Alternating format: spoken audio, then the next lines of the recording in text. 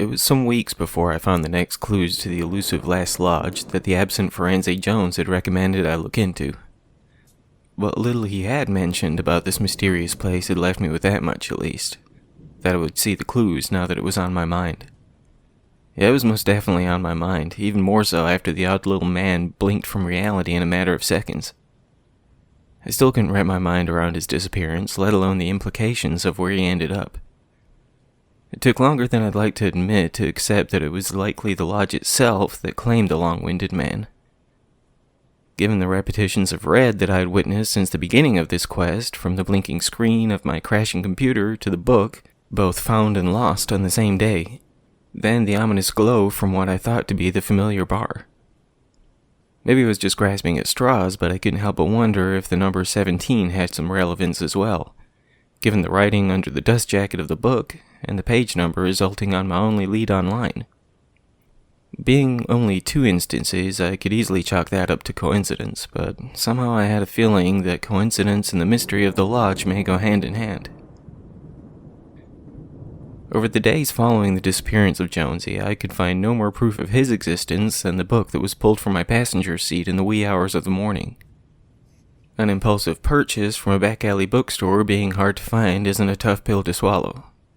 A living, breathing, and endlessly talking man seemingly dropping off the face of the earth, however, that I couldn't rationalize. Given the nature of my work, I've made a variety of contacts over the years. Ted Braden, a detective for the local police department, would be the first I reached out to.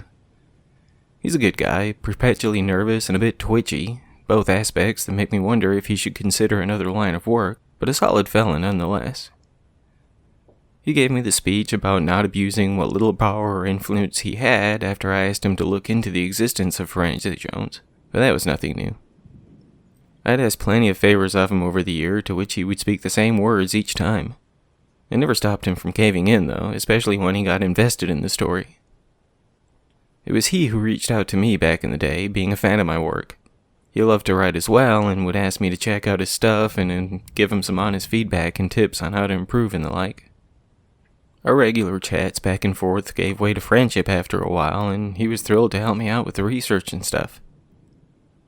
After a while, he grew a little more apprehensive after his chief busted him looking into cases that he should have no place in. He didn't get any more than a firm talking to, no warnings or write-ups or whatever the police version of that is, but it didn't help his nerves on the subject. I didn't ask anything of him after that, as the last thing I wanted to do was endanger his livelihood. We still kept in touch and even met up here and there to shoot the shit over a beer, but I didn't want to abuse the friendship.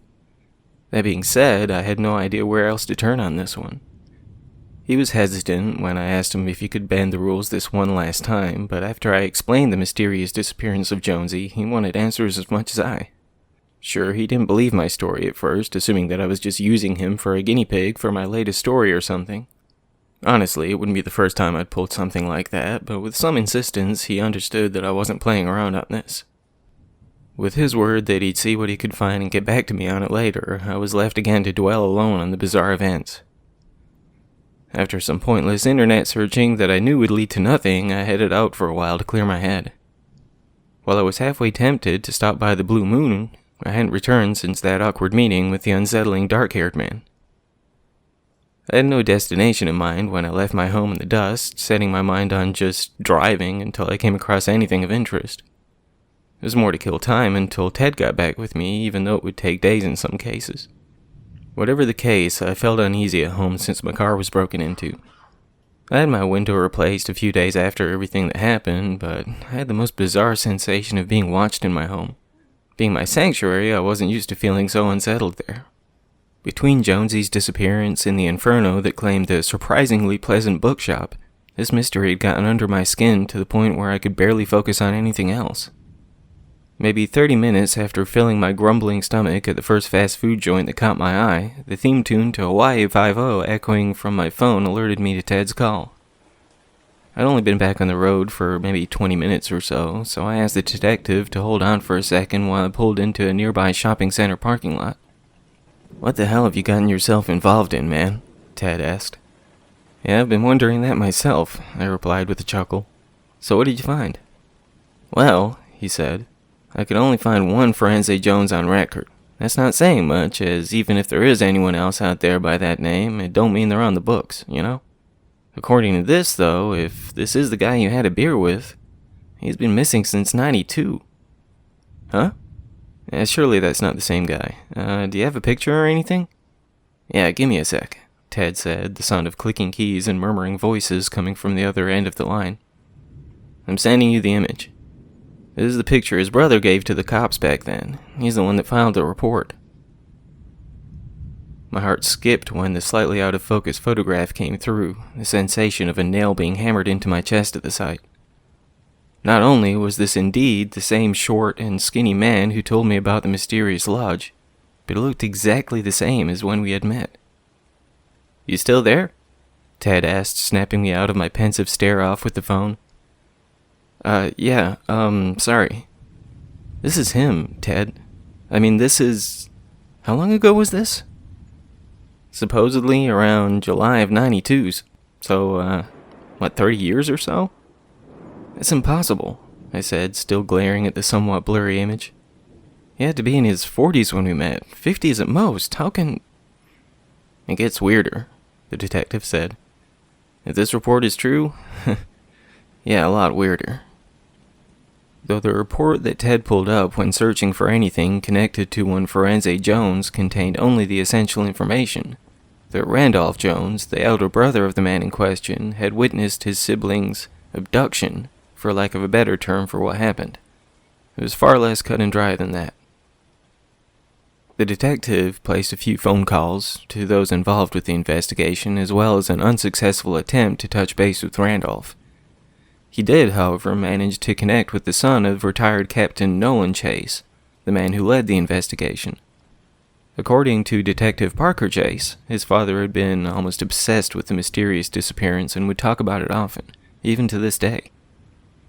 Parker, having been inspired to join the force by his father, was seemingly more than accommodating to Ted's inquiry after he'd explained his reasons for looking into it. Nolan Chase, a detective at the time, interviewed Randolph Jones about what he witnessed that night some 30 years ago, a conversation that he recorded. Parker told Ted that he may have to slice through a little red tape to get his hands on the footage, but after my friend told him about my most recent experience with Jonesy, he seemed just as interested in hearing my account of things as we were about his. If you got time, Ted said, he wanted me to ask you if you'd be down for a conference call. He's supposed to call me back, though, if he can get his hands on the tape. So, if you got the time, hell yes, I said, my enthusiasm inadvertently cutting off the detective's words. Should I come to you? You can head this way if you want, but there's no telling when he'll... Wait. Shit, that's him now. Give me a sec. I kept my phone clutched in my hand as I ran to the coffee shop I saw just at the corner of the shopping center I was parked in front of. Not only was I trying to distract my overactive imagination with the prospect of getting some answers, but I had a feeling this was going to be quite the lengthy call. Ted called back as I was heading back to my car with a latte and a 20-ounce of dew. You somewhere you can talk? Yeah, I pulled into a parking lot. Ready whenever you guys are, I said, sitting back down in my car. He hung up again, calling back on a three-way video chat moments later. Parker Chase, who looked both young and aged at the same time, his dark hair was speckled with gray, as was his neatly trimmed beard. If I were to guess, he looked to be in his late 20s or early 30s, but his hazel eyes looked a decade or two ahead of the rest of him. We went through the obligatory introductions, after which point I held up my end of the bargain, explaining everything I had encountered since meeting the elusive Forense Jones. While I was almost hoping that my recollection of the two dark-haired men would spark some recognition from the detective, I wasn't exactly surprised to see their involvement only raising an eyebrow. Once my tale was told, Chase appeared to be lost in thought for a bit, snapping back to the here and now with Ted's less than subtle phony cough. Tell you what, Detective Chase said, his eyes still appearing quite distracted. How about we meet somewhere? I mean, if you have the tape with you, is that really... I do, Chase said, looking more unsettled by the second. But I just think this would be better in person. Ted sighed, appearing almost defeated by the idea of waiting any longer, but I couldn't help but agree with Chase. Not only would the footage likely be out of focus and hard to see through video chat, but I was never my best on the phone. Not compared to a face-to-face meeting, anyway. Okay, Ted said, easily reading where my head was at the time. When and where? Chase went on to say that he had some vacation time built up, and he tried to arrange to take the next few days off. He was located a few states south of us, but assured us that he'd get the first available flight if he could get the time off on such short notice. Braden, I'll call you as soon as I know something and we'll go from there. Cool? I'll be waiting, Ted said, still looking slightly annoyed. With that, we said our goodbyes, and I was left sitting alone in my silent car. I knew that I would probably be pretty restless until I got the answers the briefer-than-expected phone call had teased me with, but I thought it best to at least attempt to seek out some distractions for the time being. When I cranked the engine, turned up the radio with the hope of giving my mind something else to focus on, and prepared to get back on the road, I noticed something that I hadn't before. Something that inspired my jaw to unhinge as I sat frozen in place. The large window of what appeared to be some sort of art gallery or possibly some mixed media store had several framed pictures displayed behind the glass. There was only one that caught my eye, though. I barely even realized I had shifted back into neutral, cut the engine, and climbed out of my car. I was only vaguely aware of the steps I was taking as I paced towards the building, surrounded by other shops and eateries. All I registered at the time was the all-too-familiar image. The ominous log cabin standing alone, shaded in a subtle crimson hue. The mist creeping around the sides and through the sparse greenery. The pristine orb of moonlight shedding its glow upon the almost rickety roof of the building. The framed painting was the very same image as the dust jacket of the book that was pulled from my car in the night, blown up to around 27 by 40 inches if I were to guess. There was no title, no words of any kind, only the image I still saw etched into the back of my eyelids as I would drift off to sleep. It was completely by chance that I happened upon this shopping center, right? I pulled into the parking lot when Ted called. What are the odds that I would end up so randomly face to face with this image once again? As I continued my staring contest with the painting behind the glass of the shop, I was momentarily struck by the sensation of being watched again. When the corner of my eye caught sight of the curly-haired woman smiling me from inside the store, right next to the image I practically had to pry my eyes away from, she gave me a wave, gesturing for me to come inside. I almost felt disconnected from my body as I pushed through the door, this time with no tarnished bell jingling my arrival. The pretty brunette was waiting for me inside, her flowing hair draped around her wide-rimmed glasses. She looked to be in her mid-30s, if I were to guess, her rosy cheeks beaming against the otherwise pale skin as her lips maintained that friendly grin. She was a little shorter than me, wearing a white button-down blouse with the sleeves rolled up to her elbows and a long, flowery skirt that hung to her sandaled feet. Were I not so distracted at the time, I would have likely made a fool of myself as I attempted to come off all charming and the like, but it was probably for the best that my mind was still glued to the picture in the window. As my senses returned, I took in my surroundings a little more, while the pretty brunette introduced herself as Betty Morrison, the owner of this fine establishment. More paintings and posters lined the walls and hanging from racks here and there. Various shelves held CDs, cassettes, and vinyl, while others housed a variety of record players and other such stereo equipment. There were guitars, ukuleles, and even a drum set near the back, along with a rack of comics and mangas. It would seem this place had options for just about anyone who may stop by. The lovely Miss Morrison offered me a tour of her little shop, which I happily accepted, though I kept stealing glances back at the window. We passed by a few fellow customers, each of whom she greeted by name with a smile, asking if they were finding what they were seeking. Once she was done showing me around, we found ourselves standing right back where we started, right in front of the window looking out into the parking lot. "That's one of a kind," she said, reaching out to pull the painting from the prop. "The final work of a local artist named Dorian Black." She admired the painting, running her fingers across the wooden frame. The melancholy look in her eyes as she gazed upon the soft brush strokes led me to believe that she was more than a casual acquaintance of this Mr. Black. It also assured me that this would be likely to cost a good deal more than the $30 I forked out for the book I lost track of. Well, she went on to tell me about some of the other works her dear friend Dorian had produced, many of which were amongst those that lined the inner walls of the shop. Her voice grew more muffled and hard to reach as I gazed at the painting. It was a sensation not unlike what I had felt as my eyes traced the words upon the pages of the book, but more potent in a way. "Hey," Betty said with a chuckle. "You still in there?" "Oh, yeah, is this for sale?" We talked back and forth for a little longer as I allowed my gaze not to be transfixed by the painting, to immerse myself in the company of the witty and charming shop owner. After a time, she made me an offer of $170. Given that this was the final work of a treasured friend, I could tell she was hesitant to part with it. As I left the quaint little shop with the painting under my arm, a soft bedsheet wrapped around it to keep it as safe as possible on the journey back to my home, I gave a wave to Betty Morrison, assuring myself that I would revisit the store very soon. Not only did I hope to check out a little more of what other treasures it held, but I had a feeling I would enjoy spending a little more time in the company of its owner. It was no simple task loading the massive painting into my car, but after flipping down the back seats to extend my trunk capacity, I felt assured that it would be safe. When I reached my home, I made damn sure I didn't leave it sitting in the car. I had no reason to believe that the dark-haired man would have any idea about this purchase, but better to be safe. As I laid the painting against the wall of my living room, contemplating whether or not I should remove the sheet just yet, the familiar ringtone of Ted Braden jingled from my pocket. I almost jumped at the sound at first, my focused thoughts blocking out the world around me again, but I just laughed off my idiocy once more. Detective Parker Chase, according to my friend, was currently awaiting his flight down in Kentucky.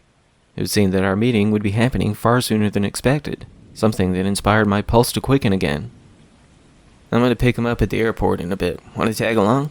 You said it should only be about a 2-hour flight." "Hell yes," I enthusiastically replied. "I'll swing by in a bit. He's supposed to text me before he lands. Want to grab a bite while we wait?" While I waited for Ted, I cracked open a beer, still muddling over when to unwrap my new purchase. Given the effect it had on my senses, something I was still quite apprehensive about, I thought it best to hold off for the time being. Within the hour, Ted picked me up, and we headed to the airport. It would still be a while before Parker Chase would arrive, but we thought it best to just hit up one of the restaurants there rather than wait for the text message to battle traffic. I could tell that my friend was just as anxious as I was to get some answers, but I had this nagging feeling that something would prevent us from getting them. It seemed that every potential lead I had come across had been whipped away from me only moments after it presented itself. Perhaps I was being irrational about the whole thing, but given everything that had occurred since the night I met Forense Jones, anything rational may as well have gone up in the blaze that claimed a pleasant back-alley bookshop. We chose not to discuss what we were there for as we nursed a beer and an appetizer while we awaited the detective. It had been a couple of months since we had last spent any time together, so we just caught up for a bit. He did give me a knowing smirk when I mentioned my meeting with the lovely Miss Betty Morrison, leaving out what drew me to the shop in the first place. He chuckled like a teenager hearing all the juicy details of a nerdy friend's hopeless crush on a popular girl. But that's just one of the things I always liked about hanging out with Ted. He had an uncanny knack for making me feel at ease, even if it was in a somewhat childish fashion on occasion. It was only an hour or so after we arrived at the airport when my friend received the message that Chase would be touching down any minute. Well, he had assured Ted he would give him plenty of notice to head this way. He had fallen asleep on the plane, not waking up until the stewardess alerted the passengers to buckle up for the landing. To my surprise, not only did Parker show up sooner than expected, as his plane had landed without a hitch, but he was not alone when he came strolling through the gate. The man walking alongside Mr. Chase looked 3 times his age, with a cane in one hand and the detective's arm sporting the other. At first, I thought it may be his retired father he had brought along for the ride, given his fascination with the Jones case, but no. While he was decades older than the missing man in question, his eyes carried that same mischievous spark as his younger brother, far younger by this point. "As I said," Parker said after our initial introductions, "I thought it best if we met in person." "How did you arrange this so quickly?" I asked while Ted gave me a questioning frown. "I mean, I'm not trying to be rude or anything, but how did you set this up, get vacation time, and track down Randolph Jones within a matter of hours?" "His Bob kept in touch with me over the years," the elderly man said, a smirk crossing his thin lips. "Always swore he'd let me know if anything came up on Ramsey." "Yeah," Parker said. "I called Dad after I got off the phone with y'all. Everything came together quickly after that. Well, thank you for coming all this way, Mr. Jones, Ted said, still giving me a side-eyed look. No, Randolph said. Thank y'all. I've missed Renzi something awful all these years. When Nolan called me and told me you'd actually seen him, wasn't nothing gonna keep me from coming. I'll do anything I can to get him back. Ted offered to let the two stay at his place while they were in town. With his marriage having come to a fairly messy end some years back, he was left with a decent-sized house with plenty of room for all of them. With that destination in mind, we loaded up in his car and headed back that way. While the anticipation of hearing Randolph's side of things was practically knocking the wind out of me, the ride allowed us all to get all of the precursory conversations out of the way. Parker said that his father desperately wanted to come along as well, but he was wheelchair-bound these days and had never been a fan of air travel, so he decided to sit it out. Once we arrived at my friend's place, we gathered up on the oversized back deck with a round of fresh drinks. It was a beautiful night outside, and he hoped some creature comforts would ease the old man's heavy heart while he recounted the events that led to his brother's disappearance. Forense was always the creative one in the family, Randolph began, keeping his gaze fixed on the chilled bottle in his hand. I won't say I was the smart one or nothing, but I was a facts and figures kind of guy. I was almost jealous of his wild imagination when we was kids. While I'd be at my studies, he'd be far off in some wondrous place that only he could see, soaring through space or battling against some monster out in the yard. I'd join him sometimes, but even when he'd try to paint a picture of whatever he was seeing, I couldn't even imagine what the world looked like through his eyes. Even with our differences, we was as close as brothers could get. Hell, I reckon we did just about everything together, outside of work anyways. He took to calling me Dolph after we watched Rocky IV with the old man. Last thing we ever did as a family before he passed. We was as close to him as each other, on account of him being the one that raised us after Mama died when we was just kids.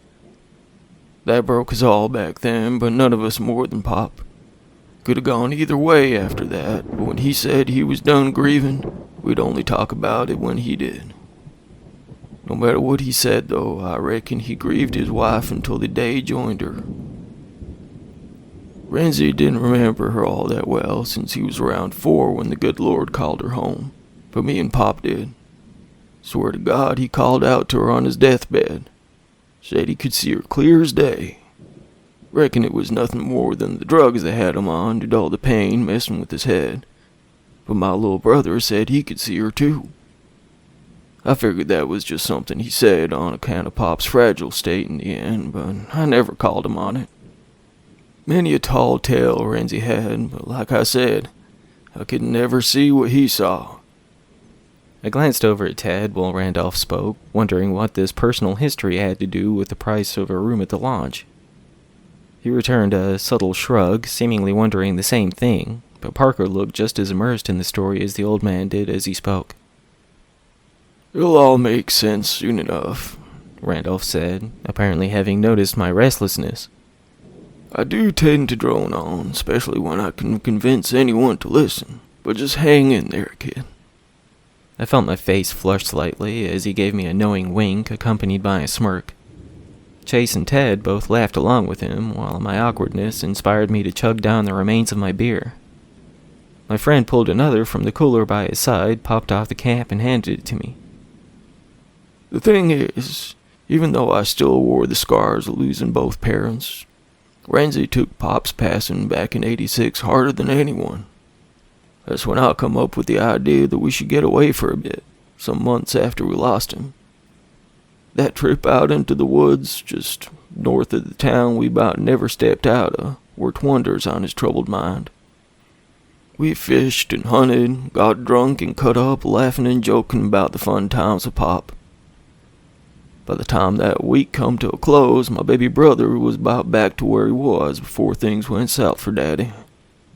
He'd still drift off from time to time, caught up in the melancholy of life, but we made damn sure to take that trip every year, right around the anniversary of the first. We checked out a few other spots over the years, but it wasn't until we returned to that same one just north of our little hometown and things took a turn. It all started the first day we arrived at the cabin, well, that night, anyway. We spent most of the day settling in, picking up supplies for the week and whatnot. Before we turned in for the night, I noticed that Renzi was acting all kind of weird. We was just sitting around drinking and killing time, both of us beat from the drive and such, when he just took to looking out the window. We'd been talking back and forth, but when I noticed how distracted he was, almost looking like something had him spooked, I tried to pull his attention back from whatever he saw out there. He didn't so much as twitch, even after I called out his name, just kept staring on through the glass. I shifted over beside him, trying to see whatever he was looking at, but all I could make out was the trees and the darkness. Finally shook him by the shoulder, making him damn near jump out his skin. He blew me off when I asked what had caught his eye, talking about he was just tired and kind of zoned out for a bit. We ended up turning in soon after, but I still couldn't shake the feeling that something wasn't right with him. Given my body being tuckered out, I ain't never been in the best shape, you know. I just drifted off before I knew it. I don't know what it was, but something sprung my eyes back open sometime in the middle of the night. I was in a cold sweat and my heart was racing something awful. I headed to the bathroom to wash my face in cold water and drain the vein a bit. It wasn't until I headed back to my room I noticed Renzi's door was open. He'd always been a bit restless, my brother. He wasn't never a leave the light on kind of kid, even when he was small, but he would never sleep with the door open. He'd make for damn sure the closet was closed too before he'd go to sleep. Always talked about how he'd feel like he was being watched if the door was so much as cracked in the night. I almost tried to shake it off and just fall back into the bed, but between how he'd been before we turned in and now this, I knew I wouldn't sleep right if I didn't make sure. I snuck into his room, worried he'd think the boogeyman had done found him if he saw me there. There wasn't no trace of him inside. The blanket was pulled back on the empty bed. I called out his name, feeling my skin start to tremble, and throwing open every door in the cabin until I saw that the front door wasn't latched neither. I thought he might have sleepwalked or something. Maybe he wandered out into the wilderness, not even knowing what he was doing. But when I saw him out there just standing by the tree line, I almost felt my heart jump into my throat. I just run out there, not even giving a second thought to the fact that I was in nothing but my skivvies. He had his back to me when I come upon him, but when I reached out to turn him to face me, I couldn't even budge him. It felt like I may as well have been trying to spin one of the trees around. When he just turned his head, side-eyeing me with an almost blank stare, I swear to the good Lord I damn near hit the dirt when he spoke. "He ain't dead," he said, with his voice as dull and lifeless as his eyes. "Daddy ain't dead, Dolph. He's coming back to us." I just backed away from him, figuring he was still asleep and dreaming after all. I'd always heard that you don't want to wake a sleepwalker, but whatever this was, it didn't feel like it was my baby brother that was looking back at me at the time. A minute later, he turned on the spot, wandering back into the cabin and into his room, not closing the door behind him. He just dropped into the bed and was out before I knew it. I tried to settle myself back in after shutting his door and leaving mine open, hoping I'd come to if I took it upon himself to leave again, but didn't nothing else happen that night. The next day, he didn't act no different from normal, claiming he didn't even know what I was talking about when I brung up what happened. I just shrugged it off, taking it to mean that he had been sleepwalking after all, though I hadn't ever known him to do nothing like that. We did some fishing the next day, carrying on like we always did on these trips. We drunk and laughed, cutting up like a couple of school kids. But when night come, he just took to staring out the window again, all quiet and such, like before. I tried to get him to talk about it like I did before, but he just blew me off again, claiming he was just tired, walking off into his room a few minutes later. I stayed up that night, hoping I could follow him out if he took to leaving again. Sure enough, around 2 a.m., he come creeping out his room, paying no mind to me still sitting on the couch. He walked out the door, heading back towards them trees he was staring down before, except this time he kept going right past him, not so much as looking back. I stayed a ways behind him as we zigged and zagged between the trees, his arms just hanging limp to his sides while he did. I could barely see a damn thing with the moonlight hidden behind the brush above my head, but he didn't so much as stumble or trip as if the sun was still beaming down around him. We was walking for some time when we finally come up on a clearing in the woods with another cabin standing some 30 or 40 feet ahead, with my brother just staring at the door from the foot of a couple of steps leading up to it. Damn near felt my legs give out when that door creaked open with an eerie red glow coming from inside. It wasn't that got me though, but the man standing in the open doorway, waving to Renzi. My heart was fit to burst right out of me when my brother started walking up the steps, still barely reacting to seeing Pop standing there.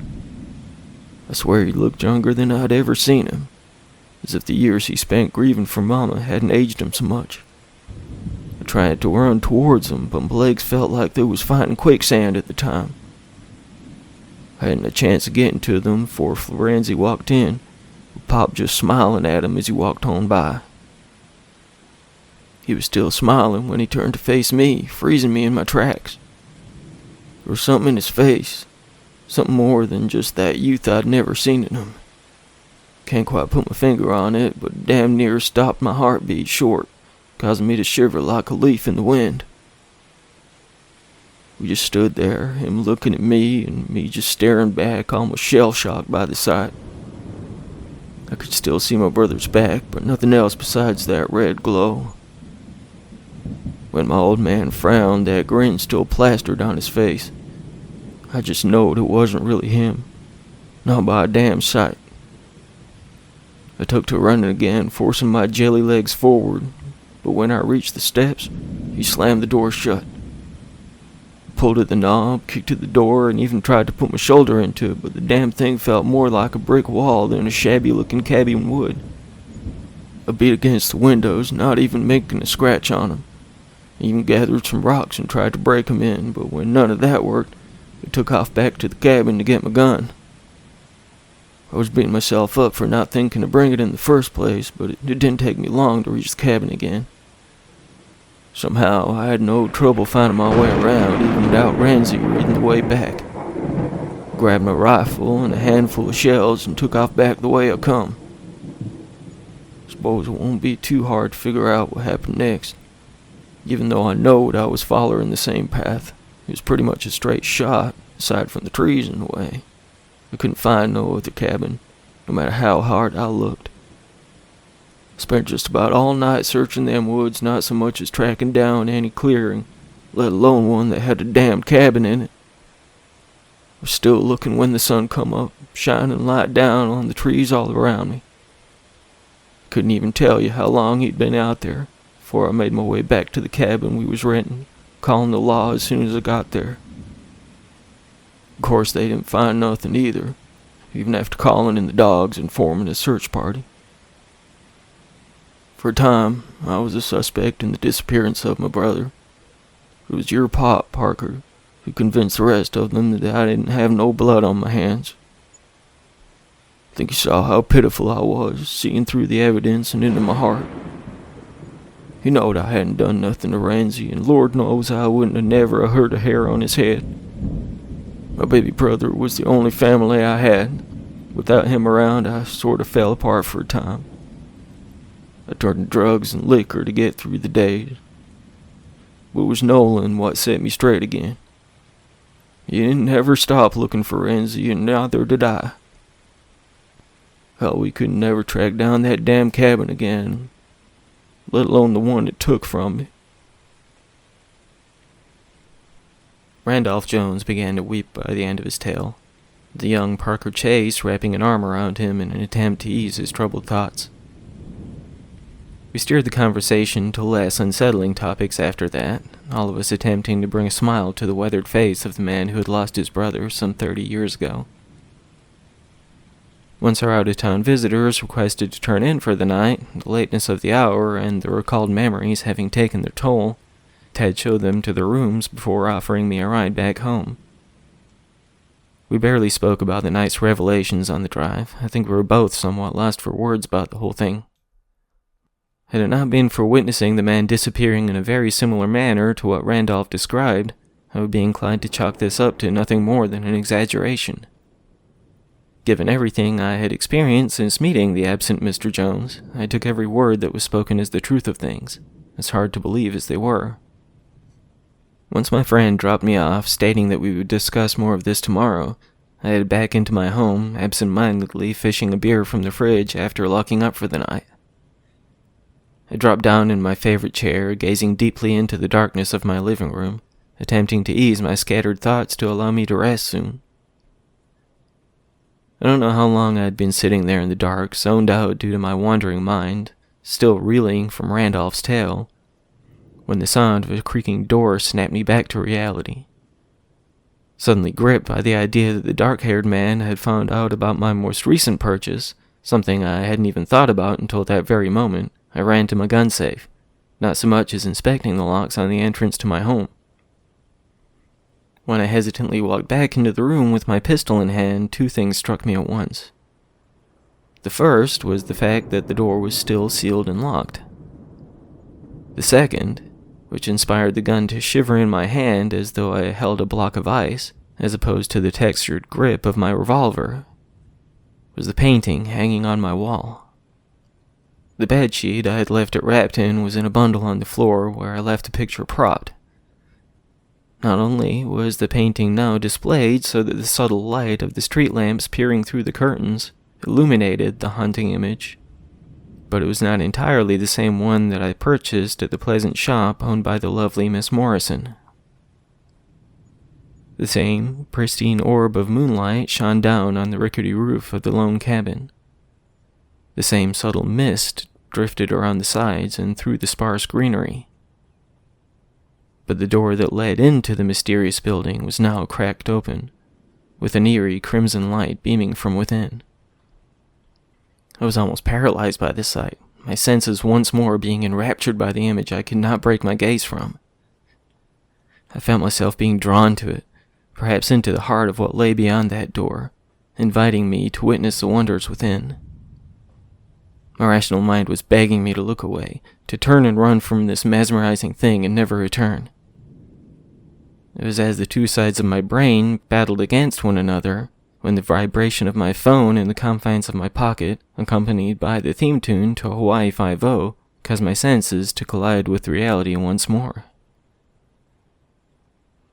"I'm heading back that way," Ted said in a trembling voice as I turned from the painting to flip the light switch. "Is everything all right?" I asked, suddenly scared that my friend was in some sort of trouble. I don't know, man. I just got a call from Parker Chase. "Parker, has something happened with Randolph? Is he okay?"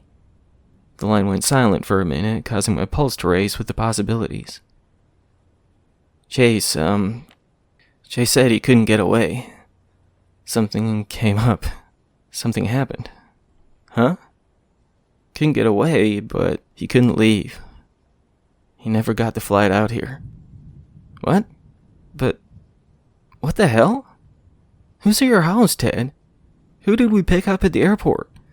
What the—" "That's not all," Ted said, his harried voice matching my own. "It's Randolph Jones, Cameron. They discovered his body in his home 3 hours ago." "What?" Shay said it looks like it's been days.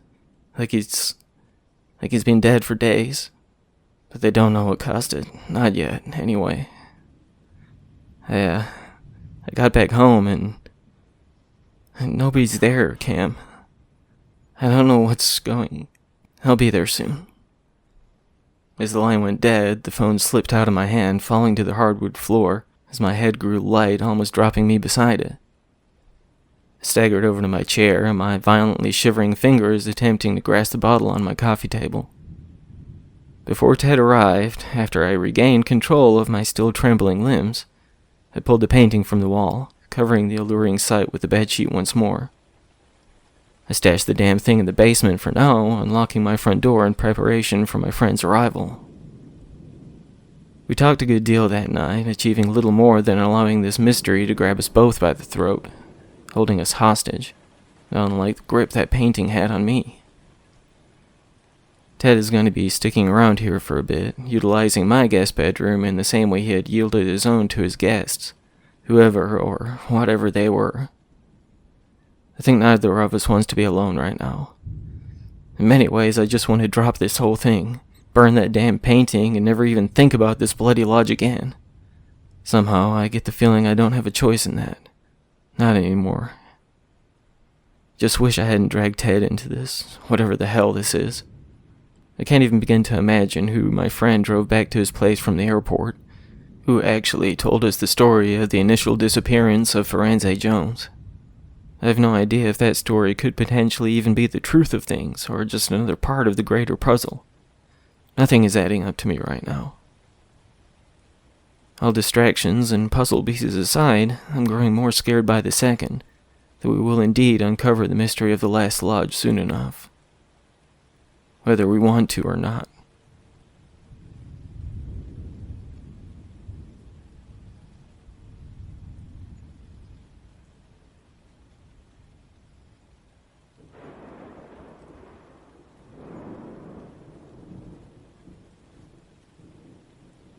The eyes were the only thing I could make out at first.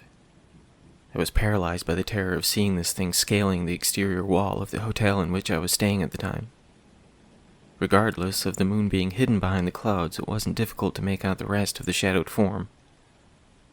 The city lights illuminated the world around me, even at this late hour, but only those twin glowing eyes registered with me at the time. I tried to rationalize that it was nothing more than some sort of reflection against a window some floors below me, but it was no use. My legs wouldn't even respond to my pleas for them to hastily retreat me from the glass. The longer I stared down, the more of the creature's mass I took in, along with the darkened flesh of its face, highlighted by the beam of its gaze. I felt the most irrational sensation that I would never see my wife again, which scared me even more than my mortality at the time. She was never a fan of me heading out on these business trips, claiming it was just her fears of the crazy things that could happen on the road that inspired her to try to talk me out of them. It wasn't until this very moment that I agreed with her outlook. Grrr. A deep voice growled from seemingly all around me. Agree. It continued, finishing the last syllables of my name. With that, my racing heartbeat kicked my legs into action, finally breaking my gaze from that thing that slowly drew closer to my 22nd story window. I ran to my overnight bag, still sitting on the bed, tossing what little I had removed back in. I pulled my jacket from the hanger, my small tarnished watch slipping from its pocket to the plush mattress. I just glared at the thing, my mind frantically seeking anything rational to focus on. Snapping my head back to the situation at hand, I whipped it up, tucked it back in my pocket as I wrestled to put my jacket on, and raced for the door to my room, not looking back. That was until I heard the tapping, just as I wrapped the trembling fingers around the glossy brass knob protruding from my exit. With a little voice screaming at me from the back of my mind, begging me to throw open the door and get to the nearest elevator, I was unable to prevent my head from turning. Once again, politely requesting my attention. "Just go, you stupid asshole," the little voice demanded. "You can feel like a chicken shit all you want when you're miles away from here, but just... No, stop!" It shouted as my body followed the rotation of my neck, while my fingers slipped from the doorknob. Although it had been making such a slow progression in its ascent, those pure white, glowing eyes now glared at me through the window to the room in which the little voice was still begging me to escape from. Gregory. The words seemed to cascade against every wall around me, as the shadowed form beyond the glass tilted its head from one side to the other. With its jet-black palms pressed against the outside window, I couldn't understand how it held itself in place so high above the city below. Of course, the rational side of my brain was still screaming at me to move, not remotely concerned with how this thing dangled from my room's exterior like a charred Christmas ornament. I felt my fingertips brush against the door, desperately seeking the knob they had let go of only moments before. A single finger of the thing echoed once more against the glass. My hand finally found what it sought, and when my chaotic mind and limbs finally got on the same page, I darted out of the room before the thing could growl the rest of my name. I almost tripped over my own feet with my rapid pulse and erratic thoughts taking a toll on my motor functions. I stumbled, pinballing from the wall I bumped into to one of the adjacent doors. I yelled out a winded apology to whoever may occupy the room my shoulder knocked on, almost inspired to laugh at myself had I not been so scared at the time. I kept cutting glances back over my shoulder, desperately hoping to see no sign of that monstrous thing that assumed we were on a first-name basis. I heard no repetition of that haunting growl as I sprinted through the hallway, but I wouldn't simply accept that to mean I was out of harm's way. There was no reason to believe it had succeeded in entering the building, but what the hell did I know about the nature of such a thing? For all I knew, it could have slithered through like a stream of ink after its repetitive tapping finally cracked the glass. My mind was spinning, each thought more erratic and fueled by terror than the last, but I wouldn't let up. My body shivered like I was naked in the snow while I waited the elevator, the impatient drumming of my foot becoming more of a spasm than anything rhythmic. Whether it was just in my head at the time, I could swear I still heard that finger bouncing against the window. I rationalized that this would be impossible, as there were no windows in the hallway, only doors. But when the idea of that thing somehow waiting for me in the elevator struck me, I didn't waste any more time dwelling on the logistics of it all. I pushed through the door to the stairway, set to descend the many floors on foot as quickly as my shuddering legs would allow.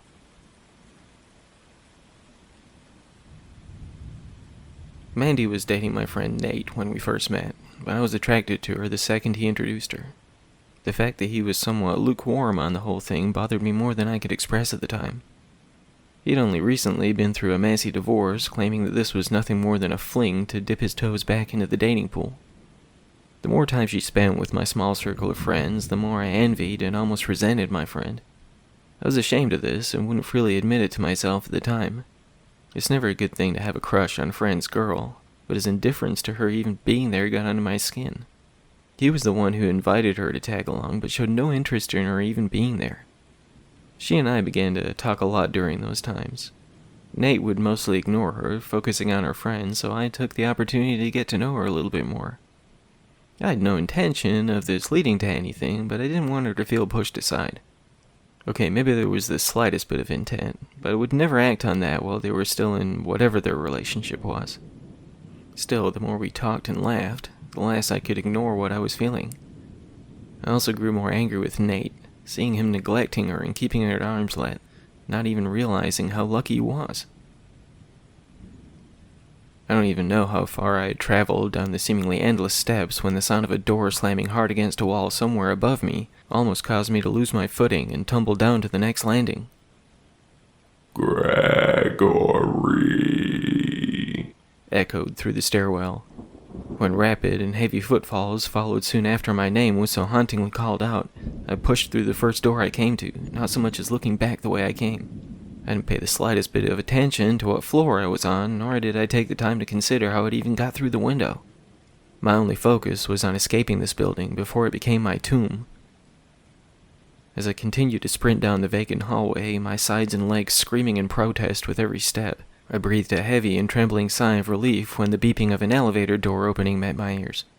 It was just up ahead, I was certain of it, but I had to make it before it closed. I hit the floor as I rounded the corner, sliding through the entrance like I was scoring a home run.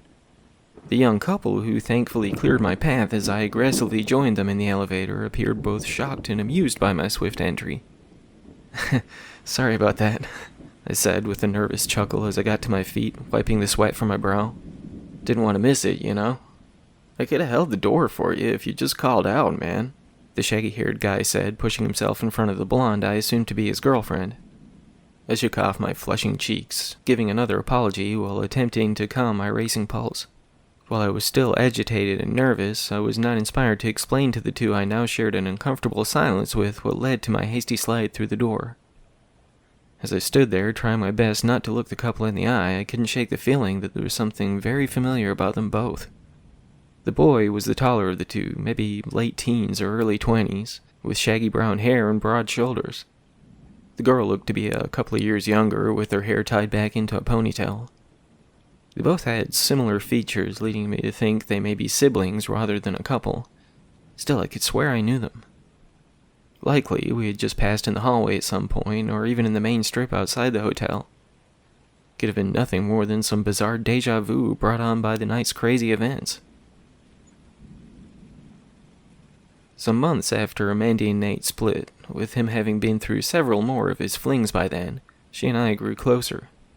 Our contact was mostly through text messages and such, but it became more frequent over that time. One random Saturday, I was spending time with the guys at a local bar, getting fairly sloshed for no good reason. I was already pretty tipsy when Mandy and a few of her friends arrived. Nate was a bit standoffish when her group joined ours, but he relaxed after a few more drinks. That night, right as my friends headed for the door, Mandy and I shared our first kiss. My drunken heart felt fit to burst right out of my chest, the moment I had been thinking about for months proving far more intense than I had imagined. When I turned to see Nate giving me a wounded glance from the door, that brief moment of soaring high above Cloud 9 came crashing back to the ground.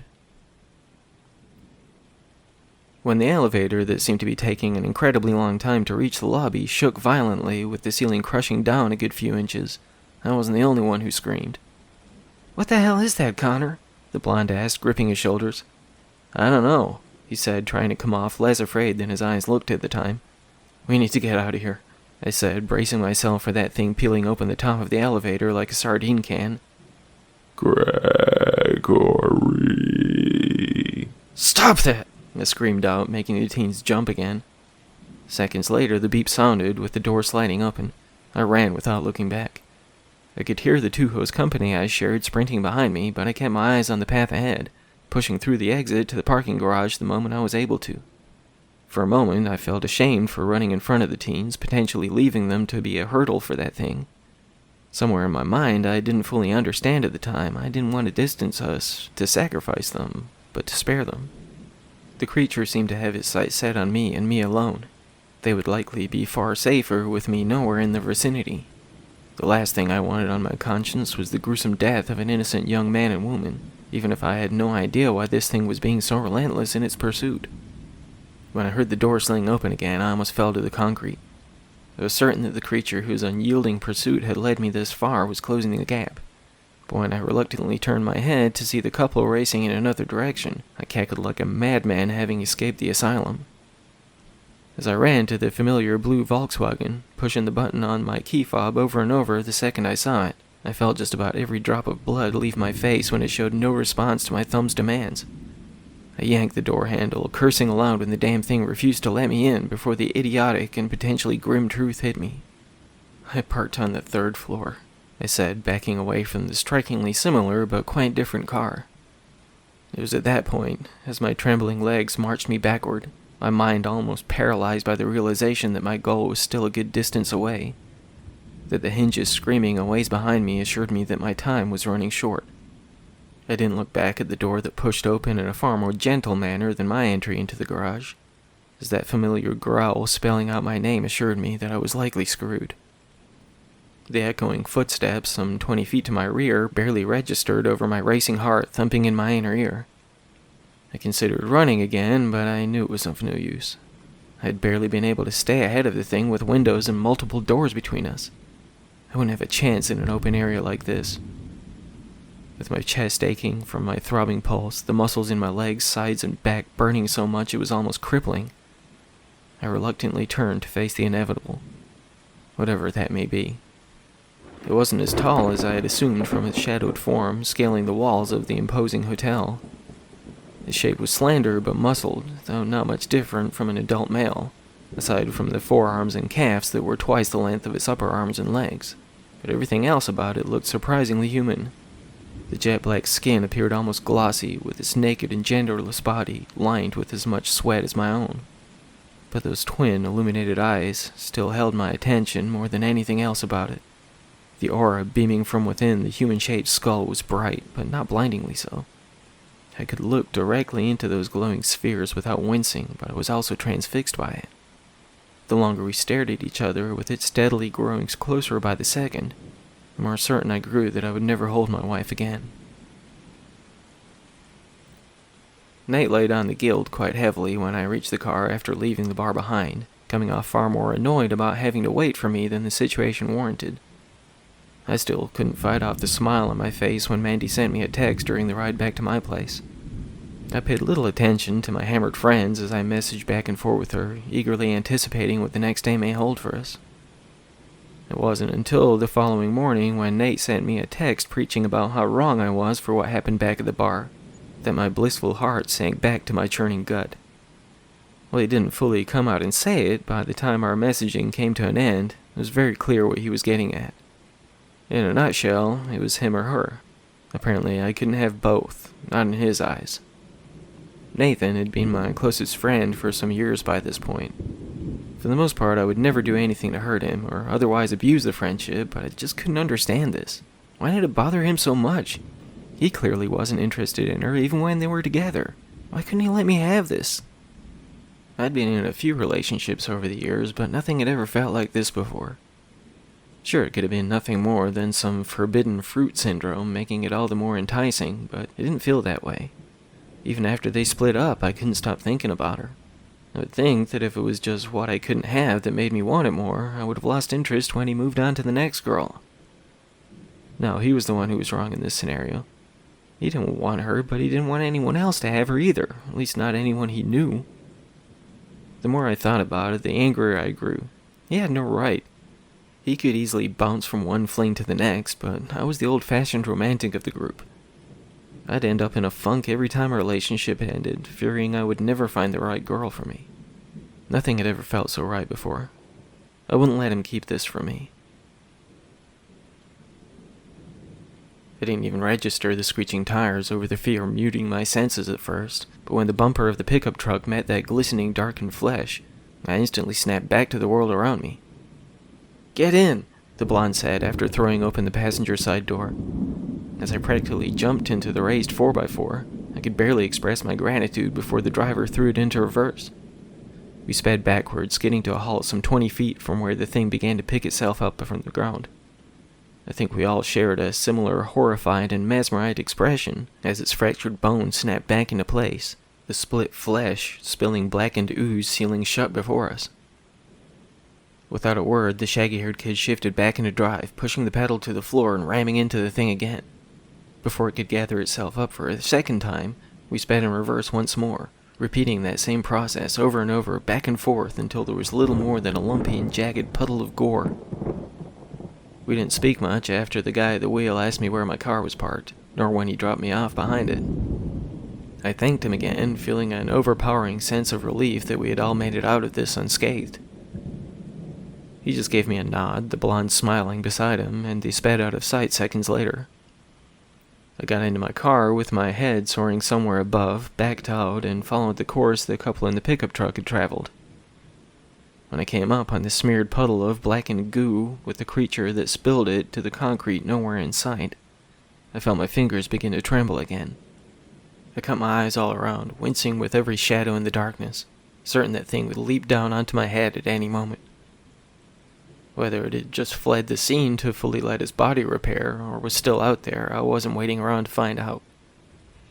I swerved around the street to ooze, continuing on my course to leave this damned hotel in the dust. When I finally crossed the exit, I let out a heavy sigh, hopeful that this nightmare was behind me. I pushed my pedal down the second I pulled out onto the road, praying to everything holy that I could distance myself enough to escape this thing completely. What that night still held in store for me, however, I could never have prepared myself for. Though I'd paid little attention to the time when I left my room in a hurry, it felt strange to be the lone driver on the normally busy roads of the city. This wasn't the first time I'd been out this way on one business trip or another, but I hadn't seen it like this before. Granted, I would normally be sound asleep by this point, most definitely not having fled the damn hotel I'd paid up front to stay in for the next few days. Still, something felt very wrong with my surroundings. The many bars and shops still illuminated the streets with their neon signs. The cars parked off to the side of the road looked like they may have only recently been driven. The billboards advertising one attraction or another still glared down at me, teasing my senses with curious adventures, but it all felt, flat? Lifeless even? I tried to call Mandy, more to hear her voice than anything, I just knew that if anything could calm my frantic mind, it would be her. When the phone just continued to ring, not even reaching her voicemail, I suddenly grew terrified I was not the only one being haunted by one of these creatures. It was irrational, I know. Something about this seemingly deserted town and my inability to reach my wife filled me with dread that I would never see her again. I had to get back home. I had to get back to her and never leave her side again. That was the only thought that drove me at this point. No deserted roads or monstrous glowy-eyed beasts could keep me from my goal. When I cleared the borders of the main strip, the lights and seemingly abandoned vehicles fading into the background, I felt more secure in the knowledge that I had indeed escaped. I rolled down my window to allow the cool night air to caress my still strained lungs, breathing in the fresh oxygen as though it was my first. Nate and I drifted apart after I chose to follow my heart, seeing his attitude about the situation as petty and childish. The way my pulse would quicken every time I gazed into Mandy's wide and beautiful eyes, the more I knew this to be the right choice in the end.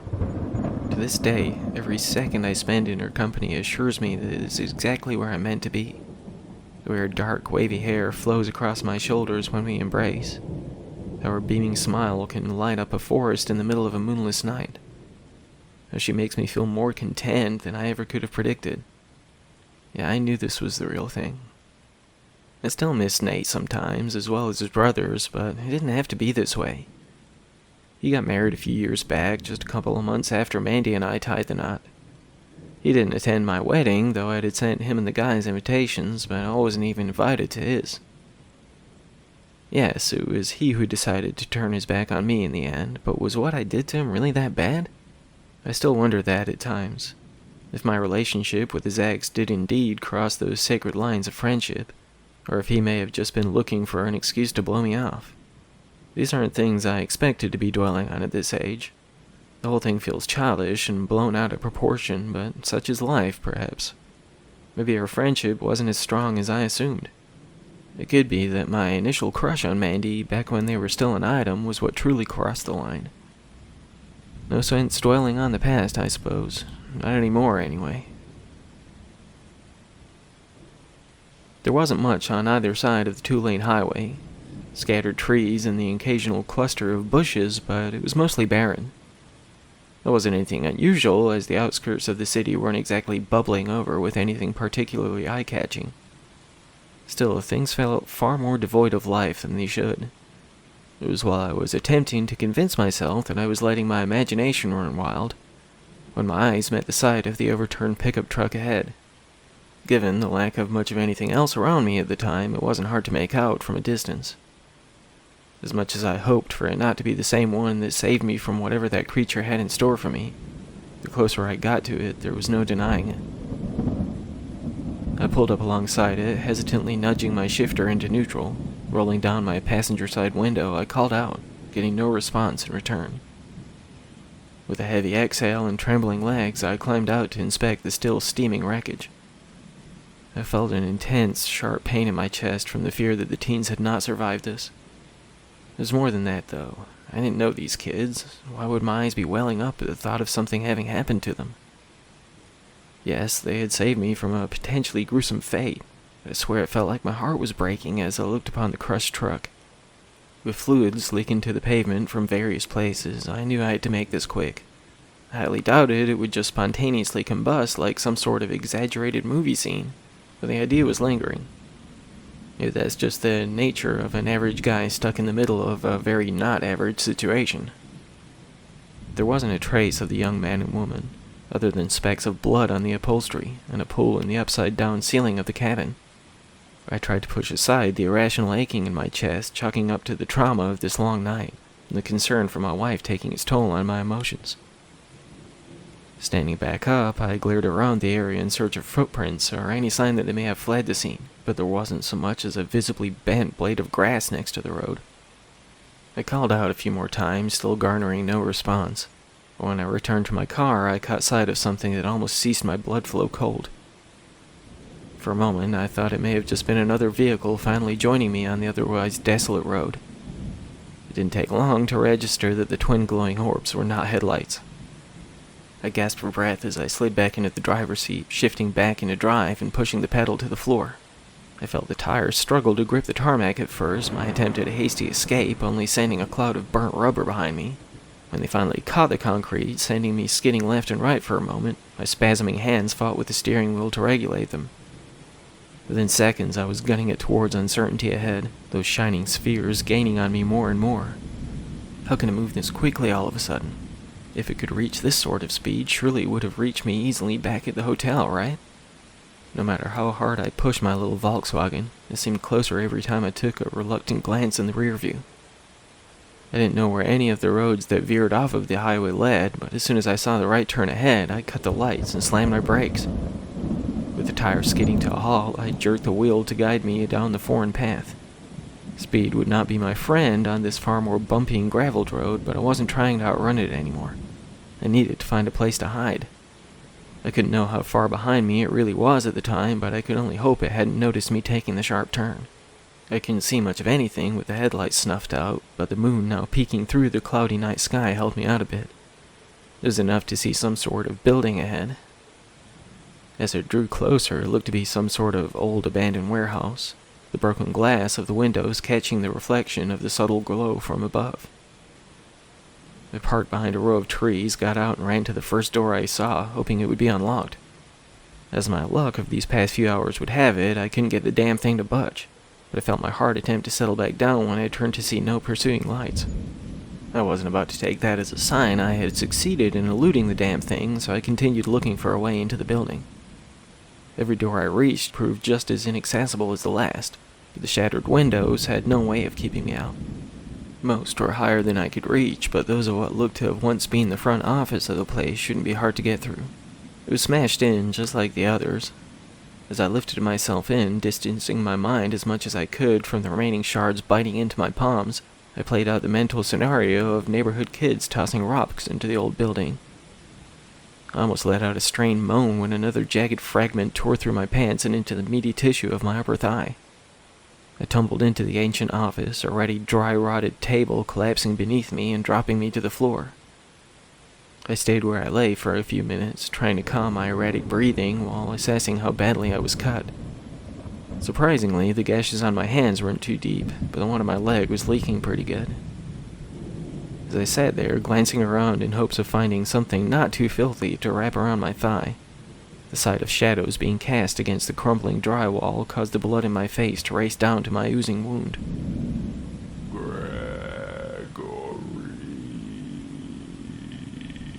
Called out from somewhere in the distance, the voice sounding far off but unsettlingly close. It knew I was here. Somehow, no matter what I did or how fast I ran, it tracked me down again. Though I could feel my rapid pulse throbbing beneath the flesh of my wrists and in my ears, I fought to keep my breathing shallow.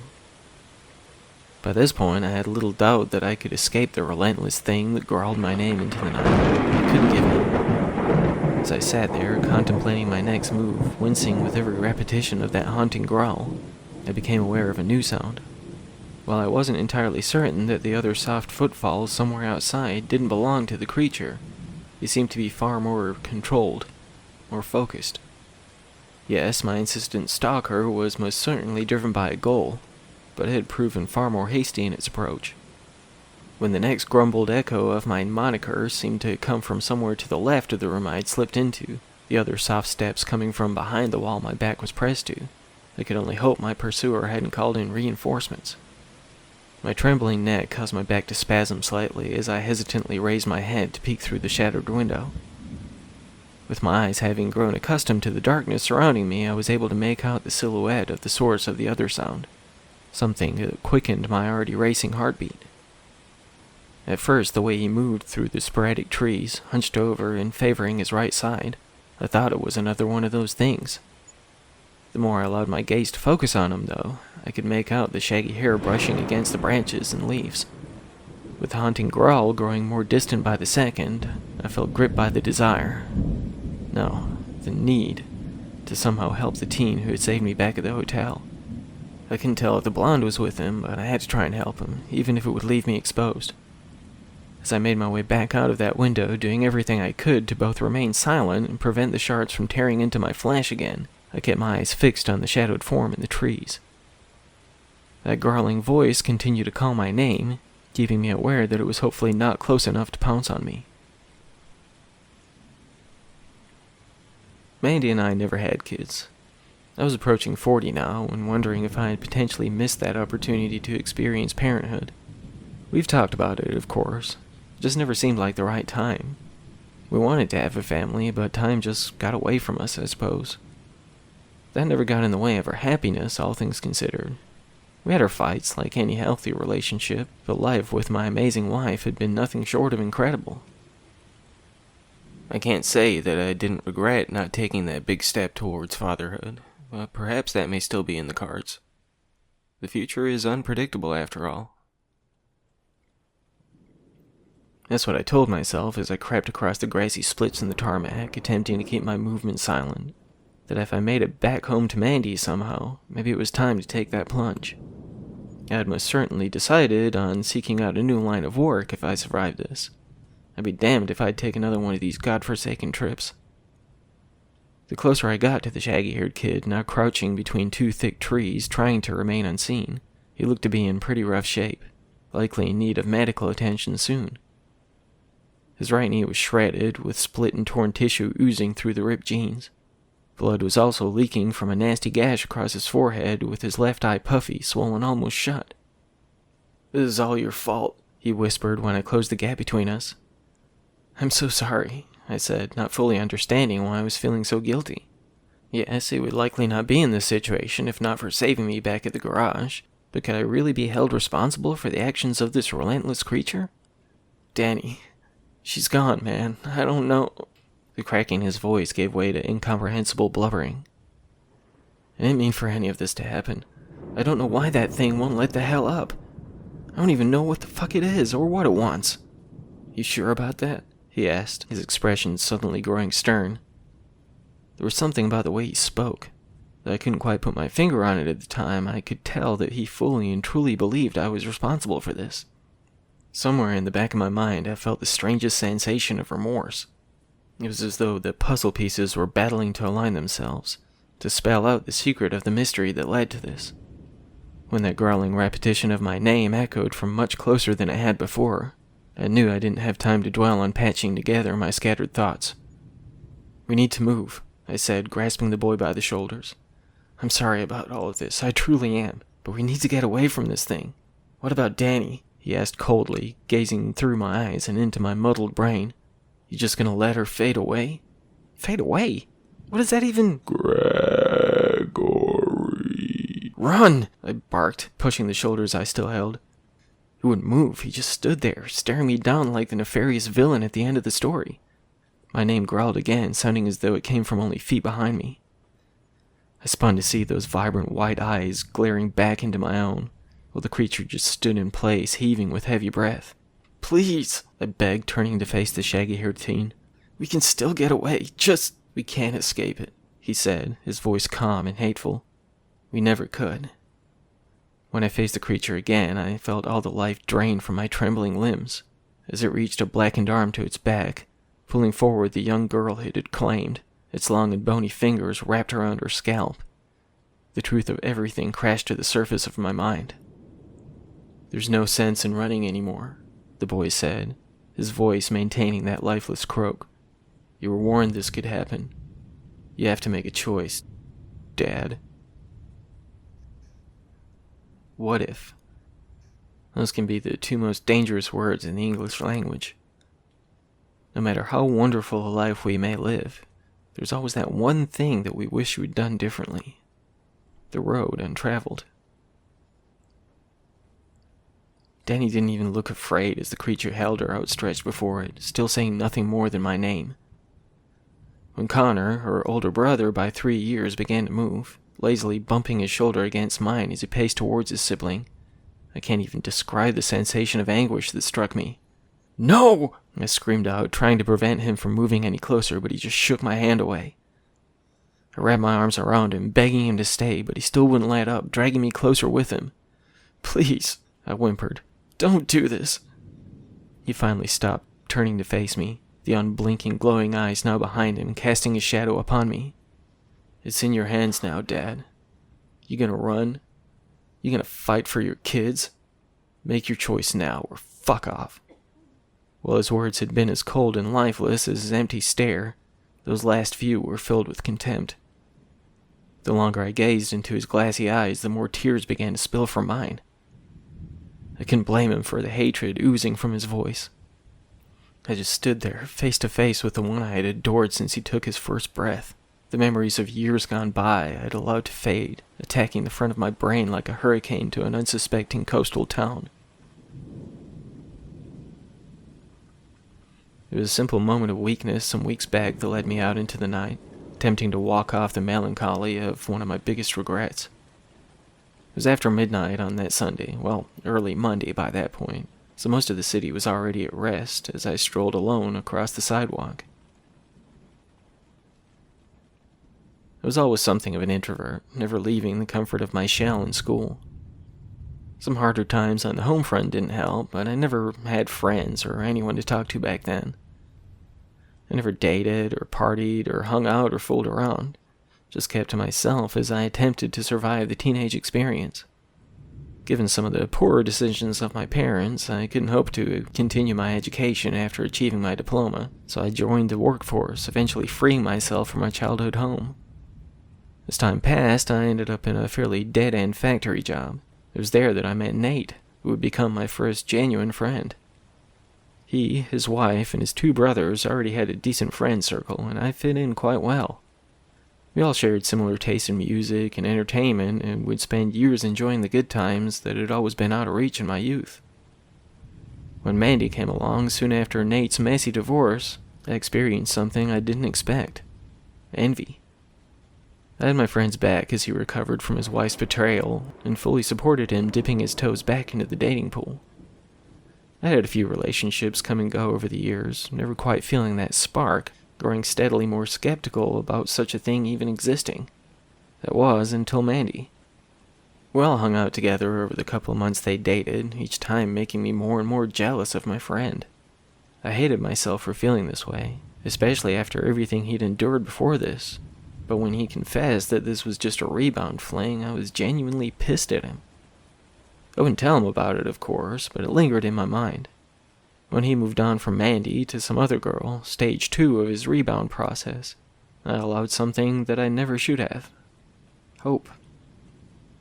This all culminated a year or so later with a drunken kiss at a local bar. Nate looked so hurt on the ride back to my home, scorning me in the text the following day. It was at that moment that I knew I couldn't have this one thing that I'd wanted more than anything before, not while maintaining the only friends I'd ever known. I hurt Mandy too when I told her I couldn't allow this to continue, that I couldn't give her what we both wanted.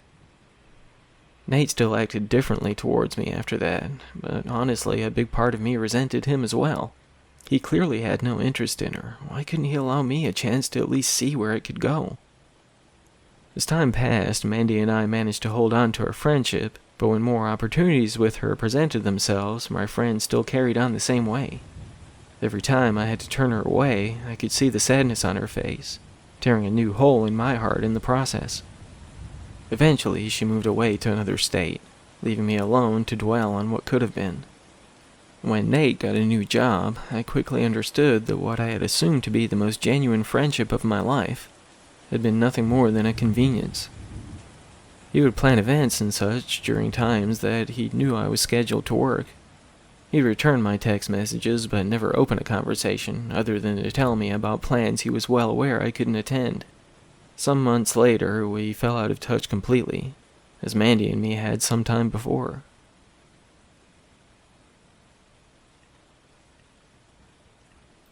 There was one shop right off the corner of the street I was walking that still had its lights on. While I was just strolling to clear my head, smoking a cigarette or 3 on the way, I hadn't really paid attention to the world around me, my subconscious taking the wheel as my mind drifted somewhere above. Why a pawn shop would still be open at this hour I couldn't say, but I had my curiosity, mostly due to the fact that I'd never really noticed it before. I drove this road to work every day, but I generally kept my eyes ahead rather than distracting myself from the unpredictable daily traffic. That was my rationalization as I stood in front of the small building with the "Yes, we're open" sign hanging in the window. That same curiosity guided me through the door, honestly quite surprised that it was indeed unlocked. I assumed that someone had simply forgotten to cut the lights and flip the sign, but I couldn't resist trying to enter, just to quench those lingering thoughts. Not to mention, I sought distractions, and a shop full of once treasured, used belongings could surely provide that much. "Hello there," a light and energetic voice said, while I traced my eyes across a variety of slightly worn-down guitars. "And what brings you here at such a late hour?" My gaze switching between Connor and the creature holding his little sister hostage inspired my pulse to quicken so much that I was certain blood would squirt from my neck and wrists if this continued much longer. The blackened and sweat-moistened flesh heaved with its own heavy breaths, but it no longer growled my name. It had no more reason to do so, with me trembling like a scared child before it, of course. While my mind still wrestled to form the conflicting memories into separate files, those most recently formed proving more tricky to push aside, I had to control my thoughts. I had to find which ones were real. As the brow of the boy before me loosened, those brown eyes widening and shimmering with tears, my vision cleared, wiping away the cobwebs to see what I had allowed myself to forget. The illusion faltered, revealing not the tall, broad-shouldered, and confident young adult, but the shorter and narrower form of the one who showed me what love truly feels like. My son. Soon after my friendship with Nate fell apart, I took solace in the arms of Haley. She was another friend I had made through those that didn't care to talk to me anymore, one who had been similarly pushed aside. In the beginning, we mistook our friendship for something else, which led to her becoming pregnant. We married during those months leading up to the birth of our son, seeing this as the right choice for him. We both, I suspect, had our doubts about this, but our intentions were good. Just like those who paved the road to hell, as the story goes. We had our moments, though, when we allowed ourselves to believe this was the real deal. I was so proud of her that morning when our boy came into this world. The second I saw him, my heart almost burst from the sheer magnitude of emotions. Every pain and hardship from my past faded into a blur when I looked into his brown eyes, those of his weeping mother. "Oh my God, Connor," I said, tears spilling down my shirt as I threw my arms around my 13-year-old son. "I'm so sorry. I'm so very sorry. I didn't—" "It's okay, Dad," he said, gripping tightly to the back of my shirt, his voice quivering. After a moment, I released my grip, raising to face the glowing eyes with far more determination. "Let her go," I said. This was not a request. I could have been hearing things given the reverberation of my throbbing pulse against my eardrums, but I could swear it laughed at my demand. This only filled me with more drive than I was already building inside me.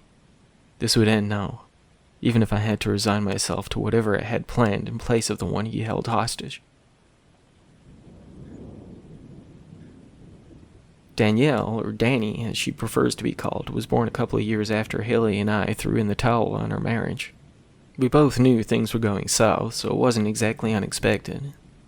It wasn't long after she remarried that we relocated our friendship, which grew even stronger than before. When she and Darren, her husband, brought their daughter into this world, we had already become a tight-knit, if somewhat unusual, family. We considered Connor to have two fathers, spending holidays and birthdays as a group, rather than forcing him to be pulled back and forth. The first time I laid eyes on Danny, I couldn't help but love her as much as her older brother. Both kids would be raised in the presence of two fathers, one who just happened to live somewhere else.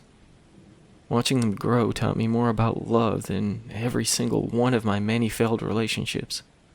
Still, no matter how content my life had grown, seeing the wonder of the world through those youthful and amazing eyes, somewhere deep inside I felt lonesome. With Connor 13 and Danny 10, part of me longed to find that elusive thing that I'd never succeeded in, a partner. Why I felt the urge that night to look up Mandy on Facebook, I can't say. It had been a rough day at work, inspiring me to knock back a few drinks when I got home, leaving me in something of a melancholy state. It took me a bit of time to track her down, as her surname was now that of her husband. Yeah, of course, I said to myself. I hadn't seen her in years by this point, so it wasn't exactly surprising to see that door having been finally shut and locked. That didn't help my mindset at the time, though. I slammed my laptop shut, snatched up my keys and cigarettes, and walked out into the brisk night air. So many scenarios of what could have been were darting in and out of my mind as I wandered aimlessly. I tried to fight them away, focusing on the two most amazing aspects of my otherwise tedious existence. This inner battle was still ongoing when I came upon the curious pawnshop. "Stay here," I said, looking deeply into the eyes of my son. "Whatever happens, you take Danny and get her as far away as you can." "But Dad—" "Connor," I said, laying a hand on his trembling shoulder, "the only thing that matters to me is that you and your sister are okay." I lost track of that for a moment, and I'm so sorry for that. But I swear I'll make this right. With that, he gave me a nod. He seemed to be struggling to form words at the time, but I knew what needed to be done. Well, I had a vague idea, but that was something at least. "Let her go," I said again, marching closer to the creature. "I'm not asking." That was definitely a laugh that time. It wouldn't distract me, though. Not from this. It would release her one way or another, no matter what it takes. If I was left in a mound of shattered bone and oozing fluids as we had left it back at the garage, so be it. This ends now, whatever the cost. Abandoned. It growled. "No." Yes, you abandoned them. "I forgot them," I said, a lump forming in my throat and a stab of guilt in my chest. Mine.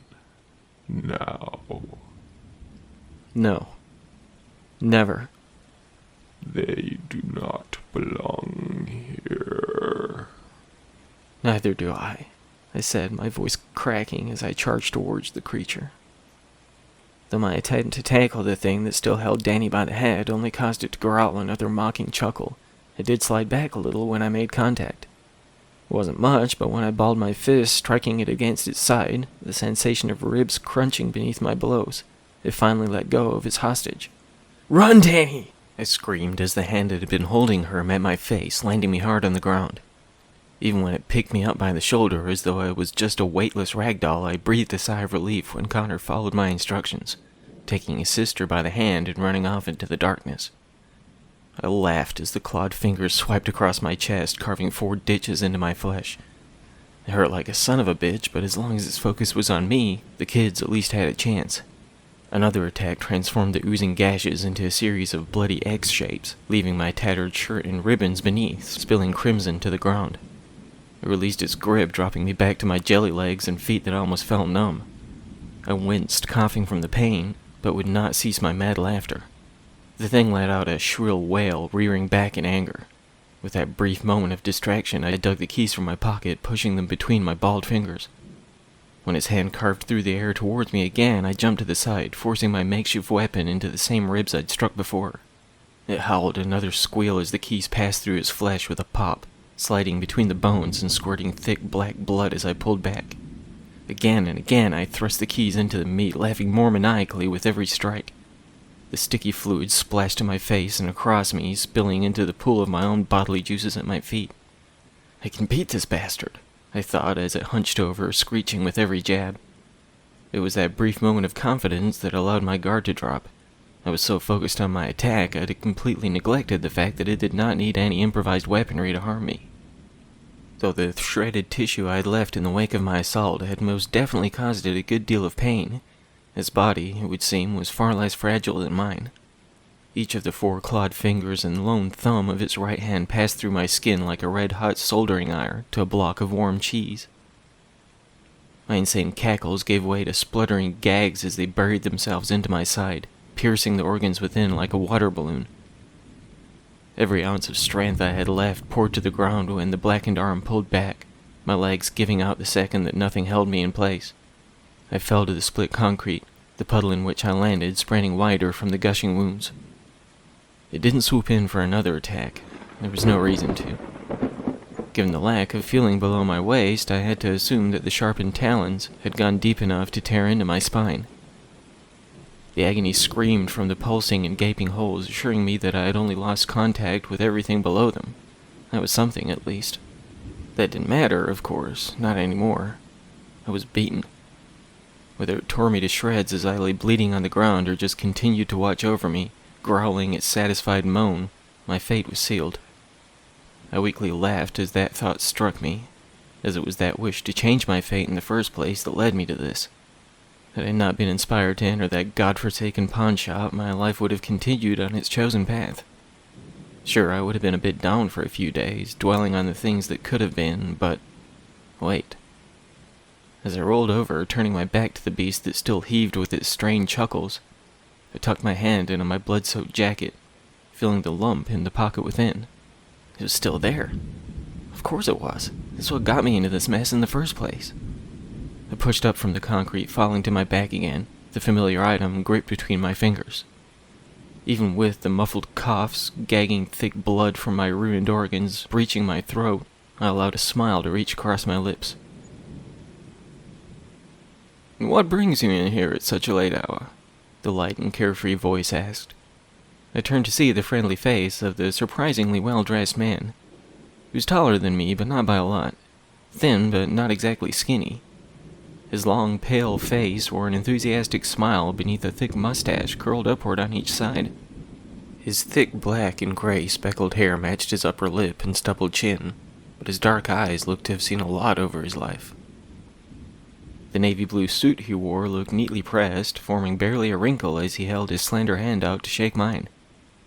His skin felt quite warm against mine, having been wandering aimlessly in the brisk night air before strolling into this shop. His handshake was firm, but not in that let's see who can squeeze the hardest sort of way. There was something about the guy that made me feel comfortable in his presence, regardless of my normal, more introverted ways, leaving me skittish around even people I knew well. Being at such immediate ease with the guy, I laid out every single detail of what led me out at this late hour, as he asked. I was almost dumbfounded at my sharing so much with a man I'd never met, leaving me somewhat puzzled by my actions. He just studied me, twirling the right curl of his upturned mustache between his fingers. "Regret can be hard to live with," he said, nodding his head while gazing deeply into my eyes. "But what if you could, well, turn back the clock a little, so to speak?" Are you serious?" I said, glancing around the small shop in search of cameras. Though I still felt that bizarre sense of comfort with the guy, I began to wonder if he was playing some sort of prank. "Indeed, Gregory. Indeed, I'm quite serious." "Wait," I said, trying to recall if I'd spoken my name during my spilling the information he had no right to hear in the first place. "Walk with me," he said, gesturing with a tilt of his head as he strolled down the aisle. I followed behind, not thinking twice about whether or not I should. My head was in the clouds a bit, still attempting to puzzle together this strange interaction, not questioning why I felt such unyielding trust in this unusual individual. I didn't even glance at the many shelves we weaved between, only kept my gaze fixed on my guide. When he stopped in front of a relatively plain-looking wooden cabinet, pulling a key from his pocket, I was still almost mesmerized by the guy. He unlocked the door, gently pulling it open to reveal a variety of ancient-looking trinkets. There was a dusty music box with a porcelain ballerina perched on its top, a rack with what I would assume to be maybe around 20 rings of many designs and sizes, along with some necklaces, bracelets, and other classy-looking jewelry on different props. My eyes darted from a small glass case holding a faded pack of playing cards to a slightly tarnished silver flask. It wasn't until he slid a small wooden box from the highest shelf that my senses were no longer entranced by the fascinating treasures before me, the item in his hands claiming my full focus. He handed me the box to close and lock the cabinet of curiosities, pulling it from my hands the second it was sealed. Once more he gestured for me to follow, as he led me to the glass counter upon which the fairly dated-looking cash register sat. Whatever was encased in the counter I couldn't say, as I was solely zoned in on the box he gently placed on the countertop. "With this," he said, pulling open the lid to reveal a simple-looking brass pocket watch, his chain wrapped around the velvet lining, "you may very well alter your fate." He pulled the watch from its confinement, pressing the button on its top, springing open to reveal its face. The 12 symbols that I assumed to represent the day's hours were of no design I'd ever seen. The way they curled and wrapped around one another, it almost appeared as one circular, yet beautiful and artistic pattern. Though each was still separate, only joined by slender strokes, the longer I looked at them, the more I understood. These were not hours, but representations of fragments of time, of history, my personal history. I pried my transfixed gaze from this miraculous thing back up to meet that of the smiling shop owner. "I can go back?" I said, not questioning, but stating the fact. "Not quite," he said.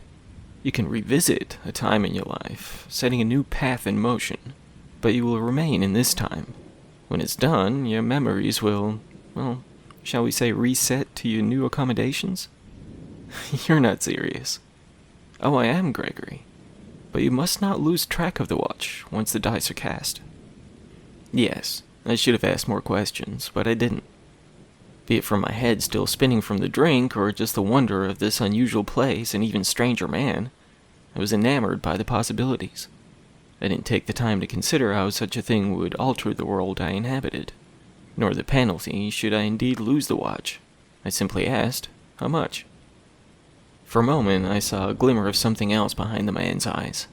Something darker than the warm presence I'd felt since entering the place, but it faded before I had a chance to fully register it. At that point, I braced myself for anything from an inflated price I could never afford to my soul being asked to sign over in a droplet of blood. This would be surprisingly far from the case. "This may come as a shock, given the nature of humanity," the man said, again twisting the curl of his mustache. "But I'm not here to make a profit. I only wish to help the lost souls of the world find peace. What are you saying?" $20 and it's yours." Again, I didn't ask why, how, or what the hell. I just dug in my pocket, hoping I'd thought to bring my wallet. As I pulled 2 crisp $10 bills from the billfold I had indeed brought along for the walk, I handed them over without a second thought. "There is one more thing you should be aware of," he said, holding the bills in one hand and the watch in the other. "On occasion, though it is quite rare, such events as rewriting a personal history can grab the attention of, well, let's call them the auditors." "Auditors?" "Fate can be a fickle thing, my boy. Though they often pay little mind to trivial alterations in otherwise, well, forgive me, but unimportant lives, in the grand scheme of things, of course, there is still a very small chance that your alteration could be noticed." I just stared at the guy, unsure of what to even think about this little trinket of information. "The chances are quite slim, but still worth mentioning." "And what if I do, get audited?" "Well," he said with a shrug, "you'll know it if you see it." Call it blissful ignorance or just my drunken mind still intoxicated by the possibilities, but I said to hell with it. He never told me his name, nor did he give me any sort of instructions on how to work the watch, only a parting handshake and a slap on the back. When I stepped back out into the chilly night, I didn't so much as look back as I walked back to my home, lighting another cigarette and keeping the watch gripped tightly in the hand I placed in my pocket. I stepped back in my house, still holding my purchase in hand, attempting to wrap my mind around everything. I just about talked myself out of using the thing, understanding for the briefest of moments that the cost may indeed be too high. That was until I pulled back open my laptop, neglecting what inspired me to close it in the first place. One glimpse of that beautiful smile, beaming as the one I let slip away held on to her husband, was all it took. What happened next is still a blur. As soon as I pushed the button to open the lid of the watch, a clear picture of the times I wished to revisit flooded the forefront of my mind. The next thing I was aware of was talking to my wife on the phone as I pulled into the parking garage of the hotel. The memories of the amazing life we had shared together were all I knew, my heart aching to return to her as soon as my business in this town was wrapped up. Perhaps it's the cruel irony of this whole experience that I wouldn't actually share a moment with her after throwing away all I had to be in her arms. I swear those glowing eyes flickered with fragments of rage as I held the watch out before me, flaunting the damn thing in its face.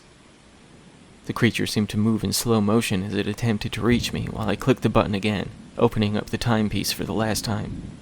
I screamed out, closing my eyes as I forced my shivering hand towards the concrete. During those few seconds, while I hoped to God and the fates themselves that destroying this thing would set things right, I felt my consciousness being thrust from my body.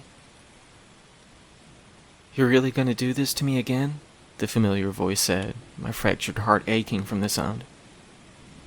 "I have to," I said, my awareness of my new surroundings taking a back seat to the sight of those glassy hazel eyes.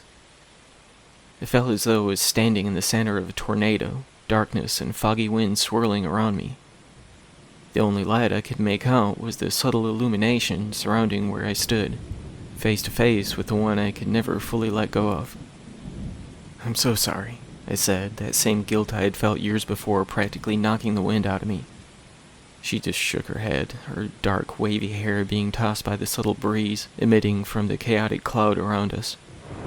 Though the sadness in her eyes matched my own, a strange smile made its way across her lips, inspiring me to follow suit. "We never could catch a break, could we?" she said with a slight chuckle. "Nope," I said, forcing a laugh out. "I guess not." With that, she wrapped her arms around me, my heart beating rapidly against hers. I knew this wasn't really happening, that it wasn't truly her that I held. It would seem this was the closest I could get. The kiss we shared before my final words to my beloved wife was even more passionate than the first, so many years before. Maybe that was due to the extreme circumstances, or just the fact that I wasn't shit-faced this time. But it made what I had to do so much more difficult. "At least I know now," I said, backing away from her, inching towards the growing storm, "that we would have been happy. That we would have been amazing together." The look in her eyes as I felt myself being thrust back to where I lay flat on my severed back was not one of hurt, but acceptance. This was not where I belonged, nor who I belonged with, regardless of how right it felt. There's that same acceptance that I held as tightly as the watch as it shattered against the concrete. The anguished howl of the one the auditors had sent blended with the ground crumbling beneath me, my two functioning limbs not so much as fighting against my swift descent. While I wasn't entirely sure where this fall would lead me, nor what sort of shape I would be in by the time I reached it, somehow I knew Connor and Danny would be all right now. That was enough. When the ringing phone pulled me from my sleep, I was momentarily completely lost. It would be that way sometimes, especially if I was immersed in a dream when I awakened. I groggily reached over to retrieve my phone from the nightstand, creaking out, "Hello?" "Dad!" my son said, snapping my muted senses back to the real world. "Connor, what is it? Are you okay?" He rarely called me. We were very similar, my kid and me, always better on text than actually talking on the phone. "I met a girl, Dad. I think she likes me too. Her name's Sarah, and she's got, pink hair. And she likes anime and gaming. You gotta meet her. She's gonna come over this weekend. You busy? I think you'll—" "Ho, calm down, kiddo," I said, laughing at his infectious excitement. We talked for a little while, him telling me all about the new girl at school and how they hit it off right away. I know all too well how hard it is for us shy and quiet guys to form relationships, so I was just as stoked for him. After we hung up, I was still chuckling at his giddiness, sighing at the idea of him being at that age already. Oh yes, so many new and exciting things ahead for him, but also heartache and loss. That thought almost sent my mind back into a bit of a funk, but I pushed it aside, hopeful that he may be one of the lucky few not to have to endure those aspects of growing up. By the time I got in the shower, I'd just about forgotten about what I assumed to be a vivid, bizarre, and haunting dream. It wasn't until my fingers drifted across my side as I lathered myself down that every single aspect of my life in the other place crashed into my brain like a tornado, spinning around two star-crossed levers. I almost tripped getting out of the shower, pulling the towel from the rack to wipe the fog off the mirror. The sight, more than the feel of the 5 round scars, arranged in the shape of taloned fingers, dropped me to my knees, gasping for breath. Though life got back to normal after that, something I was far more satisfied than I was not too long ago, I still hold on to the memories of the other life I lived. I get tripped up from time to time, my alternate recollections conflicting with those I earned the proper way. In some ways, knowing how wonderful things could have been had I made different choices back then has helped me more than I would have thought. Yeah, I have those days where I ache to be back in the arms of the wife I never had, but what I felt, what I still feel for her, doesn't compare to what I feel for my kids. It's different, of course, but I know I can live without her, if that makes sense. Without them, well, I don't even want to imagine that, even if I did willingly let them go in a moment of weakness. Those 2 kids, regardless of anything else I've endured in my life, are truly my light in the darkness. I carry the burden of the guilt of essentially trading them in for a different outcome. I'm ashamed of the decision I made that night, though I know it's not exactly as simple as that. Not really. Yeah, maybe I'm just rationalizing what I very nearly gave up. Ease those thoughts that keep me awake at nights on occasion. In many ways, though, I do believe this experience was a much-needed wake-up call. While part of me may still long for what could have been, I wouldn't be so quick to throw away what I have again. What I almost lost. Regret? Yeah, it can be hard to live with, but when faced with the alternative to those decisions we question sometimes, maybe it's not all as cut and dry as it seems. No matter how wonderfully things could have gone, had we taken that left instead of a right, we may very well lose a piece of ourselves we may have not realized we couldn't live without. The pawn shop I stumbled across that night no longer sits on that street corner. The building is still there. It's not like it just mysteriously blinked from existence or anything, but it is quite strange. In all honesty, I didn't even pay attention to it for weeks after that night, nor before it for that matter. Yeah, maybe it just closed up and moved on the normal way. For all I know, with how out of it I was when I walked in, there could have been going out of business signs plastered all over the windows.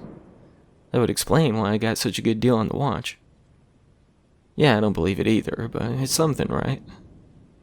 I can't say whether or not the unusual man who owned that curious little shop had as pure intentions as he claimed, but in the end he did help me.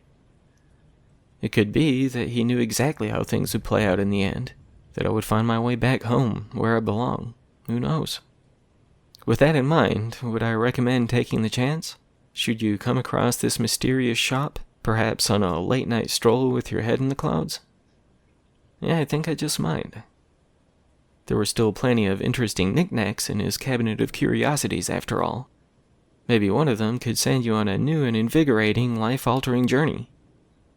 Be careful, though.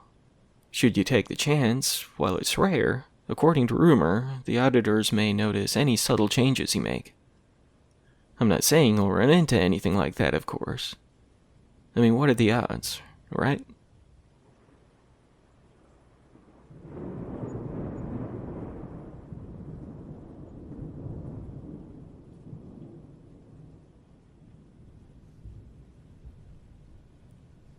The day after we were told the story of how Forense Jones disappeared, Ted and I did a lot of talking about where to go next. We were both haunted by the revelations of Randolph's tale, and even more so by the truth of his death some days before we met. Like me, my friend wanted to drop this just as much as I did, fearing that this whole thing would claim our sanity by the end, but I think we both knew it wouldn't be that simple. When he arrived back in my home the previous night, I reluctantly showed him the painting. I was apprehensive about it, not wanting him forced any deeper into the hole I'd buried myself in. He was a part of this now, whether I liked it or not. The door to the cabin in the picture was still cracked open when I pulled it from the basement to show him. I tried my best not to look at it, feeling my senses being pulled back in the second I wrapped my trembling fingers around the wooden frame. While Ted agreed that something was unsettling about the image, he didn't seem to be as enraptured by it as I was. He said that looking at it made him feel uneasy in a way, but nothing more than that. I didn't pry too much about any sensation of being dragged unwillingly into the haunting image, as I didn't want to come off any more nuts than I was feeling. Ted said he would look into this Dorian Black, the man whose final work seemed to be unraveling my sanity when he returned to work. He mentioned that it may end up a dead lead, given that some painters change their moniker for their work, just as writers do. With the fact that I do not write under the name Cameron McConnell, I had to agree on this. After some binge drinking and a little uncomfortable silence once I stashed the painting back in the basement, I suggested that we try to get some sleep. The following morning found us both quite groggy, the drinks we knocked back while discussing everything we had seen and heard, along with those facts making falling asleep no simple task. Parker Chase called again while we were eating some breakfast at a nearby diner, still discussing whether or not to let this go.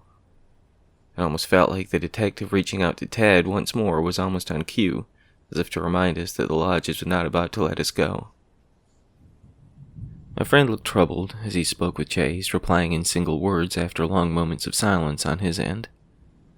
I was practically going crazy while watching Ted's expression drift through varying stages of anguish, with my imagination running wild over the possibilities.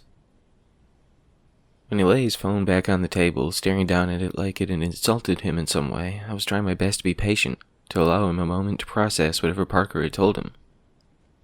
"What'd he say?" I asked after a few minutes, unable to hold it back any longer. "They found a puncture wound on the back of Randolph's neck," Ted said, his voice as distant as his blank stare. "The talk screen came back, and he was poisoned, Cam. Randolph Jones was murdered." Jesus. Who'd want to kill an old man? No telling. It wouldn't be the first time, you know. If there's one thing I've learned on the job, is that the sickos of the world don't always need a reason to kill. I could tell that his mind was in the same place as mine, and this was not some random crime, but somehow that the lodge had its hand in this. "I'm going to try to get some time off and head down there," Ted said, still looking mentally vacant. "I gotta get some answers, you know. I need to know if the story we heard yesterday is the truth. I gotta make sense of all this." "I can come along. I mean, no. You need to find out more about that painting. Even if I'm out of my jurisdiction down there, I can likely go places you can't. There's not much you'd be able to do around a crime scene. Please don't take this the wrong way, but it'd make things easier if it was just me." If I didn't know Ted as well as I do, I'd almost be inclined to think he was blowing me off, but I couldn't deny that he was right. Likely I'd just get in the way, going nuts while awaiting answers. While I wasn't exactly keen on the idea of being on my own again, with all that's been happening, his logic held up. We could potentially get more answers if we split up.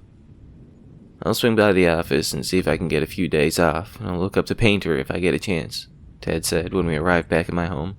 "I'll call you when I know something." Over the few days leading up to Ted heading down to Kentucky, we looked into a few things.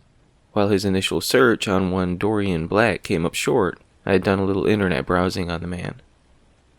There were a variety of sites he had posted his art to online, some images of his work and a quick bio about the guy, but there was little information about who he was in life. It took me some digging, but I finally managed to track down the obituary of Simon Dorian, the birth name of the artist in question, linked on a forum discussing his work. He had a small but passionate following, many of whom were quite gutted about his passing. The obituary itself contained only the relevant information. The Simon Dorian, son of Leslie and Jean, born in Antrim County, Michigan, had died at the age of 32 on October 17th of last year. While that didn't tell me much, it didn't take long to find an article concerning the apparent suicide. According to the link, Dorian was found hanging by the neck in the living room of his home he shared with his girlfriend, Penelope Slate, just a few miles from the shop in which I discovered his work. From what his girlfriend of 3 years said, Simon had been in a bit of a rut those past few months. After a bout of some brutal artist block, something I can very much relate to, he began to produce a number of very disturbing paintings. While the article didn't get into the specifics of these works, it would seem that his girlfriend had grown quite concerned about his fragile mental state, recommending that he seek out some kind of help. While she hated to leave him alone during this time, she didn't have the luxury of working from home like he did. She'd often find him fully immersed in one painting or another when she would return. That inspired me to look more into the work he had posted online, though most of it was just digital art, as opposed to the painting, which was his greater passion. There were plenty of fantastical and imaginative pieces, beautiful fantasy-inspired landscapes, and stylized, brightly colored abstract work, but nothing especially jarring to the senses. From what I could tell, though, he hadn't published anything on the internet since around 6 or 7 months before he died. Ted looked him up again once he had his real name to go on, finding nothing more than some fines for graffiti a good decade ago, and an instance of underage drinking when he was 17. The driver's license picture he pulled up showed a slender man with a pale complexion, shoulder-length, dirty blonde hair, thick beard stubble, dark eyebrows, and bright green eyes. He looked about as content as anyone could in such photographs, likely exhausted from waiting in line for his turn to renew, uncertain whether to smile or remain neutral. The image was from a good 2.5 years before his suicide, so perhaps whatever personal demons pushed him over the edge hadn't taken root just yet. When I drove my friend to the airport for his flight down south, where Detective Chase was set to pick him up on arrival, I grew silent, the memories of our last visit to the place still haunting me. I could tell that Ted felt the same, unable to put into words how to rationalize meeting up with people who were not really there. "You think I should flash my badge and try to get a peek at the security footage from that day?" Ted asked as we walked towards the terminal. I don't know, man. Would that be crossing any lines? I don't want to get you into any more trouble.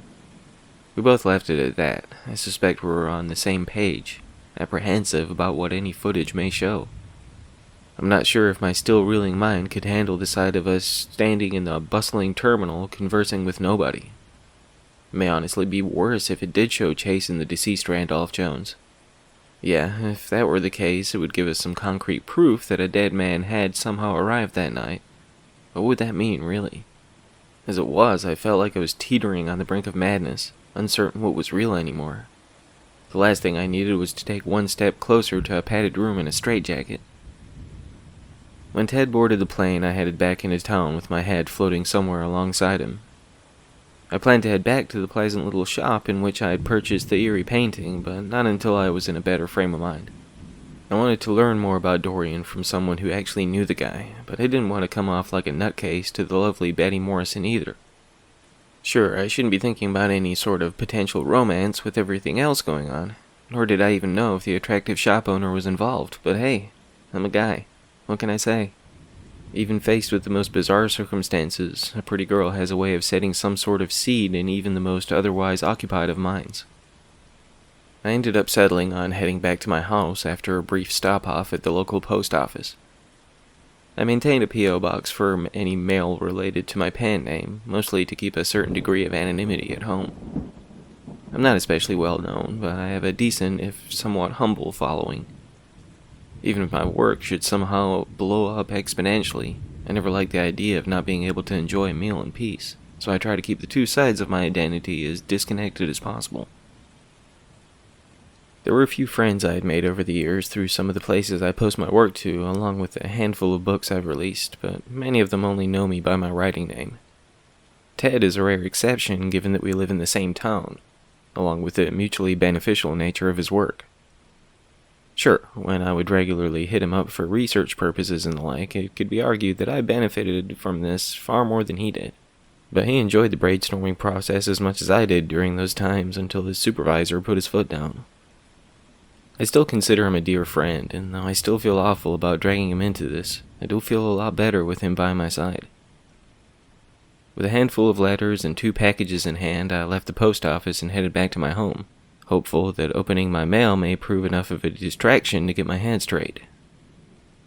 When I arrived, grabbing a cold soda from the fridge and flipping on the television, I dropped onto my couch, groaning from the tension in my back and neck.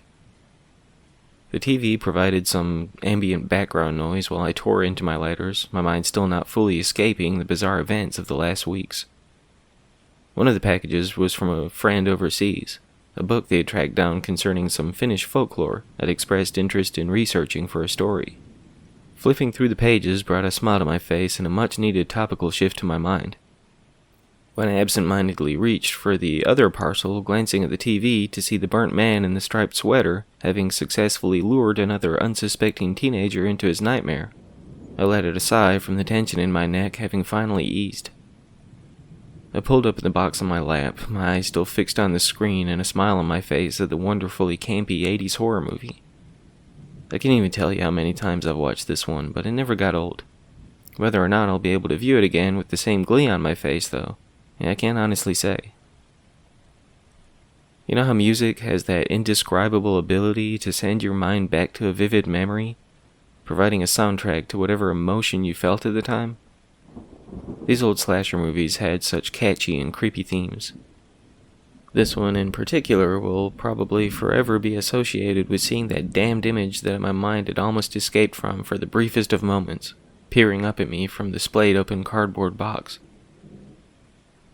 Strangely, I could tell right away that this was not the same copy of the book that was pulled from my passenger seat in the night. The dust jacket was just as worn and scratched, perhaps more so than the one I had purchased from the back alley book peddler. As little time as I had spent in the company of that copy, I had grown familiar with just about every blemish. When my trembling fingers pulled open the cover, the numbers reading 34 of 42 were the second thing my eyes met. The first was the red bookmark with the words, "We need to talk," handwritten in black ink. I flipped it over, which was no simple task with my hand shaking so much, to see a time and date of the apparent meeting at which I may have that conversation with the anonymous gift giver.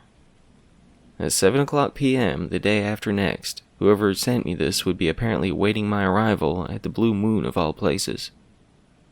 Now, I check my P.O. box maybe once every couple of weeks. What are the odds that I would feel the urge to swing by there just a couple of days prior to this appointment? I tried not to dwell on yet another bizarre coincidence, focusing more on who could have sent the package in the first place. While briefly worried that it may be the too unsettling dark-haired man wanting to have that little chat with me again, the fact that it was not the same copy of the book they had stolen from me left me downright stumped on who it could be. Of course, I had no proof that it was indeed them who broke into my car in the first place. It made the most sense at the time, given how intent they seemed on discussing the book when they joined me in the restaurant. The things that made sense seemed a little more elusive of late. Whatever the case, be it those haunting individuals or someone else who was somehow a part of this madness, I wanted to find out. I planned to discuss this with Ted the next time we spoke, hopefully bringing some news about what happened with Randolph Jones. But for the time being, I was intent on showing up for this meeting, if nothing else but to find out who it was with. After some time spent with my mind wandering somewhere far beyond the confines of my home, I understood that I would not be fully escaping this mindset anytime soon. With that in mind, I thought it to be as good a time as any to head back to the shop in which I purchased the eerie painting. Maybe enjoying the company of Miss Betty Morrison would be enough to distract me from this, even if I was headed there to further look into her friend Dorian. Either way, I just hoped I wouldn't end up making a fool of myself while trying to avoid sharing too much of the insane events that had inspired me to investigate the deceased painter. God knows I didn't want to drag her into this craziness as well. It didn't take me long to reach the shopping center at which I had first met both Betty and the detective my friend was potentially getting for some answers from by this point. By my reckoning, he should have touched down in Kentucky a good hour ago, but I planned to send him a text soon. I thought it best to let him settle in a bit before attacking him with questions, though. When I walked into the shop to see a variety of customers idly walking around the place, I saw no sign of the lovely Miss Morrison. The tall, well-built man with short-length, wavy dark hair and a smooth shave standing behind the counter almost caused my heart to sink a little. Whether he was just an associate or an employee of the shop's owner, or what I momentarily feared, the boyfriend or husband I hadn't thought to inquire about the last time I was here, I couldn't know. Whatever the case, one fact seemed undeniable. I would not be talking with Betty today after all. "Hi," I said, awkwardly approaching the counter. "Is Miss Morrison around by any chance?" "I'm afraid she's out of town for a few days," the man said in a light but deep voice. "I can take a message if you'd like." No. It's okay. I just wanted to talk to her about the painting I bought the other day. Well, the one who painted it anyway." "You're the guy who bought the gateway," he said, a smile reaching across his lips. "The gateway? Nah, this is a cabin in the woods? It may be..." "That's what Dorian called it. He gave a title to all of his works. I never really understood why he called a cabin something like that, but that's the one." "So, you know Dorian as well?" "Oh yeah, not as well as Betty, but we all go way back. Broke her heart when he passed." "Oh," I said, my heart sinking a little more. "So you've known Betty for a long time then? Are you, her husband? Boyfriend, maybe?" "I'm her brother," he said, laughing at the way that just screamed, "I know what you're after, buddy boy." "We all went to school together. I was a couple of grades ahead of her and Simon, but he spent a lot of time at the house. My name's James." "James?" I said, shaking the hand he offered. "Jim Morrison, huh? I love your music." Yep," he said with a sigh, clearly having heard this before. "That's sort of how we came up with the name for the place. I'm more the silent partner, while Betty runs it for the most part, but we started it up together."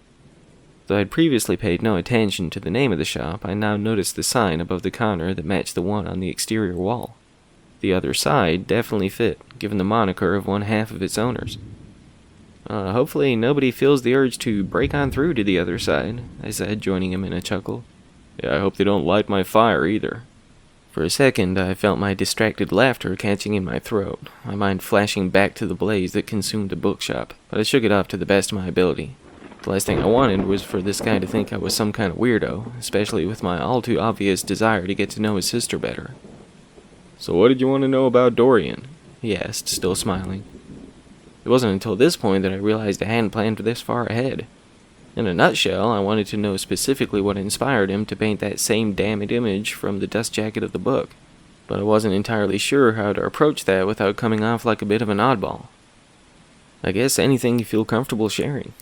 I'm a writer myself, so it's always fascinating to me how an artist's mind works in different mediums. I suppose I'd just like to know a bit about the guy, especially with how incredible his work is. It almost felt like a cop-out statement, just a blanket "who is this guy?" But I hoped it would at least ease into things I really wanted to know, specifically the subject of his final work. He was always quiet, Simon. His home life was a bit of a wreck during his school years, so he wasn't the most social back then. Betty took to him pretty quickly when they first met, him being the new kid. They were sweet on each other for a bit, but that just turned into friendship after a while. He told her once that he loved her too much to be in a relationship with her, whatever that meant, but she seemed to understand what he was getting at. Was he always an artist, like even back then? Oh yeah. It was all he'd talk about. It'd get old to me fast when he was hanging out at the house, but Betty lapped it up like a thirsty dog.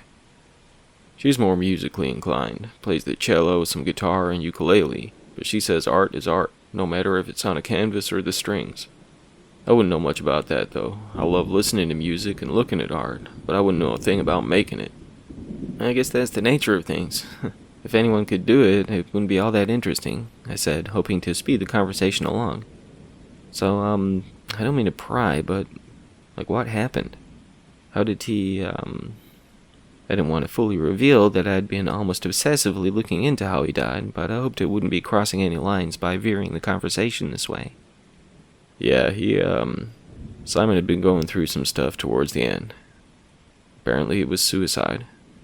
Oh my god, I said, faking my best impression of someone shocked by a revelation. Why? I mean, what led him to that? I couldn't tell you personally. He'd still come by the shop or the house on occasion over those last months, but mostly Betty would head to visit him and Penny, his girlfriend.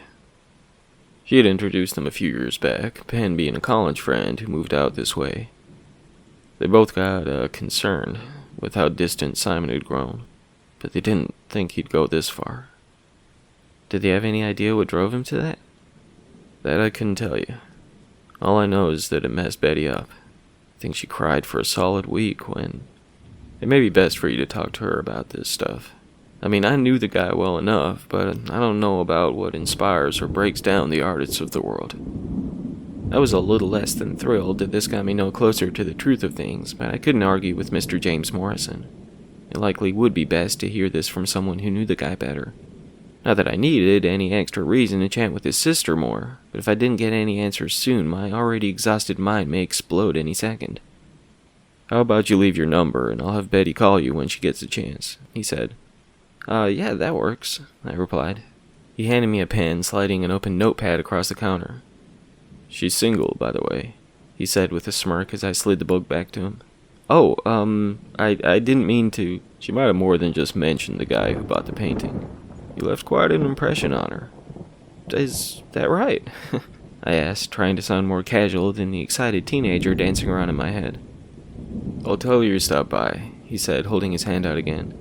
She'll be back in a few days, but if I hear from her before then, I'll let her know you were looking for her. Thanks, I said, shaking his hand. It was nice to meet you, Jim Morrison. Stay safe, man. You know, people are strange. Yeah, especially when you're a stranger, he chuckled as I walked to the door, a smile etched into my previously unsettled face. Though my quest for answers hadn't been satiated by my visit to the other side, I ended up with a most welcome distraction. Perhaps, given everything of late, this is what I needed far more than some more puzzle pieces to play with. As I opened the door to my home after driving back with my head in the clouds again, Tad's familiar ringtone jingled from my pocket. It looked like the report was falsified, he said, sounding somewhat defeated. Jones died of natural causes, a heart attack in his sleep. Huh? Why would anyone... This seems to be just another dead end. No pun intended. There's not much more I can do down here, jurisdiction and all, so I'm going to catch a flight back tomorrow morning. The line was pretty staticky, making it a little more difficult to hear what he was saying, but the news of essentially no news made me sink into my chair feeling deflated again. Still, be it from exhaustion or just having traveled all that way for nothing, Ted didn't sound like himself at all. What about the story Randolph told? Did Chase let you see the tape? Yeah, they wouldn't let me see much else, but I got that at least. So was it? It was just like he told it. Well, whoever told it, almost verbatim. What about Chase? Did you tell him about? I'll send you a text when I know the time and flight number, he said, cutting me off once again. Will you be able to pick me up? Yeah, I'll be there. Maybe we should try to get a look at the airport security footage after all? You think? Alright, man. I'll hit you up when I know something. With that, the line went dead. Well, it wouldn't be difficult to chalk up my friend's attitude to being drained from this experience. I had the strangest feeling he wasn't telling me everything. He was never one to be so short in a conversation unless he was overly excited about something. He could be like an enthusiastic kid sometimes, getting carried away when his story took root in his mind. But this wasn't like him at all. Maybe I was just looking too deeply into just about everything of late, but I couldn't shake the feeling that something was off with him. It was very possible, of course, that if I had static on my end, he may have had a hard time hearing me too. I continued trying to distract myself over the following hours, resisting the urge to fish a beer from the fridge. I halfway wondered if the amount of booze I'd been knocking back these past few weeks had taken a toll on my mindset. I just grabbed a chilled soda and tried to kick back and relax, surfing Netflix in search of anything to send my scattered brain anywhere else. A few hours later, as Ted had said, I received a message with the flight information. I replied, asking about trying to check out the footage at the airport again, getting a dismissive, "Maybe, I'll see you tomorrow," in response. Again, I tried to chalk it up as nothing to worry about. Perhaps the lateness of the hour, the exhaustion of the day, and getting no answers after traveling so many miles had him feeling a bit down. It made enough sense to allow me to push aside my concern for the most part. The book I had gotten in the mail still sat on its box in the couch, but I wasn't about to get pulled into that again. I even avoided the other package like it was sitting too close to a giant spider or something. With my mind battling to distance itself from anything unsettling, I caved in and grabbed a beer from the fridge. I needed to settle down my erratic thoughts, even if another hangover may be awaiting me in the morning. When I woke a bit later than I intended the next day, I had just about enough time to grab a quick lunch before heading to the airport, hopefully for the last time. Well, the last time related to this damned investigation anyway. As I sat waiting for my friend, gazing blankly through the window, my phone's vibration almost caused me to jump. I've been so on edge lately that any distraction, even planes drifting across the runway, was enough to leave me completely zoned out from the world around me. Why the sight of an unknown number on the screen of my device caused my hand to tremble again, I can't say. It's not like I'm not fairly constantly plagued by relentless telemarketers intent on offering me a better deal on my car insurance or to sell my home for a remarkable deal. I was almost paralyzed as I gazed at the phone. When I felt a tap on my shoulder, I almost jumped out of my seat, fumbling to keep my phone from hitting the floor. I hadn't even noticed the new arrivals walking through the gate, let alone my friend strolling up to where I sat, looking almost exhausted. "You alright, man?" I asked, tucking my phone back into my pocket and grabbing one of his bags to lend a hand. Didn't sleep much last night. "Did anything happen?" No, I just tossed and turned. Crazy dreams, I think this thing is getting in my head. Yeah, I know what you mean. With that, we headed for the exit. I thought about pushing the idea of checking out the footage again, but I could tell that Ted was not remotely in the mood. If nothing else, I hope that this experience may allow him to step away from this completely. As much as I felt more at ease having him by my side on whatever was going on here, I still felt awful for bringing him into it. While I was quite aware that I no longer had a choice in seeing this through to whatever end it had in store for me, I wouldn't ask any more of him. We didn't speak much as we headed back to my place where his car was still parked. I had questions I would love to be answered, but with what he had said on the phone, he had no answers to give. After a little small talk upon arriving at my home, Ted gave a tired goodbye, heading to his car and back to his house. I considered recommending that he stick around long enough to at least get some sleep, but I wasn't about to force it on him. I know all too well how someone's sanctuary can help set a troubled mind at ease. I didn't tell him about the little information I had learned about Simon Dorian.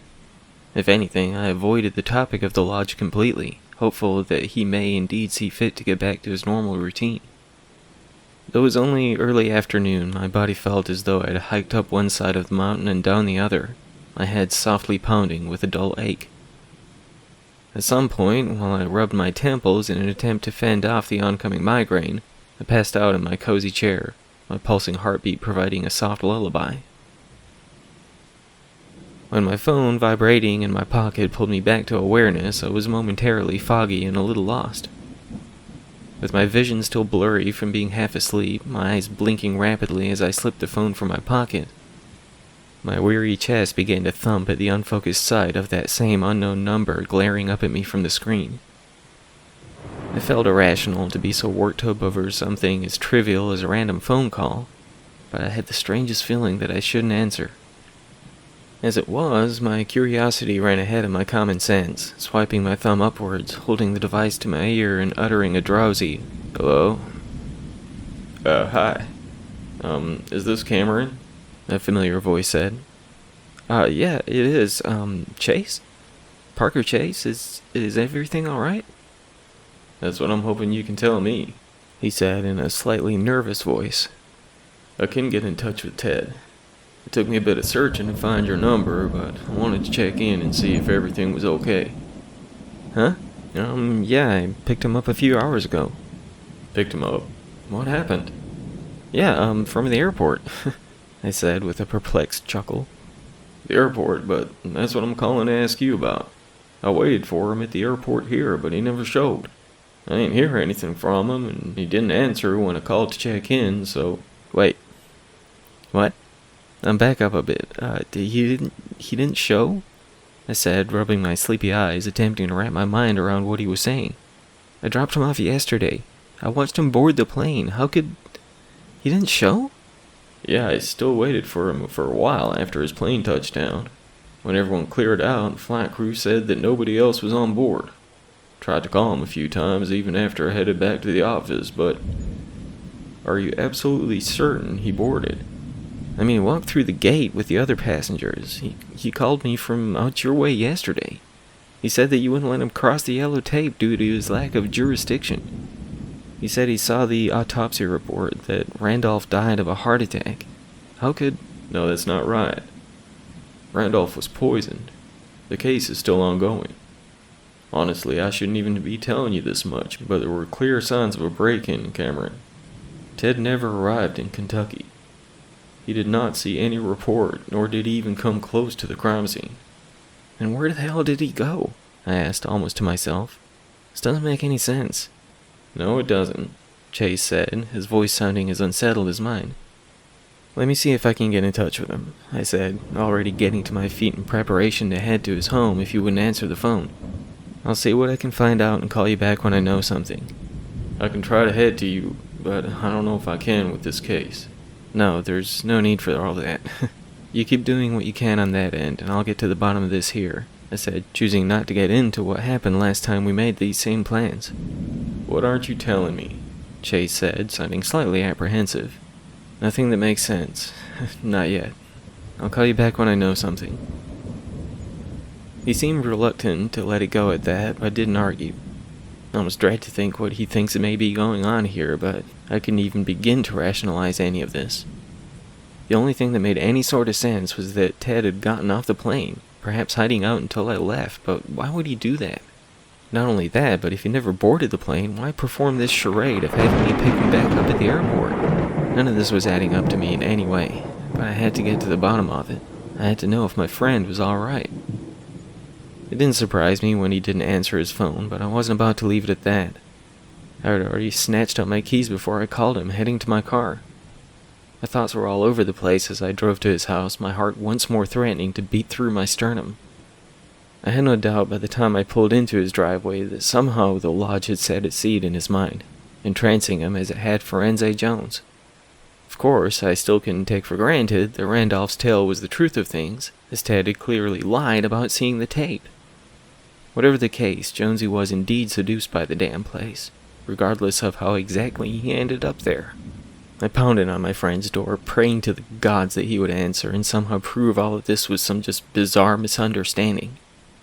With every minute that passed, with my knocking garnering no response, I grew more terrified that a red glow had emitted from this very door when the owner of the house returned home. I ran around to the back, hoping that the rear entrance may be unlocked, but as I rounded the corner, my heart skipped several beats when I saw Ted standing on the back deck, just glaring out into the night. I called out his name, unsurprisingly getting no reaction from the seemingly mesmerized detective. I sprinted around to the other side, taking the steps up to the patio 2 at a time, shaking my friend by the shoulders when I reached him. "Snap out of it, man," I said, my panic inspiring me to slap him across the face.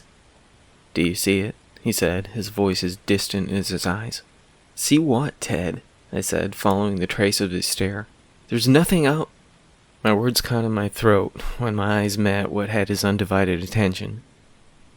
My friend's home sat on several acres of land, with nothing around, other than some woods 100 yards or so from his oversized deck. That was normally the case, anyway, before the mysterious cabin had somehow erected just a little ways behind the tree line. I was still transfixed by that ominous crimson glow beyond the row of thick trees when my friend began to lazily pace towards the steps, already making it halfway down them before I allowed my periphery to notice him having left my side. "Ted, don't!"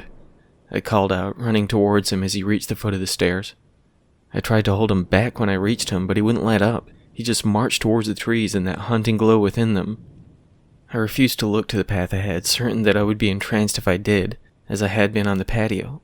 I felt it pulling me in so much more powerfully than the pages of the book or the soft brushstrokes of the painting.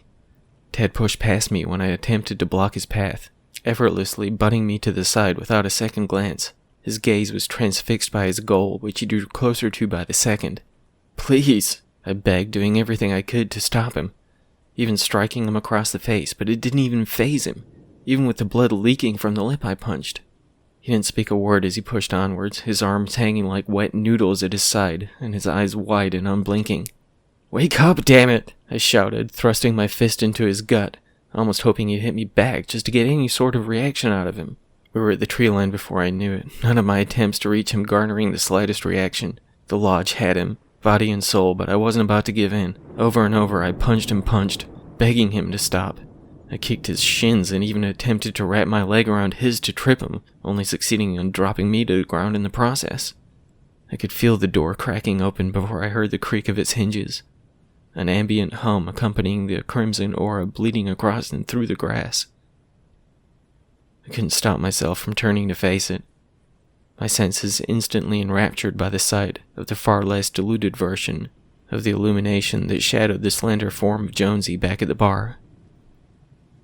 The back of my mind was screaming out in an anguished howl, begging the forefront, which had already fallen prey to the alluring vision before me, to run. I felt my hands lazily bouncing against my hips as I paced closer, just behind the friend I no longer attempted to halt. It was drawing us both in, and there wasn't a damn thing I could do to resist it. I wanted to enter. I wanted to witness its wonders.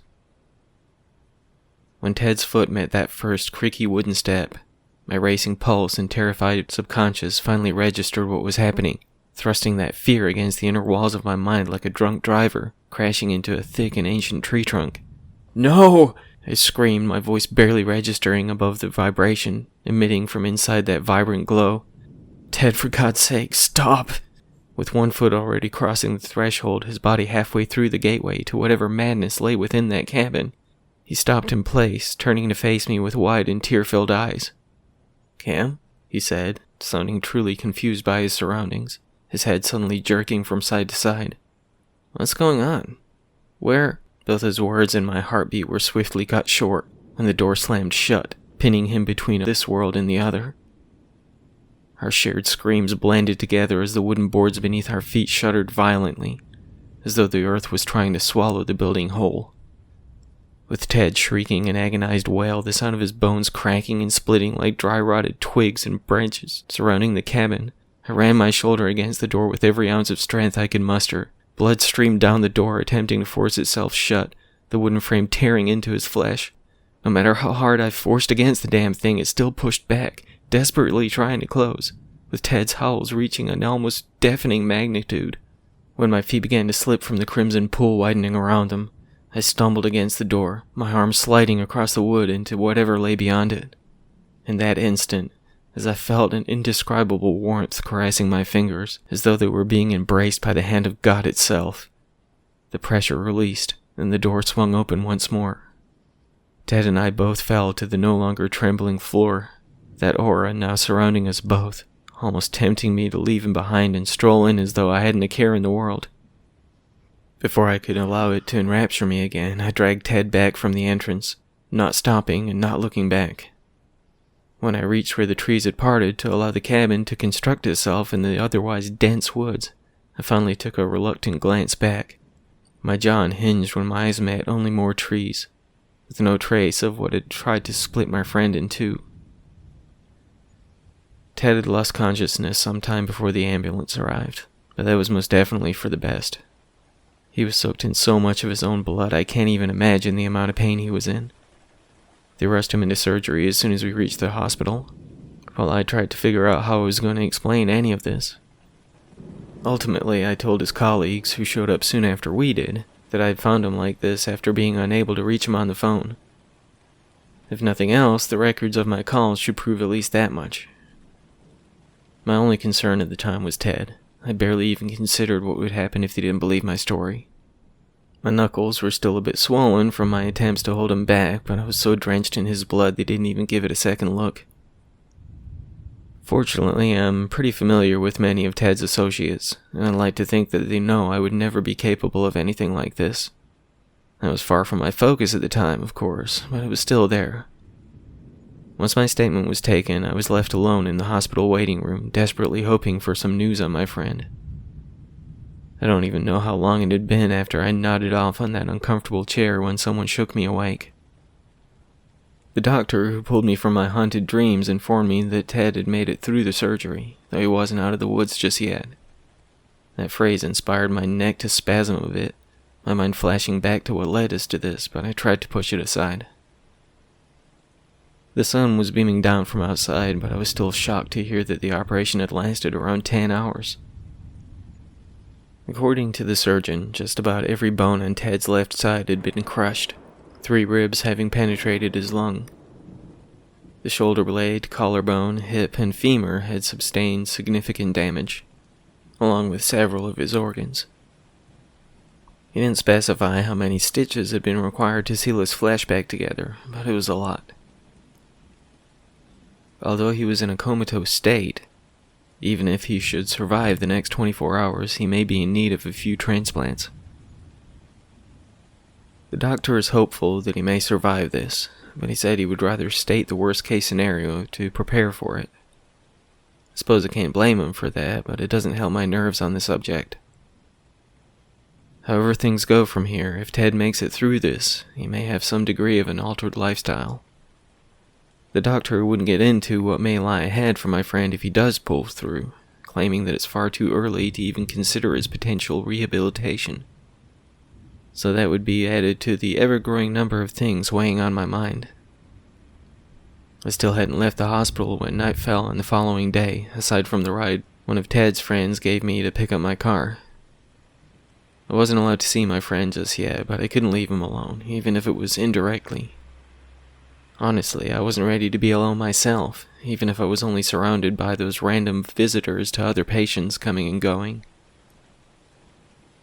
When a very tired-looking nurse told me that I could visit him for a moment, I was both excited and apprehensive. My whole body was trembling when I walked into the room. The sight of Ted with half of his body in casts and bandages, a tube down his throat, and his eyes still shut, almost dropping me to the floor. I pulled the chair to his bedside, hanging my head from the shame of dragging him into this madness.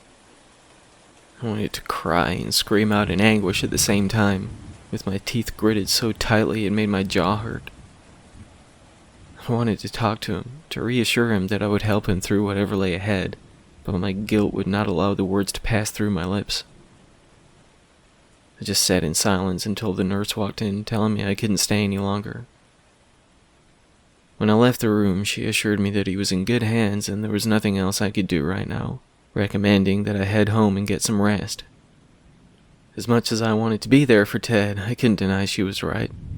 This was well out of my hands, whatever should happen next, but I left my number in case anything should happen before I would return. It was a little after 10 when I reluctantly headed back to my home, my head still heavily zoned out when I walked back into my darkened house. I didn't so much as second guess lifting 2 beers from the fridge, cleaning off the first one in one enthusiastic gulp, popping the cap off the other before dropping into my chair. I hung my head again, rubbing my throbbing temples after setting my drink on the table. "You missed our appointment," A deep voice almost whispered from the darkness, causing me to leap from my chair to flip on the lights. "You?" I said when my eyes met the familiar stranger. "You died. How can you—" "I did not, my boy," the old man who had owned the now defunct back alley bookshop said. "Now this is just another trick," I said, backing away from the man. "Just another trick of that damned lodge." "I assure you I am quite real. A living and breathing man." "Bullshit. They pulled your body from the fire." "It wasn't mine. Alas, it was that of my business partner, the one with whom I owned the shop. Did you ask for me by name, perchance, or just simply the owner?" "What? I don't even know your name. I don't know. I don't know what's real anymore." I hadn't even thought of this, that he may not have been the only one who operated the little shop. Still, that didn't explain what the hell he was doing in my house, just sitting in the darkness waiting for me. "How did you get in here?" I asked, anger taking the place of my moment of fear. "I do apologize for that," he said with a shrug. "I let myself in once I realized you would not be attending our meeting. I came here. It is important, you see, that you hear what I have to say." "So what? You knocked and I didn't answer, so you just walked in like you owned the fucking place?" "It was a necessity, I'm afraid. Once I saw the approaching red Cadillac, I could not allow myself to be discovered. Your door was unlocked, and I had little choice in the matter." "Discovered? By who?" "Reginald and Thackeray Abernathy. I believe you have met, yes? After the lengths they were willing to go to destroy my shop, I thought it best that they assumed me to be deceased." "The dark-haired man?" I asked, mostly to myself. "Indeed. They have more than a passing obsession with the lodge, my boy." "So you do know the lodge," I said, dropping back into my chair and pulling my beer from the table. "It is no coincidence that you came across my shop, Mr. McConnell, nor that you were led to that very book," he said, cutting his eyes to the box I left beside where he sat on the couch. "What is it?" I asked, allowing the insane events that had led me this far to take a backseat to my curiosity. "What is the lodge?" "That, I believe, is well above our mortal comprehension. That being said, it is very interested in you, dear boy. Very interested indeed. As am I." "Why? What the hell does that place want from me? This isn't my world. I want no part of that damn place. What it did to Ted, It is unfortunate what occurred last night, but such is the nature of it when those uninvited should trespass." "Trespass?" I shouted, getting my feet. "It lured him in. What, he took the bait and suddenly decided it didn't want him? No, I'm done with this shit. I'll have no part of it." "It was intended for you, dear boy. It is most unfortunate that your friend got in the way of that, but these things do happen. Yes, your associate was led to the door, but only to escort you to it. I am certain that it had no intention of such aggression in keeping him from entering." I just stared at the man, my face burning from the rage building within me. Not only was he speaking so nonchalantly about Ted barely grasping onto his life, but he acted like it was just a simple inconvenience. "Get out," I said, my voice oozing hatred. "Do not be so hasty, my boy. I understand that you are upset, but—" "Get the fuck out of my house or I'll throw you out." He just glared back at me, his expression soft and unsettlingly kind. There was something about that look in his eye that almost made me want to hear him out, but I refused to take part in this any longer.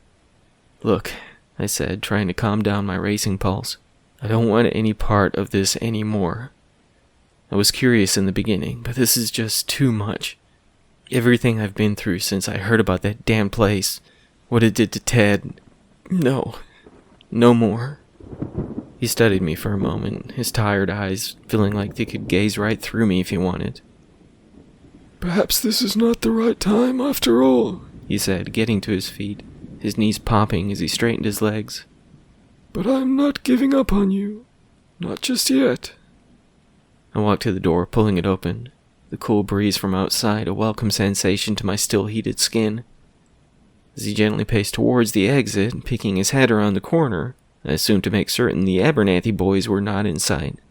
He stopped, turning to face me. "Were I to prove that there was no malicious intent in last night's events, would you be willing to talk with me again?" he said, a mischievous look in his eyes.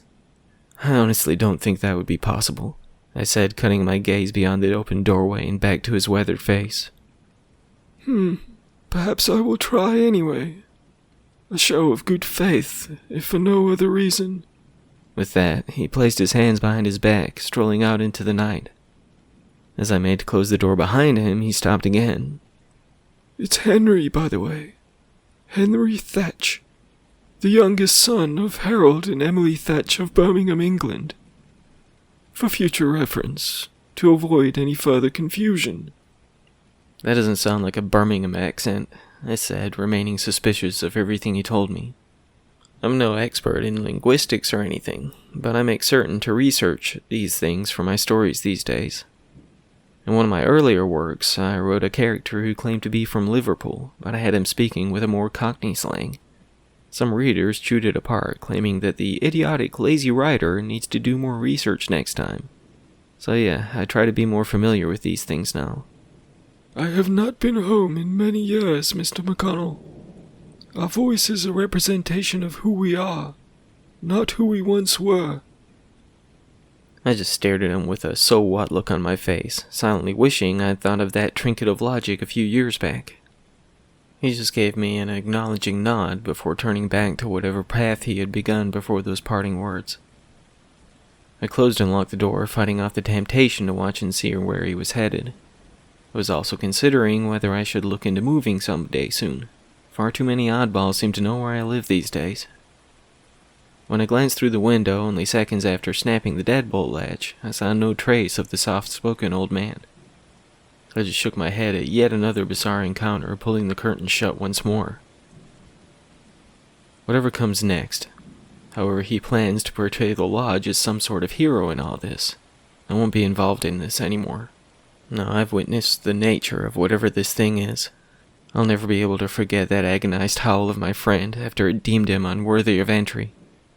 I swear I can still hear it now, reverberating against the inside of my skull. I'm done with this investigation, and I refuse to indulge in this madness any longer. All I want now is to escape its clutches, although I know that it will be no simple task, it being interested in me and all, but I have to find a way out of this, whatever it takes. It's already taken far too much from me, and I will not allow it to take any more, even if I have to find a way to tear it down to its foundation. This whole time I've been on the hunt for answers. No more. Now I just want to break its spell on me and those I care about. I'll burn the painting, that damned book, and anything else that gets in the way of that. I am not playing its game anymore.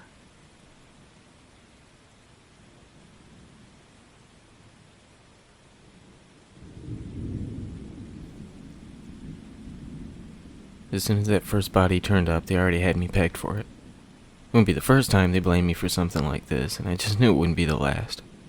I'd never bothered any of them, but ever since I came back from Afghanistan, and that damn sheriff has had it out for me.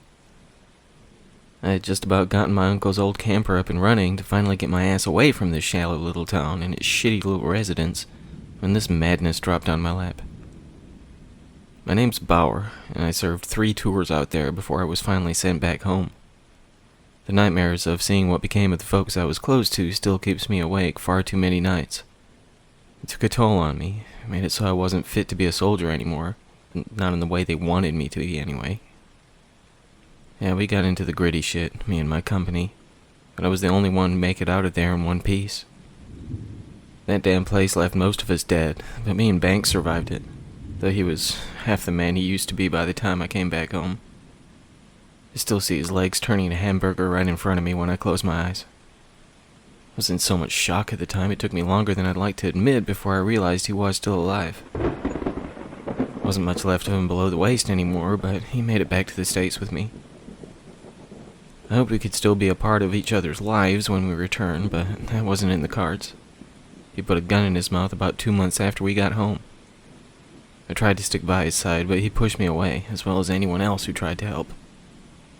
I still feel the guilt of not being able to truly help him, as well as the burden of seeing someone I cared about losing everything he was to that war.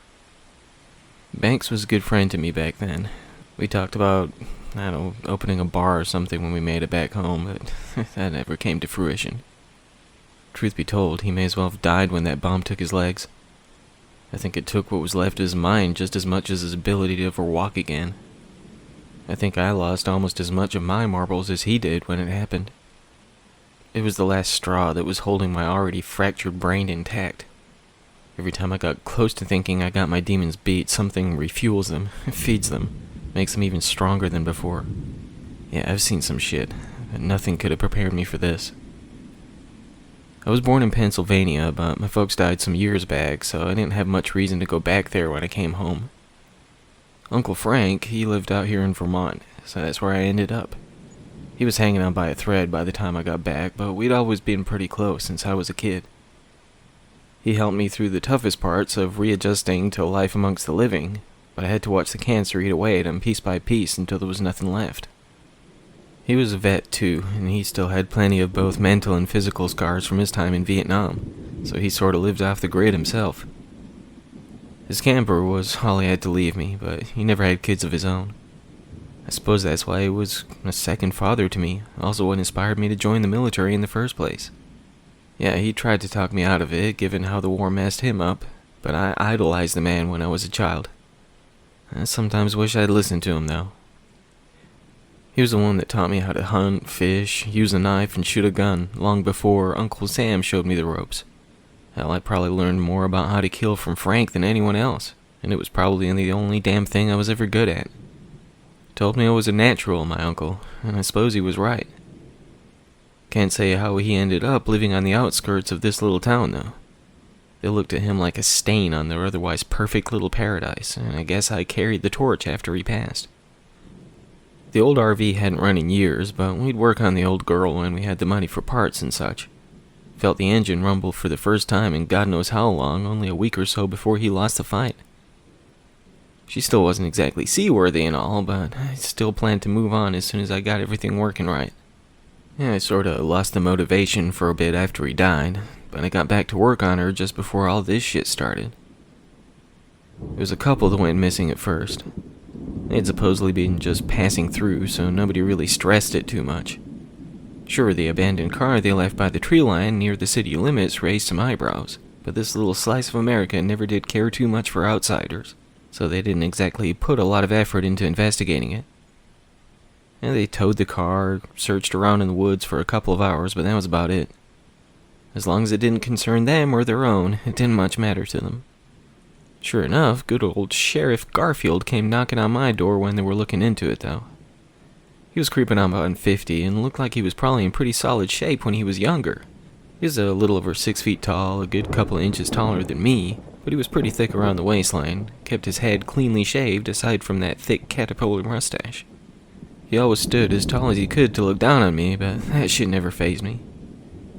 Yeah, anytime anything irregular happened, the old camper nestled up on the hill was his first stop.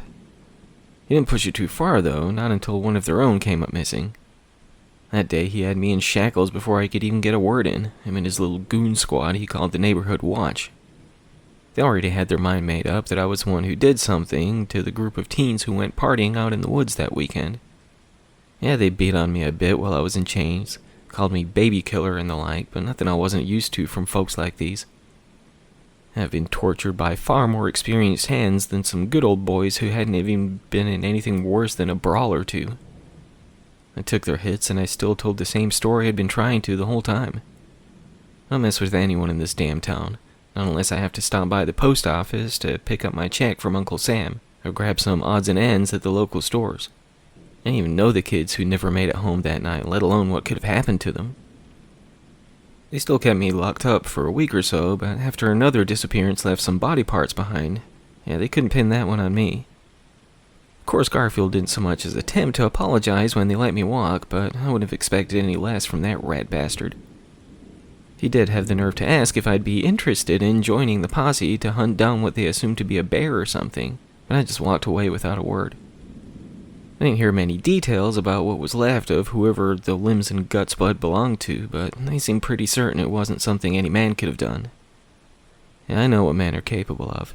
Seen some of the worst of it firsthand. Hell, I've done some of the worst of it myself, but there ain't much someone in the wrong state of mind can pull off if they have the time and means to do it. That was my thinking anyway, though I wasn't about to argue about being set free. Whether or not I gave two shits about the people of this city, I planned to do my own looking into who or whatever was doing this. Sorta wish I'd just stayed out of it, to be completely honest. Just got the old camper roadworthy and turned my back on this little shithole. And of course, there's a lot of things I would have done differently in my life if I knew then what I know now. And what's another few scars on the body and mind when all said and done, though? Ain't no point looking back. Not anymore. The posse consisted of maybe 20 or so guys, all of them big old shit-kicking jokers. A couple of them were the ones beating on me for the sheriff's delight, so I knew they had no chance against someone that tore some folks to pieces. Just because they're big, it don't mean they can fight. I've had worse beatings in a friendly sparring match or two. Hell, Uncle Frank hit harder when he was all skin and bones from the cancer. Whoever or whatever was out there, I knew they couldn't handle it. I tracked them from a good distance, kept the higher ground so I could see where they were headed. It didn't take me long to catch up with them either. I likely should have headed back to the camper to load up on some supplies, but Garfield reluctantly gave me back my K-bar when he let me go. I always kept it on me, even if I was just sitting around the fire pit like I was when they dragged me to the station. That knife was like a fifth limb to me all these years. I can control it just as well as any of them, maybe even better. If we were hunting a man, it wouldn't take much to drop him. Just a flick of the wrist. Nothing to it. Night was falling when things took a turn. When I got the first sight of what was really going on here. Being that it was dark out, all I had to go on was the beams of their flashlights down below. I'd spent a good deal of time in the woods over the 8 months or so I'd been living out this way, but I still had to watch my step. Last thing I needed was to tumble down on top of those I was tracking. When one of them screamed out, I watched those lights dart all over the place, when the panic got the better of them.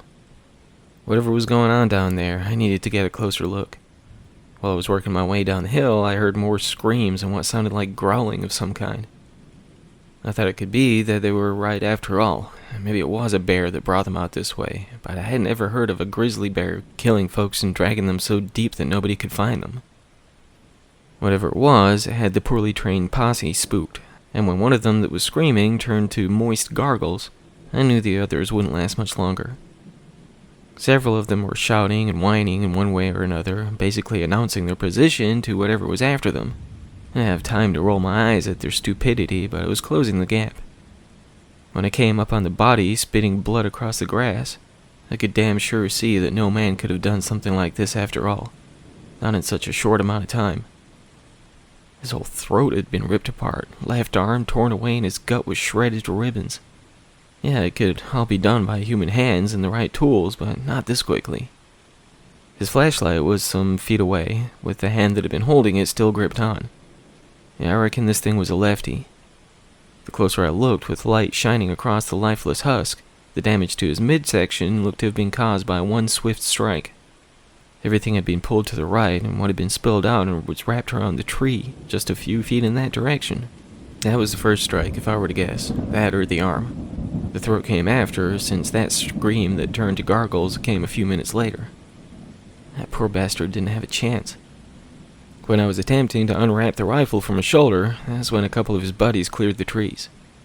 And when they saw me kneeling next to the guy trying to claim his gun, they trained theirs on me, while barking more of their damn threats and bullshit.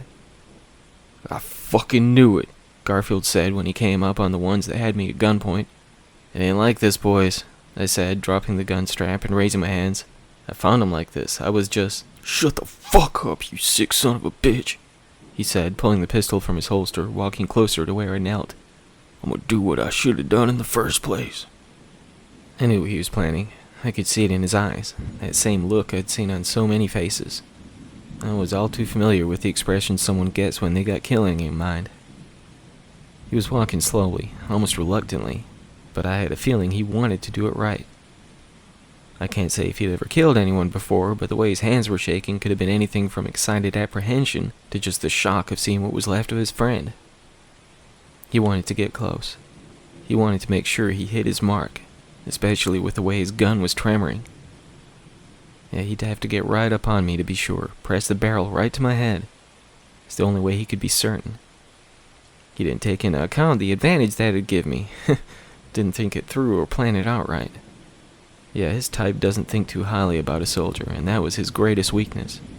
You don't disrespect your enemy, not if you want to get the drop on them. As soon as he pushed the barrel in my face, even though I could see that finger twitch and prepare to pull back, I was faster than him. I swatted that hand as soon as it was in range, spun him around to face his posse with my other arm and pressed my blade against his throat, just daring his boys to open fire. "Look at my knife," I said, letting their lights hit metal. "It's clean. No blood, no guts or meat." Garfield was shaking like a leaf in a storm, but he was fighting hard not to so much as twitch.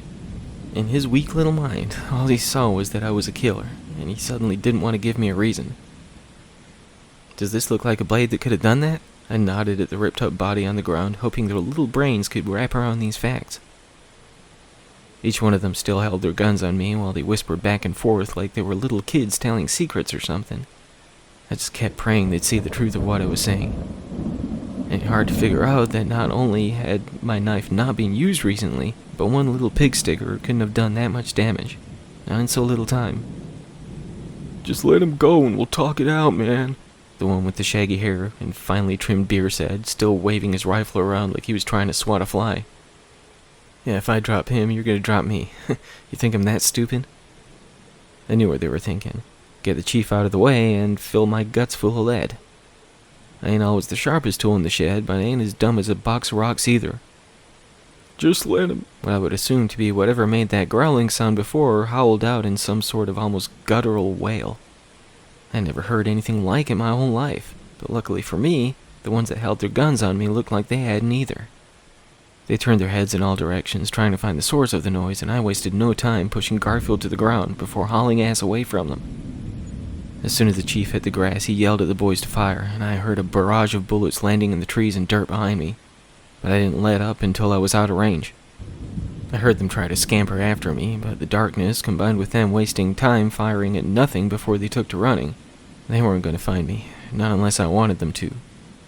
Power! The sheriff yelled out from somewhere behind me. "You're in a world of shit when we find you." He wasn't wrong, of course, but whatever tore this man to shreds found me first. The local law would be the least of my trouble. On the flip side, if it got to them before me, they'd learn a thing or two about hunters and prey. What I had to decide at this point is should I let it. That close-minded prick had made life hard for me and Frank for some time, but could I really just leave him and his boys to get ripped apart? I had never been much of a God-fearing man. My parents were regulars at church every Sunday since I was a kid, but they never forced me to walk the path they chose. Still, I put my life and sanity on the line to protect folks I'd never laid eyes on, leaving me with scars that'll never heal. No, this one wasn't my problem, not after everything the small-minded sheriff in his worthless little town had put me through. At that point, my only concern was getting as far away from my pursuers as I could. Whatever may or may not happen to them after I was gone wasn't my problem. Maybe if I could get back to the old camper, maybe I had enough life in it to get across the borders of the city, free me from this damn place and its shitty residents. That was my thinking at the time, before the screaming started again. It could have been no more than instinct that made me stop running as soon as another horrified screech echoed across in between the trees. Perhaps it was my own fear of what was out there that made my pulse race while I stood in place, still almost gasping for breath from the flat-out sprint. Of course, it's very possible that I am a singularly stupid individual, one that allows some bizarre sense of morality to overrule my better judgment and send me charging back to those from whom I had only just escaped. Gunfire was erupting from all over the place ahead of me, while one gargled voice became silent before another yelled out in shock and fear. My heart pounded against the wall of my chest as I drew closer, even more so when I could make out the growls again. They were hauntingly deep, vibrating and guttural moans that sounded as though each one reverberated against the inner lining of my ears in ways I couldn't describe. I felt them as much as I heard them. The first body I came across had been torn in two, split apart in the midsection, only connected by gnarled and meaty strips of tissue. The expression frozen to the man's place was one of complete and absolute horrified shock. The look in his vacant eyes almost disturbed me more than the jagged remains of his spinal column, protruding through where his intestines were sprawled out across the dead leaves. With the others sounding as though they were only some yards ahead, I reached for the gun lying on the ground next to the empty husk, only to find he had apparently spent what ammunition he had. Even with all the awful shit I'd seen in my life, I still fought against retching across the bloodied pool of guts in my feet as I searched the body for any extra ammo. Can't say I wasn't surprised to find no trace of any, as these men were clearly not remotely prepared for this. As I raised up once more from the ground, a grisly howl called out from what felt like all around me, causing my stomach to churn even more than it already was. Being the incredibly stupid man I am, I charged onwards with my K-bar gripped tightly.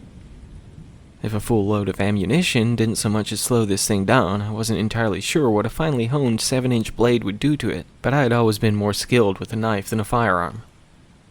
Yeah, it was a good shot, and rarely missed my mark, but I was always better up close and personal. Since the bizarre soundtrack of whatever this beast was sounded as though it came from all directions, I had little choice than to follow the sounds of the screams. It didn't exactly take rocket science to figure out that whatever the current victim was would lead me directly to what was killing them.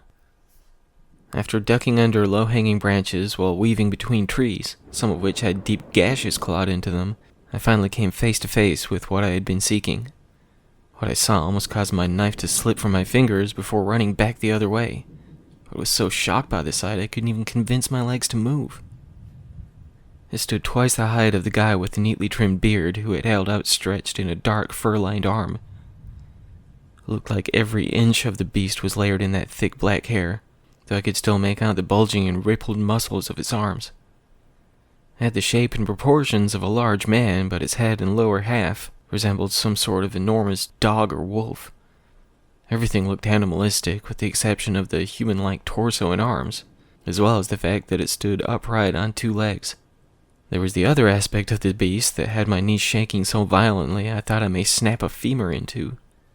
Given the fact I could only see the profile of the mammoth from where I stood, I could only make out one of its eyes, above and back from its snarling, sharp-toothed muzzle, but it glowed a vibrant red, as though I were gazing into the eyes of the devil himself.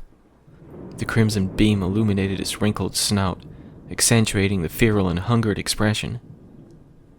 I still gazed on, practically rooted to the spot while it wrapped one large 5-fingered hand around the head of its victim, before placing the other around its neck and upon its shoulders. The guy tried to let out a scream again, but all I could make out was a muffled whimper when the enlarged palm spread across his mouth. I could still see the blood spew from between the fingers of the beast while it pulled up on the head that it held, while pressing down on the torso. I heard every tear and snap of the muscle fibers and flesh of the man's neck as it stretched and split. The muffled gargles combined with the sound of blood splattering against the trees while spraying onto the gaping mouth of the creature.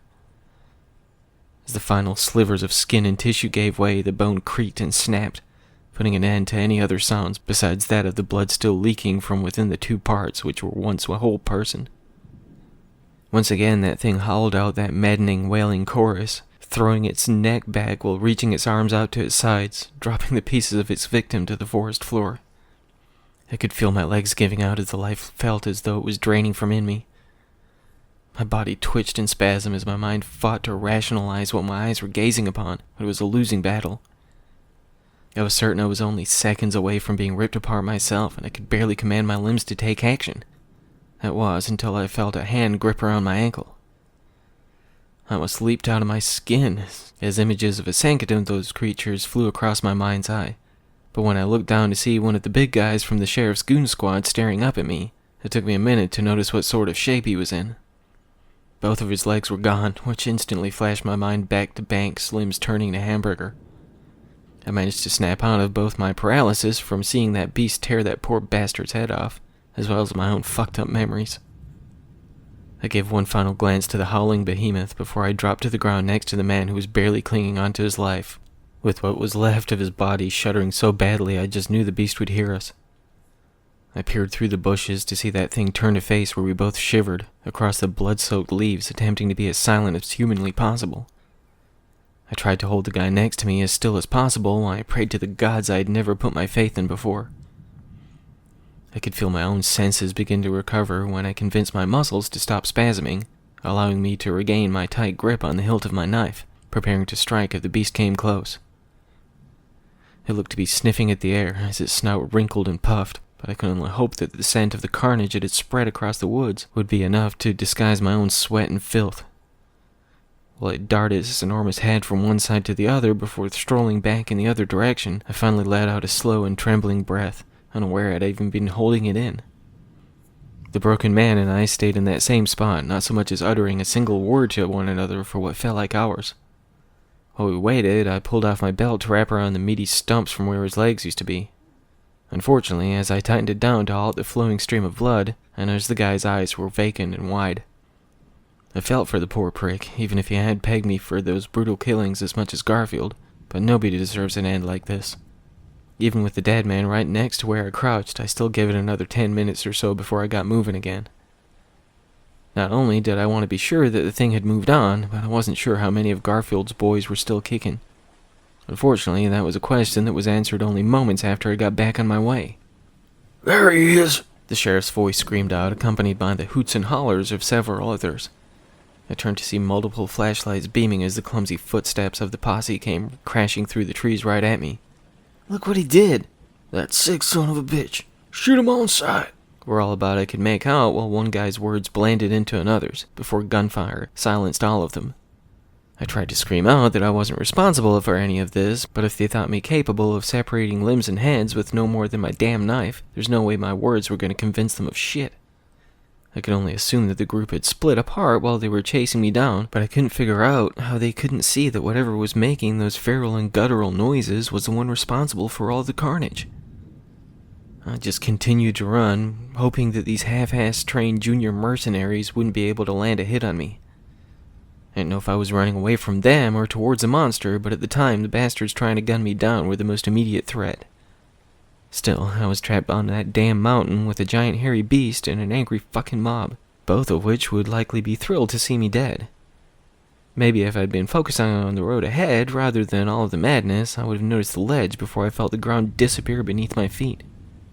When I felt my body practically slap across the water, I just knew I'd hit the ground, and this was the end for me. It took me a minute to realize I was sucking in water rather than floating away to Neverland or some shit. I wrestled my way back to the surface just in time to hear more guns fires from above, likely from the ledge I dropped from. To my continued surprise, I was apparently out of range enough for none of them to hit me before I made it to the riverbank. As soon as I was certain I was out of the mob's sight, I dropped to the ground, gasping for breath. I was hurting and exhausted. I was almost literally between a rock and a hard place, but at least I had a moment finally. I took a chance and allowed my body to rest before moving on, as I was sure it'd take them some time to get down to where I found myself. Still, even if I had managed to somehow survive the carnage that beast shed, as well as the ignorant pricks who couldn't tell the difference between an animal attack and what is realistically possible with a damn K-bar, it was quite clear to me that my long and brutal night had only just begun. By the time the damn goon squad made it to the riverbank, I was long gone. Though they didn't realize it, I could still see them, but they had no clue where I had headed. Of course, it wasn't exactly hard to make out where they were with the beams of their flashlights darting all over the damn place. They were yelling back and forth to each other so loudly I just knew they would draw the attention of that creature soon enough. On one hand, I really didn't see a problem with that, as it would take them out of the equation and I could hopefully get off this mountain while they were getting chewed on like an old pair of slippers. Unfortunately, I still wasn't sure if I could live with that on my already heavy conscience. I'd seen far too many good people die for no good reason, and even though these ignorant bastards would not fit into that category for me, I didn't know if I could just let them be torn apart. Besides, if they did all get wiped out by that thing, I was certain I would still be held responsible. With my luck, Garfield would still make it out unscathed, and he'd still pin it all on me even if he did see that thing up close and personal. For the time being, I kept an eye on those hunting me, even if I hadn't decided yet what I would do if it came down to a them or me situation. As it turned out, that wouldn't be a debate I would have to dwell on for long. I'm not sure if it was the howling or the screaming I heard first. I'd been keeping an eye on the lights cutting through the darkness, but I couldn't make out much else from where I stalked above. I think it was pure instinct that sent me charging down that hill just as I had before. Yeah, I still had nothing to defend myself more than my K-bar, but I still knew I had to at least make an effort to clear some of the members of the sheriff's posse from the path of that thing.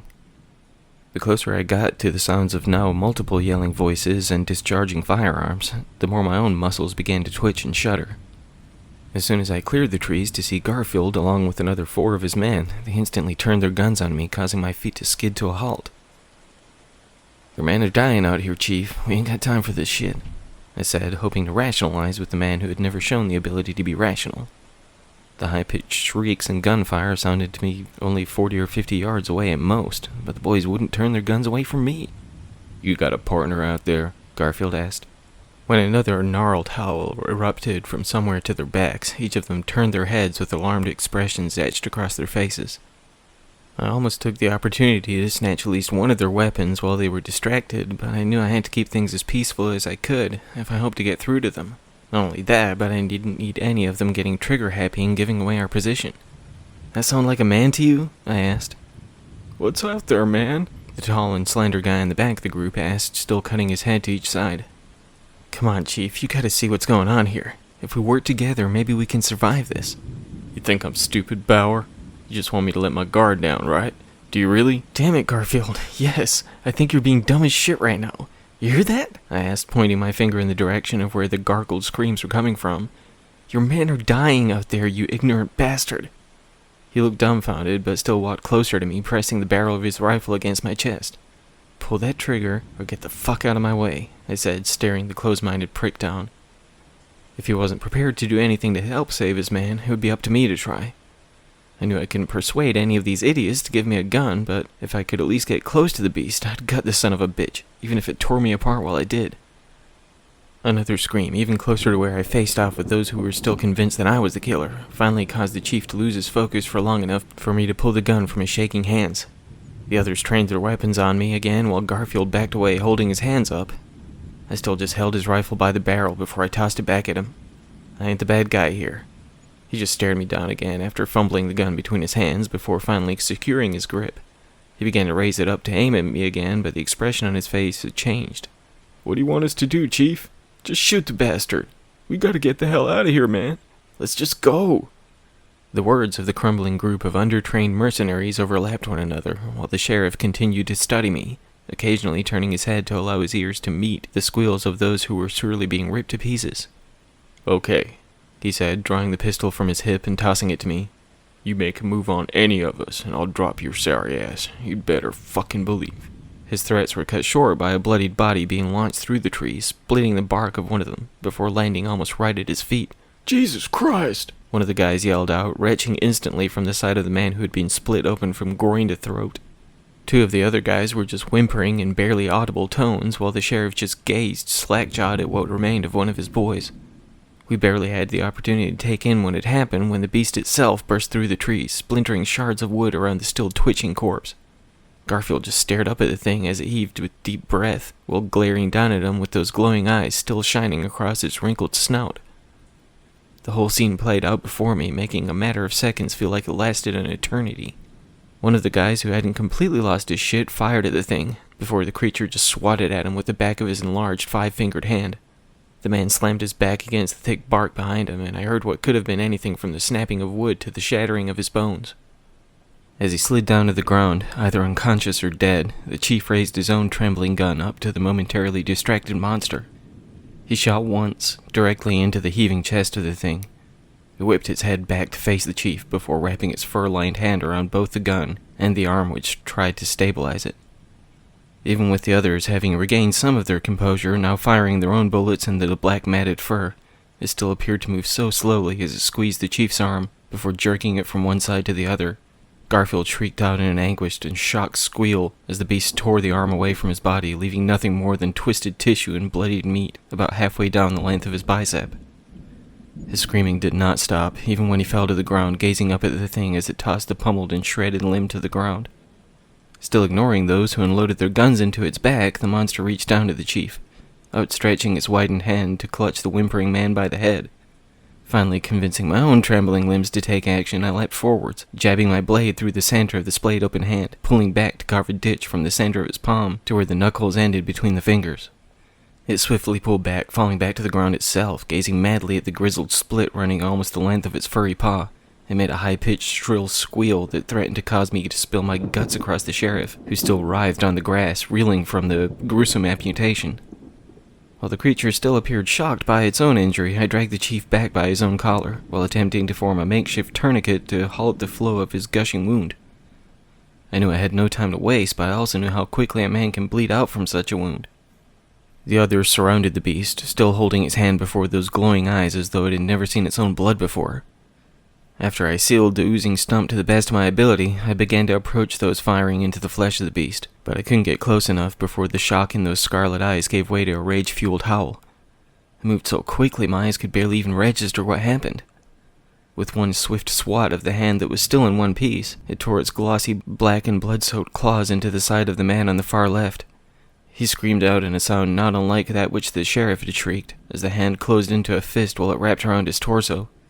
It squeezed and twisted, echoing snapping, crunching sounds across the forest. In one final flick of the muscled wrist, the man was shredded into two pieces, both parts gushing fluids and entrails across the one who stood to his right. As it dug its large, crimson-stained and sharpened teeth into the throat of the next poor bastard in line, I knew I had to get Garfield away from here if I was able. Clearly, there was nothing I could do to save those who had surrounded the thing. I could still make out where at least one of them had sprinted through the trees, hopeful to escape the gruesome fates of his friends. I gave one last look to the man who had about a foot-long ditch chewed from his neck down to his chest, with broken shards of rib bones piercing through the ground beef-lined chest cavity, before I threw the chief across my shoulder and ran as fast as my legs could carry us. As I attempted to charge back towards the riverbank I had pulled myself from not too long ago, I heard one last gargled scream from off in the distance behind me, before everything but my own charging footsteps fell silent. Garfield didn't even seem to be moving as I charged on, but I hoped he'd only passed out, and not that I hadn't slowed his blood flow enough. I still only had so much time to get him some professional help, but I was prepared to keep speeding towards civilization for as long as I could. "Chief?" A voice spoke through the walkie the sheriff had clipped to his belt. "Chief, you there?" "He's hurt," I replied, trying to get him some help. "Wait, where'd you guys go? A couple of us got turned around and we heard shots fired. You killed that fucker Bauer?" "Bauer ain't the killer. There's some kind of beast. Get the hell out of here." I chose to reveal neither who I was nor the fact that fucker Bauer didn't have shit to do with any of this. Yes, I knew these guys were potentially screwed, but I didn't have time to go hunting for them if I hoped to get Garfield to safety. Still wasn't entirely sure why I was so driven to help a man who had always treated me with nothing but contempt, but I think I sort of needed to. Not only did I need my name cleared on this, but that son of a bitch owed me now. Well, if I could save his ass, he would. As soon as I reached the lake, I stopped for a moment, laid the chief down, and inspected both the shredded tissue and his pulse. I had to tighten the tourniquet down some more, and he was looking incredibly pale, but his pulse was surprisingly strong, even with the blood loss and trauma. I decided to take a moment to catch my breath before quenching my thirst in the refreshing river water. Everything was quiet aside from my own thumping heartbeat and the shallow breath of the chief. I knew I had to get moving, but my side was still splitting from the hasty retreat. I still felt like shit for not being able to save the other guys, as well as leaving God knows how many others behind, but I had to focus on the life I could save, even if it was that of a relentless prick who had always had it out for me. I let my guard down. I should have known that was a mistake. I got sloppy, and it was my own fault that I didn't see it coming. I didn't even realize it had stalked up from behind me while I sat there, resting my legs and back. With its massive proportions, I think I allowed myself to believe it was not the most stealthy of creatures. I know better than this. I know you never make assumptions about a burgeoning threat. Maybe my pig-headed ass deserved to die along with every other lost soul on that mountain. It let out a deep growl that almost caused the ground to shudder. I looked out to the water to see the moonlight's glow highlighting the reflection of the thing as it stood over me. His chest was heaving with angered breath as it stared down at me with those piercing eyes. I stayed still. I didn't twitch. I wanted to let it assume I was paralyzed with fear. I dropped my guard. Got comfortable and self-assured. I could tell that this thing was intelligent, to a point at least. But maybe it could be arrogant too. I edged my hand slowly to the hilt of my blade sheathed to my belt. I could only hope it didn't notice. I almost wished I hadn't dropped the chief's pistol down beside where he lay as I tightened the belt around his stump, but I hoped my blade would be enough. I turned my head and body to glare up into its eyes. I began to tremble and whimper. Give it what it wants. Let it see my fear. Make it think I'm broken. It just tilted its head to one side, still keeping its snarling constant, allowing the thick drool to seep from its upturned lips, dripping to the ground beside me. I just kept on whining and sobbing, uttering pleas to spare my worthless life, while covering my face with one hand, and the other steadily creeping towards my knife. As I felt my fingers wrap around the hardened hilt of my K-bar, the beast threw back its head, wailing a victorious howl into the night and across the darkened trees. That's right, you son of a bitch. You got me pegged. You got me beat. Ain't nothing to it now, right? You stupid sack of shit-laced fur. You got cocky. As soon as its upturned mouth called out, I whipped my knife out before pushing myself forward between its legs. I don't know if this thing's anatomy works with the same rules as ours do, but I know what a split Achilles tendon does to a person. As soon as I got behind it, I swiped my knife across the tendon at the back of the elongated ankle. It instantly echoed an ear-piercing squeal, dropping it to its knees on the side I cut. I tried to leap for the other leg, but it caught me by the arm before I made it. Damn, this thing was fast. As I felt the grip tighten around the arm which held the K-bar, I glanced over to the stump hanging from Garfield's shoulder, knowing full well this could be my fate if I didn't act fast. I dropped the knife, instantly catching it with my other arm. Before the massive fingers could shatter my bones and twist my arm free of my body, I stuck my blade through its forearm, weaving it from side to side within the now gushing meat. It shrieked again, releasing its grip on my arm, but it swatted me to the side before I could pull my knife back out. I felt my body soar through the air before I landed some 20 feet or so from where the beast stood, pulling my K-bar from its arm and throwing it to the side. It faced me now with those red eyes cutting into mine again, crouching down as though it was set to pounce. I was weaponless now. I could vaguely make out my blade reflecting the moonlight far out of my reach, but there's no way I could get to it before the monster could get to me. It was a classic face-off as we gazed upon one another.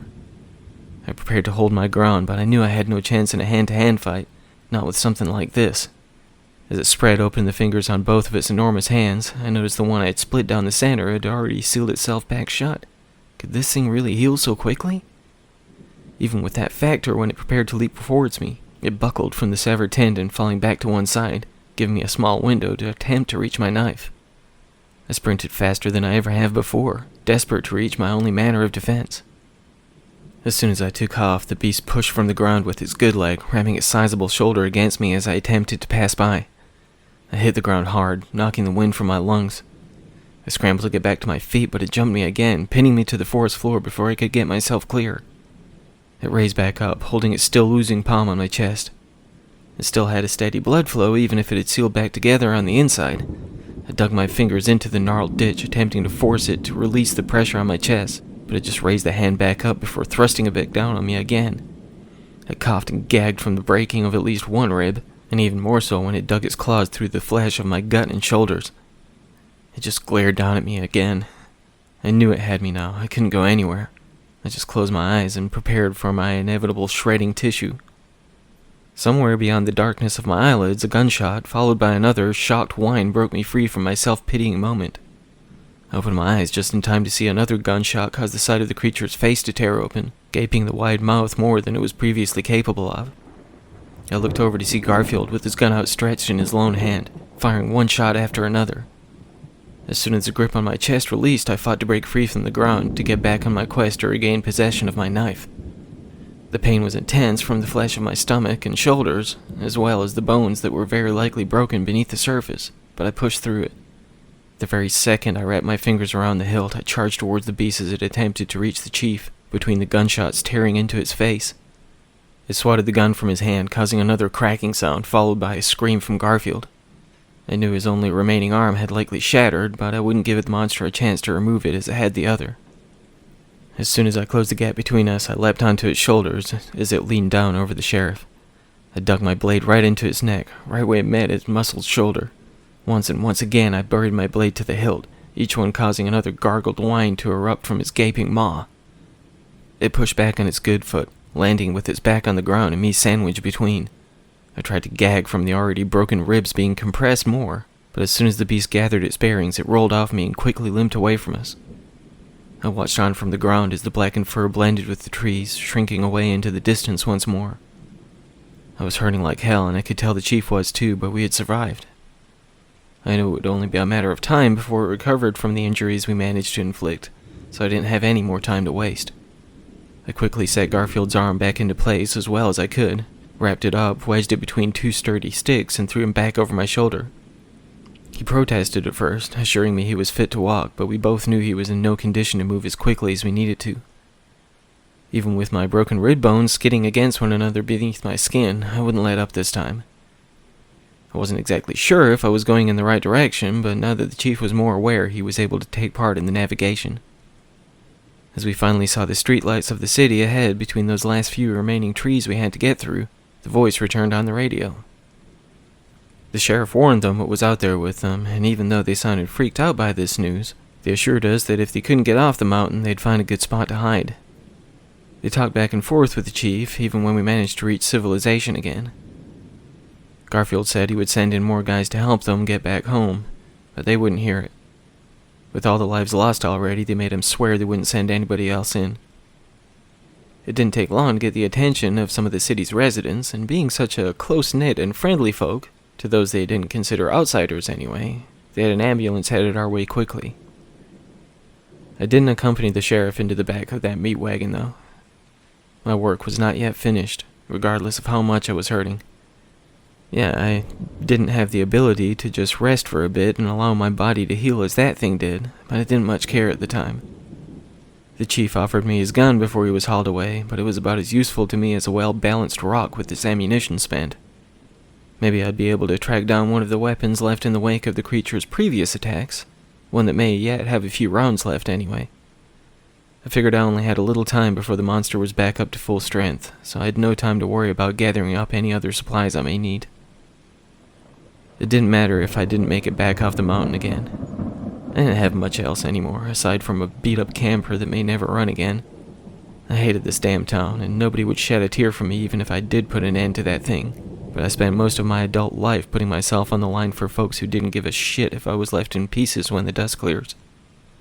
I was a living and breathing weapon. It's the only thing I'd ever been good at, and if there was ever a time to kill, yeah, this was it. That monster drew blood from the people of this shitty slice of the world before it took the time to spill mine too. Yeah, it was my turn now.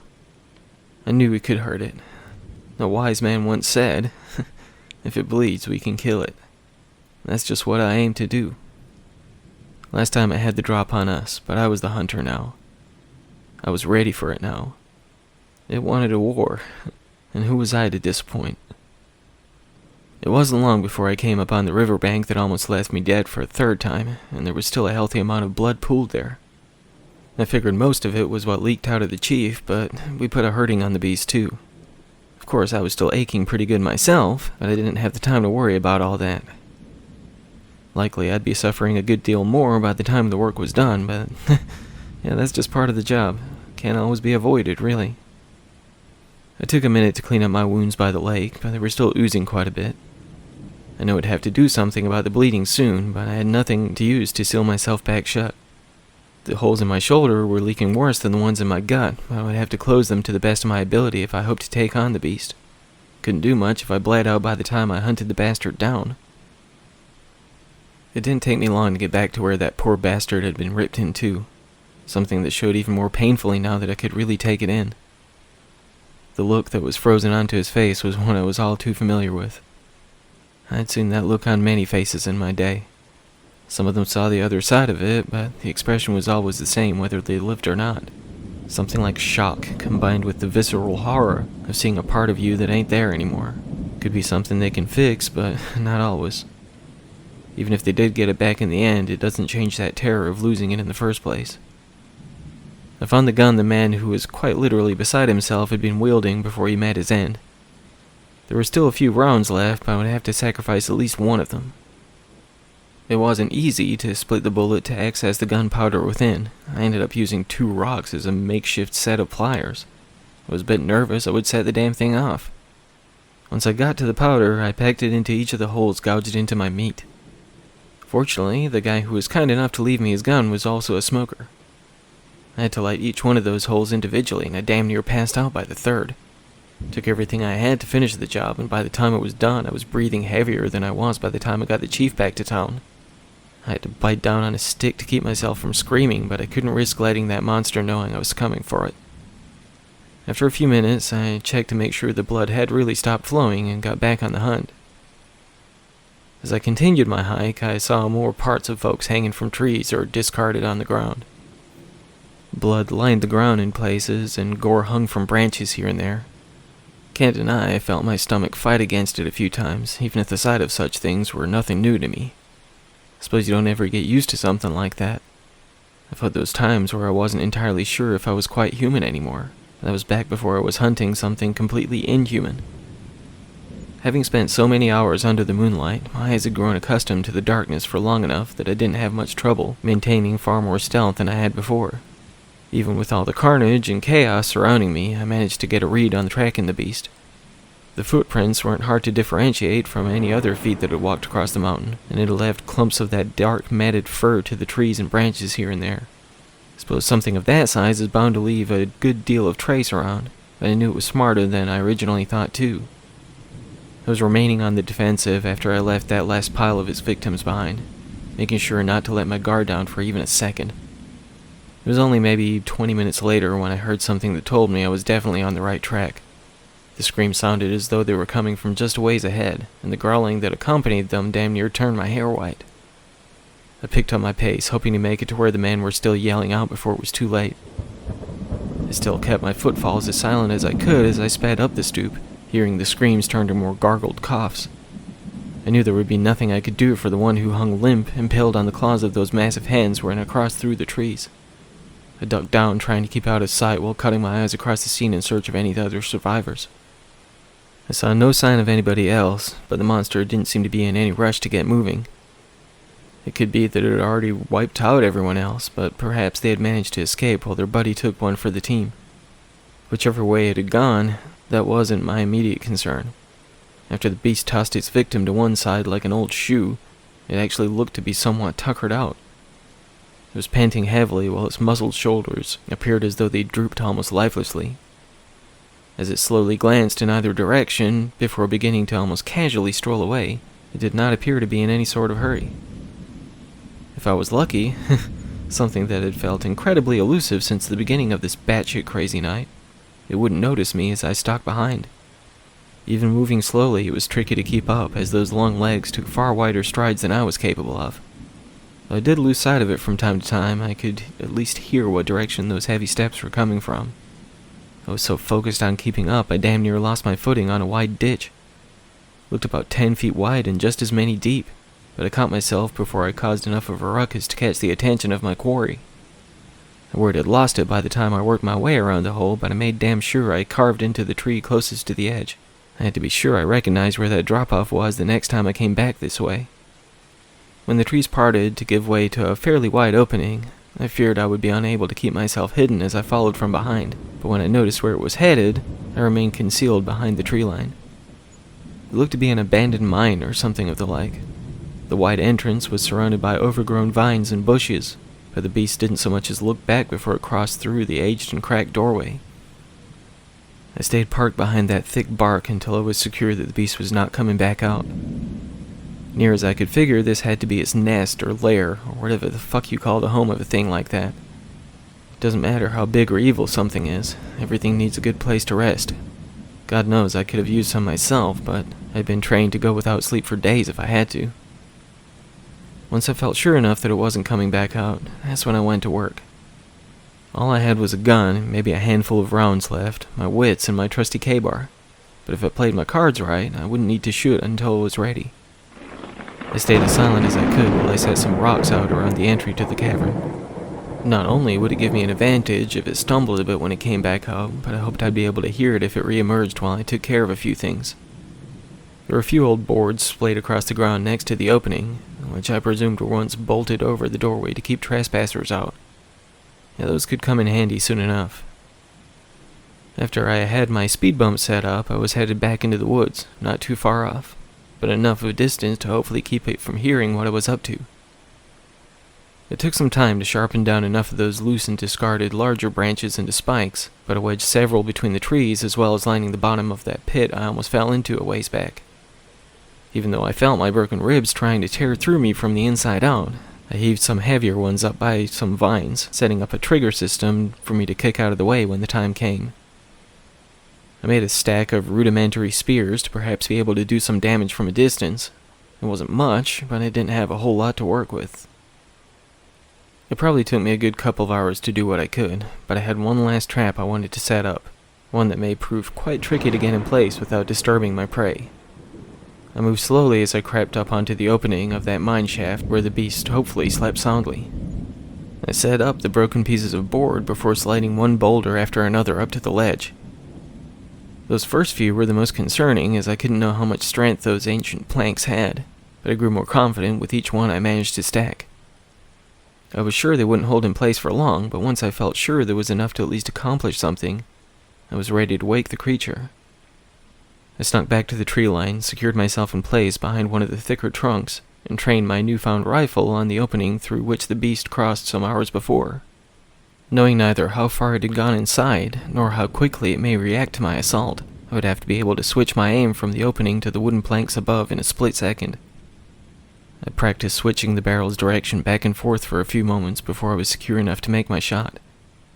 I couldn't know how accurate this weapon was until I fired off that first round, but I could only hope that my reflexes would be quick enough with how exhausted my weakened body felt. My ribs still throbbed, as did the quintet of holes I had sealed shut with fire, but I had no more time to waste. This was it, win or lose. I could only hope I would do enough damage to it before I lost too much blood. As soon as the sounds of that first bullet launching into the open mineshaft echoed across the otherwise silent forest, an angered and ferocious howl erupted from inside.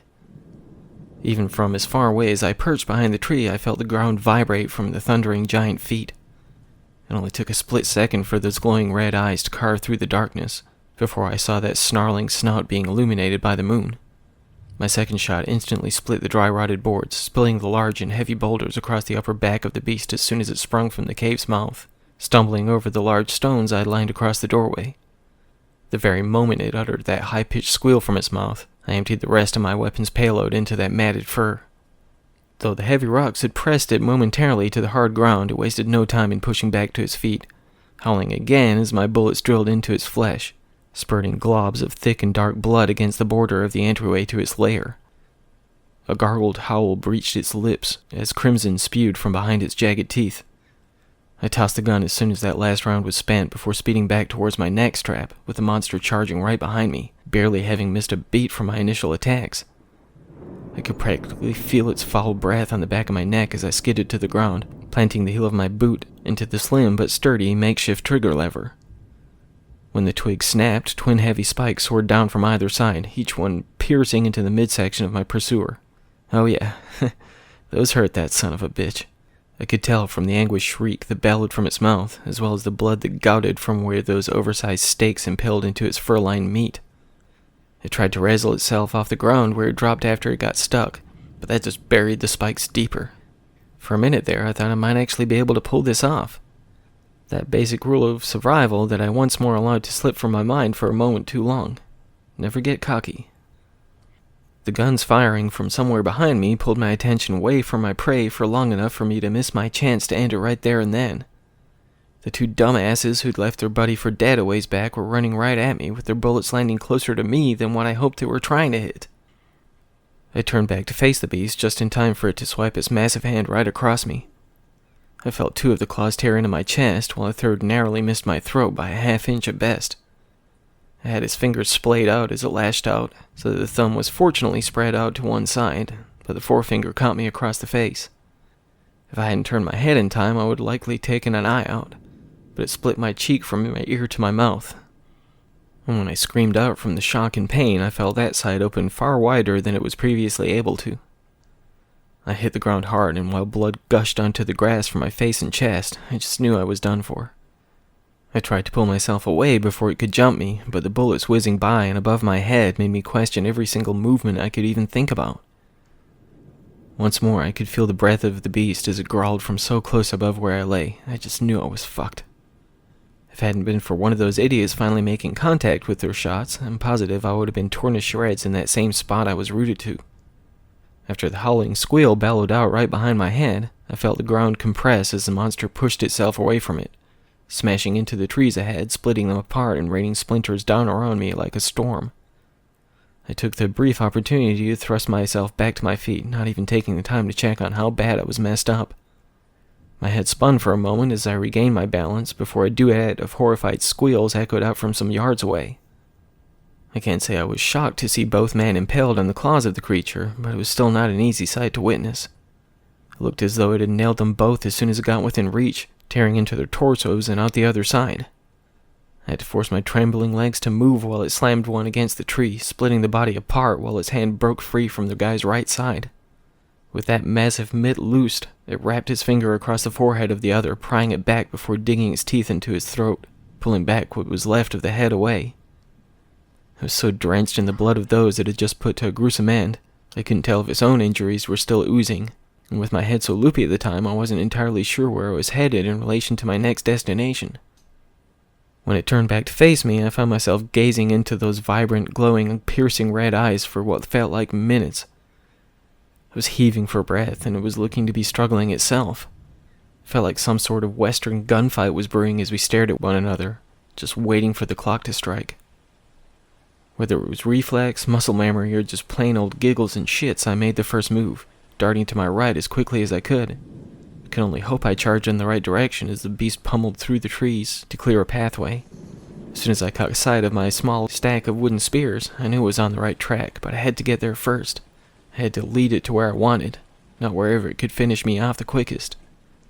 Every fiber of every muscle burned, as well as the pulsing of my series of gaping wounds. I was running on pure instinct, pure drive to survive. His bloodlust was strong, as was its hatred for me. I heard it worse than perhaps anybody else had before, and it wouldn't think twice when it got within range. That's exactly what I was counting on.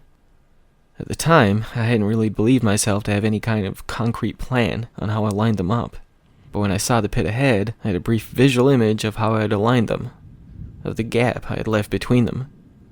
As had been the case more times than I can even count by now, it was right behind me, but I had to allow it to get close for this to work. As soon as I leapt forwards, I heard it loudly grunt as it pushed its own legs free from the ground. I had so little time to adjust my posture, it would be a miracle if this worked. But as I spun myself around to face its engorged and gaping mouth, I pinned my arms to my side, clamping my legs together as I fell backwards. I closed my eyes once again, as this would be over in an instant whether I pulled it off or not. While the cool air whistled through the cavernous split in my face, my back slamming against the ground, knocking the wind right out of me, as did the spike tearing through the outside of my right thigh. But none of that overwhelmed my delight at hearing the quickly muffled squeal. The final sounds that uttered from the twitching mouth of the beast as all 10 spikes buried into its tissue in multiple areas was far more satisfying than I could have imagined. Even with the likely tremendous weight of the thing, I had aligned the spikes in varying angles, so the bulging chest was still propped a foot or so from my face as we both lay broken at the base of the deep ditch in the forest floor. I don't know if it was the shock of everything, my ongoing battle to ignore the high degree of pain I was in, or just that I thought I may well be dead, that left me lying in that same spot until the sun began to arise in the distance. Whatever it was, with the woods being finally lit up around me, I could clearly see that the creature was no longer moving, as it still appeared to be almost hovering above me with the light beaming down around its frozen form. I still jabbed it with my knife a few times, just to be sure. Yeah, maybe just for fun, truth be told. When I finally decided to wiggle myself out from the bottom of that pit, it was no easy task. With my newly ripped thigh, I found it hard to put pressure on the leg, but was able to use the body of the beast to lift myself up and around. My chest and ribs burned like a son of a bitch while I pulled myself out the rest of the way, but was finally free of both the creature and what had almost served as our twin grave. I took one final look at the behemoth, actually taking in its enormous proportions, which would have appeared far more intimidating in the daylight if it was still alive.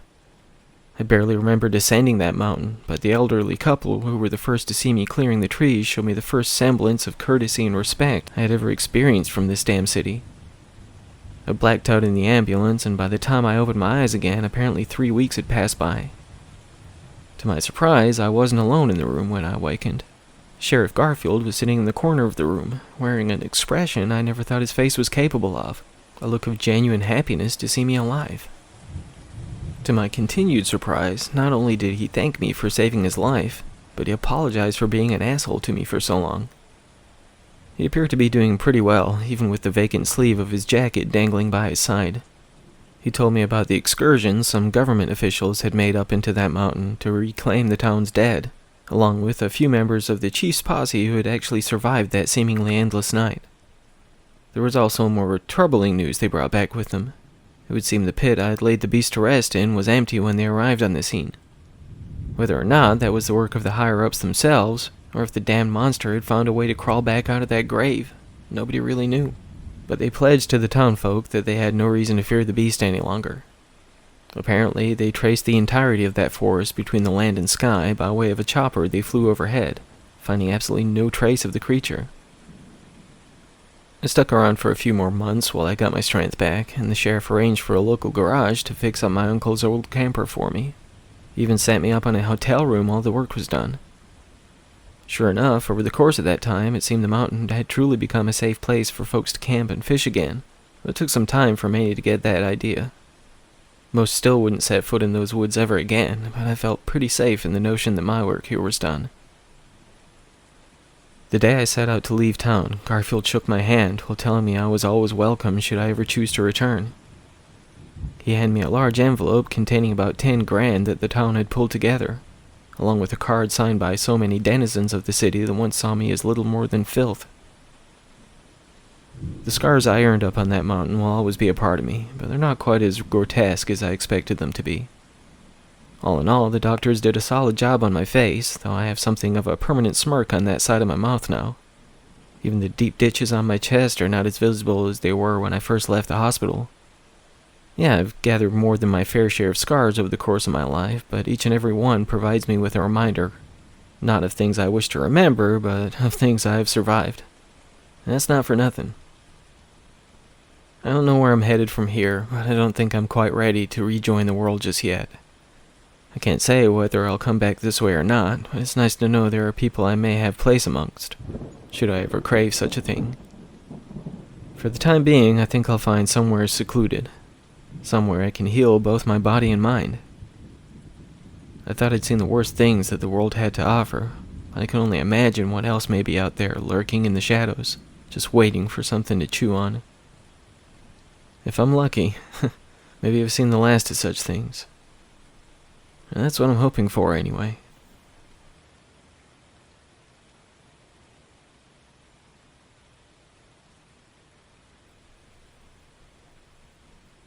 The Chesterfield-style, buttoned and studded black leather desk chair was not exactly what Antonio Villas, better known as Tortilla to his friends, was looking for that day, but it had his attention from the moment he saw it. It had a walnut frame, was fully adjustable, and sat on 5 legs with casters and patented brass caps, with a low back, and it caused him to light up like a 7-year-old birthday boy. When he rolled it into Prodigy Tattoo, the shop in which he worked, the other artists were hard at work, but still gave a curious glance to the unusually giddy Tony as he passed by them. When he slid it beside the desk at his station, he just gazed at it with awe in his eyes. While awaiting the only client he had scheduled on this particular Sunday, he kept gutting glances from his new chair to his associates, eagerly anticipating introducing them. He did feel quite silly the longer this went on, but it didn't exactly inspire him to become any less thrilled about his new tattooing chair. His old one had been falling further into disrepair by the day. Had he not been leaning back to take a look at what finishing touches were left that day, he may well have carved far deeper than intended into the flesh of one of his regulars when the caster wheels snapped. Fortunately, ending up sprawled out on the floor when it gave out was a best-case scenario, but the what-ifs that darted across his mind at the time assured him it was time to replace the old girl. "Well, damn, Tortilla, ain't that classy?" Andrew North, the shop owner, said after walking over to see what Tony was so excited about. Andrew, better known as Houdini to his associates, had given his friend the nickname back in the day, mostly because it was often his go-to snack between appointments. Though he had never explained his own adopted moniker to his friends, they crafted theories from some time spent in some far-off prison he escaped from, to turning to tattooing when his dreams of becoming a magician didn't work out. He would just claim that the story was not appropriate for civilized conversations, as this establishment would require, but the name stuck nonetheless. William, the most recent addition to the team, was not quite as fond of the name his buddies had chosen for him, and would often attempt to make suggestions for a new one. Unfortunately, it would seem he was stuck being referred to as Wonka for the foreseeable future. "Could change it to Wonky if you like," Tortilla would say from time to time when the subject came up. William would just roll his eyes and try to keep a lid on his frustration when he would have to endure Wonky Wonka jokes for the remainder of the day. All in all, they were a tight-knit group when everything was said and done. Yeah, they would often go out of their way to get on one another's nerves, but it was all in good fun, or so they would claim. "Damn, man, you gonna start wearing a smoking jacket next? Maybe puff away on a pipe in between tats?" Wonka said, pulling off his black latex gloves. "Come on, guys, this thing is fucking sweet, right?" Tony said, running his fingers across the low leather back.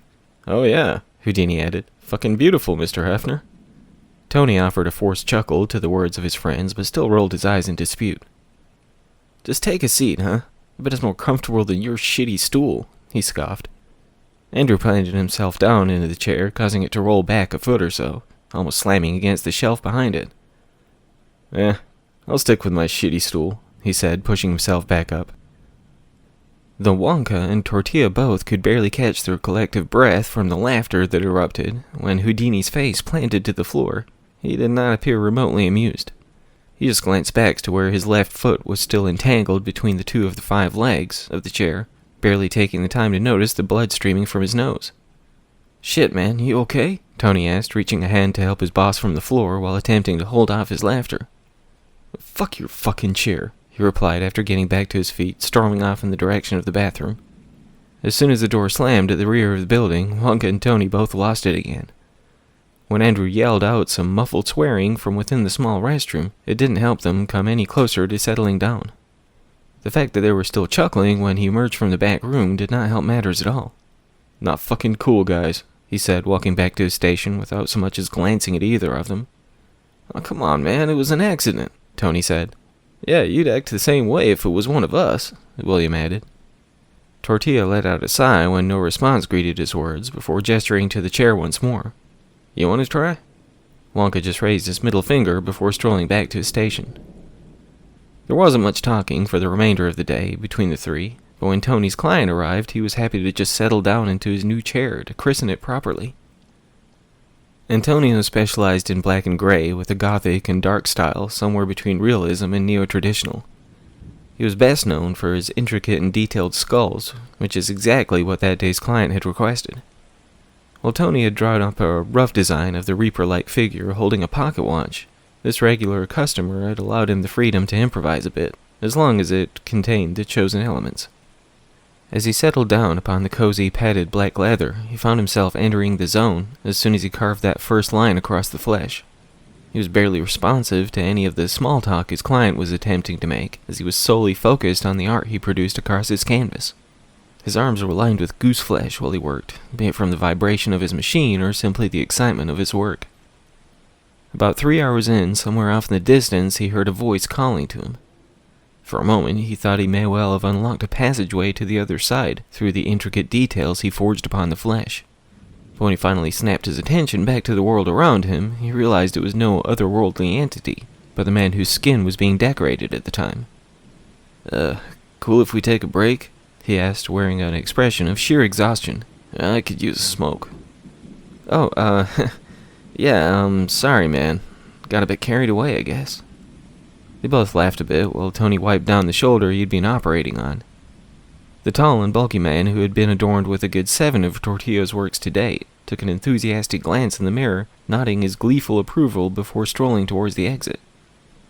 Though Antonio considered joining his client for a smoke, he didn't feel especially compelled to lift himself from the cozy chair he'd sat upon for some hours now. When Bob Clancy, his regular of a good 2 years now, came strolling back in, he was still gushing over the work his artist had already completed a good 3/4 of. "This one might be the best one yet," he said, rolling his stiff neck. "It's different, from your usual stuff, but in a good way. You've come a long way, man." While Tony briefly considered looking deeper into his words, searching for some underlying insult to his previous work on the man, he couldn't help but agree that this was something special. The way the light source cast a shadow over the left side of the skull, while the tattered cloth of the hood hung low upon its brow, really brought it to life, in his opinion. The longer he stared at it, the more he began to map out the finishing touches that remained, something that almost made his mouth water with anticipation, for some reason he couldn't quite pinpoint. "You ready to get back at it, then?" "Hell yes. How much longer, you think?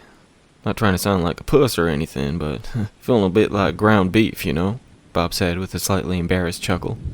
Maybe another hour, give or take. Cool? Tony said after examining it more closely. Yeah, I can handle that." Sure enough, after a solid hour, almost to the minute, Tortilla was wiping down the fresh tattoo for the final time. As he gazed upon his work, he felt like this may just be as smooth as black and gray he had ever applied. But when he stared directly at the lone, vibrant, emerald green eye, just across from the empty socket to the right of it, he felt a bit stunned for a moment. He glanced over to the small cups of ink he had set up before beginning, wondering exactly when he had laid out the 3 shades of green, 1 turquoise, and 2 of yellow. For a moment he felt a little lost and exasperated by apparently being so zoned out that he didn't even recall this part of the process. But when his client spoke up, he found himself even more stunned. "Yeah, you were right, man. That green against the black and gray really pops. I freaking love it, brother." Yeah, I'm glad, Tony replied, surprised by both the addition of the color of what was originally planned to be a monochromatic tattoo, as well as the fact he had seemingly run this by his regular customer. He wouldn't admit this to anybody, his having a conversation he could not recall, nor the vacant memory of even pouring the ink, but he couldn't deny that it did turn out quite remarkable. Antonio had always been his own worst critic, always finding flaws in his work that nobody else could see, but not this one. This, he thought, could very well be the most incredible tattoo he'd ever done. Hell, it may have been the best tattoo he'd ever seen in general, though he wouldn't speak those words aloud either. "Holy shit, man," Andrew remarked, having finally stuck a fork in his childlike pounding. "I may need to get me one of those chairs after all." "Yeah, dude," Wonka added. "That piece is fucking amazing." Tony felt his face flush a little, but he accepted the praise with a wide smile. "You think?" he said. "Maybe a comfy ass makes all the difference." They all found this remark to be quite hilarious, but neither of his workmates could pull their eyes away from the shoulder belonging to Bob Clancy until he strolled contentedly away from them. Tony left the shop for the night soon after, feeling more pride in his work than he ever had before, with William and Andrew still tossing compliments his way as they walked out with him. Over the days that followed, life at the shop went on as always, with still lingering wisecracks passing back and forth concerning Andrew's puffy nose. It only swelled for a day or two after his swift descent to the floor on account of his legs entwining with Tony's now favorite chair, but he still held a grudge. There was one more aspect to the animosity he felt, though, one he would not speak of even if he were held at gunpoint. Be it due to the aforementioned comfy ass or something else entirely, Houdini could not deny that the work Tortilla had churned out since replacing his broken old seat dramatically rivaled his own. He did take pride in this to a point, mind you. Tony had been Andrew's apprentice some years back, so he could still claim some credit for the incredible and intricate artwork he was gracing upon the flesh of his clients. Still, he could not quite ignore some semblance of jealousy when new customers would request Antonio over either of the other artists in the shop. As weeks turned to months, Tony's work had gained the attention of some of the better-known tattoo-related publications in the country, a reputation he had only dreamt of achieving when he chose this field so many years before. Yes, this brought a great deal more new clients to the shop, even some from a great many miles away, but they only had an interest in 1/3 of the artists in the building. It wasn't until a good 6 months had passed by, while Andrew was flipping through the pages of his colleague's portfolio, when he discovered one consistency in every tattoo Tony had produced over that time. Though his clientele was primarily interested in his black and gray, there were still those who insisted on some full color work, something he was still quite skilled in, though not as smoothly as his monochromatic work. Regardless of whether he etched one of his famous skulls, a raven soaring to the heavens above, or even Christ himself upon the cross, they all contained a single emerald green eye in one location or another. In the dead center of a vibrant red rose, the eye peered out. An especially gory, zombie-themed piece from a week or so back, holding the eye between its gore-lined jaws. A set of simple, praying hands were parted ever so slightly where the palms would normally meet, revealing a shadowed eye gazing out from within. There were some that Houdini had to search for the eye, not unlike a child seeking out the man in the red and white striped shirt amongst the crowd, but he would locate it eventually. What was even more troubling to him as he leafed from one page to the next was that he could swear they were glaring back at him, like those old paintings of eerie little children whose eyes would follow no matter where the onlooker stood. Having decided he had allowed his imagination to run far too wild for his own good, he slapped the book shut, cut the lights, and headed home for the night. He had already lingered far longer than intended after his associates made their goodbyes for the day, and only just begun to realize how exhausted his body was feeling. The next day, when Andrew and Wonka arrived at the shop, Tortilla was nowhere to be seen. Both double-checked their phones to see if he had alerted them to his possible tardiness, but just shrugged it off when they saw no evidence of such. With their chosen careers being one of not having to keep a particularly strict schedule, they didn't feel the need to concern themselves with his absence. He'd been pulling some serious hours since his name became such a hot topic in the community after all. After a good 3 hours passed, while Andrew was finishing up the final session of a full sleeve, he decided it was unlikely that Tony would be attending work that day. With that realization, he could not fight off the temptation that had been building for several weeks. Once his client was content, he strolled back to Antonio's station, glancing around like a common thief approaching a liquor store, and pulled his friend's treasured chair to his spot in preparation for his next appointment. "Really, dude?" William said with a sarcastic chuckle, glancing up from the thigh he was operating on at the time. "Yeah, I mean, what the fuck, right? I'm just curious," he replied, laughing nervously as though he was defending his actions to a superior rather than the guy who only recently became a fully licensed tattoo artist. "Yeah, just don't bust your ass again. Yeah, I'll stand up all slow-like and shit." Well, Andrew was not particularly thrilled about his 2 o'clock appointment, a landscape of all things. He had to know if there was something to this chair. The idea grew more laughable to him the longer he pondered on it, but as ridiculous as it seemed, he had to try it out. He was still rolling his eyes at this silliness when his client strolled in a good 15 minutes early. Once the cups were filled with the many shades required for the task at hand, a stencil applied to the bulging calf muscle of the customer, and that first dip of the needle into the ink, Andrew softly sat upon his pilfered throne to begin his work. With that first light stroke, he could feel his fingertips tingle with anticipation, far more so than they had in years. As tedious as he found landscape tattoos to be, he was almost exhilarated as the minutes quickly sped by. Though he'd initially set aside 4 hours for this piece, the quicker the time passed, the more confident he felt he could knock a solid hour off his initial estimate. His client, one Jacob Delancey, who wore 3 of Houdini's original works already, had been attempting to make small talk off and on for a while now. Though Andrew had lazily replied to each question or statement that was sent his way, he didn't pay much attention until... "Hey, did you hear about Bob Clancy?" escaped his client's lips. Why does that name sound familiar? Andrew thought, breaking his focus for a moment. "Yeah, he's one of Tortilla's regulars, right?" Wonka asked, having strolled up to check on his mentor's progress. "Oh yeah," Andrew said, leaning back to stretch his back for a moment. "What about him?" "Well, he's dead," Jacob exclaimed. "Pretty fucked up situation at that." According to Mr. Delancey's tales, Clancy had not only violently put an end to his own life, but had brutally murdered his wife and his brother, before taking the butcher's knife to his own throat when the work was done. Supposedly, as Jacob told it, he caught the two fooling around behind his back, tied them both up in his basement, and took his time carving into them with the cleaver.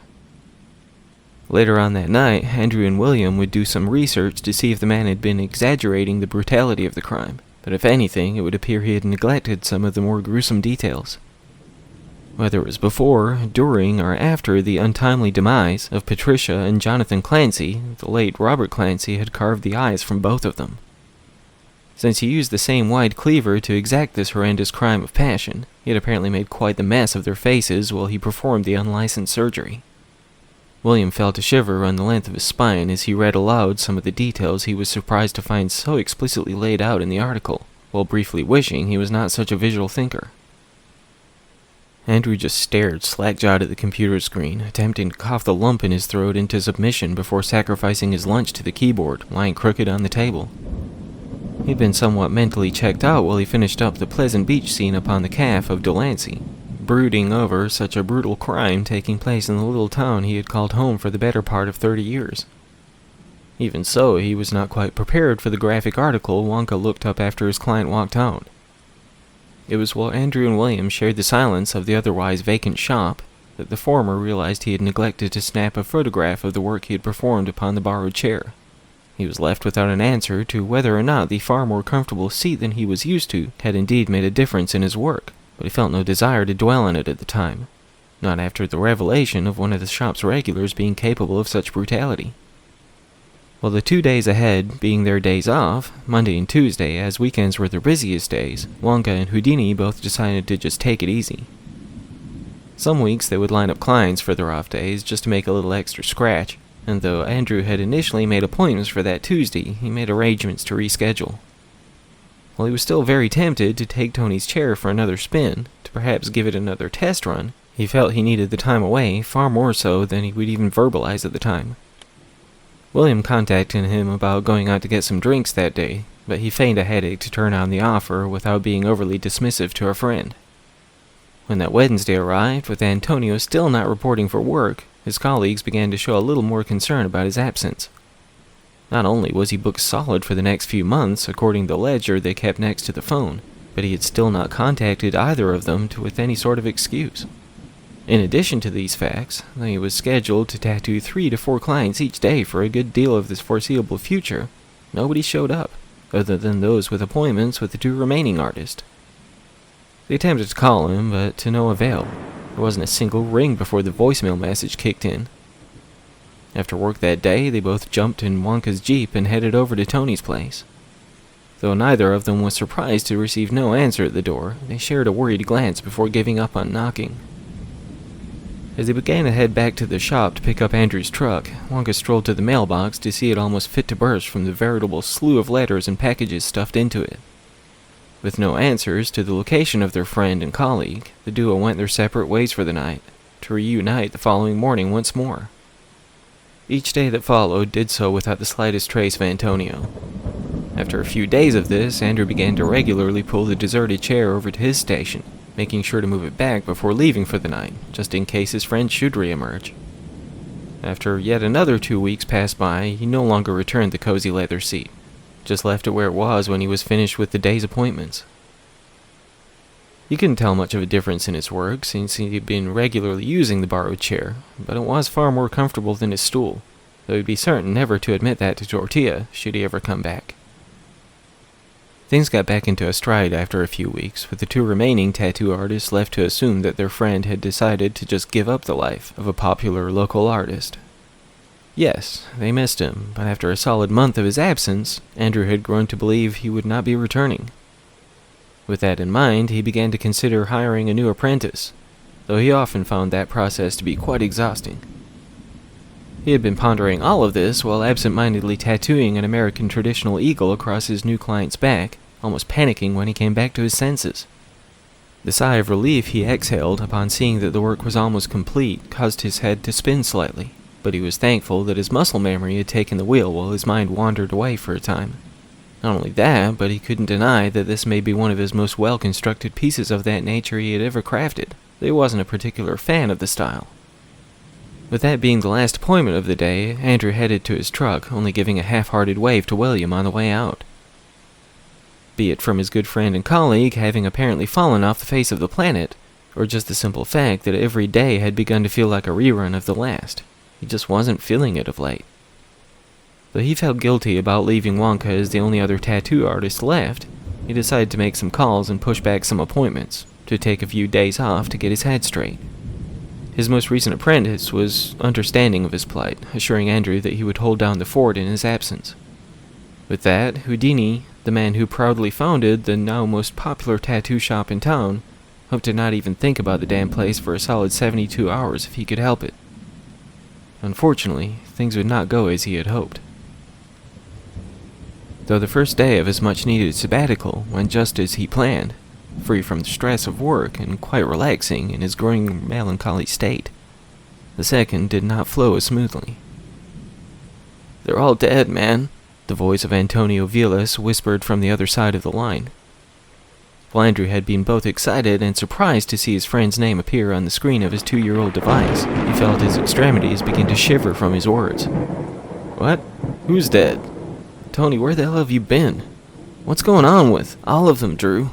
Every poor bastard and bitch I inked since I got that goddamn chair. They're all..." His whispering and erratic voice turned to whimpers as he began to sob. That's what it sounded like anyway. For all Andrew knew, he could have been maniacally laughing rather than almost uncontrollably wailing. "Calm down, brother. Just talk to me. Why do you think? Just turn on the TV. Look online. Hell, check out a fucking newspaper. Have you even paid attention to what's going on out there?" He went from such wounded sobriety in his words to agitated and frantic quickly, not even missing a beat. All right, man. Give me a sec, and I'll boot up the laptop, okay? Just don't go anywhere. I'll be right back. Life in such a small town comes with its share of conveniences, along with some healthy drawbacks, one of which is that just about everyone knows almost everything about everyone else. With that factor in mind, Andrew was certain that a supposed rash of deaths would not have gone unnoticed, especially with some of the more gossipy clients who come and go from the shop. When the first page of articles popped up on the screen of his laptop, however, he couldn't help but wonder how deeply his head had been buried in the sand of late. Though the brutal crime and subsequent suicide of Bob Clancy was the subject matter of at least half of the first page of results, those that were next in line reflected some other familiar names. Jennifer Ross, who had commissioned a beautiful gothic black and gray half-sleeve from Tortilla, had seemingly lost her life to an animal attack. According to the coroner's report, it may have been a large dog or a small bear that tore into her throat, but the local sheriff was not ruling out foul play just yet. Alexander Cale, another of Tony's regulars, who received a total of 3 tattoos over those first 2 months of the cozy new chair in the shop, found himself sandwiched between the front end of a lifted pickup truck and a brick wall. From the information reflected in the article, the truck had supposedly been unoccupied when the accident occurred, according to several witnesses. Mr. Cale, it would seem, was simply in the wrong place at the wrong time, when the vacant vehicle ended its descent down the short hilly road. Again, the local law was not ruling it out as a possible homicide, as heavy trucks generally do not find themselves rolling unoccupied down steep inclines of their own volition. The fact that the owner of the vehicle was out of town at the time of the incident, having left his vehicle parallel parked beside his home as he usually did, had him ruled out as a potential suspect. Given the bizarre nature of the alleged freak accident, the investigation was still ongoing, but with as many townsfolk as witnessed the brutal death of Mr. Cale, it was hard to fight the simple facts, those being that it would take a near-perfectly planned series of events for anyone to have murdered someone in such a way. Ramey Hawkins, a tattoo virgin before Tony graced his upper arm with an impressively detailed skull and rose, also lost his life in a vehicular accident, but one far more cut and dry than its predecessor.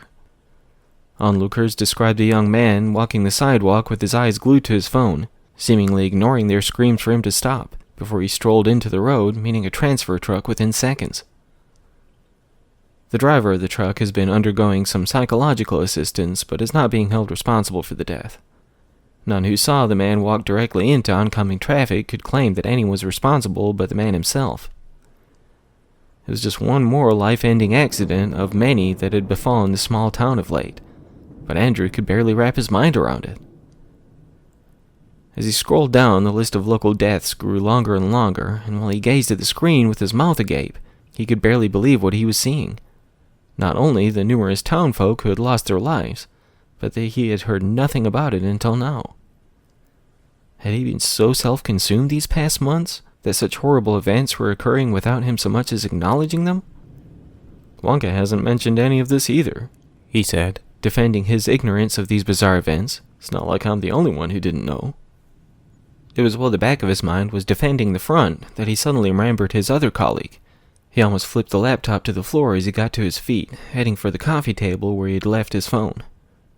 The heavy sigh he exhaled upon hearing the dial tone, signifying Tony had ended the call, was almost as quivering as the words his friend had spoken only moments before. For a moment, he considered driving to the shop to discuss this revelation with William, but he thought it best to allow his mind to process it before getting behind the wheel, especially with how much death had already befallen this small town. On top of that, given his quickened pulse, he could hear his emergency bottle of Jack calling from his den. His first 2 shots settled down his trembling fingers a little, but when he pushed the glass to one side, tipping the bottle to his lips, he allowed the chaotic thoughts to be swallowed by the burgeoning inebriation. It didn't take long for the whiskey to work its magic, clouding his senses and easing his weary mind for a time. He was still clutching the near-empty bottle when his eyes drooped, sending him into the wonders of La La Land, and away from the woes of this world for a while. When he was awakened by another unexpected phone call, Andrew was already annoyed when he answered. I'm so sorry, man. I know you're trying to chill, but you gotta come to the shop. Like, now. Wonka sounded particularly wigged out about whatever was going on in the shop, which required the attention of its owner. What's going on, Will? There's been a break-in. It's a fucking mess, man.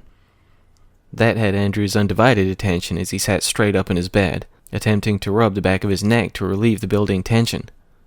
I'll be right there. Did you call the police? Yeah, they're on the way. Just, you gotta check this out. When he arrived at the shop he took such pride in, even with his recent brooding, he could barely believe his eyes. Not only had just about everything in sight been knocked from shelves and tables alike, but the many colors of ink spilled across the floor and splashed upon the walls blended with what appeared to be vomit. Given the scent that caused his stomach to instantly rebel, it would seem he was quite accurate about that assumption. Are those functional? The tall and slender officer asked, gesturing to the security cameras mounted high on the walls. Yeah, Andrew said. We recently upgraded them, too. Can you... Yeah, I'll pull it up now, he said, tiptoeing between the splotches of ink and upchuck, attempting not to add his own brand to the numerous puddles.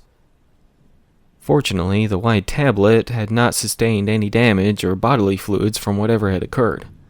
It was still propped on the front desk next to the phone and desktop computer, both of which had not been quite as fortunate. When he returned to the officer just outside the door, he exhaled the breath he had held through his brief excursion inside. As soon as he regained control of his senses, he tapped his fingers across the device, seeking out the footage from the previous night. When he pulled it up, he and Wonka both felt their collective jaws hang limp as the video progressed, while the cop muttered a few obscenities under his breath. The somewhat grainy recording showed Antonio coming in through the front door, closing and relocking it behind him. He just stood in place for a moment, seemingly talking to himself as far as anyone could tell anyway. With the footage lacking audio, it appeared as though he was just flapping his mouth around, but his mannerisms were all over the place.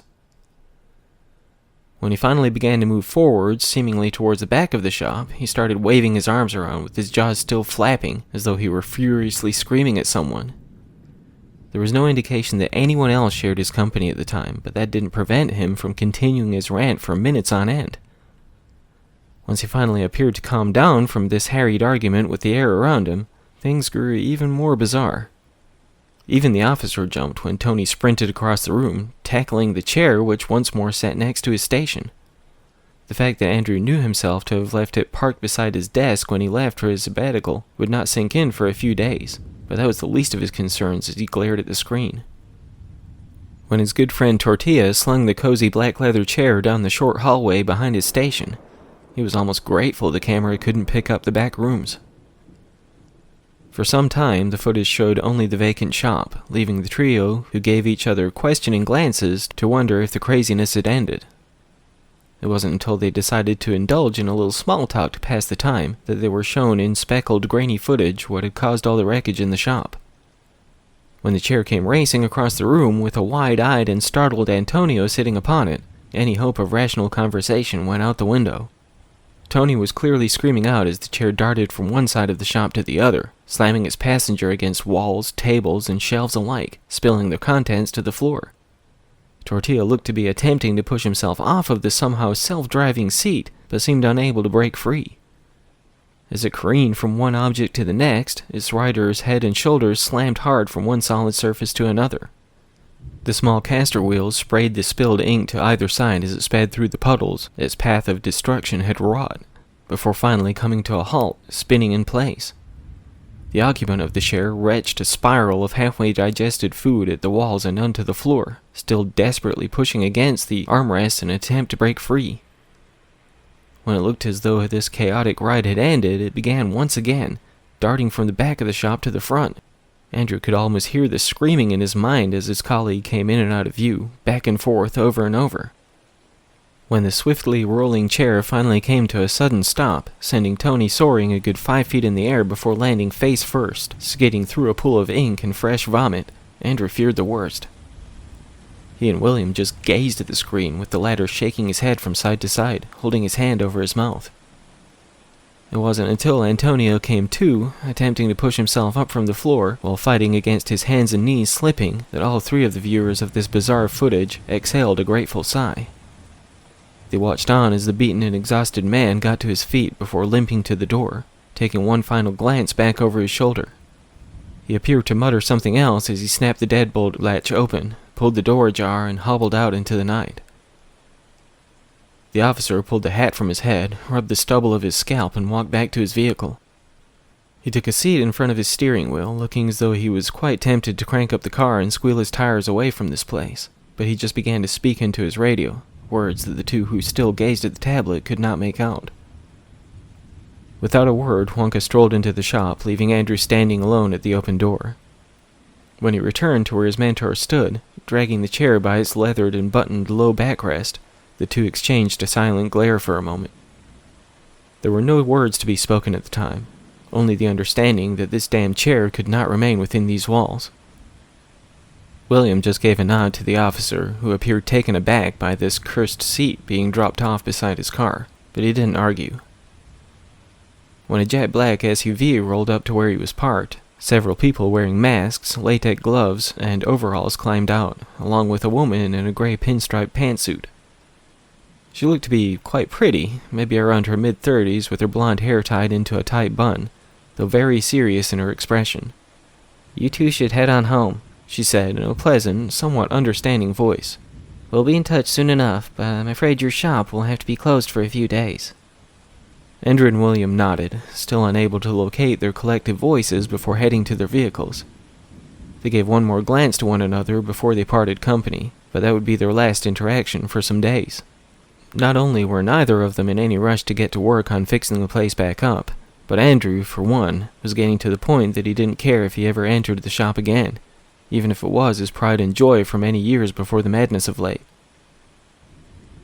"Turn off the light," a voice called from inside when Andrew entered his home, flipping the switch to his left. "Tony?" he replied, recognizing the harried voice of his friend and colleague. "Please, Drew. Just please cut it off." "What the fuck, man? Where are you? What's going on?" Andrew asked, reluctantly doing as his friend requested. When Tony finally rose from behind the recliner, near the back of the room, Andrew felt his jaw drop for the second time that day. Though the room was dark, aside from the sunlight beaming through from between and underneath the closed curtains, he could make out the markings lining his friend's arms, legs, and face. As Antonio hesitantly walked from behind the couch before flopping his body down into it, Drew felt his legs marching him onward, dropping him in the recliner across from where his colleague sat. His eyes traced the seemingly numerous emerald green eyes tattooed on what looked to be about every inch of his friend, unable to wrap his mind around how he was even able to accomplish this task, were he the one responsible for it. "Christ, man. What the hell did you do to yourself?" Andrew asked, staring dumbfounded at the man before him. I didn't. It's everywhere I go." "You're not making any sense. You know that, right?" Yeah, I do. It's every time I see it." He stared down at his own hands, flipping them over to reveal another eye on each palm. "Another one appears." "Huh? They're just like showing up on you?" Yeah. The thing is, I feel the needle, you know? I feel it cutting into my skin, but when it's done, it's already healed. He seemed almost in a trance as he spoke, gazing from one arm to the other. "They don't scab up or nothing. They don't even bleed, but every one of them looks as fresh as if it just been done, even being as smooth as they feel." He ran his fingers across the skin of his forearm, his legs below his shorts, and finally his face, wearing an almost mentally checked-out expression. "I've seen everything, Drew." "Everything?" "All of the deaths of everyone I inked. Every one of them. Clancy, when he killed... when he murdered his family, I watched it happen. But it wasn't directly, you know. It was like I was looking through the eye I put on his shoulder. Took me a minute to figure out what was even happening, being at such an odd angle and all." Andrew just stared at his friend, unable to even think of a word to speak. Yes, he couldn't even believe that any of this was rationally possible, but he couldn't deny that something was very wrong with the man he had known for close to 2 decades. When he turned the knife on himself, I felt it cut, like it was my throat he was slicing through. When it was done, and I realized I wasn't dead, I went to the bathroom to check it out. I wasn't cut, but I had this, he said, raising his chin to reveal the large emerald eye in the center of his neck, right across his Adam's apple. "Tony, we need to get you some help, man. You can't..." "Nobody can help me, Drew," he barked, cutting his former mentor's words short. "It's gone too far. I tried to stop it, but it's alive, brother. As fucking insane as it sounds, that godforsaken chair is... I never should have brought it to the shop. I never should have bought that damn thing. I can't..." His own wailing sob put an end to his words, leaving Andrew to consider whether or not he felt safe enough to move to the couch and console his friend. For minutes on end, he just gazed at the crumbling man while his mind stumbled between the disbelief of this madness and the desire to help his friend. This inner battle ultimately led to a little more than causing him to feel incredibly awkward the longer this went on. "We'll get you some help, man," Andrew said, finally deciding to take a seat by his old apprentice. "It's gonna be all right. You'll see." "How the fuck is it gonna be all right?" Tony said, swatting at the arm Drew attempted to wrap around him before jumping to his feet. "Tony, just cool it, man. Let me at least try to help." "Look at me," Antonio barked, pulling off his shirt. "I'm beyond help now." Andrew just looked upon the endless stream of almost glowing eyes etched into the flesh of his friend, unable to form his erratic thoughts into anything comprehensible. Though he had begun to assume that the eyes were some sort of reflection of everyone he had adorned his clients with, these were far greater in number than if they represented everyone he had tattooed through his entire career. He lifted himself from the cushioned seat on trembling legs to get a better view. There were so many, each of different dimensions and styles, that they overlapped in some places or covered tattoos he already had, but Andrew could swear that every one of them was gazing into his soul. He couldn't even convince himself to look away until they all began to blink in varying intervals. "What the fuck?" he said in a trembling voice, dropping back to the couch when his legs gave out beneath him. "I got no choice, Drew. I can't..." Those stuttered words were the last that Tony spoke, before turning from his slack-jawed friend and mentor and running for the door. Andrew still just stared deeply across the darkened room, while his mind lingered in full panic mode. As he mumbled under his breath in words that made no sense, he finally broke free of his cozy couch to race after his friend. By the time he reached the open door, Tony was nowhere to be seen. Over the hours that followed, he drove from one street to the next, desperate to track down an attempt to help his old apprentice. This quest would prove fruitless. When he got back to his home, he placed some calls to some friends, those who knew Tony and the police, still clinging to the hope that he could find some way to make all of this right. Once more, days turned to weeks, still yielding answers to neither where Tony had gone, nor what had become of him. Even though life had returned to something resembling normal to the employees of Prodigy Tattoo, they still had so many lingering questions. While fixing the place back up, after the bizarre events that left it in such disarray had taken several days, and the town itself was still reeling from the series of unusual deaths, things had returned to some semblance of normalcy. It wasn't until close to 2 months had passed since the disappearance of Antonio Vilas, otherwise known as Tortilla to his friends, that Andrew understood that this nightmare was far from over. When a potential new client came into the shop, she asked if she could take a look at some of the previous work of the two remaining artists. Having 2.5 decades of experience under his belt, Drew could sometimes be a little offended when someone came in asking for reference material. Though he was well aware that he couldn't expect everybody and their mothers to know of his reputation, he couldn't always prevent that immediate annoyance of such a request. Still, he handed the young woman both of his portfolios, as well as William's, with a nod of agreement from his associate, who was in the middle of a back piece at the time. Andrew left her to browse through the pages filled with images of tattoos spanning years, to shoot the breeze with his colleague and his client for a time. He only had one more appointment that day, as his regular customer who was meant to be his 2 o'clock was a no-show, so he had some time to kill. He let out a somewhat audible sigh when the woman in the waiting area gestured for him to approach. I'm sorry, she said, almost looking embarrassed. I just wanted to ask you about some of these. She pointed to the open book on her lap. Sure thing, he replied, feeling more at ease after seeing that she was holding his portfolio at the time. Ask away. Well, I was looking for something simple, you know. It'll be my first after all, so, I don't know, maybe like a rose or something like that. But I really like this recurring thing you got going on with a lot of these in the back. Theme? Andrew asked, knowing full well that though he specialized in Japanese traditional and new school, the great majority of his work reflected in this particular book varied by the page. What sort of theme did you have in mind? When she gave her reply, the lead artist and owner of Prodigy Tattoo felt his head spin as the blood drained from it. You know, the eye. It's a really cool touch, and I love how you made it hard to find in a lot of these. Is this like a trademark thing you do? Andrew pulled the book from her lap, causing her to jump from how quickly and erratically he moved. When he looked at the pages to see that emerald green eye glaring back up at him from the hull of a clipper ship, the mouth of a tiger, and even the wings of an intricately designed butterfly, he let the book slip from his hands, fleeing to the bathroom in the back. Some moments later, he heard a knock on the door, followed by Wonka's voice. You alright, man? I'm good. Thanks. Okay, if you need anything, just holler. Yeah, that will do. He heard mumbled words grow quieter as his colleague seemingly walked back to his station to resume the back piece he had been working on for 3 hours by this point. After spilling the contents of his gut, Drew closed the lid, flushed, and took a seat for a few to attempt to clear his head. No matter how hard he attempted to wrap his mind around the foreign and unplanned element of the work he clearly remembered doing, he just couldn't fathom it. For those past months he still thought about Tony quite a lot, but only now did he far more desperately wish he could locate him.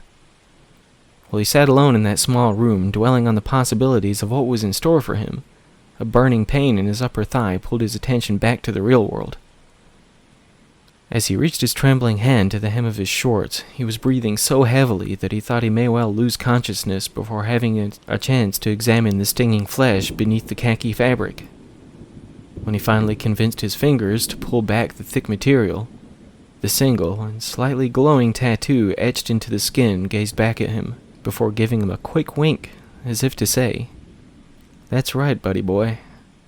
I've got my eye on you."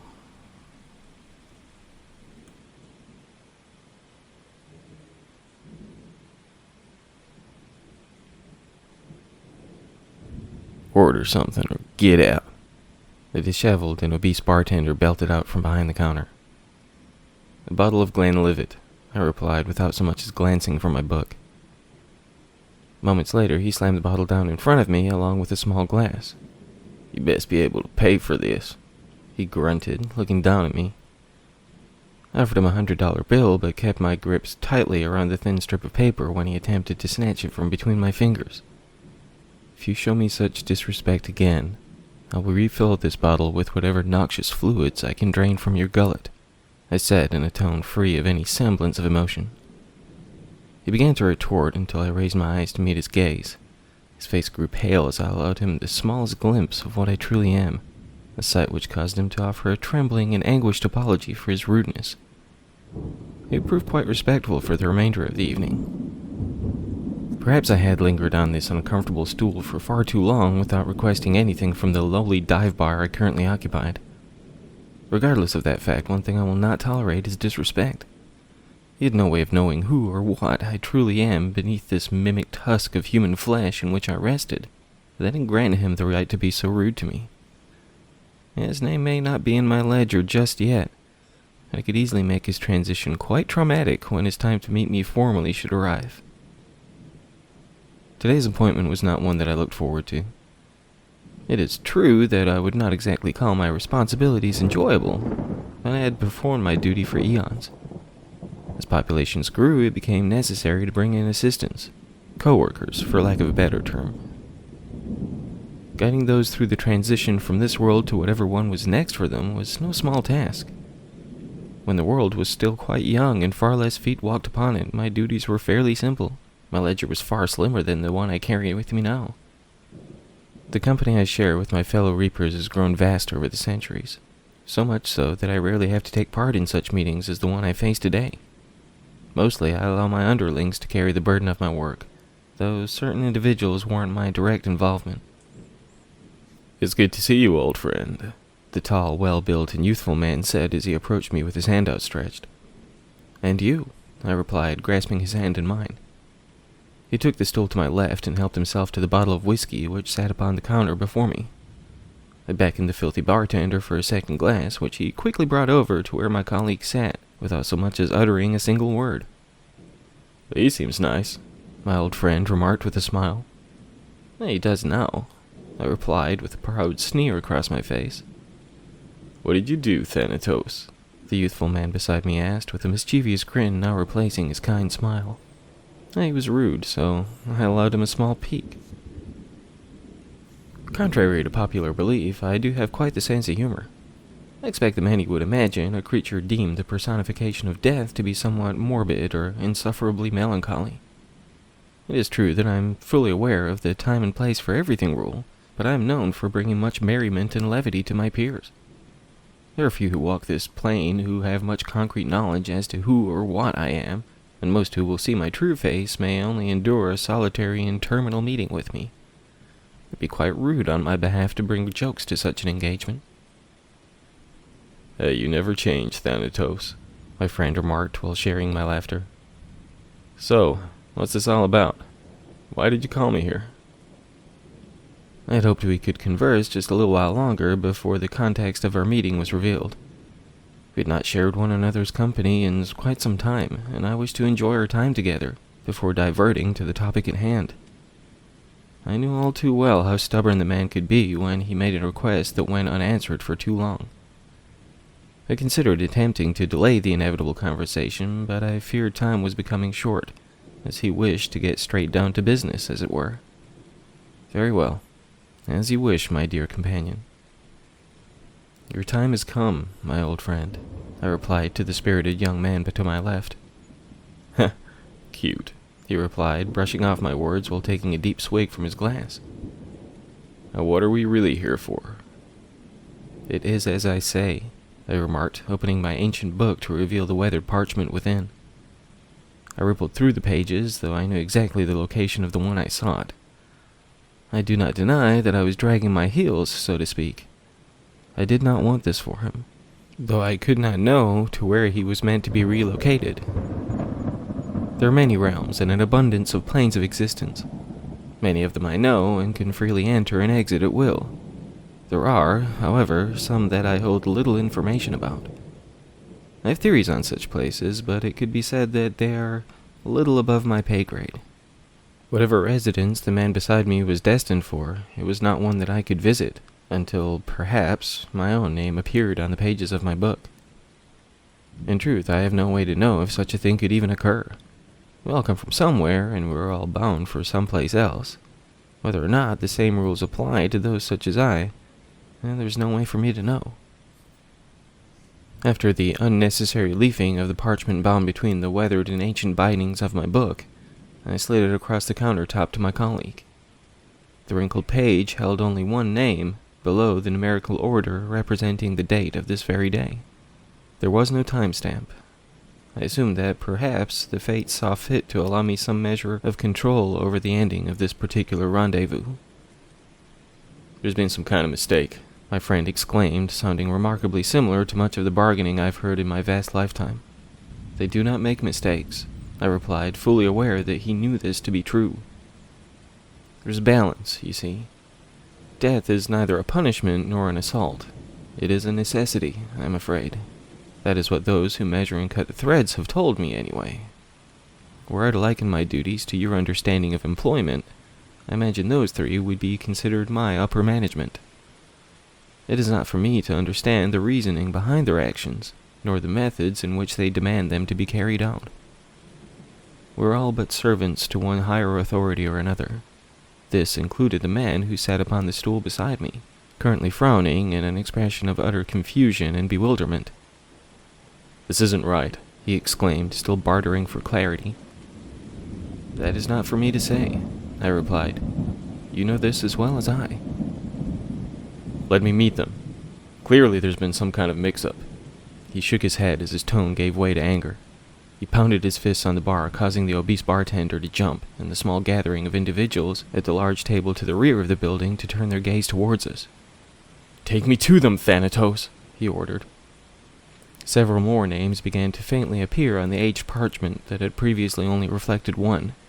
Among these names was one Salvador Anchor, the moniker that was assigned to the large man who now stood trembling behind the bar in the grease-stained shirt. "Calm yourself," I demanded, feeling a similar frustration that an exhausted parent may feel for their fit-pitching toddler. "I will not calm myself, Thanatos," he retorted with his face reddening. "I do not die," he spat, pounding on the countertop again as the walls of the small pub began to vibrate. "I cannot die," he continued, bringing more violence to the shuddering building. "Take me to them, Thanatos. I order you," he growled as he hammered his fist one last time onto the counter that crumbled below his clenched fingers. In an instant, the walls blew apart and the ceiling crumbled down upon us.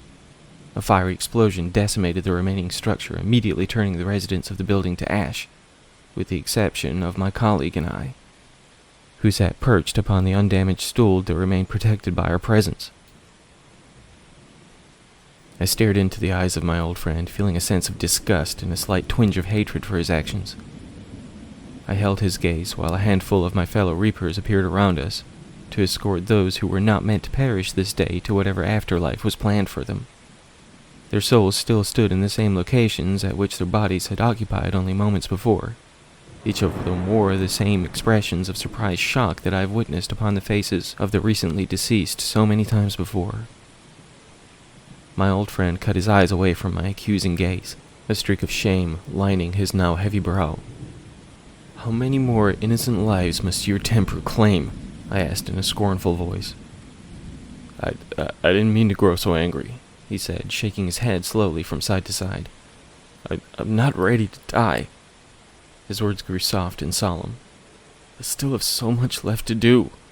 That does not grant you permission to prematurely bring an end to innocent lives," I yelled as though I was a father showing a heavy disappointment in my unruly offspring.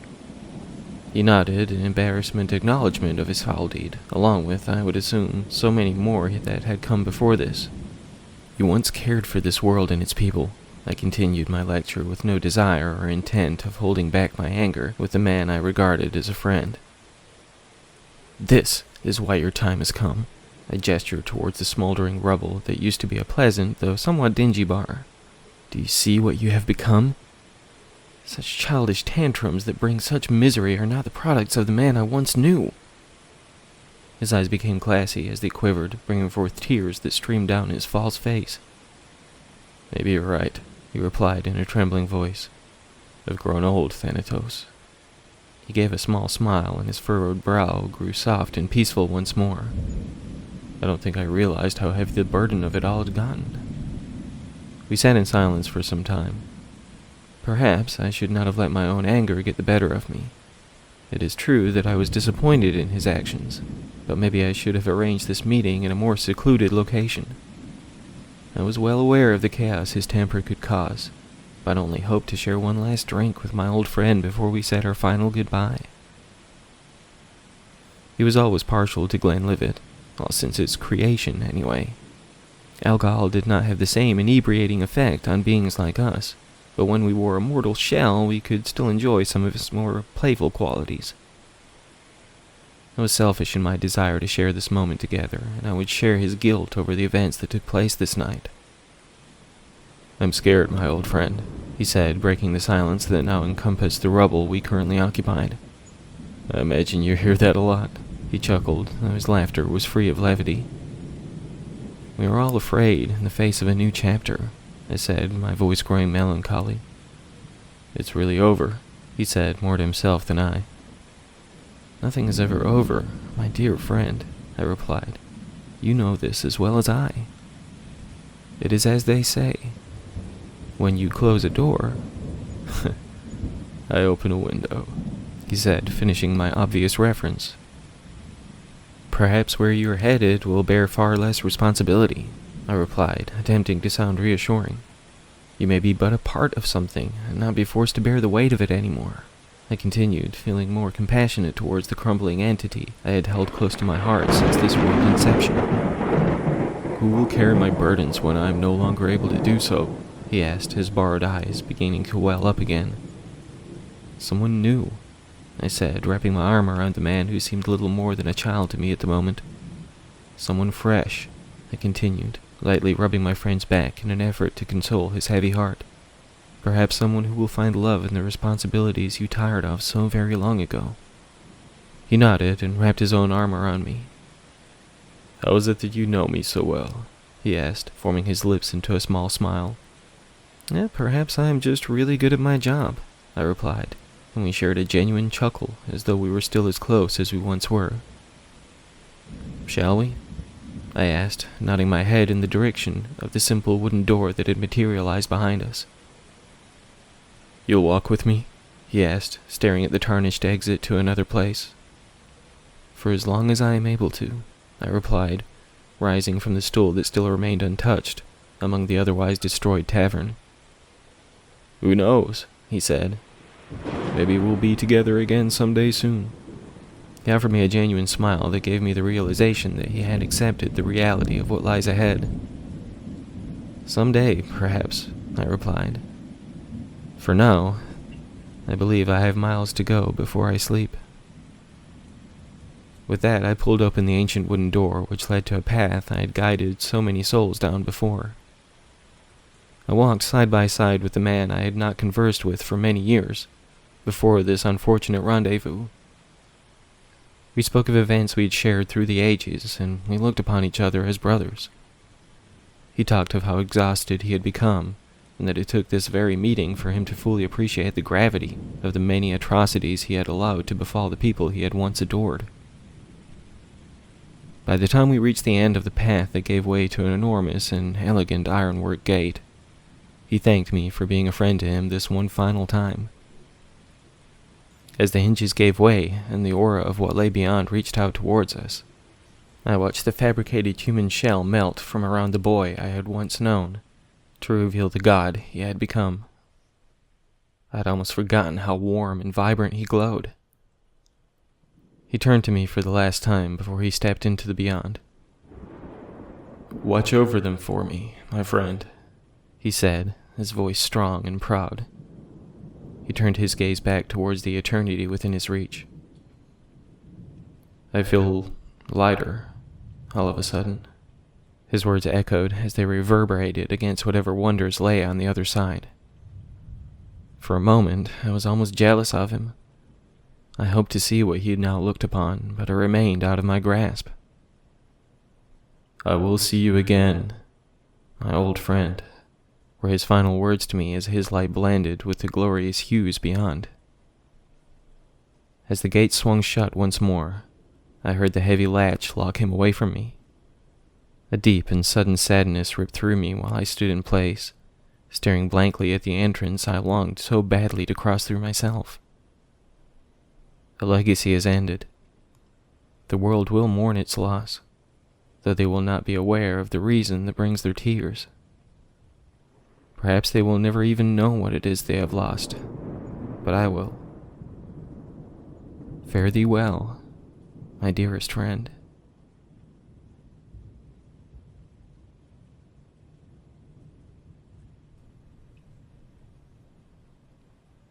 I'm not what you would call a particularly smart individual.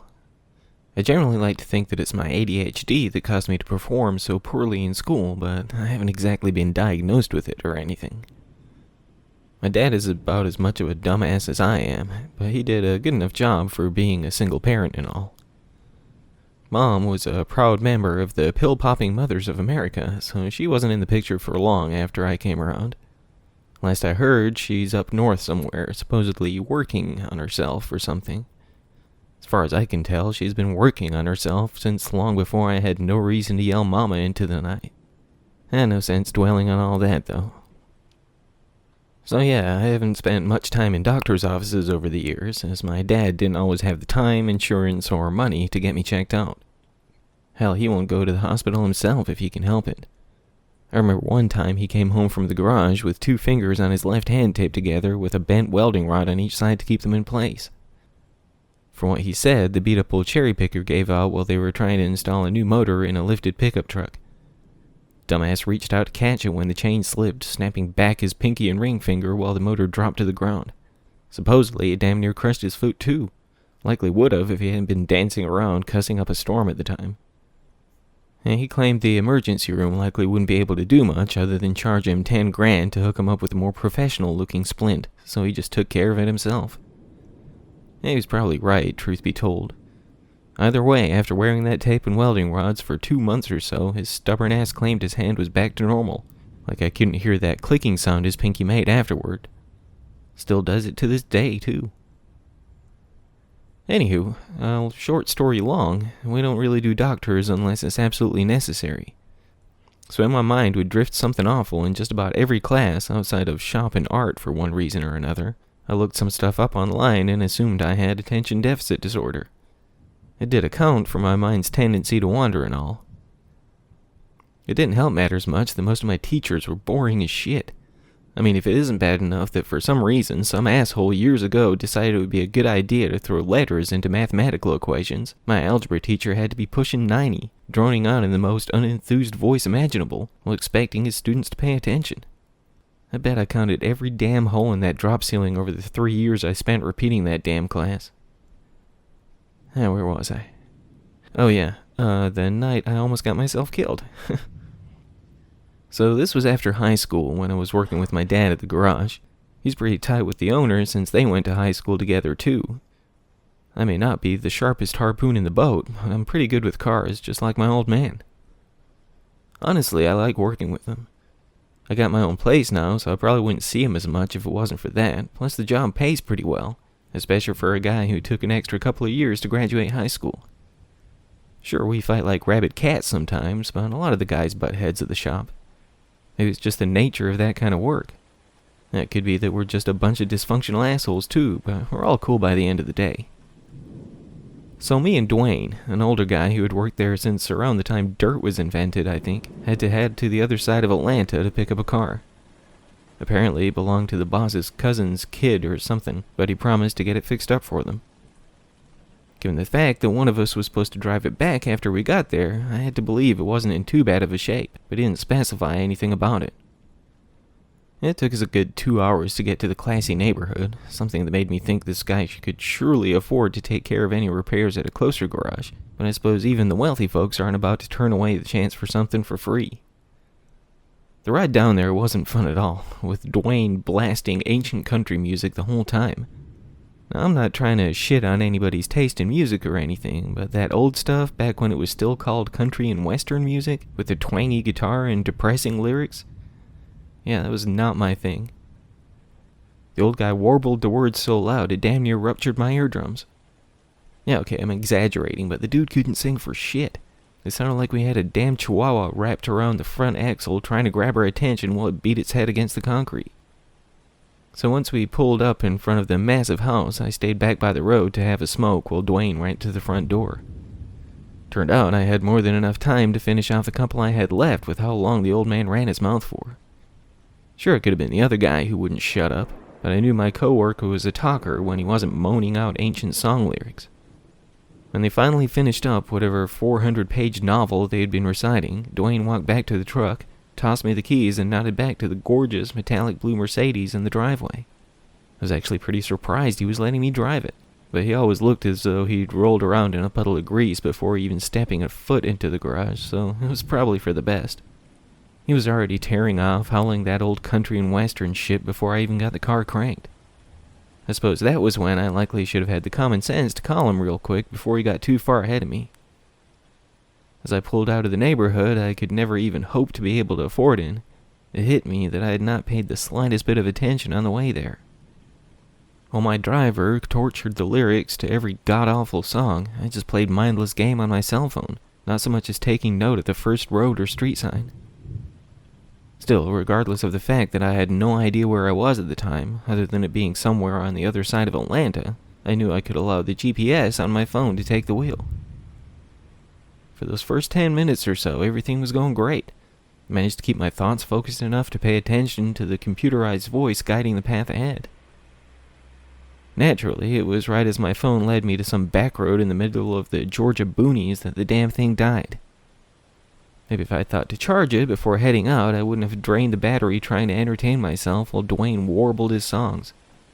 Hell, if I'd even brought my charger with me, it would have been something, but the owner of the car I was trying to get back to the shop had made sure to clean the damn thing out, not so much as leaving an old stick of chewing gum in the glove compartment. Being surrounded by nothing even remotely familiar to my eyes, I took off again, this time in search of a gas station. Not only would that likely be my best chance to get some directions, and maybe even a map, but I finished my last cigarette while I waited for Dwayne and the owner to finish their extended sermon or whatever. I wasn't about to light up in this classy car or anything, even if I did pick up the scent of smoke in the upholstery, but getting myself lost had most certainly caused me a craving or four. I was still verbally kicking my ass for not paying attention on the ride when I pulled into some old gas station and bait shop combo. The whole place smelled like 2-week-old roadkill, but I breathed through my mouth for long enough to grab a fresh drink, snatch up a map, and ask for a fresh pack of smokes. The old guy behind the counter looked like he hadn't bathed or done laundry since Easter, had about 5 teeth in his mouth and maybe 14 hairs in all, each one pasted across the top of his scalp in the worst attempt at a comb-over I'd ever seen. "Would you happen to know how to get to the interstate from here?" I asked, likely sounding nasal as hell with my nostrils blocking the stench of the place. "Yeah," he replied, wearing a wide smile that revealed I may have been overestimating the number of teeth after all. "What you want to do is take a right, follow that road for a good 7 miles, and around that time you should come across a red barn." "I think I have that same shirt," I thought, with my eyes drifting from his mouth to the stained button-up. "Think you may have misaligned a couple of those buttons, bucko. Did you really try to slip that center button into 2 slots? Is it this place that smells like shit, or you? Why am I being such an asshole? What the fuck is it my business if this guy doesn't own a toothbrush or a shower?" "That'll take you right to it," he said, finishing the directions I had not remotely paid attention to. So I take a right out of here and..." "That's right," he replied, laughing under his breath. "Was you even listening?" Yeah," I lied. "I just want to be sure, you know?" "Alright, looky," he began again, drooling slightly from his chuckles and a large wad of chewing tobacco. "Take that first right. Follow that for about 7 miles. After that, you'll see a red barn on the side of the road." "Just spit already," When you I get thought, there, my eyes following the thick brown drool as it dropped from his chin to his shirt. "You have a bottle right there. Just spit. Wipe your damn mouth and..." see the old farmhouse up on the hill. You should be about there. Take that second left after that. And then, Spit! not too For long crying out after loud, I know you gotta feel it leaking down your chin. I know smoking is a nasty enough habit, but ugh, that shit's just gross. That'll take you right to it. He finished, just glaring at me as though a large question mark just appeared above my head. You got it now? Yeah, thanks, I said, snatching up my bag of goodies, turning on my heels, and swiftly heading through the door. Yes, I felt like a very special sort of idiot for not being able to hang in there long enough for some simple directions, but I still felt confident I'd heard enough to get by. "Take that first right," he said, and that's exactly what I planned to do, after indulging in a well-earned cigarette. As I lit one up, feeling that peculiar sensation of being watched, I turned to see the old guy staring out at me, as though wondering why I hadn't got moving yet, given his masterful directions I had been mentally checked out for twice. I just waved back at him, feeling more uncomfortable by the second, wearing a grin I know had to be downright goofy. He did not return either of my gestures, only glared back at me with a very puzzled expression on his face. Though I had barely cleaned off half of my smoke, I dropped it to the ground, smeared it out with my shoe, and got back in my car, backing out as soon as I cranked it up. I gave one last glance back at the strange old man, who still just glared at me, even with another customer seemingly awaiting his change. I just gave a nod and left the old bait gas station in the dust, taking that first right as suggested. Sure enough, 7 miles up the road, I saw a large red barn next to an intersection. A four-way intersection of all things. Had this not been the point, my mind wandered each time the old guy attempted to lend me a hand. I may have the slightest idea which road to take. I just parked there, studying each of the roads that looked no different from one another. Not in any way that would read as the most likely to lead to the interstate anyway. I unfolded the map I'd picked up at the bait shop, staring at it like I was attempting to decipher the Da Vinci Code. This being the first time I had ever looked at a map, other than a passing glance or three, I couldn't so much as narrow down my own location at the time. Finally, giving up on that, folding the damn thing up to the best of my ability, I just tossed it on the passenger seat and resumed my stare down with the intersection. I have no idea how long I sat in place, feeling like Sherlock Holmes, attempting to deduce the clues most likely to indicate who bludgeoned Lady Witherington to death or some shit, when a horn from behind me snapped me back to reality. Feeling as though I'd just experienced a stroke of genius, I rolled down the window to wave the large green pickup truck to go around me, hoping that I could potentially follow them back to civilization. When they slowly pulled up alongside me, the guy in the passenger seat, who looked about 7 feet tall and maybe 100 pounds soaking wet, stared down at me like I was recording a topless TikTok or something, before they turned to the left, hitting the gas as soon as the wheels straightened back out. Taking that as my hopeful indicator of the correct path, I threw the Mercedes back in gear and began my pursuit. While I didn't stop to consider that this may seem somewhat unsettling to those guiding the road ahead, as I waved them onwards only to follow from behind, it didn't take me long to lose sight of them. This being an especially windy road, one that I wasn't remotely familiar with, I hadn't a chance of keeping up with those who seemingly had no issues navigating it. Maybe 15 minutes later, after seeing not the slightest trace of anything or anyone, I was beginning to feel as though I had made the worst decision possible. Granted, I couldn't be sure how far I had actually traveled since leaving that intersection behind, as the road had more curves than my ex-girlfriend, making it so as I could barely break 40 miles an hour. There wasn't even anywhere to turn around. No driveways, no branching roads, only 2 skinny lanes and a shit ton of sharp lefts and rights. I swear, whoever designed this damn road must have been 50 Shades of plastered at the time. I halfway thought about attempting to make a U-turn and head back to that four-way, but I didn't need to risk getting the wheels lodged in the ditch or anything. I was already lost. The last thing I needed was to be stranded as well. Another 20 minutes or so later, as I was beginning to feel more hopeless than a hooker in a monastery, I was finally greeted with the sight of a right turn ahead. It looked like a much smoother road than the one I was on, so I considered just using it to turn back the way I came until the subtle light ahead encouraged me to check it out. Not only was I in no rush to head back to that intersection, only to have another choice to make, but I had to believe that the illumination was a sign of civilization at least. About 5 miles up that straight and baby-smooth road, I finally saw life beyond my own ahead, but not in the way I'd hoped. It looked like some sort of fancy mansion, all lit up like Christmas morning. The closer I got, the more out of my element I felt. There were maybe 9 or 10 vehicles parked out in front, most of which looked as though I could never afford to make a single payment, let alone own one outright, but that same green pickup truck was third from the end in the row. Given that this was the first thing I'd seen besides trees and potholes in God knows how long, it wasn't exactly a surprise to see the road's only other travelers, but I hoped they wouldn't think I was some kind of weirdo if I did run into them in person. With a fairly wide parking area, I didn't exactly have a hard time finding an open spot, but I was still hesitant about walking up and knocking on the door. I couldn't make out any sounds coming from the massive house that was easily 5 or 7 times the size of my own place, regardless of the veritable horde of what I assumed to be the visitors parked out in front. If nothing else, I hoped that somebody inside would be willing and able to help me find my way home, but as I climbed out of the Mercedes, I was suddenly in no rush to find out. Being not exactly a people person, I wasn't fond of asking strangers for assistance, especially in their own house I likely wouldn't be welcome in, so I lit another cigarette while I muddled over my next steps. I felt my whole back tense up with nerves when the front door swung open, revealing a pretty and glamorous blonde who stared right at me when she walked out. "Hi," she mouthed, giving me a wave. I just waved back, uncertain of anything else to do at the time.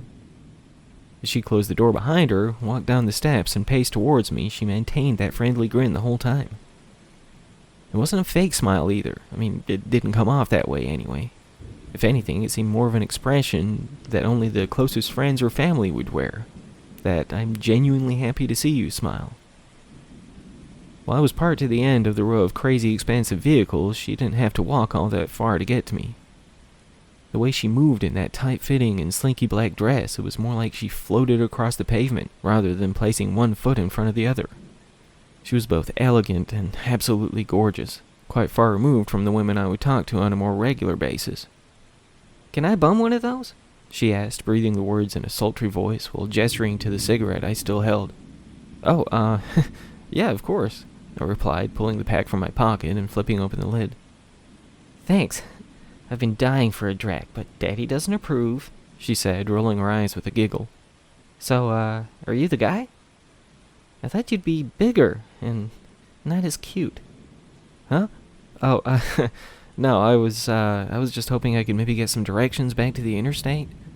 Got myself turned around a while back and..." "Wait, you ended up here completely by chance?" she said with a laugh that lit up her whole face. "What are the odds of that?" "Well, I mean, this was the only place for miles, you know. I hadn't seen anybody for a while. I just hoped that I could..." "I gotcha," she said, laying a hand on my arm, still giving me that warm smile. "It's not hard to find.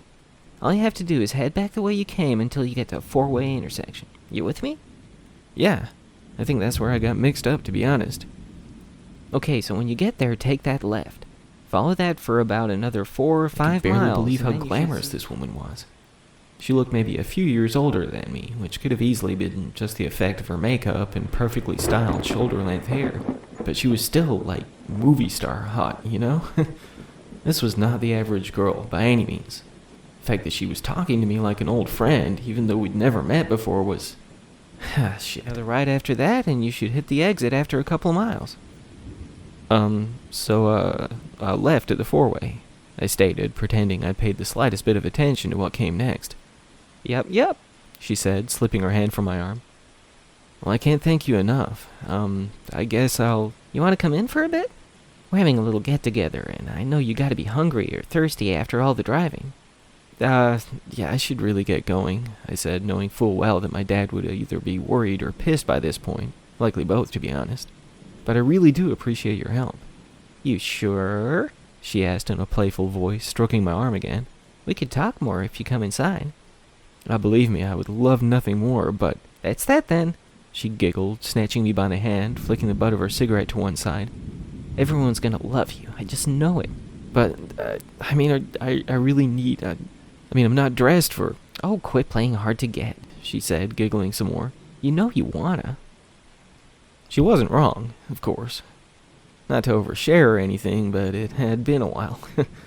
Okay, the Sahara Desert has likely been going through a shorter dry spell than I have, but surely someone as intoxicating as this gorgeous blonde couldn't really be interested in me like that, right? Yeah, I was certain she was just being friendly and all, but I wasn't going to argue with the chance to find out. Not that she was giving me much choice in the matter. "What's your name, cutie?" she asked, opening the door to the strangely intimidating mansion. Bill. Billy Saxon. Most people just call me Sax." "Well, isn't that sexy?" she said, chuckling again while biting her lower lip. "You're so cute. I could just eat you up." Yeah, she was totally leading me on, but I was lapping it up like a thirsty dog. I'd never been what you could call especially good-looking or anything, but I try to keep in shape. Sort of goes with the job, really, given the heavy lifting and working with my hands and all. But she seemed like someone who liked to play games. Still, I had to go with her, right? When she pulled me into a wide dining area type room, there were only a handful of other people there. An older man and woman, each with gray and white hair and a look on their face like they were watching their favorite beagle dropping the kids off of the fire hydrant. 3 men who looked like they could be the blonde's brothers, and a pretty brunette wearing a black skirt and a white top. They all looked directly at me when the girl finally let my hand drop from hers, glancing back at me with an oddly proud expression. This is Billy, everyone, but you can call him Sax. He got himself lost and ended up here completely by accident. She made an exaggerated pouty face with that. Is that right? The older guy said, looking like he could smell the sweat that was forming on my lower back. Yep, the blonde said. So what you think? Huh? Oh, yeah, yeah, you have a lovely home. Selena, she replied, cupping her hand beneath my chin. Selena. She pulled open my mouth with each syllable, flapping her own open and shut to mimic how I must have looked to her. Oh, do stop that, Lena, the thinner of the well-dressed men said. Oh, come on, I'm just having a little fun. Well, I'm certain you're making him feel all kinds of uncomfortable. While they bantered back and forth, I just gazed around the large room, attempting not to notice the especially judgy eyes of the older couple. Seeing them as her folks, I was reminded that my dad would likely be getting pretty heated if I didn't show up soon. Hell, he was likely more worried about the car than me, to be honest. I'm not trying to sound like a dick or anything, but work comes first, and I was on a job at the time. We'd always been pretty close, my old man and me, but he was a working man through and through, and he expected the same of me. I just hoped that... Wait. What did he just say? I'm not playing with my food, Charles, the blonde said, making exaggerated air quotes. I'm just having fun. You should try it sometime. What? I asked right before something jabbed into my neck, causing the lights to dim before me almost immediately. Nighty-night, sexy boy, was the last thing I heard before hitting the floor. When I woke up, or when I was forced back to awareness by some guy jerking my shoulder so hard I thought I may suffer from late-stage shaken baby syndrome, I couldn't see much of anything. From what I could make out, I was in some sort of large cage with two other captives, one of which being the guy who shook me awake from whatever our host had stuck me with. Once my eyes adjusted to the darkness, while I still felt pretty loopy from the drugs, I saw the tall and skinny guy who had rode shotgun in the green truck that halfway led me here. The other man, who I assumed to be the one in the driver's seat, was not as tall but twice as stocky. They both had similar features, the same freckled face and light red hair, patchy beard stubble, and wide noses, so when they introduced themselves as the Hodge brothers, I wasn't exactly surprised. I'm Earl, the slender guy said in a surprisingly deep voice. This is Bert. Billy, I replied, still feeling out of it. What the hell is this? I don't know, the big guy said in a surprisingly gentle and almost squeaky tone, but I'm sure it ain't nothing good. Yeah, we come out here to pick up a couch they had for sale. Turns out there wasn't no sofa, just a damn cell, Earl said with a sigh. Hell, I ended up here by accident. Got turned around, you know. You was the one at the four-way, Bert said. Thought you was high or something. Thought you was following us, too, after you come out after us. Yeah, I'm sorry about that, I said with a slightly embarrassed chuckle. Wished I'd just rolled the dice on one of the other roads now. Wish Daddy hadn't puked all over our couch, too, Earl said, shaking his head. Couldn't get that smell out for shit. Figured the one we come out here for was too good for the money they was asking. $50 for a full-on sectional. Should've known it was too good to... Oh, shit. He got his words short when a door opened, shedding light on the otherwise darkened room. It was almost blinding at first, even though it looked as though it came from the top of a staircase, some 10 or 15 feet away. When heavy feet began to stomp down to the level we were on, I felt my stomach lurch from the fear of whatever they had in store for us. I just stared at the glow silhouetting the group who strolled down as casually as they were fetching a bottle from the wine cellar. My heart was jackhammering with the hope of finding a way out of this seeming incredibly more unlikely by the second. One thing was for certain, though. Whatever this batshit crazy family had planned for us, we were about to find out. Selena walked behind the three men in neatly tailored suits, seemingly having left their folks and other sister upstairs. Whether or not they were involved with whatever was going on here didn't much matter to me at the time. The blonde still looked as happy and carefree as she did before, as though she were just about to pet her new fluffy puppy, rather than touching base with her prisoners. Let us go, you some bitches, Bert said as soon as they came into view. Y'all ain't got no right to keep us like this. And what rights have you? the self-important looking guy with the slick-back dark hair and glasses asked. What's that supposed to mean? Earl snapped. The taller of the four, with spiky brown hair, strolled casually up to the bars, raising his head to be able to continue looking down his upturned pointy nose at us. You three are the dregs of this world, buddy boy. All three of you. Hey! I barked, having nothing else prepared to add to that. All you do is drink and fuck, and eat and fuck, pop your little pills and fuck, spilling your seed wherever it may land, spreading your stain every time you procreate. You're the fucking dregs, you damn uppity douche balloon, I thought. That's what I should have said. Yeah, you pompous little ratty-haired prick in your fancy suit and stuck-up pointy nose. Ugh. Can stand these sorts of holier-than-thou assholes who think they rule the damn world. Yeah, sure, they got all the money and business sense and all that shit, but what else? Bet they wouldn't even know how to change a transmission on their high-priced, panty-dropping cars. Speaking of which, was it wrong that I still kept eyeballing the blonde? Sure, she had most definitely been leading me on to get me in her house and all, but man, she looked good in that painted-on dress. Damn it, what the hell was I thinking? What are you gonna do, ask her out for a cheap-ass beer when she gets done eating your liver with some fava beans and a nice Chianti? Wait, did I hear that right? You're gonna what? Earl asked. We are going to dine on you, snooty-looking slick-back hair guy said, mockingly slowly.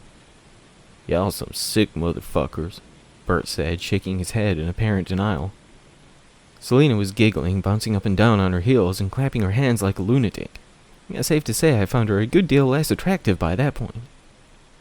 When the other guy walked down the stairs, flexing each likely high-priced step under his massive feet, I understood that they were not just toying with us, or playing some kind of sick joke to get their rocks off and whatnot. He looked like about 400 pounds of rock-solid muscle, wearing a wife-beater and a leather apron that was covered in brown and red stains, likely from many previous dinner specials. He didn't have a lick of hair on his head, nor did he remotely resemble any of the other residents in the house.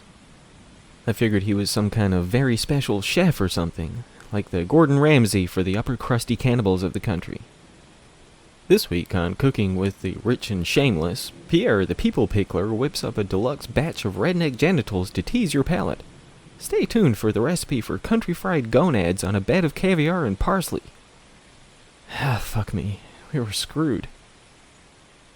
Not all at once, of course, the spiky-haired guy said. That would be just a waste after all. So, who will it be first? I want the cute one, Selena said, still lit up like the birthday girl. It's not often that I don't want to be considered the cute one to a pretty girl, but I was most certainly hoping she was more into skinny or stocky guys at this point. I want sexy boy. He looks delicious, she said, bouncing in place again. While I attempted to take the sentiment and flattery in a more positive way than her having a craving for what she may consider the more adorable set of kidneys between the three of her captives, I wasn't exactly giddy about it. Oh, do shut up, Lena, the slick hair and glasses guy said. You're not the only vote, you know. I want the big guy, the other, more slender guy with the black hair added. I like a bit of grizzle on my meat. I could care less, spiky-haired guy said, but we do need to make a decision soon. I'm positively famished. In that case, I will add my vote for the cute one as well, Slick said, mimicking his sister's exaggerated air quotes from earlier. Well, shit, I thought, letting out a heavy sigh. While I held on to the hope that the stone-faced beast of a chef may get a vote, and only tie things up at best. Of course, given the way the quartet of spoiled rich kids regarded him, he seemed nothing more than a hired help to them. Plus, he hadn't spoken even the first word since strolling into the room. Yay! Selena said, now clapping her hands in addition to the hopping. You two up against the back, the barbarian chef said in a disturbingly gentle and intelligent-sounding voice, holding out a hand to receive the key the snooty, slick-back hair guy held out. I could almost feel my sternum crack from how violently my heart was beating as he slid the key into the padlock holding the gate shut. As he turned it, the immense speed at which the blood was coursing through my veins made my head so loopy I thought I may either pass out or pass on. I almost hoped for the second option more than the first, as I had no idea if I would be laid to rest before being stuffed like a damn Thanksgiving turkey. While Earl and Bert were doing what they were told to, pressing their backs firmly against the bars at the rear of the cage, I suddenly found my mind no longer attempting to drift away. The scene played out before me in almost slow motion, with the padlock freed and the gate's latch screeching to one side in an agonizing wail that I would likely imitate within the hour. I couldn't even hope to break my attention from the immense man whose head sparkled in the soft illumination. When he reached one gargantuan hand through the opening, snatching me by my collar and aggressively yanking me several steps closer to being flambéed, he outstretched his other wide mitt to close the gate back shut, something that did not quite go as effectively as he planned. With some sort of primal scream seemingly beginning at the pit of Bert's gut before launching from his mouth like it was shot from a cannon, I felt my body careening back to the hard ground as he attempted to tackle the beefy chef. While his attack was about as effective as if he were swatting a brick wall with a wiffle bat, it did cause the hulking man to take a few steps back, allowing his far more slender sibling to slide free of the cage as well. When I fell to the ground, I took great satisfaction in seeing Earl's tightly balled fist connecting with the pointy nose of the spiky-haired guy, effectively redirecting its angle with a splash of sticky blood. Bert was still waging a war in the midsection of the beast in the leather apron, causing little more than earning some laughter from his target. When the chef snatched up the fist that couldn't even inspire him to wince a little, slamming Bert against the gate, he finally succeeded in closing it back shut. In the meantime, a screeching Selina was running for the steps, while the quite impressive fighting skills of the skinny guy had already rendered two of the brothers unconscious. While he kicked at the gut of the slick-haired guy on the floor, the more slender of the brothers landed a hit to his face, almost causing him to lose his footing and join the duo on the ground. Finally pushing myself back to my feet, I interjected before he could land another punch, kicking the well-dressed man in the nuts so hard I felt a concussion in my ankle. Though the anguished and horror-struck look on the face was almost laughable, I wasted no time in launching my steel-toe boot into his boys for a second and third time, not yielding my attack on his chances for potential offspring until I felt them crunch, dropping him next to his brothers. While the other two were down for the count, I went ahead and similarly crushed their cojones, just to lessen the possibility of their family tree growing any more branches. When Bert, seemingly inspired by my actions, began thrusting his own feet against the crotch of the guy who now held him against the gate, 2 feet from the floor in his outstretched hand, it barely caused the people pickler to break a sweat.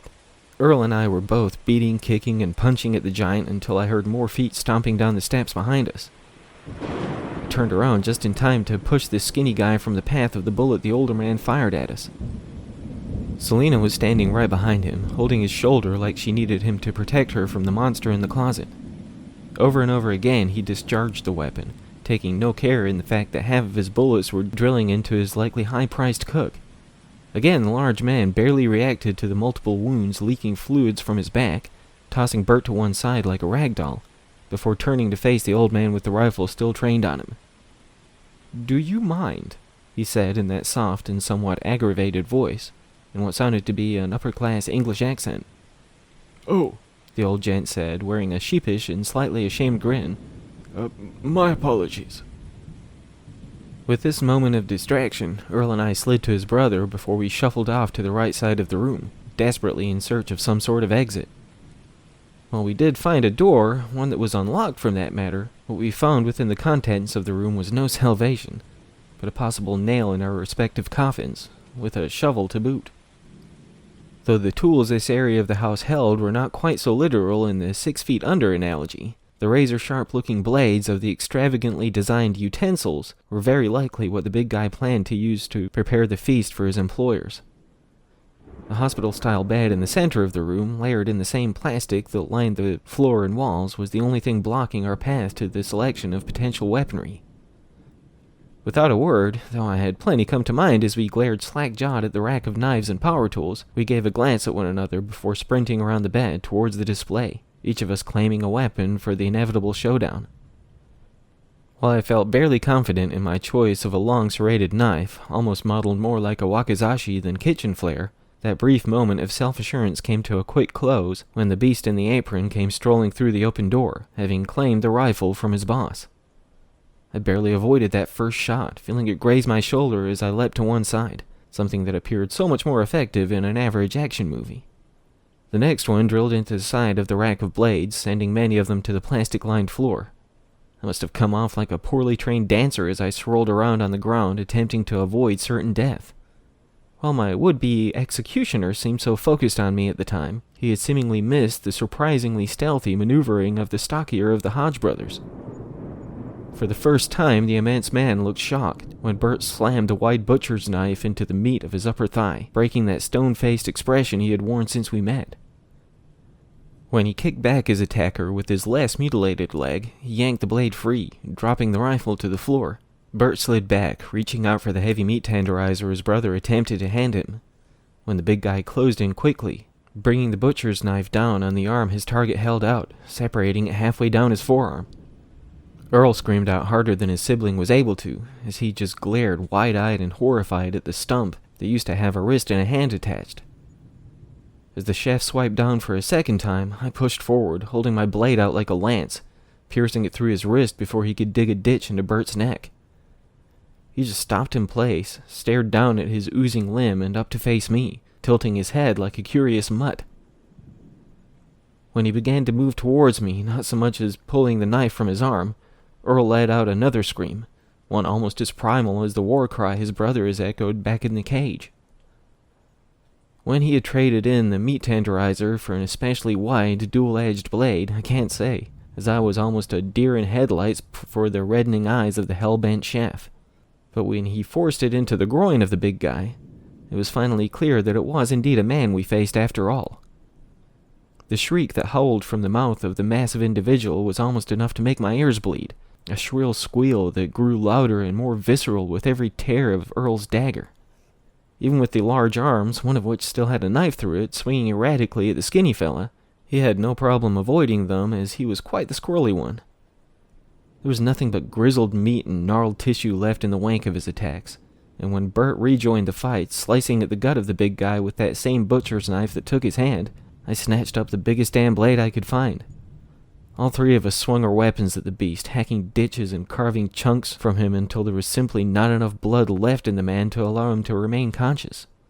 When he dropped to the floor, I almost felt like a lumberjack having toppled an enormous tree, rather than some poor bastard who had to resort to such madness to survive. Once we were certain he would not be getting back up, I pulled off my belt to attempt to slow the fluids oozing from Bert. Earl wrapped the severed hand with some plastic he cut from the lining of the floor, hopeful to be able to preserve it for the time being, before we helped his brother back to his feet. As we hesitantly approached the door, I picked up the rifle, inspecting it to see that it only had 2 bullets left, and I took the forefront on our hopeful escape. I saw no trace of anyone when we got back to the room with the cage, except for the 3 buckled men still sleeping it off. I strangely wasn't surprised to see that their folks or sisters hadn't attempted to pull them to safety. Just for good measure, I gave a few complimentary kicks to their pills as we passed by, just to be sure they simply weren't faking it to throw us off. Not to mention, it was just sort of satisfying by that point. Even Bert let out an exhausted chuckle as I planted my steel toe against the 3rd set of well-tenderized meatballs. I had to be sure, right? When I placed my foot on the first step, I tried to keep it as light as possible. While I was sure that a wealthy family of carnivores would not tolerate a squeaky floor in their fancy mansion, I wasn't about to take any chances. With each hesitant step, I tried to keep my shivering limbs from significantly altering the course of any of the 2 bullets I may have to spend on any of these sick bastards. But when I peered through the doorway at the top of the stairs to see no one around, I just knew they were planning something. I suggested taking a look around to see if we could locate some ice to put Bert's hand on, but he just shook his head dismissively. Let's just get the hell out of here. I gave a glance to Earl, who nodded his approval, and we made our way to the front door, keeping an eye on our backs. As soon as I opened the door, feeling almost exhilarated from the cool wind blowing out from the outside world, the sound of a hammer being pulled back on another firearm caused that brief moment of joy to sink to the pit of my stomach. Turn around, the voice from behind said. I turned to see the older guy holding what looked to be some sort of flintlock pistol, wearing a shit-eating grin. His wife and daughter stood a ways behind him, with him attempting to come off like the noble hero in this insane scenario. Not only can we not allow you to leave, not after what you have done to my children, but we are still hungry, you see. Your chef is dead, you fucking prick, I replied. While Jeffrey was, quite the talented professional, it's not as though I've never had to prepare my own food. Now, if you will kindly close the door, drop the... Whether it was the fact that I was too damn tired to care anymore, or just that I had a feeling he was fully prepared to drone on for a while to make us feel as small and worthless as possible, I can't honestly say. Whatever it was, the shocked look on his face when I quickly raised the rifle, sending one of my 2 remaining bullets directly between his eyes, was almost as satisfying as the sound of his son's cojones being pummeled. Selena, her sister, and her mother all screamed out and ran out of the room before I could decide who would get the last bullet, so we wasted no time in quickening our escape through the open door. I helped Earl load his brother into the truck before heading for the car I still had to get to the shop, and that was the least of my concerns at the time. As I backed up to see the taillights of the green truck speeding away, I threw the Mercedes into drive and pushed the pedal to the floor, slamming the brakes a second later when the pretty blonde in the painted-on dress came running out, about 10 feet in front of me. Don't go! She called out with tears streaming down her face. Please, just... I was so focused on her, or I suppose whether or not I should risk damage to the fancy car by slamming the front end against her, that I didn't even notice the taillight speeding back towards me. When the bed of the truck collided with her slender frame, she dropped to the ground like a sack of potatoes. Earl pulled back beside me, where I was parked with my foot still on the brake pedal. Bert said we should wait for you, on account of you were getting lost before. Good thing we did, it looks like. When Selena slowly lifted herself back to her trembling legs, the large green truck sped forward again, this time leaving her in a state she was far less likely to come back from. I watched her body tumble and crunch under the wheels of the heavy 4x4 before the brake lights lit up once more. Just follow me, Earl yelled, hanging out of the driver's side window. Gonna be gunning it, so try to keep up. Giving one more look at the broken blonde to see her not so much as twitching anymore, my guide headed back up the baby-smooth elongated driveway with me in tow. I made sure to swerve around what remained of the pretty girl who could just eat me up, and sped away from the home of the rich and cannibalistic.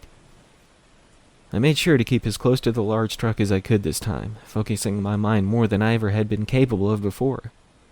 While I did attempt to drift on occasion, especially given all the new grotesque and messed up imagery of this crazy night, I managed to swipe it to the side like thumbing through applications on my dead phone. While I had no idea where that phone was currently located, as it was no longer sitting on the passenger seat where I left it, it was also the least of my concerns at the time. Against all odds, we had survived, and that alone was enough to keep my eyes on the road, as well as the heavy vehicle guiding my path to freedom. When we reached the nearest hospital, I placed a call to the police, while the doctor took Bert back to see what they could do for him. All 3 of us would have some questions to answer after they checked out the mansion I directed them to, but they couldn't deny that the story we told matched the evidence. Unfortunately, the mother, her 3 sons, and only living daughter had vacated the area by the time the cops got there. Plus, there was apparently no trace of the blonde either. They found the old man and the beast of a chef, along with a large freezer filled with the remains of those not as fortunate as the Hodge boys and I. While I was informed about some of their findings, I could only be permitted so much information on the case, but they thought it unlikely I had anything further to worry about after all was said and done. The doctors actually managed to save Bert's arm, and I'm so thankful for that, as is his brother. If it wasn't for those 2, whatever was left of me would likely have been flushed down a fancy toilet by now, and I owe them so much for that. We still keep in touch, the 3 of us. The stocky guy still has a lot of physical therapy ahead of him, but he says it's a small price to pay, all things considered. When I finally made it back to the garage, my dad was beside himself with worry. I'd never seen him like that before, so I honestly had no idea how to react. He was almost in tears after I told him what happened, while Dwayne listened on, shaking his head from side to side. Yeah, he made fun of me for getting lost. As it turned out, it was a good 30 miles in the opposite direction of where I needed to be. I could tell he felt bad about it.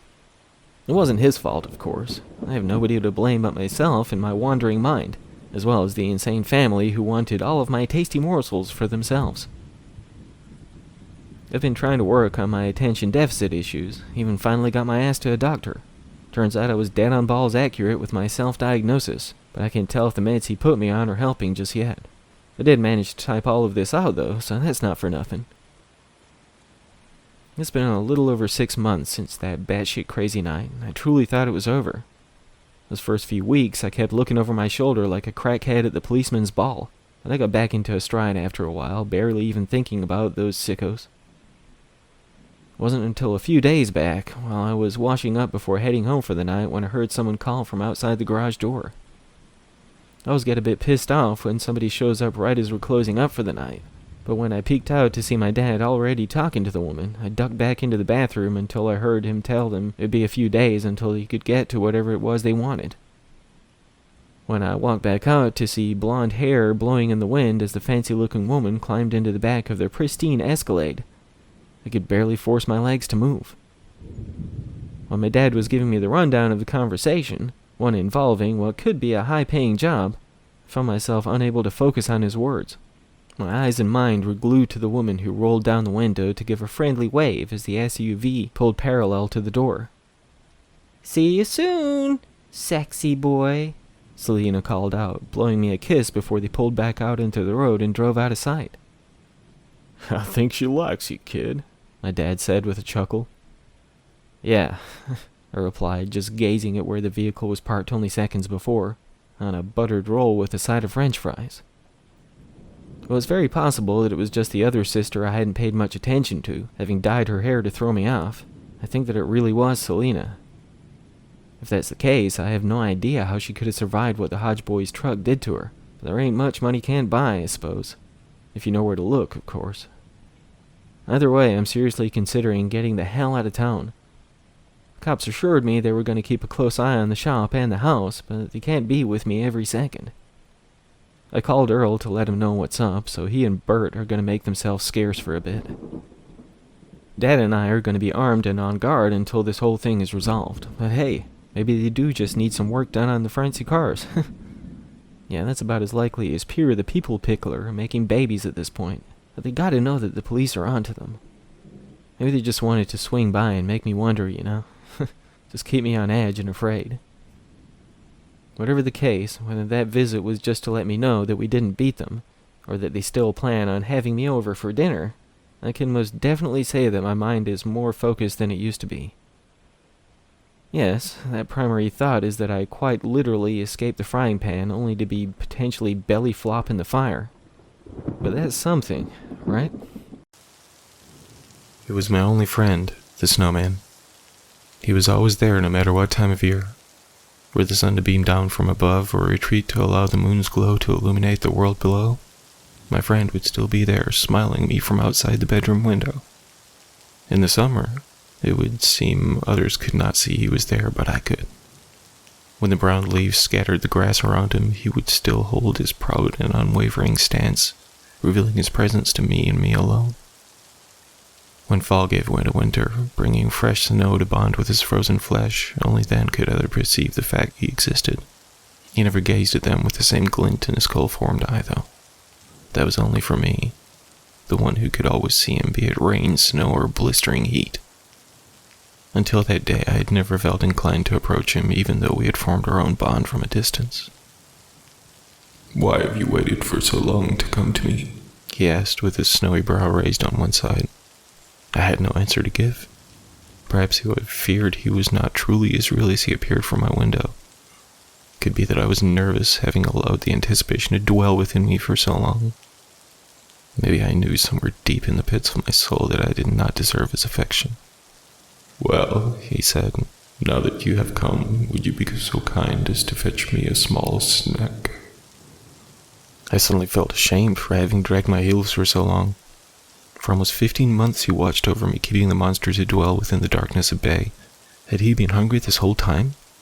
Had I allowed him to starve while abusing the friendship by neglecting his needs? What sort of friend was I to take advantage of he who cared for me while giving nothing in return? "I'm so sorry," I said, feeling my face flush with warm blood regardless of the frigid night air. "Worry not, my boy. All that matters is that you are here now." His smile mimicked my own while I stared into his coal as he gazed into my eyes. "What would you like to snack on?" I asked, truly uncertain what manner of food such a man would require. "He will do," he replied, gesturing with a tilt of his snowy head towards my older brother, who had always treated me with such contempt. It's only been days since my friend asked his only favor of me, and he continues to watch me from the darkness. Though he continues to keep my demons at bay, I must admit, he looks so much better in red.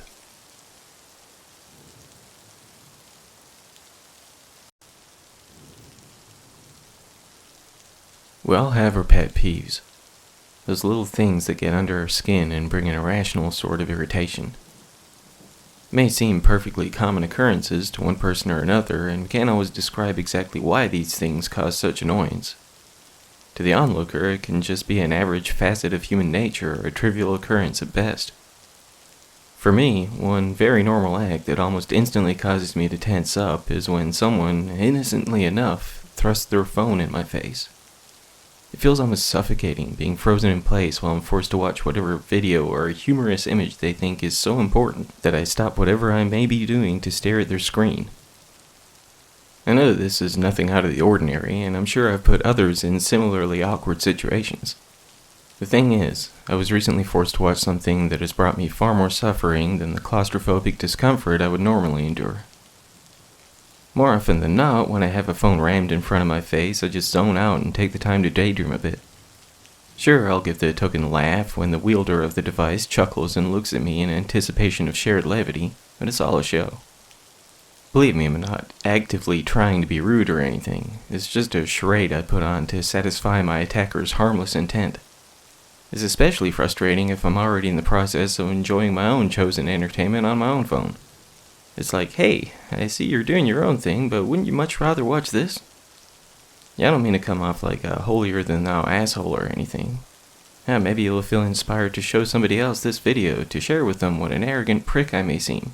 But I can almost guarantee that they likely won't be as into it as you are. I might be getting carried away in trying to describe my annoyance with this newfound habit that many have picked up over the last decade. Who knows? I could be the only one that feels this way. It's not one of those things you can really ask your friends about without setting the stage for a certain degree of defensiveness, especially if you're asking the very people who put you in that position.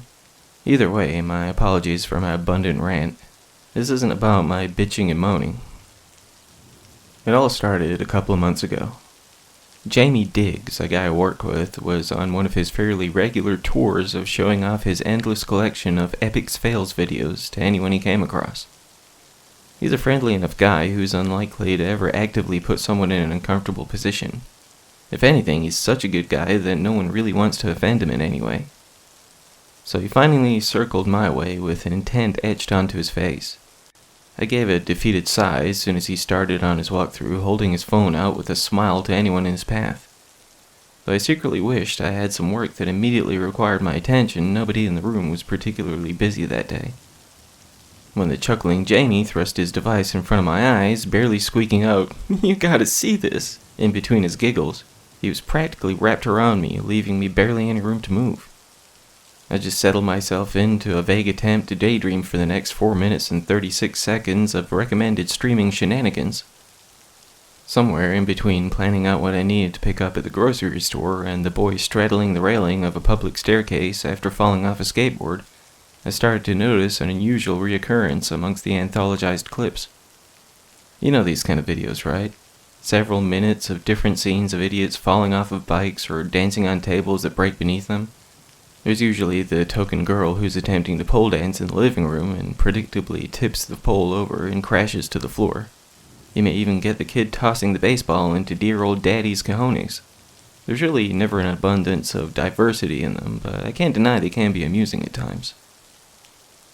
Even though a few of these clips took place indoors, the majority of them are outside. Some in fields, others in backyards. The kid who slid his boys down the railing appeared to be in the city streets. As one clip led into another, I began to notice in every one the same man stood in the background. He seemed quite out of place in his black pinstriped suit that was maybe 3 or 4 sizes too small for him. He wore a wide-brimmed and slightly crumpled top hat tilted down so I couldn't see any of his facial features. He just stood there in the background with both hands on top of the cane he was propped on. While he was no taller or shorter than anyone else, his torso seemed short and stumpy compared to the length of his limbs. His hands were thin and bony, but that could have just been the illusion caused by the sleeves that stopped short about halfway down his slender forearms. It seemed as though nobody else paid attention to the guy in the shrunken suit. Maybe they were just so distracted by the events taking place in front of them rather than anyone else in the crowd. Who knows? I asked Jamie if he could send me the link to the video, which caused his eyes to light up like a 5-year-old birthday boy. I momentarily thought I may have made a grave mistake in this request, as he would surely take it as evidence that I looked forward to viewing many more videos of his choosing. Still, I felt the need to watch the series of clips again, paying more attention from the beginning without someone hovering over my shoulder. It would be later that night before I got a chance to review the link, as my grimacing supervisor demanded that we stash our devices and get back to work. He was a frantic and worrisome man. He would rarely leave his office, but when he did, it was generally to voice his disappointment in his worthless staff. We were used to it, so it was nothing new. I'd almost forgot about the video by the time I arrived back home that evening, settling in to watch the streaming show I'd been binging the last few days. It wasn't until I mindlessly checked my phone for activity, noticing the icon indicating that I had an unread message, that it came back to me. I tapped my thumb on the link and viewed the video in full for the first time. As I had suspected, the unusually dressed man was indeed in every clip. I even noticed him lurking outside the windows or standing in a dark hallway in the background of the indoor scenes. I flipped through a handful of the other videos on the channel, but none of them had any appearances of that particular guest star. They had several hundred videos, and I wasn't about to sit through them all. The one Jamie had sent me was the most recent post from the channel, so I figured it was just some sort of one-off gimmick with the intent of gathering new subscribers or something. When I arrived back at my job the next day, Jamie caught up with me and asked me about the link he sent. Was it as funny the second time? I've watched it like 4 times and it just keeps getting funnier. Not wanting to let him down or disappoint him in any way, I just replied, yeah, good stuff, with a smile. What's the deal with the guy in the suit, though? Jamie just raised an eyebrow, looking confused. The guy in the short suit in the background of all the clips. Is he like some sort of gimmick character in these things? My associate just shrugged, looking perplexed. Who? Assuming he had only paid attention to the focal events of the scenes, I pulled the phone out to show him who I was talking about. I'm sorry, man, I just don't see who you're talking about, Jamie said after I pointed my finger directly at the man who was clearly standing in the background. He's right there, I insisted, tapping my index finger on the screen where the image of the man clearly stood. I was inadvertently pausing and unpausing the video with every jab of my forefinger, but it was frustrating me that he refused to acknowledge the guy in the tiny suit. You're messing with me, right? Jamie said, nodding his head. Almost had me going for a second. He laughed, giving me a slap across the shoulder before walking off in search of someone else to talk to. Had he really not seen him? Maybe he was just messing with me. I was a little dumbfounded, but I attempted to shrug it off as a poor attempt at humor on my associate's behalf. The video was still playing on my phone while I stood there pondering the situation. I glanced down at the screen, hovering my finger above it, fully intending to turn off the playback. That was until I noticed the position of the man, whose ankles and gray socks were revealed by his short pinstripe pants, had changed. He still stood alone and unmoving, but he now held his cane in one hand and his head was slightly more raised. I could now see the white skin and unsettlingly wide smile lined with black lips that reached across the lower half of his face. I still couldn't make out his eyes, but a long and pointed nose peeked out from beneath the brim of the top hat, almost overshadowing the eerie grin. The altered stance of the man, combined with the fact that Jamie claimed to have not even seen him, began to make me feel quite unsettled, prompting me to close out the video and stash my phone back in my pocket. Of the remainder of my workday, I showed the anthology of fails to a handful of my other associates. A few of them just blew me off, as Jamie had already shown them the same video the previous day. I still succeeded in convincing a couple of other people to glance at the screen with me for a few moments, but they also claimed to be unable to see the man in the background. Either this was some elaborate setup, perhaps to pay me back for showing little interest in his video recommendations in the past, or something far more strange was going on here. Jamie was never the sort to pull pranks, and many thought very highly of the guy. Honestly, I felt the same way, regardless of his insistence in shoving his phone in my face. Still, it made no sense why I was the only one who could see this particular aspect of the video. The last time I watched the video, it had like 2 million views, so it's not like it was one of those fly under the radar things. It stands to reason that if I'd seen the man, someone else had too. I panned through the comments to see not one mention of the weird guy in the background, but that still didn't mean that I was the only one who had seen him. Maybe, if anyone else could see him, they didn't feel inspired to mention it. I would spend the next few days searching the internet for answers. Sure, there were plenty of stories of men in suits performing ominous acts, but mostly works of fiction or conspiracy theories.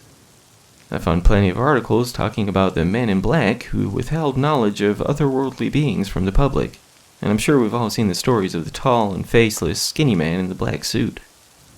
My search was leading absolutely nowhere, and I was growing steadily more aggravated by the situation.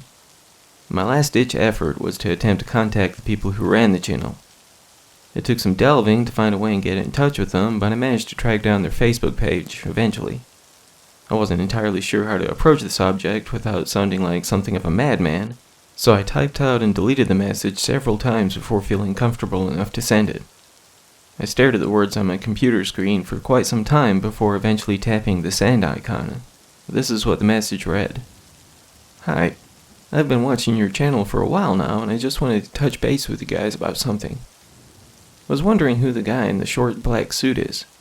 He appears in the background of just about every clip in your most recent video, and he seems somewhat out of place. I was curious if he's someone who works with you guys, or if all of the clips could have taken place around the same area. I apologize if this is crossing any lines or anything. I'm a student at a film school, and I thought that he could make an interesting character in a project I'm working on. Thank you in advance for any information you could share with me.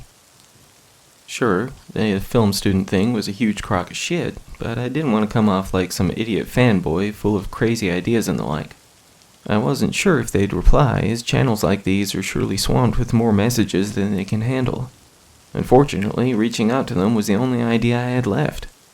I imagined that the best I could hope for was some kind of half-assed reply some weeks later, just something to acknowledge my message and thank me for being a subscriber or something else dismissive.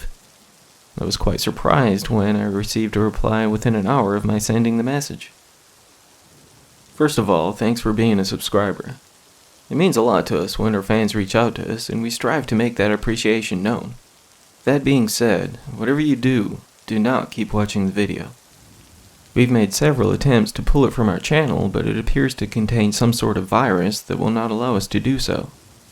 The individual you referred to was not hired by us in any way, nor was he present at any of the events shown in the clips.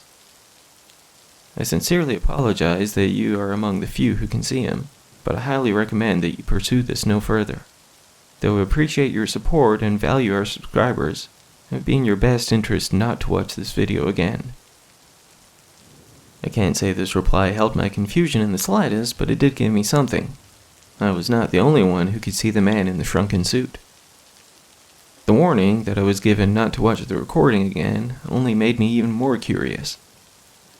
I'm sure they had a good reason to recommend against it, but it's just a video, right? I can't imagine another viewing would lead to anything substantially bad. After all, my curiosity had taken me this far. I couldn't just walk away from it now that I had confirmation that what I saw was real. He actually moved this time. He wasn't just standing in the background anymore, but progressively moving forwards towards the foreground. He slowly approached the boy straddling the railing.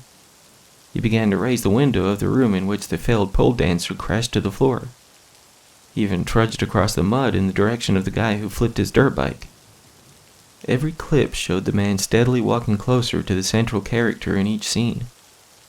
He wouldn't reach them by the time each clip closed and another began, but I couldn't help but wonder what would happen when he did. Should I watch it again? I wondered. No. Not today. Not yet. I tried to reply to the Facebook message to ask specifically why I shouldn't rewatch the footage. I wouldn't hear back from them this time, but I think I expected that. To be honest, the way the man in the small suit moved made me feel quite uncomfortable. His movements didn't flow the same way as the rest of the footage did. There was a jerkiness to his actions, almost similar to the way people moved in the old silent movies. There was a strange sort of graininess and an unusual texture to his appearance too, something I hadn't noticed before. It could be that he was somewhat poorly superimposed into the clips. Perhaps his appearance was similar in nature to those images that could test the levels of color blindness, where only certain people could see the number hidden in the blots. My theorizing settled my curiosity enough for the time being, so I tried not to think about it anymore. Having pushed the images far into the back room of the storage facility in my mind, I decided it would be best for me to just drop the matter altogether. I had already spent way too much valuable time dwelling on it already, and I planned to just get back to some semblance of normality. That's what I told myself anyway.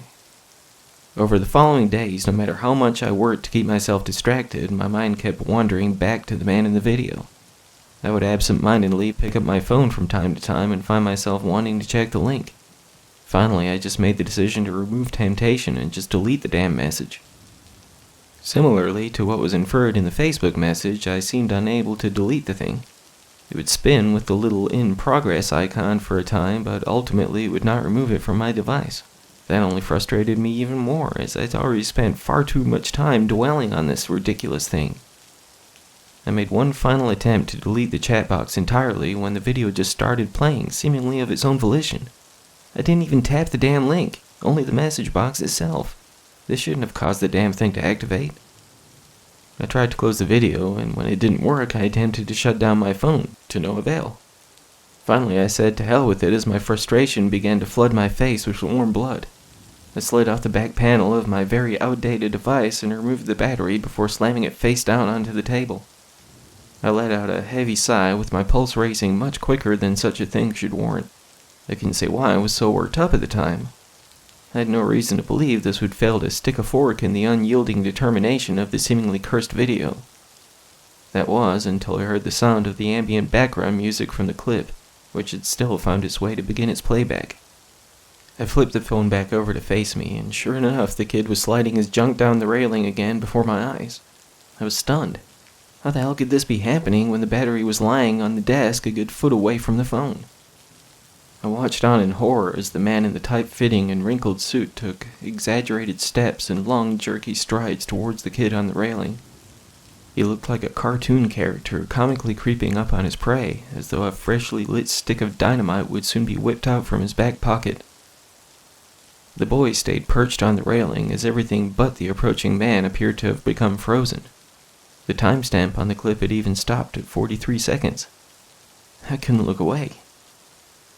The man finally reached the boy on the public stairway banister, tossing his cane to the ground. He reached out, wrapping his long and bony fingers around the kid's legs before lifting his head to face the camera. His almost hilariously spherical eyes, with tiny black pupils in their center, felt like they gazed directly into mine. I could now make out the thin and curled sketch of a mustache on his short upper lip, above his wide and perfectly white teeth of menacing, stretched-out grin, still surrounded by the glossy black lips. While we stared at each other, he just pulled down on the legs of the straddling teenager, slowly splitting the body around the railing. Thick, dark blood sprayed across the screen while he separated one side of the body from the other. The background music gave way to the slushing and splatting sounds of the poor kid's insides spilling out onto the concrete. When both halves of the boy finally slapped onto the pavement on either side of the crimson pool of blood and guts, the screen went black, and the phone lay lifeless on the table once more. My hands were shaking violently as I exhaled a heavy and trembling breath. I didn't even realize that I'd been holding my airflow this whole time, my head feeling light and dizzy from the restricted flow of oxygen. I felt my throat clench around the lumps that threatened to push upwards and out of my mouth. "What the fuck?" I stuttered, my whole body quaking beneath my skin. I was afraid to even touch my phone with the fear that if my hand so much as lightly brushed up against it, the next clip would begin to play out before me. I dreaded to think what havoc the man in the pinstripe suit would unleash next. I stood up to prop myself on legs that felt like shivering gelatin wrapped around little more than fragile toothpicks. I backed away from the dark screen that stared blankly at the ceiling as if it would leap back into my hand at any moment. I just ran. I ran out of my apartment and headed straight for the stairs. The idea of standing still in the elevator with nothing to occupy my erratic thoughts but the grotesque display of maniacal violence and gore I'd witnessed was the last thing I needed. I sped towards the door while my mind raced significantly faster than my still gelatinous legs. My spinning head was mostly checked out and otherwise occupied during my exit, causing me to stumble across the threshold of the door to my apartment building, damn near sending me face first into the sidewalk. I ignored the chuckling passers-by as I shakily found my footing, speeding in between and around them the second I was able to. Sometime later that day, I arrived back home after picking up a new cell phone. I was well overdue for an upgrade as it was, so this seemed like a perfect time to stop putting that off. It may seem a little over the top, but I grabbed my old device with some tongs, keeping it outstretched before me, afraid to even glance at the damn thing. I slowly walked to my small fireplace, my heartbeat quickening with every step, dropping the phone onto the charred wood the second I was close enough. I squirted lighter fluid across the now cracked screen, lit a match, and tossed it in. I gazed on while the plastic began to bubble and melt, the thin strip of glass splitting and cracking from the blaze. I let out a long sigh before returning to the bag in which my new device awaited me. I finished setting everything up, removing Jamie's number from my backed-up contact list. Over the next few days, I still felt uneasy, as though the video had left a stain on my subconscious I couldn't shake. Once another week had passed by, life seemed to have returned to its normal and uneventful routine.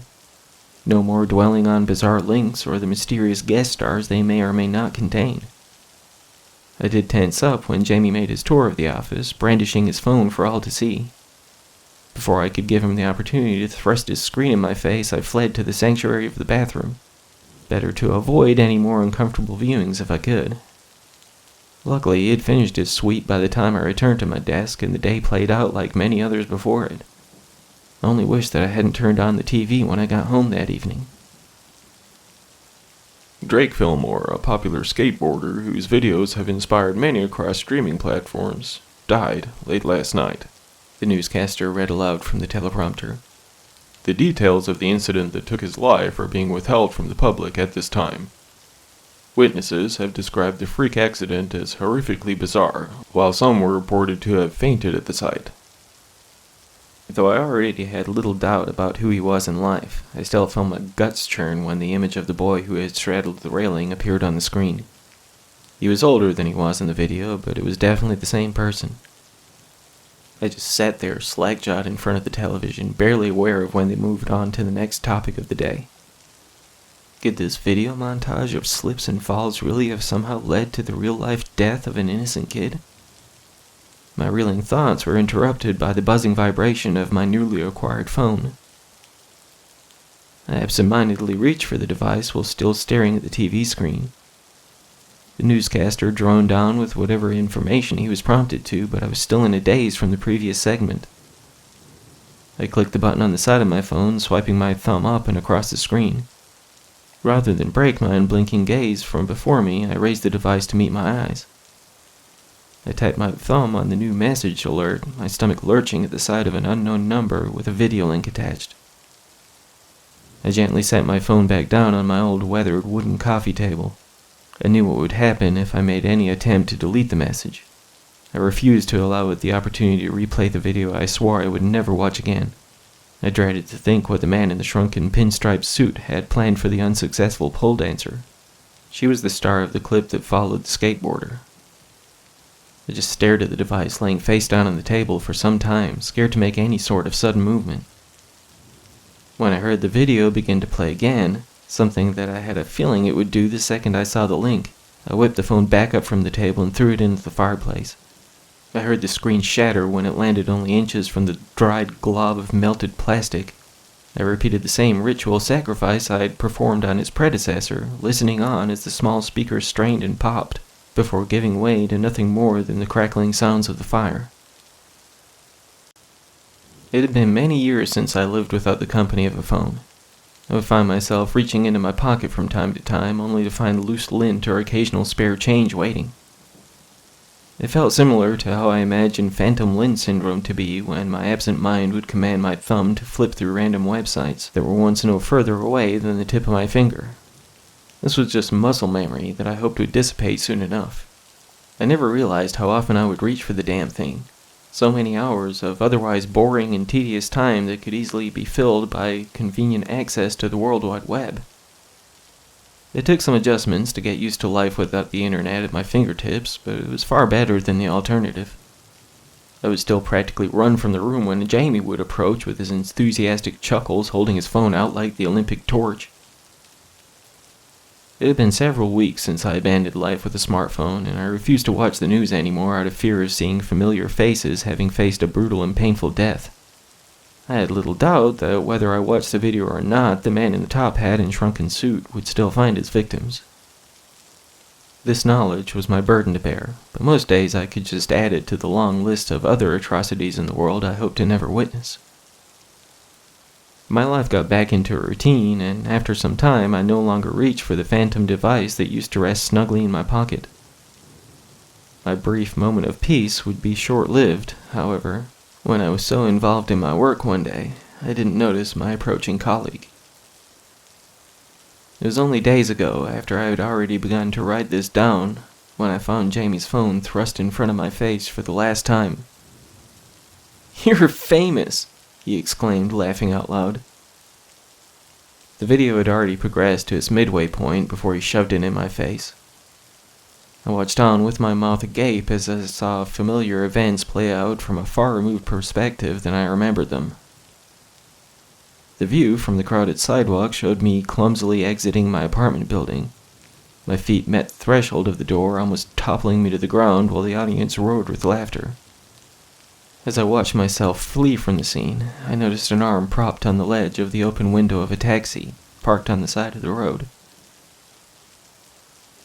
The pale fingers tapping on the yellow-painted door, the long thin wrist that led to the bony elongated hand, was protruding from a short black pinstriped sleeve. "Why are you showing me this, Jamie?" I asked coldly. "Huh? Come on, man, it's funny. Why do you keep showing me this shit, Jamie?" I swatted the phone out of his hand, getting to my feet. "Hey," he said as I turned to walk away, every eye in the room fixed on us. "What the hell, man?" I was almost at the exit when he retrieved his phone from the floor, inspecting the screen for damage. "I only wanted to share," he called out while I pushed through the door. I haven't left my apartment since I got home that day. I have no idea how whatever is likely to come will play out, but I have a feeling the dead pulled on my door won't prevent it from happening. All I know for certain is that I'm fucking terrified. I have little doubt that somewhere out there is watching that damned video right now, witnessing the man in the crumpled top hat and shrunken pinstriped suit drawing closer and closer to me. I can't deny that part of me hopes that it's Jamie who's able to see him this time. Yeah, it may seem a bit petty, all things considered, but I think it's only fair. He's the one that damned me to this potentially gruesome fate in the first place. Does it make me a bad person to want him to join me on this? It's like he told me. I only want to share.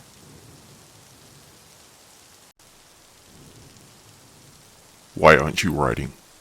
Yeah, I'm getting there. I just haven't figured out a good starting point yet. Excuses. I'm not making excuses. You want this done right, don't you? I want it done, period.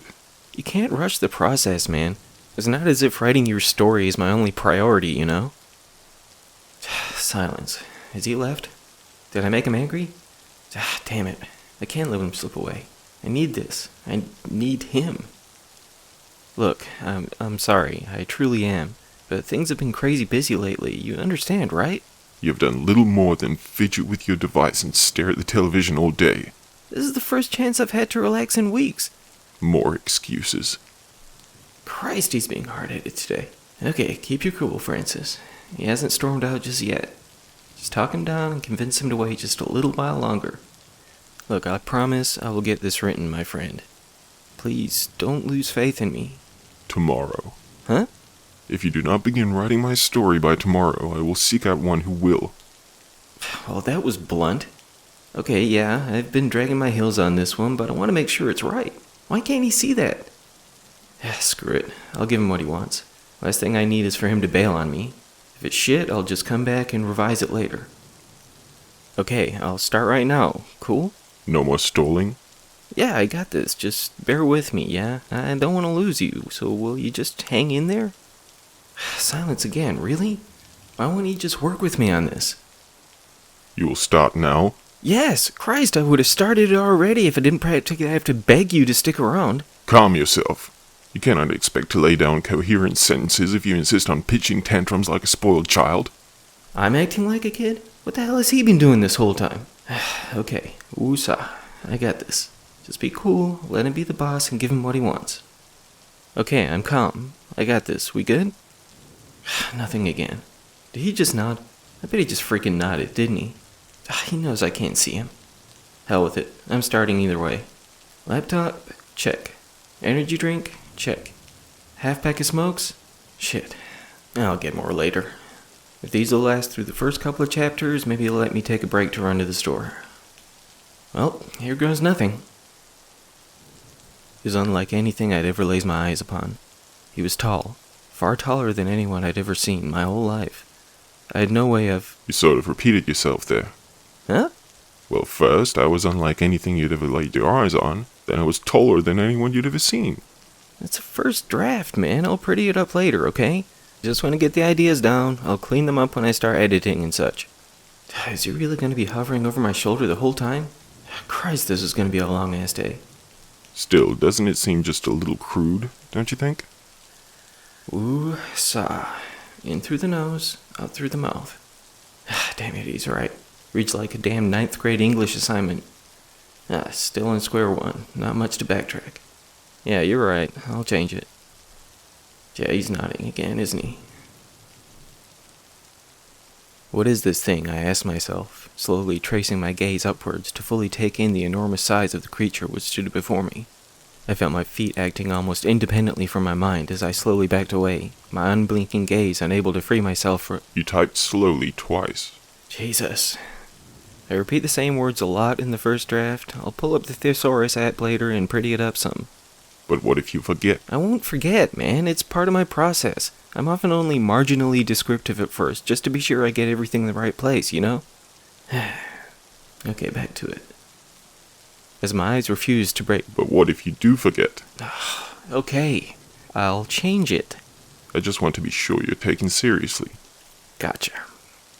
What is this thing, I asked myself as I slowly traced my gaze upwards to fully take in the enormous size of the creature which stood before me. I felt my feet acting almost independently from my mind as I began to gradually back away. I could not even convince myself to blink, let alone break my gaze from this mesmerizing sight.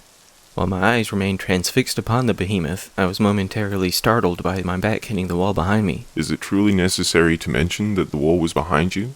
Surely it can be taken for granted given the knowledge that you were indeed backing away. Therefore it isn't... First draft. Apologies, I just... Do you want me to write this or not? And he's silent again. I don't even care anymore. He can go to hell at this point. Cool it, kid. Don't let him get under your skin. Just keep doing what you're doing. I was almost paralyzed with my back pressed firmly against the brick and mortar. I knew he had noticed me. His flickering, flame-like eyes had not broken from mine since... shit, brain fart. Since when? I mean, of course he would have noticed me, but did he show up or did I? Is there a problem? No. No, I'm just working it out. You appear frozen in place. Do you need a hand? No. Thank you. I'm good. His flickering, flame-like eyes had not broken from mine since I found myself aimlessly wandering through the deserted subway tunnel. How did I get here? Where was I before I was in this darkened tunnel? Who exactly am I? Isn't this somewhat similar to something else you've written? Damn it, I think you're right. In addition, and forgive me for being crass, but isn't this story supposed to be about me? I mean, it is, but the narrator needs to have his own interesting thing going on, too, you know? Christ, he's right again, isn't he? This isn't supposed to be about some schmuck with amnesia. This is a monster story, not a lost soul story. Okay, just one more readjustment. His flickering flame-like eyes had not broken from mine since I ran into the deserted building, seeking shelter from the storm.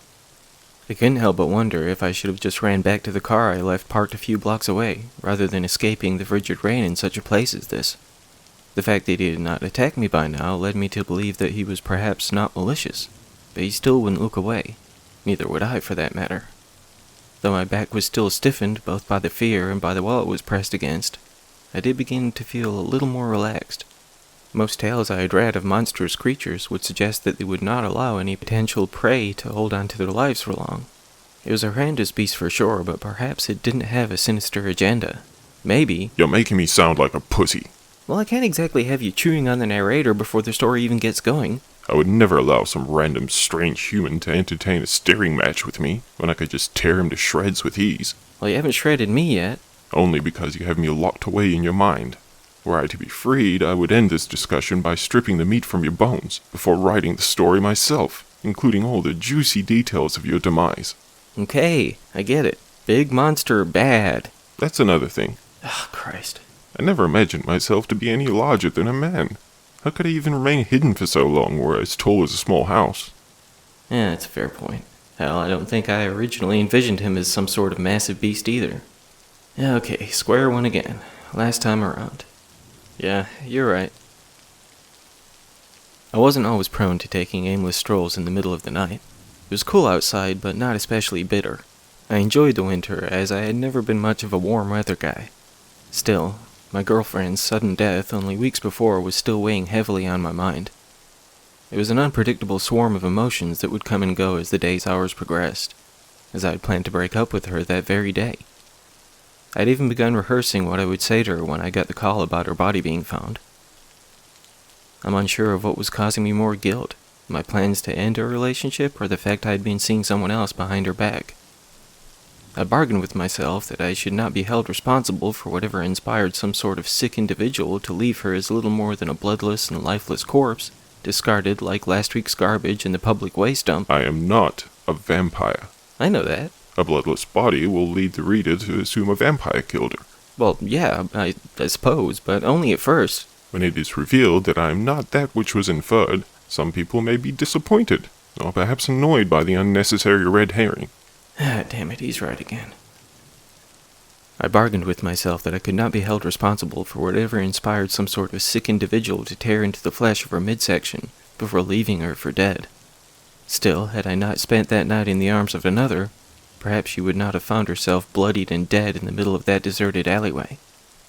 It was that very guilt that led me out into the cool night air, in an attempt to escape my cluttered thoughts for a time. Perhaps my assumption that walking in silence would provide any sort of distraction was not the most well-thought-out reasoning, but the more I pressed on, the more I dwelled on what I had lost. My own emotions practically baffled me. The longer I lingered on things I could not change, the more I convinced myself that I truly loved her. This only served to make me feel even more furious with myself, as it was I who betrayed the love she felt for me, by taking advantage of her trust. I'm not entirely sure how long I had been walking, consumed with little more than my own guilt and shame, when an unusual sound broke my pensive gaze from the darkened road which lay ahead of me. I don't mean to suggest that it was entirely foreign to me, as it was somewhat reminiscent of something familiar, but I couldn't quite place it. The closer I got to it, the louder it grew, making... Sort of redundant, isn't it? Ugh, what? Well, it stands to reason that the sound would increase in volume the closer you approached. Seems like an unnecessary line is all I'm saying. First fucking draft. It's not going to be perfect. Apologies, I do not mean to interrupt. But you do interrupt. You keep interrupting. How the hell am I supposed to get through your precious story if you keep cutting me off when I finally get on a roll? Damn it. I shouldn't have let myself get so frustrated. I know what he's getting at, and as usual, he's right, but Christ, I wish he'd stop breaking my focus. I would appreciate it if you would desist in spilling your venom on me. I only wish for this to be done right. I know, man, but you need to let me write. Just trust me, yeah? Once I get the first draft down, you can pick it apart all you like. But I need to get this on paper before it leaks out of my head, do you get me? It's not on paper. It's a figure of speech. Christ. Apologies. Woosah. I won't suggest that it was entirely foreign to me, as it was somewhat reminiscent of something familiar, but I couldn't quite place it. As the volume of the sound increased, I knew I had to be drawing closer to it. The louder it got, the more I grew aware of what it must be. The gashes which were torn into the flesh of the woman I loved. This is the sound of whatever ripped into her skin would have echoed into the night. Could her murderer be lurking in the same deserted streets I had traversed at the time? Was another losing their life to this nefarious madman? Were he not so consumed by his work he may not notice my arrival? Could I avenge the one he took from me? It was only just a hop ahead. It had to be. I needed something, a weapon, perhaps something discarded on the pavement. Anything with which I could beat this person. The alley was just ahead and to the right. That's where he was waging his assault on another. I was so close now. If I didn't act soon, he would finish up, leaving me alone with his victim. I could put an end to this once and for all. Of course, if I dragged my heels much longer, I could end up a suspect myself. This would not look good at all, especially since I was in a relationship with another of his victims. There had to be something I could use as a weapon, but Why are you taking so long to get to the point? Again! Seriously! Forgive me, but do you not think a reader may grow annoyed if you drag this out much longer? I'm building tension. Anticipation is worth it when there's a payoff, you know. Very well. Proceed. You sure? No more pointers? Maybe my phrasing could be a little more elegant, huh? You think the font I'm using is okay? By all means, please give me any more observations you have. Anything at all. Or, and forgive me if this sounds outlandish, or you could let me write the damn story. Anything? We good? Apologies. He's making my head hurt. I could put an end to this once and for all. Of course, if I dragged my heels much longer, I could end up a suspect myself. This wouldn't look good at all, especially since I had a relationship with another of his victims. No time. No time left. Have to act now. As I rounded the corner, neither my eyes nor my mind were prepared for what stood before me. The girl lay dead on the ground, something I could judge with near certainty, as most of her insides were hanging from the brick walls or gathered in a scarlet puddle beside where she lay, as the blood oozing from within her joined with the pool to her left. Standing in place, gazing down at her, was some sort of creature, for lack of a better term. It was no taller than an average adult male, though it was far from human, from what I could tell from its back, anyway. The crimson-stained blue jeans it wore appeared almost out of place below the spiked lime-green flesh of its torso. Of course, it may have been no more than the moonlight playing tricks, making him appear to be that particular hue. But the small spikes which covered every inch were no trick of the light. The long, curved claws which ended an inch or so beyond each of its 5 fingers still dripped with the fresh blood of the poor girl whose life he had claimed. His hair hung down to the center of his spine, not allowing me a glimpse of the beast's head, but I could not allow myself to linger until it turned to face me. Though its build was quite slender, I had little doubt I would not have a chance against this thing. Is this really how you see me? Just some ravenous beast craving human flesh to feed upon? Well, I mean, it's a monster story. True, but hasn't the cannibalistic creature been done enough? I mean, I suppose, but it's the most relatable sort of motivation, you know? Also, I wouldn't call you cannibalistic, as you're not exactly human. True, I cannot argue with that, but does it have to be a matter of hunger? Why not the simple joy of the slaughter? I mean, I get what you're saying, but something like that is almost getting into a more human psychology sort of thing, you know? I'm not sure if a reader is really going to buy into a monster who just likes to kill without any sort of motivation. Perhaps you are correct. Hunger it is, then. It took considerably more effort than I would have hoped to convince my shuddering lower extremities to move, but... Lower extremities? Jesus, what's wrong with that? This seems a little too colorful, doesn't it? How so? Well, I would imagine this scene only the last moments. And? I just feel as though wasting time on such long-winded descriptions could potentially overextend the situation, resulting in the reader disconnecting with the narrator's need to make haste. Damn it, he's not wrong. I can't deny his shit is getting really old, and if he keeps this up, my head is likely to explode, but he does make a lot of good points. Still, the first draft is always going to be a bit dodgy. Does he really need to be this critical of everything? I'll give it to him on this one. Yeah, I gotcha. Good catch. Christ, did I really encourage him to keep badgering me?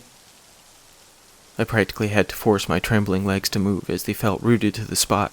Still, I managed to creep away from the opening to the thin alleyway before I could be forced to play the part of this dead girl's dance partner for the rest of my life. Oh, come on. Just seems a silly analogy given the circumstances. Ugh. I practically had to force my trembling legs to move as they felt rooted to the spot.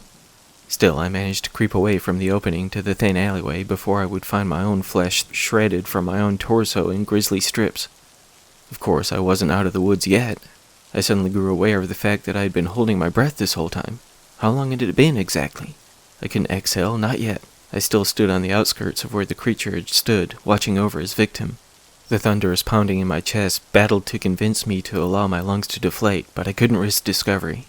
Though my head was growing lighter by the second and every inch of my flesh shivered with fear, I pushed myself away from the alleyway. As I crossed the bridge which stood above the lake below, reflecting the moon's subtle glow back up to the heavens, I finally allowed my lungs the relief they begged for. Christ, what now? Oh, no, nothing. I actually liked that part. I didn't mean to think aloud. My apologies. You actually compliment something I wrote? Oh, thanks. I could still see the alley from where I stood, but I hoped I had gained enough distance for my gasping to go unnoticed. I continued onwards, quickening my pace to get as far from that thing as I could. Though I hadn't been fully aware of how many hours I walked that night, I finally felt my shuddering flesh settle back down upon seeing the mile marker on the side of the road. With my side splitting and my back aching, I took a seat on the curb, while reaching into my jacket to retrieve the wrinkled pack of cigarettes from the pocket within. I pulled a deep inhale of fresh nicotine into my still exhausted lungs while... The narrator is a smoker? Yeah, I mean, obviously, right? Why did he not smoke one before this point? Huh? Well, when the story began, he was experiencing troubled emotions, yes? Oh. I would imagine if the relief of escaping a potentially gruesome demise would inspire him to light up, so would his melancholy state. Yep, he got me again.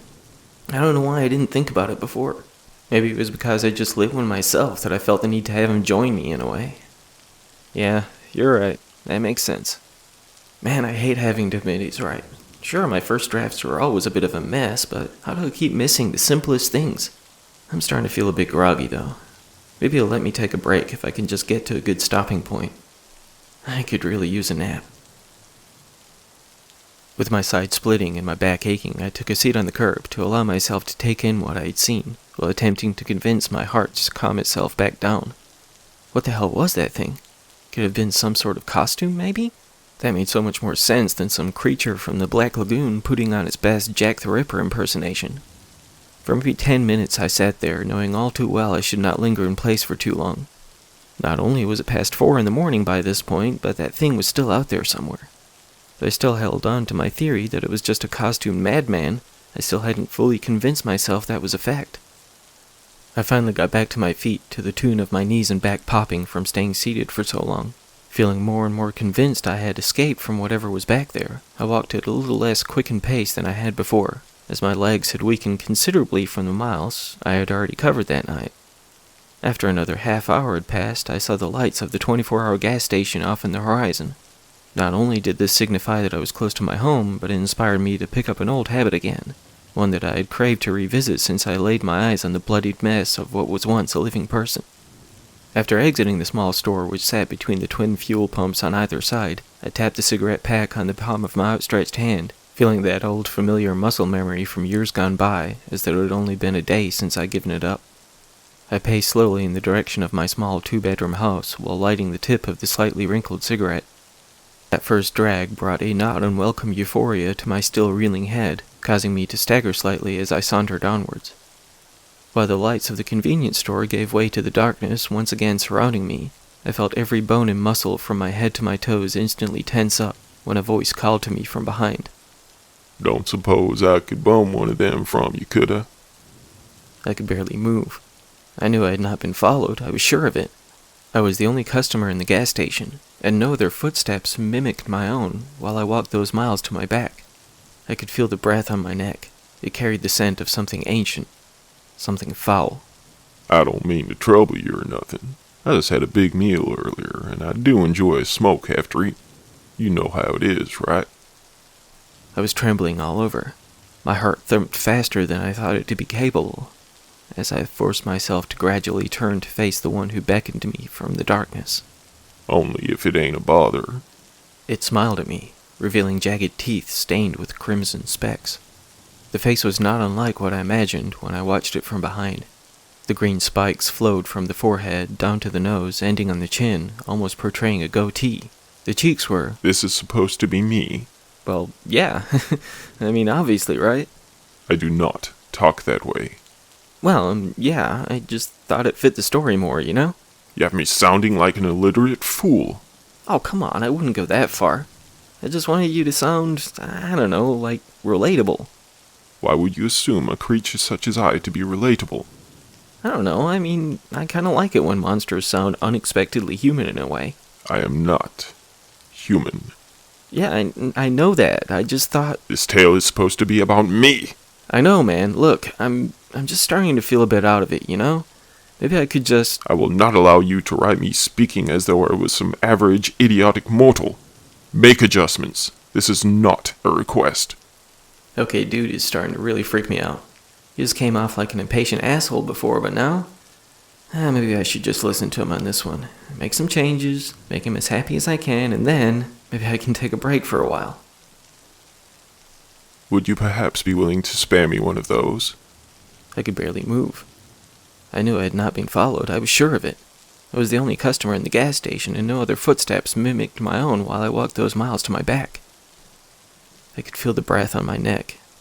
It carried a scent of something ancient, something foul.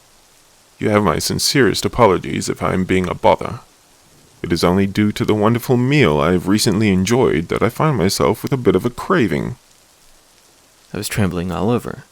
My heart thumped faster than I thought it to be capable as I turned to face the one who beckoned me from the darkness. Of course, only if you have one to spare.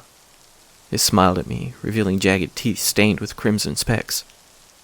The face was not unlike what I imagined when I watched it from behind. The green spikes flowed from the forehead down the nose, ending on the chin, almost portraying a goatee in a way. His cheeks were smooth and its brow light, while slightly raised. I couldn't even hope to steady my hand as I fished the cigarette pack from within my jacket pocket. I opened the lid, tearing the cardboard as my hand shivered as though the temperature had suddenly dropped another 30 degrees.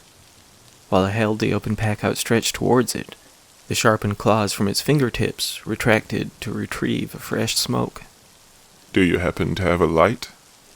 I almost flipped the lighter onto the ground while I made my attempt to pull it from the same pocket which held the pack.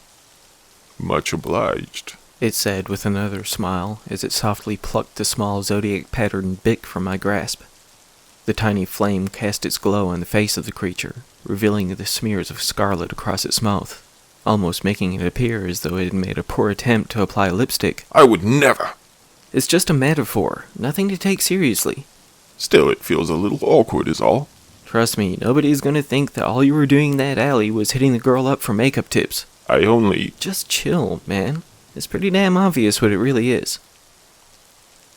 Once the lighter was placed back in my hand, I still just stood in place, with my arms out in front of me, holding the open pack of smokes in one hand and the bic in the other. My breathing was taking far more effort than it normally would, while my tremoring skin threatened to send me into convulsions. You witnessed me in the alley, yes? It asked politely, in between inhaling the smoke into its lungs. Did it even have lungs? I nodded. Well, I think I did. It was hard to differentiate my conscious movements from my newly developed involuntary twitching. Do you mean to share what you saw with anyone else? I shook my whole body in response. And any knowledge of my existence? Will this go any further? Same reply, even more aggressive than the last. It smiled again. It was a strangely sincere smile in a way. I couldn't fathom why it wasn't clawing into my guts, nor why I felt the need to converse with me. I wanted to run, to haul ass away from this thing as quickly as my legs could carry me.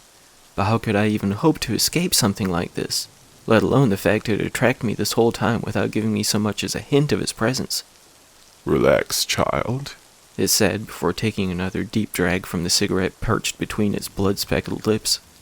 Were it my intention to harm you, well, you would have only been briefly alerted to my arrival. What do you want from me? I asked, barely forcing the stuttered words to break free of my throat.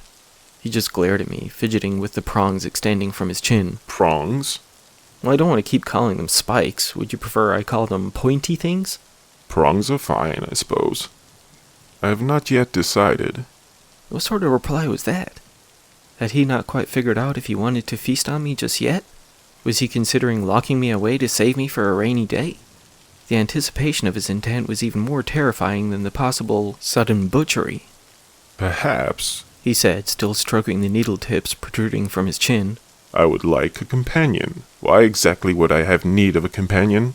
Well, for one, there has to be a reason you don't just gut the narrator right off the bat. And two, what do you call me? A necessity. Seriously?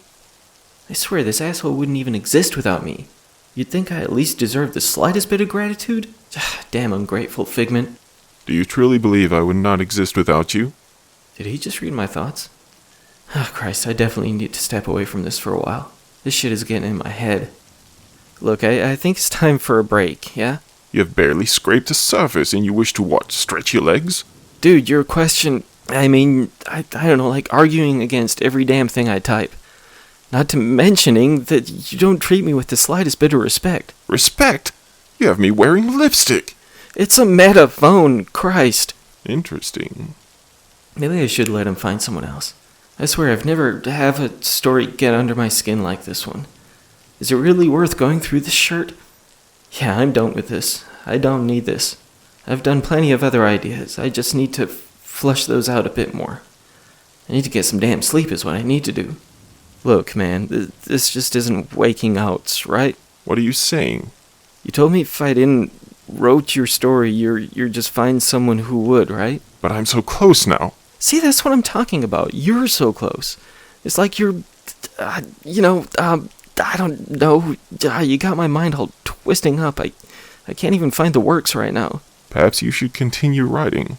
Dude, I can barely even thunk straight right now, let alone, typing stuff. Please, I will intrude no more. Fine. A company on? I asked, beginning to felt my neck loosen. He was still stroking the pointy thing on his chin, making his eye look in my eye. Perhaps I've been alone for far too long. It is difficult for me to find my place in this world, you see.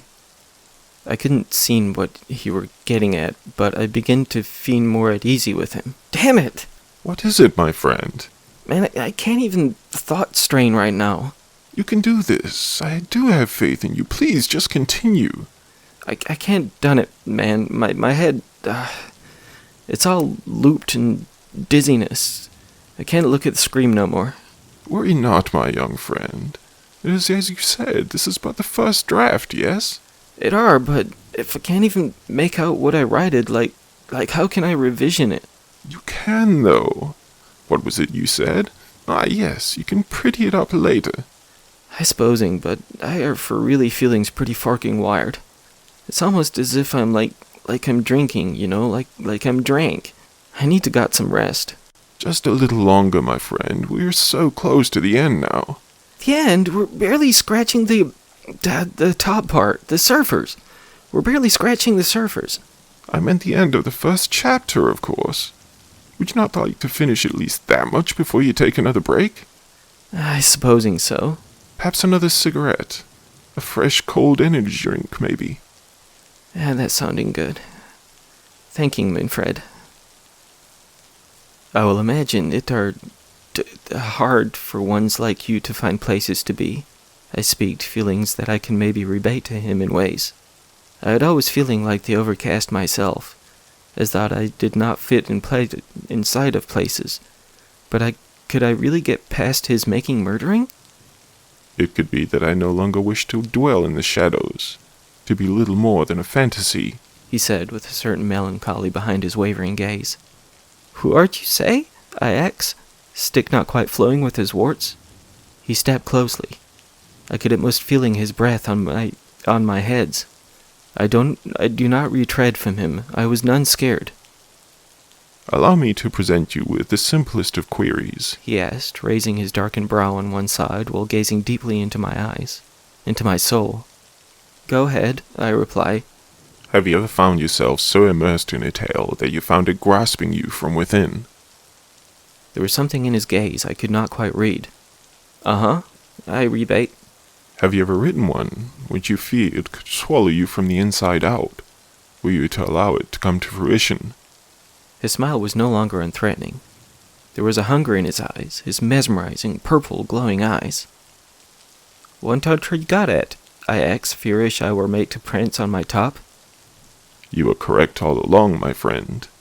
I most certainly have a hunger, though not for sustenance. What? What are you doing? I hunger for life, for existence. A gift which you have granted me without even understanding what it is you offered. What are you talking about? It is my turn to take the wheel, my friend. What? You can't do these. You are so tired, are you not? Allow the exhaustion to consume you. These are impassable. You're in my brains, not in really. We all begin as ideas, my boy. Sometimes we must return to the dark places of the imagination. Stop! Don't do these, please! I am truly sorry, my friend, but it is time for you to take the seat in the back. Please! Don't, my mind bodies! Worry not, my passenger. Perhaps I will write about you too someday. Please! Don't!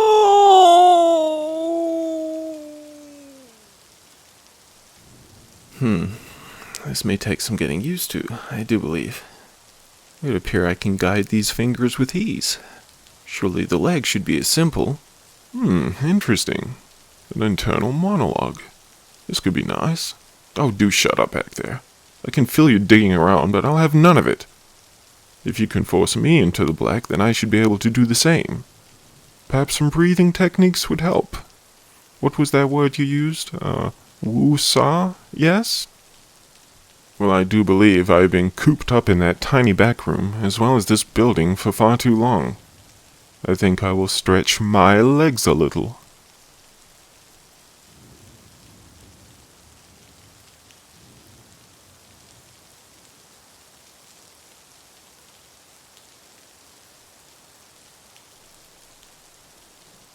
I wasn't entirely sure what to do with this. I arrived back in town after being out of town for a few days to find my roommate gone and this bizarre shit on his laptop. I knew he'd been stressing out a good bit before I left. Something told me I shouldn't have left him alone, but I have absolutely no idea what to even make of this. Could he have had some sort of nervous breakdown? Is this what that looks like from a writer's viewpoint? He told me he'd been suffering from some serious exhaustion along with an almost crippling writer's block, but I had no doubt he'd get past it. These things happen, right? I can't say I know much about how a writer's mind works and all, but I know artists who have those phases where they can't quite find their spark, or whatever they call it. I guess that's why I decided to post this here. Maybe see if any of you guys had ever dealt with anything like this before. I mean, I know it has to get frustrating when you can't quite figure out what to write about, but could this be, I don't know, some sort of creative writing exercise or something? I've read a few of his stories and some written by some other authors, but I'm usually more of a wait for the movie kind of guy. I got nothing against reading or anything, I'm just not the fastest reader and I tend to zone out if it gets really wordsy. I don't even know if wordsy is a word, to be honest. Getting sidetracked. Sorry about that. So yeah, it's been a good, 3 months since I last saw the guy, and we've been pretty tight for some years, so I know this ain't like him. They even had the cops come check out the place, though they had no idea what to make of all this either. I went ahead and filed a missing persons report and all that good stuff when he'd been gone for long enough to warrant it. They still haven't been able to find any trace of him, not yet anyway. To make things even worse, the last time I checked in, the detective told me there's been some pretty bad murders across the state. And they're kinda like what Francis wrote about, so I don't even know what to think about that either. I'm worried as hell about the guy, though. I know he was going through some stuff and all, but I don't know. Maybe he just wanted to get away for a bit. Could be that he just needed to be by himself for a while or something. I've heard some authors like solitude when they write, so maybe that's just what he needed to get over this hump. I'll tell you one thing, though. I mean, I can't relate or anything, but it sounds like writer's block can get weird.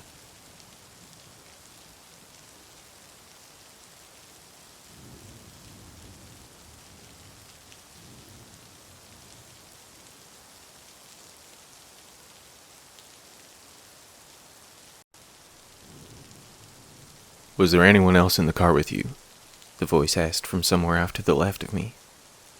What? I asked, slowly coming back to my senses. Did you have anyone else riding with you? The voice asked as my eyes began to focus on my surroundings. Yes, I replied, suddenly growing aware of what had happened. A passenger. I was still dazed from the apparent accident I'd been in. I was just standing in the middle of a field when the cops rolled up, but I couldn't recall what had occurred. "Are you sure you had a passenger?" the voice asked again. Finally, more of my senses returned, and I turned to see 2 police officers in the field with me. One of the 2 was over by my crumpled car, while the other was shining a flashlight in my direction. The officer who was investigating my vehicle shook his head at the one closest to me. "There's no sign of any passenger. Are you absolutely sure you were not alone?" "Yes," I insisted, suddenly feeling my heart racing. Though I was quite bewildered by the events that found me aimlessly wandering around in the grass, I had one solitary and persistent certainty. There had most definitely been someone in the car with me. I became erratic in my actions as I ran to the car that sat on all 4 wheels next to the massive thick tree that stood alone in the open field. I was sure that the cops had somehow completely overlooked the man I knew to be sitting in the passenger seat.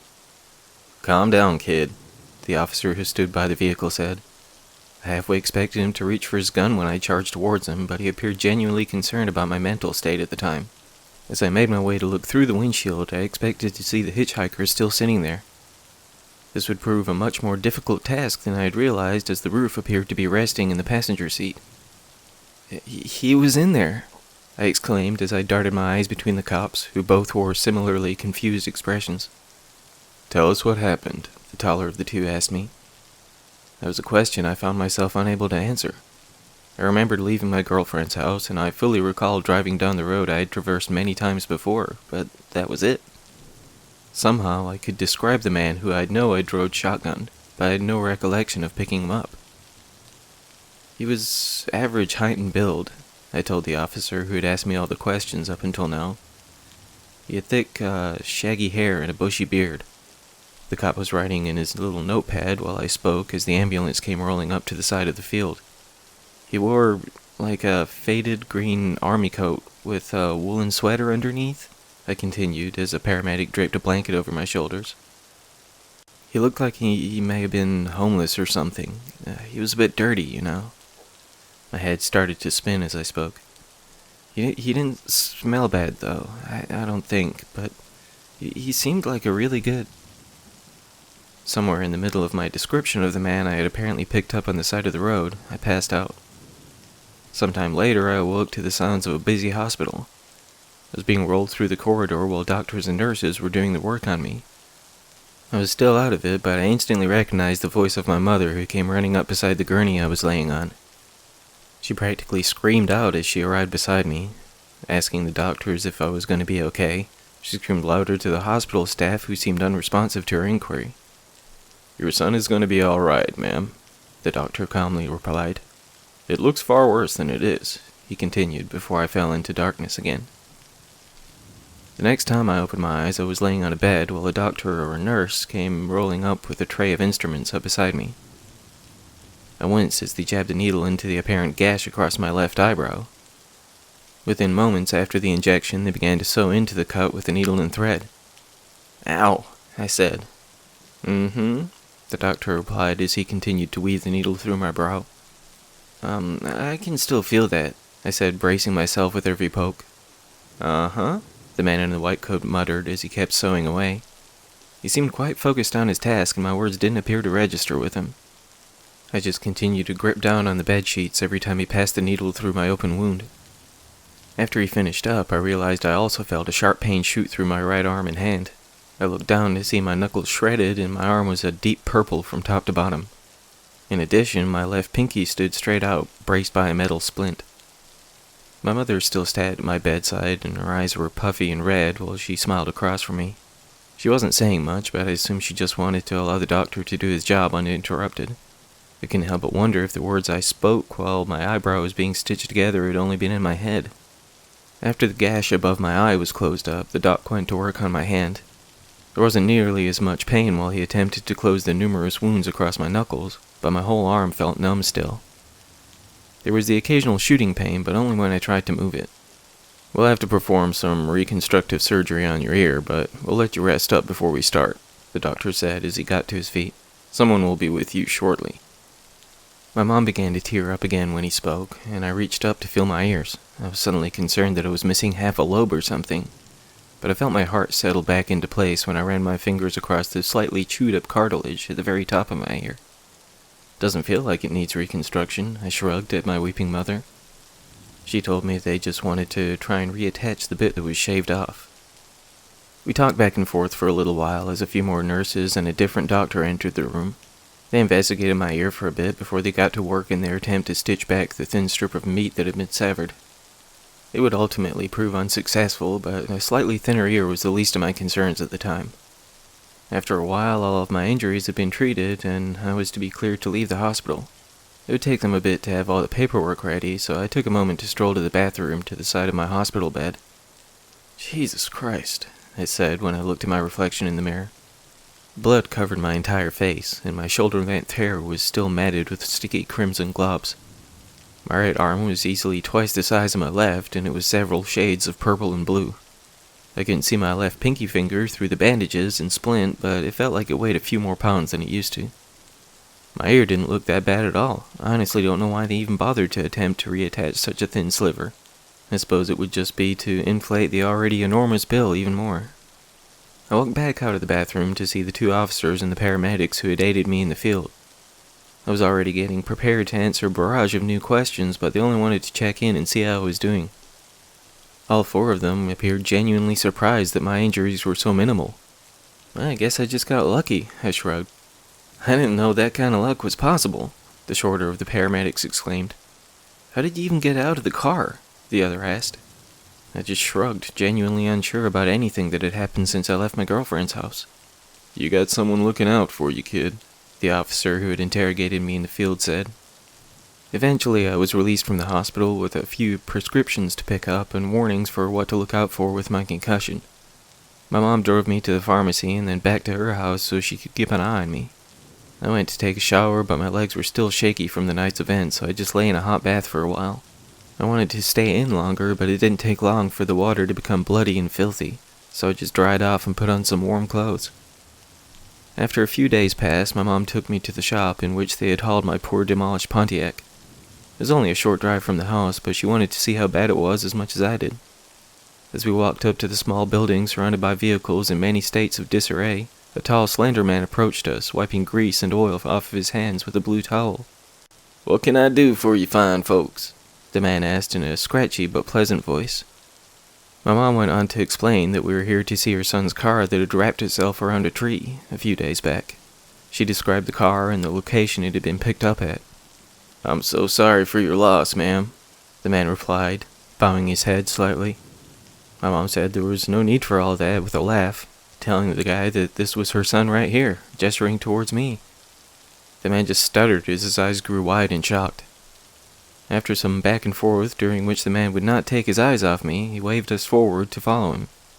We walked around to the back of the building and into a veritable boneyard of beaten and broken vehicles before we reached what was left of my poor Pontiac.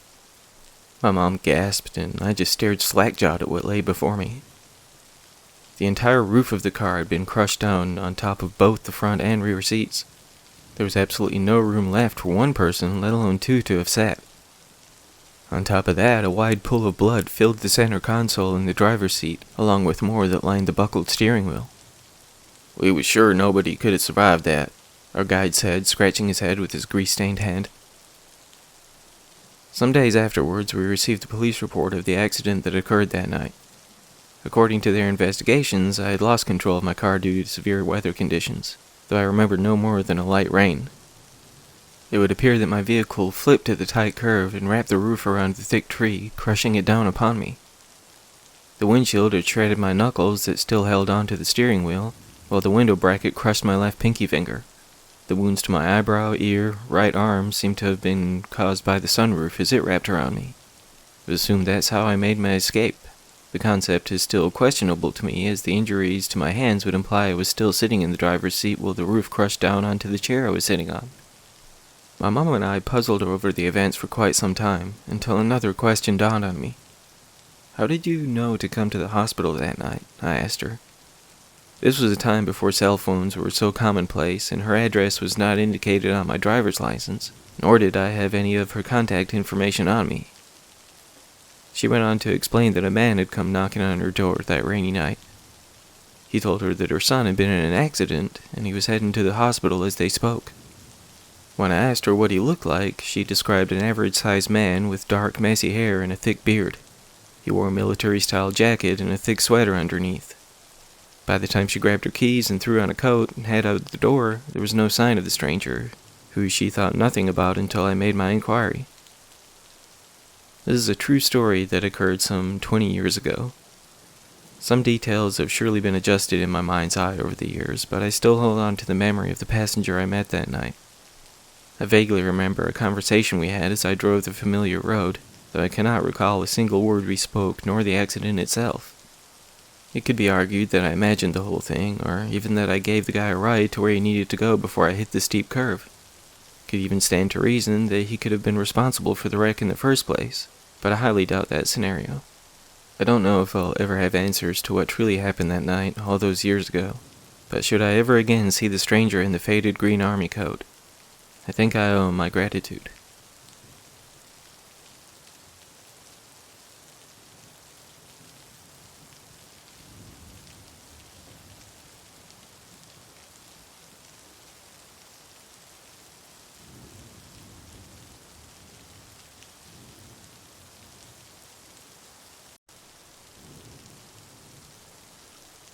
The whole thing was Ray's idea. Yeah, I had a hand in it, but I swear I had no idea what his plans were. Hell, I'm not even sure if he knew, to be honest. It was probably a good year ago, give or take a month or two. I had a hard time making out his words at first because he was just so excited to the point of being barely able to form a legible sentence. The main thing I got from the call was to get to his house as soon as possible. He's usually a pretty composed guy, but something had him seriously riled up. We'd been friends since we were kids, ever since I helped him with a burgeoning bully problem in the 6th grade. Ray was incredibly shy and quite small for his age, so the bigger kids would lay into him pretty good. I didn't know anything about him at the time, other than he liked to sit alone at lunch. When Ronnie Blige and his goons started harassing him one day, I couldn't let that shit slide. I wasn't especially strong or outgoing myself, but I never could stomach the bigger kids hassling the smaller ones. As soon as they swatted his lunch off the table and pushed him to the ground from his chair, I ran over there before taking the time to consider my actions. I'm not gonna lie, I got my ass handed to me, but I stood my ground until Mr. Norris stepped in. He was a social studies teacher and about as intimidating as a half-flattened grasshopper, but he was still an authority figure. I ended up suspended, along with Ronnie and his friends, but it was enough to make them think twice about pushing Ray around anymore. After all, I did get in a good couple of swings on them. When I got back to school the following week, Ray couldn't thank me enough for stepping in when I did. We became pretty tight from then on. Jess was Ray's sister, and I developed a crush on her as soon as he introduced us. Out of respect for my friend, I never acted on my feelings, but the friend zone knocked me out of the running anyway. The three of us spent a lot of time together over the high school years, and we managed to hold on to that friendship after they left for college. I never went to university myself. I was never the best student, due in part to my fairly erratic life at home. I won't get into specifics, but my parents' relationship was always rocky at best. Of course, I wasn't exactly the sharpest tool in the shed either. When we learned the national anthem back in kindergarten, I wondered what a dunce early light was. Of course, I didn't ask anybody, I just assumed it meant really bright, and started using that shit in sentences. Wow, the sun sure is dancerly today. Can I close the curtains? It's way too dancerly outside. Don't call me stupid, I'm dancerlier than you. Yeah, I was about as dancerly as a cave in the middle of the night. Though I wasn't particularly smart, I was always pretty mechanically inclined, so I ended up working at a garage after school. Working on vehicles paid well enough for me to get my own place, away from my folks, and carve out a decent life for myself. Ray dropped out of college after a couple of years, while Jess worked on her law degree for many years after. She always did like to argue. Ray was always quite the intellectual, but he claimed that school was just attempting to dumb him down. Were it anyone else who claimed that, I would have thought them way too arrogant for their own good, but not Ray. As soon as I pulled into the driveway, the garage door opened with my friend standing behind it. His house was nothing especially big or fancy, but it sat alone on a wide open area with a long road that led directly to the huge carport that sat next to the house. "This is gonna be the big one, brother," he said as he ran up to my car before I even had the chance to get out. Yeah, what's gonna be the big what? I asked, chuckling at his childlike enthusiasm. 2 words, he began to say before being cut off by his sister pulling into the wide driveway. Jess was with her husband Elijah, who was riding shotgun. He was a pretty good guy, but I can't say I didn't hold just the slightest bit of jealous contempt for him. I'm fairly sure he knew how I felt about his wife, but he was cool enough to let it slide. Ray walked towards his sister and pulled her into a hug as soon as she got out of the car. He smiled at Eli and gave him an acknowledging nod, to which his brother-in-law returned the gesture. He waved us all to follow us into the garage, where he already had some fairly professional-looking blueprints spread across the work table. "You're not serious," Jess exclaimed after glancing down at the prints. "I worked it all out last night," Ray replied with glee in his eyes. "Yeah, okay, you've officially watched entirely too much Rick and Morty," I said, laughing out loud after I looked at the mapped-out sketch of what was labeled Portal Gun. Eli laughed with me, while Jess appeared to be trying to keep her composure. "Look, I know it sounds crazy, but I swear to Christ it'll work," Ray said, looking between us. His voice sounded a bit pitiful, as we had clearly hurt his feelings. "Just trust me, guys," he pleaded. "I'll make sure we're all partners in this. You just have to have faith in me." "Ray, you're my closest friend," I said. "You know I've always got your back, but this is science fiction, not actual science." To call my friend a genius would be dramatically underselling his intellect. Though I had endless faith in his brilliant mind, I just couldn't wrap my mind around this. After dropping out of college, Ray started working on a variety of entrepreneurial ventures. I can't necessarily speak to what said work involved, since it's as above my pay grade as my understanding. By the time he was 25, he had several patents and was worth more than $20 million. That's with only 2 years of college. For him to call this ridiculous idea the big one, I couldn't help but wonder what he considered big. That's exactly what motivated my next question. "Are you sure you want to risk your reputation on something like this?" He seemed to consider what I said for a moment. He was generally very quick-witted and rarely lost for words. Well, around us anyway. Even with all of his success, he was almost painfully shy and introverted. I was usually about the only one he would confide in, which made this whole ordeal even more shocking. He was always close with his sister, and even took to Eli pretty quickly. He tried to share his wealth with all of us, but Jess was already a pretty successful lawyer, and I was just too hard-headed to accept any form of charity. I did allow him to invest in my own garage, though. I couldn't quite rationalize just taking his money as a handout, but he was happy to be my partner in a maintenance shop. "This isn't about the money," Ray said, breaking the silence that had begun to consume the garage. He looked at each of us with his eyes wide. There was a strange sort of desperation in his face that I'd never seen before. "Nothing I have ever done has left a mark on this world," he continued. "This," he said, patting his hand on the blueprint, "is my legacy. This could change the world as we know it." My mind was made up before I even looked to Jess and Eli for confirmation. I still thought this idea was completely nuts, but I'd always had my friend's back. I wouldn't change that now, even if I thought his genius may be giving way to a touch of madness. "Okay," I said, giving him a half-smile. "What do you need me to do?" Ray lit up like a kid on Christmas morning, while Eli and Jess just nodded their acceptance of whatever his plan held for them. Though mine would be the hands that would be assembling this thing, according to my friend's instructions, I was unsure what roles Jess and Eli would play. For the most part, they had little to no involvement. I assumed Ray just invited them to be a part of it since they were part of our small circle of friends and family. The design was far simpler than I ever could have thought, but my friend had absolutely no doubt it would work.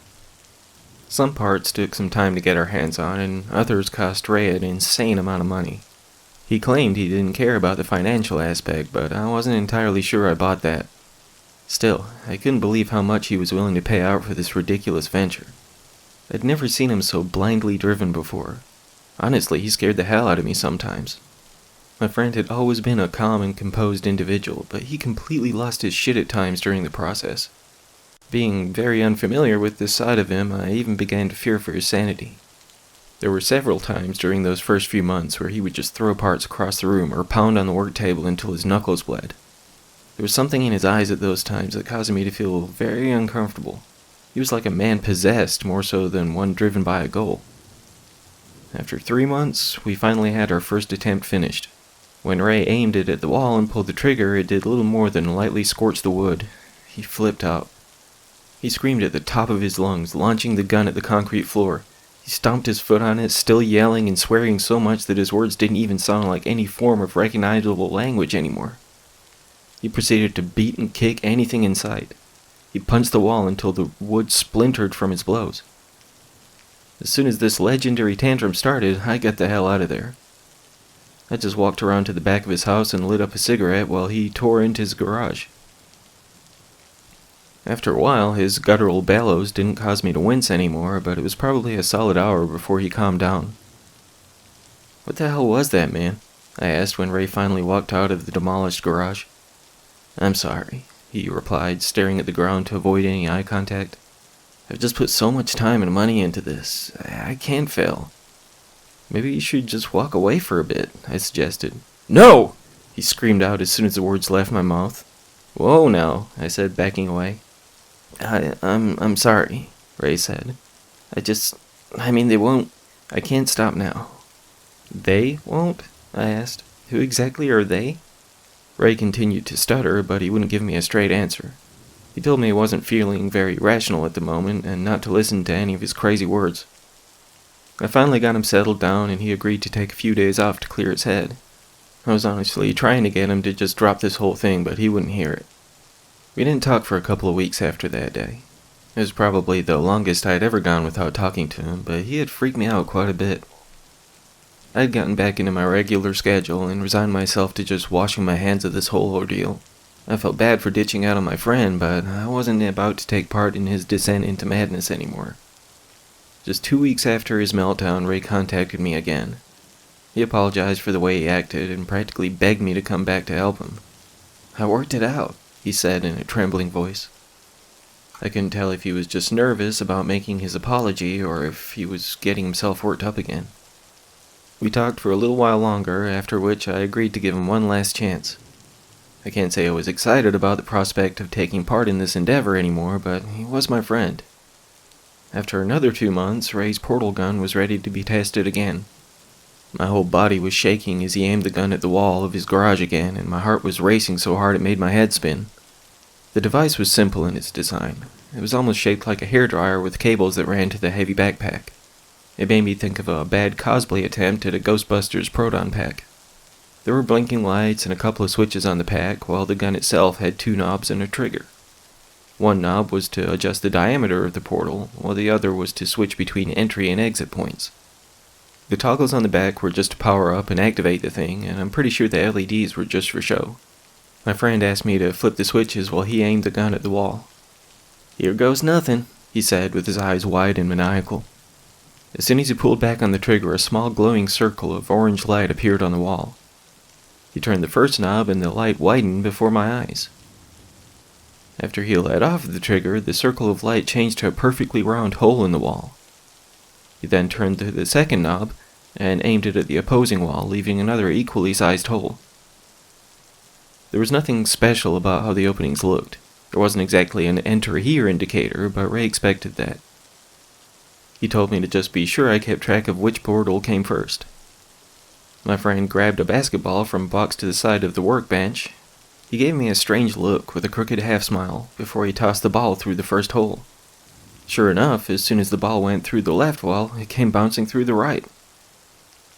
"No freaking way," I said in a monotone voice, as shock would not allow me any more than that.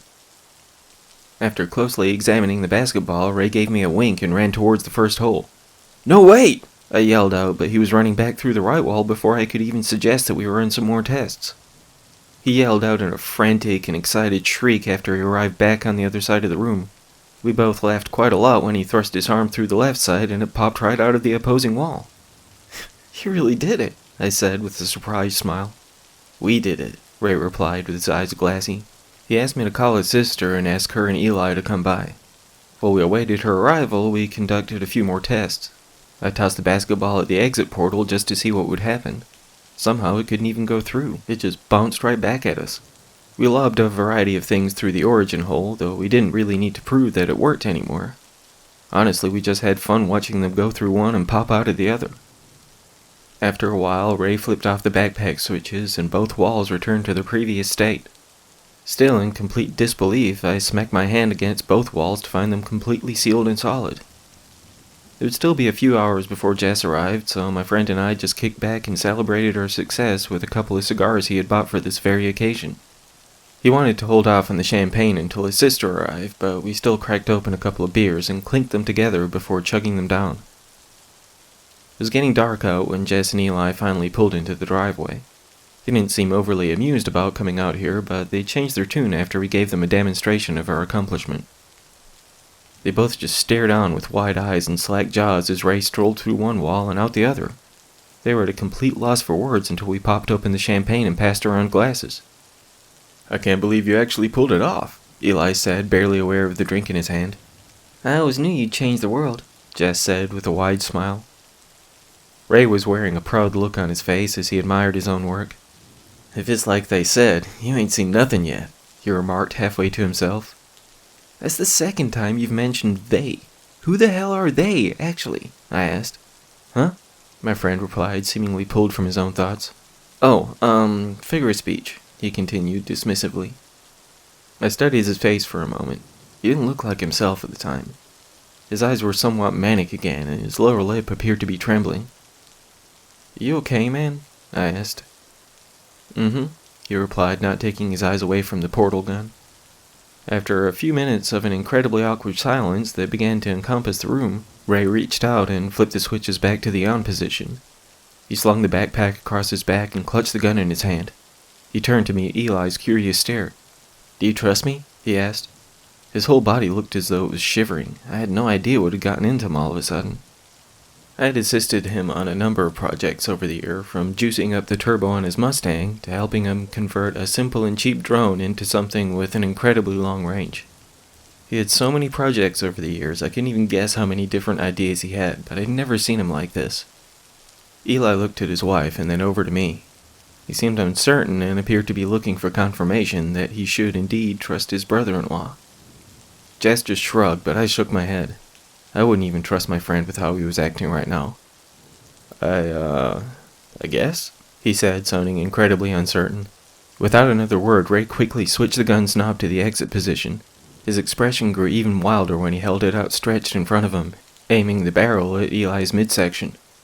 "What are you doing, man?" Elijah said, backing away from Ray. "This is gonna blow your mind," my friend said in a voice that had grown high-pitched and frantic. "Ray, stop!" I yelled out, but he pulled the trigger before I could attempt to stop him. Jessica screamed out in terror as her husband's eyes went wide and blank. I just stared in shock as the portal appeared to wrap around the center of his body that left the upper and lower sections detached, held in place by the opening that glowed with a vibrant green light. I did not see the room behind Eli through the hole, but what looked to be a completely alien landscape. With the neon-like hues emitting from the void, it almost resembled gazing through night vision goggles. Jess tried to run to her husband, but I grabbed her by the arm and held her back. She beat on my chest while screaming out. "What did you do to him?" she yelled, as much to me as her brother. I don't know," I stuttered, completely lost for words. "I don't know what this is."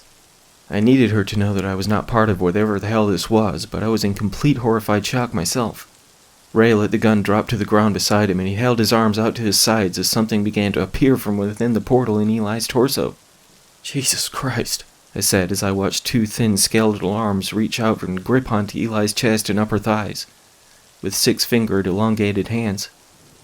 As the creature forced its way out of Jessica's husband, the pressure from its limbs bent Eli's chest and legs backwards into a terrifying sort of reverse sitting position.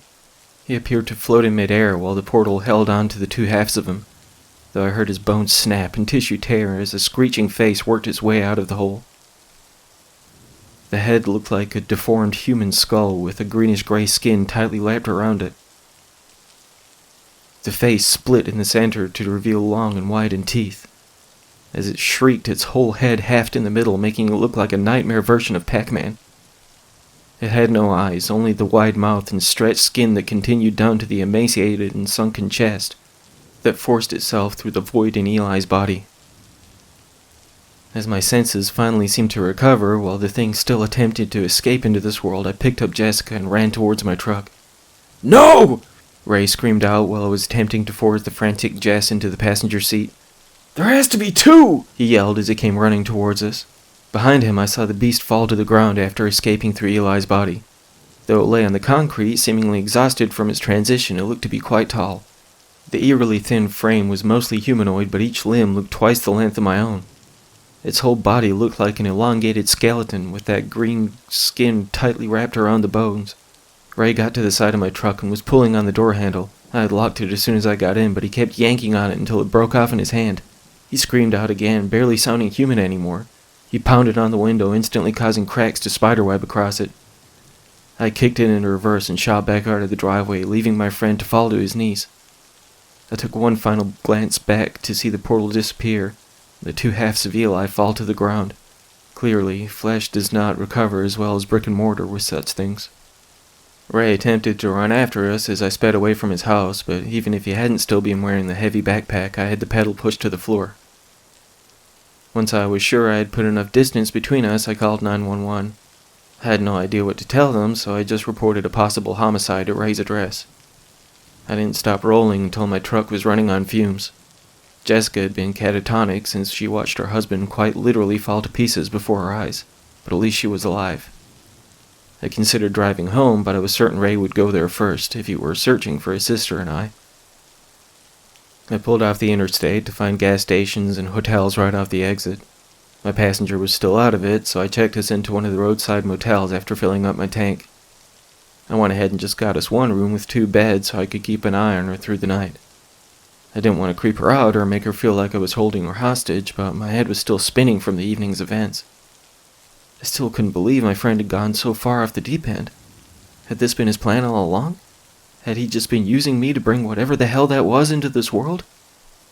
Jess just lay in the bed across from me, still shivering all over. I would have to try and get her help soon.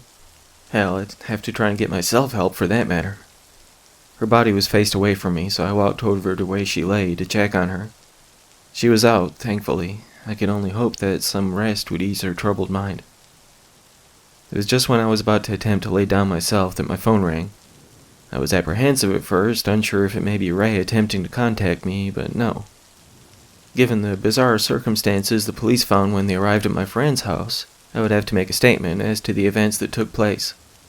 The detective told me they found some video footage at the scene, and I would be required to tell them everything I could. He sounded confident I wouldn't be facing any charges, but they needed to hear my account of what happened. I couldn't help but wish I had taken the time to locate a payphone before placing the 911 call, but I wasn't exactly thinking straight at the time. I made arrangements to have someone pick up Jess in the morning, at which point I would make my way back to the police station. I was still very uncertain of what to expect, but I knew Jess was going to be in some serious need of psychological care. The investigator was actually far more understanding of my apprehensions and concerns than I would have expected. The ambulance arrived at the motel just a couple hours later. Jess was still out of it, but the paramedics assured me they would get her the care she needed. After they took off, I headed towards the city I'd fled from only a handful of hours before. Having driven for longer than I realized the previous night, it took me a while to arrive at the station back in Ray's neck of the woods. My thoughts were all over the place, but I just wanted this nightmare to be over. Detective Leary was awaiting me in his office when I arrived. He was an older guy, but I think he appeared more aged than he actually was. He had thin brown hair that had receded a good bit back. He wore a thick mustache and rimless glasses. He spoke in a friendly tone, but his expression appeared quite stern. There were 2 other guys in the room when I walked in, but they showed no motivation to introduce themselves. They both wore dark suits and had similarly cold expressions on their face. They both looked to be maybe in their mid-30s. The shorter of the 2 had a shaved head, while the other sported a blonde buzz cut. Neither of them said a word while they just stood at the back of the room. The detective told me the 2 men were in charge of the investigation, though he would be the one asking the questions. I knew nothing about any of the room's inhabitants, but Leary came off a little intimidated by the duo in the nice suits.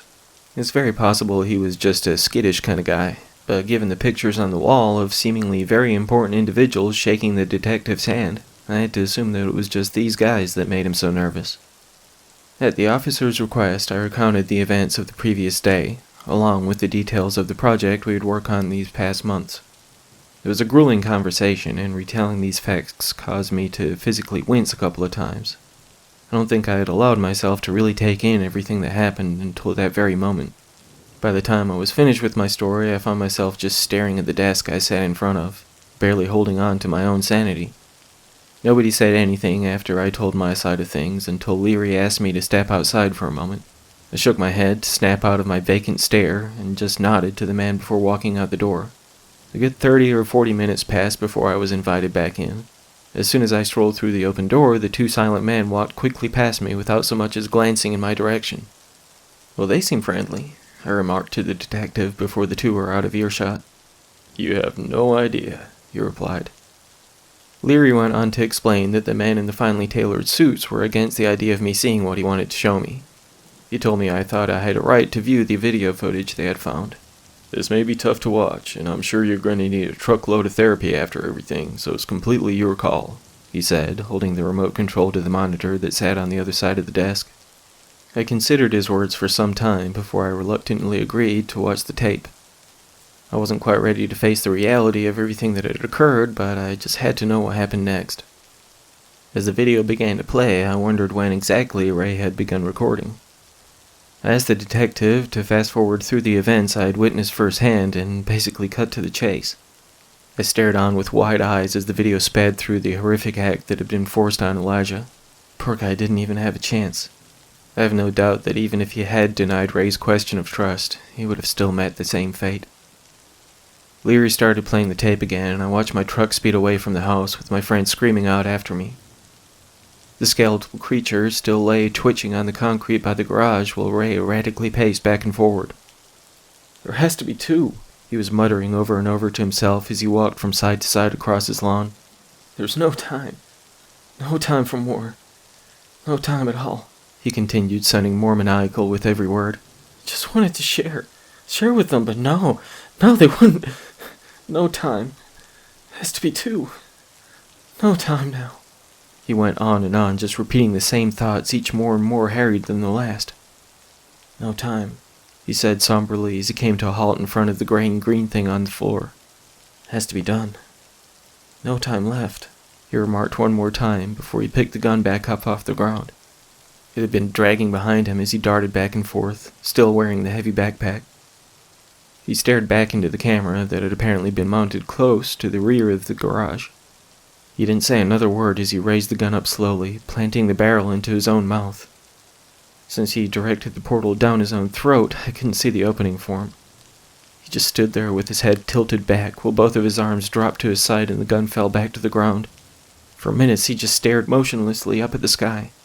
I audibly gasped when the long bony fingers reached out of his mouth. They gripped at the sides of his face and forced the opening wider, splitting and tearing the flesh. I fought against the lump forming in my throat as I looked on while Ray's face was ripped and his skull cracked and splintered. His neck bulged and tore open while sharpened twigs of broken rib bones pierced through his chest. What was left of his head gave way as the thing forced its way out. Chunks of bloody meat and scarlet tissue fell to the ground, each part sounding more moist and sticky than the last. By the time the creature fell to the ground beside the other, which had only now began to move, my friend was completely split apart from the abdomen up. He stood in place with his hands limp on the ground as what remained of his shoulders now hung by his waistline. Leary turned off the tape after that last part, but I just still glared blankly at the screen. He couldn't give me any insight into the investigation, nor would he tell me if the creatures were still there when the police arrived. I was asked to sign an agreement that I would not speak of this, but I assumed nobody would believe me anyway. I kept my word, up until now at least. It's been over a year since that awful night, and I've been attending regular therapy since. Jess is still in the mental institution, but she finally started speaking a few months back. I make sure to visit her at least once a week. She's slowly coming back to herself, though I highly doubt she'll ever be the same as she was before all of this madness. I have no way of knowing what happened to the monstrous beings that were birthed through my friends by way of the portal gun I helped create. I can't speak to the location of said invention either.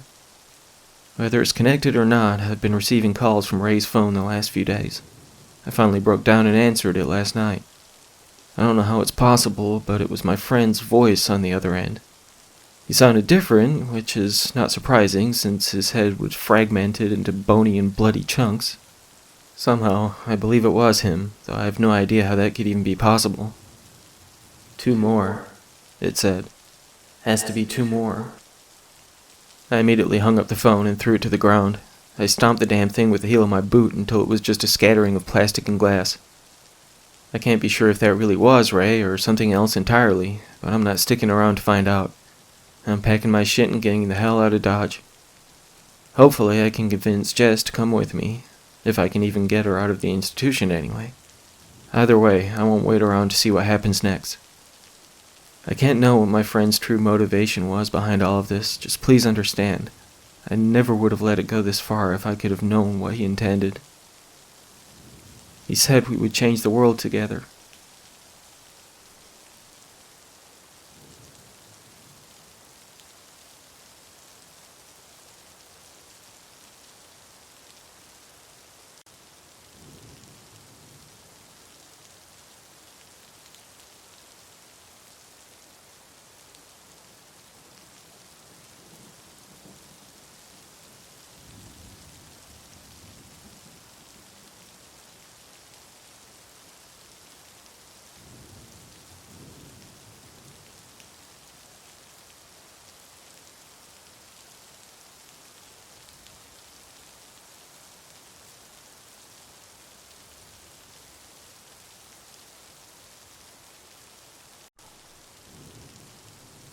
You know how to make the pain stop.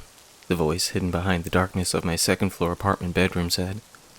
My last stint at rehab had only kept him at bay for a day or two. Every single time I careened off the side of that wagon, he was there to catch me. He was far from my salvation, though. You know it'll make you feel so much better. He chuckled, which seemed to cause my room to vibrate ever so slightly. I pulled the pillow over my head in an attempt to shut out the sound. Unfortunately, the reverberation of his words were not bouncing off any walls, with the exception of my inner defenses that were always so weak against him. Just a taste. He whispered directly into my ear, as though the flattened pillow I pressed against it wasn't even there. One drink is all it takes. He laughed softer than before, but that only made the depth of his words cut so much deeper into my brain. No! I cried out into the empty room while I pounded my fists against the soft mattress. Only the laughter echoed in response, seemingly emitting from the very oxygen I breathed. I threw the blanket off of me as it was barely comforting my trembling goose flesh anyway. I pulled myself out of my bed and reached a shaky hand to the light switch next to the door. I wrapped my arms around my midsection in a feeble attempt to ease the tremors in the pit of my stomach. Every step demanded all of my effort as I made my way across the living room towards the kitchen. There you go. The voice sneered. I could almost hear the wide grin reach across his face as I began my staring contest with a half-drained bottle of Jameson that just sat beside the sink. I'd attempted rehab a total of 3 times in the past. If it was my own self-hatred that led me to endure the painful process of detox over and over, perhaps I was just trying to convince myself that I wasn't becoming my father. It was his voice that haunted my subconscious, though it wasn't quite him, if that makes any sense. It's both darker and, at the same time, friendlier than his was. It was also far more legible, as his voice in life was slurred and hard to understand most of the time. It almost made it easier to ignore his constant badgering and insults when I could barely make out where one word bled into another. His punches were far easier to understand, though.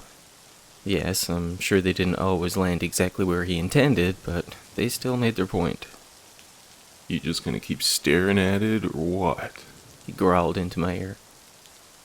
I know I should have gotten rid of the damned bottle when I decided to forgo the hospital stay this time and plow through cold turkey on my own. I think I wanted to prove I could do it, you know? Rehab would keep me clean for a while, but it never lasted. It would take less time for me to go crashing off the side of the poorly constructed wagon each time. I think I chose to keep the green bottle of liquid temptation around to prove that I could resist its allure. I was feeling pretty confident at first. That was until the voice manifested some days ago. It was always within those first few days of sobriety he would appear. You're the same pansy you always were, the voice growled. I could vividly picture the snarled lip of my father when he would jeer at me through gritted teeth. No, I repeated, far softer than before. I wasn't sure if I genuinely couldn't muster the energy required to bellow out my denial, or if I just knew it would be ignored regardless of whether I shouted or whispered. I felt my arm reach for the bottle, though it did not feel like it was of my own volition. What are you doing?" I belted out to the limb that appeared to be acting independently. I grabbed my wrist with my other hand, the one that I still felt like I had control over. No matter how hard I pulled at my right arm, it still pushed towards the half-empty bottle on the counter. "No!" I yelled out into the night once more as I released my grip to swap my left hand at the bottle. The glass shattered when it made contact with the microwave that was mounted above the stove. The transparent door cracked as glass met glass, and the whiskey splashed back towards me from the impact. One simple droplet met my lower lip, and I heard the voice clawing its way forward from the recesses of my brain. More! It shouted out, causing a thin stream of blood to leak out of both of my ears and drip from my nose. I fell to my knees, barely feeling the fine slivers of the shattered whiskey bottle digging into the flesh of both kneecaps. I smelled the aroma of the spilled drink as it blended with the blood that now oozed from my legs. More! The voice echoed through my thoughts, far softer but filled with far more intent than its previous demand. I fell backwards onto the cold tile floor of my kitchen and slid my body away from the pool of temptation that now blended brown with scarlet. My right arm still reached out in desperation as the demented ghost of my father screamed from within, while my back slammed into the wall behind me. I wiped my mouth with the back of the only arm that still obeyed my will, in a pale attempt to smear away the lingering taste a single drop had given me. The flavor threatened to send me falling down a road I no longer wished to traverse. The addiction had taken everything from me, with the lone exception of the memory of the very man I despised the most. Look it up. The voice murmured. It seemed more erratic all of a sudden. It's not wasted yet. It bargained, as my right arm made a desperate attempt to drag my body towards this wide pool of liquid and glass. Now! It screamed out in anguished pain.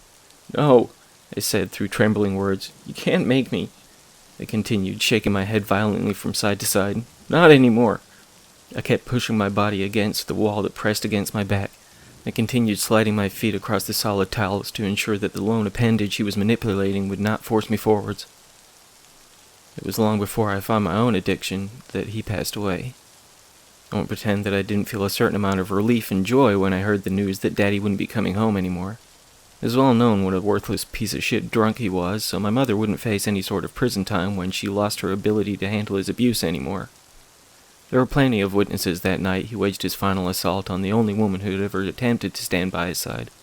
Nobody would argue that he didn't have it coming. More! The voice screamed out again as my right hand clawed the floor, causing the fingernails on two of my fingers to tear from the flesh. I screamed out against the pain, both physical and mental. I grabbed at my wrist again, but the arm I could not control proved far stronger than the weakened one that still belonged to me. I dug my fingernails into the back of the hand that still waged its war to drag me towards the puddle.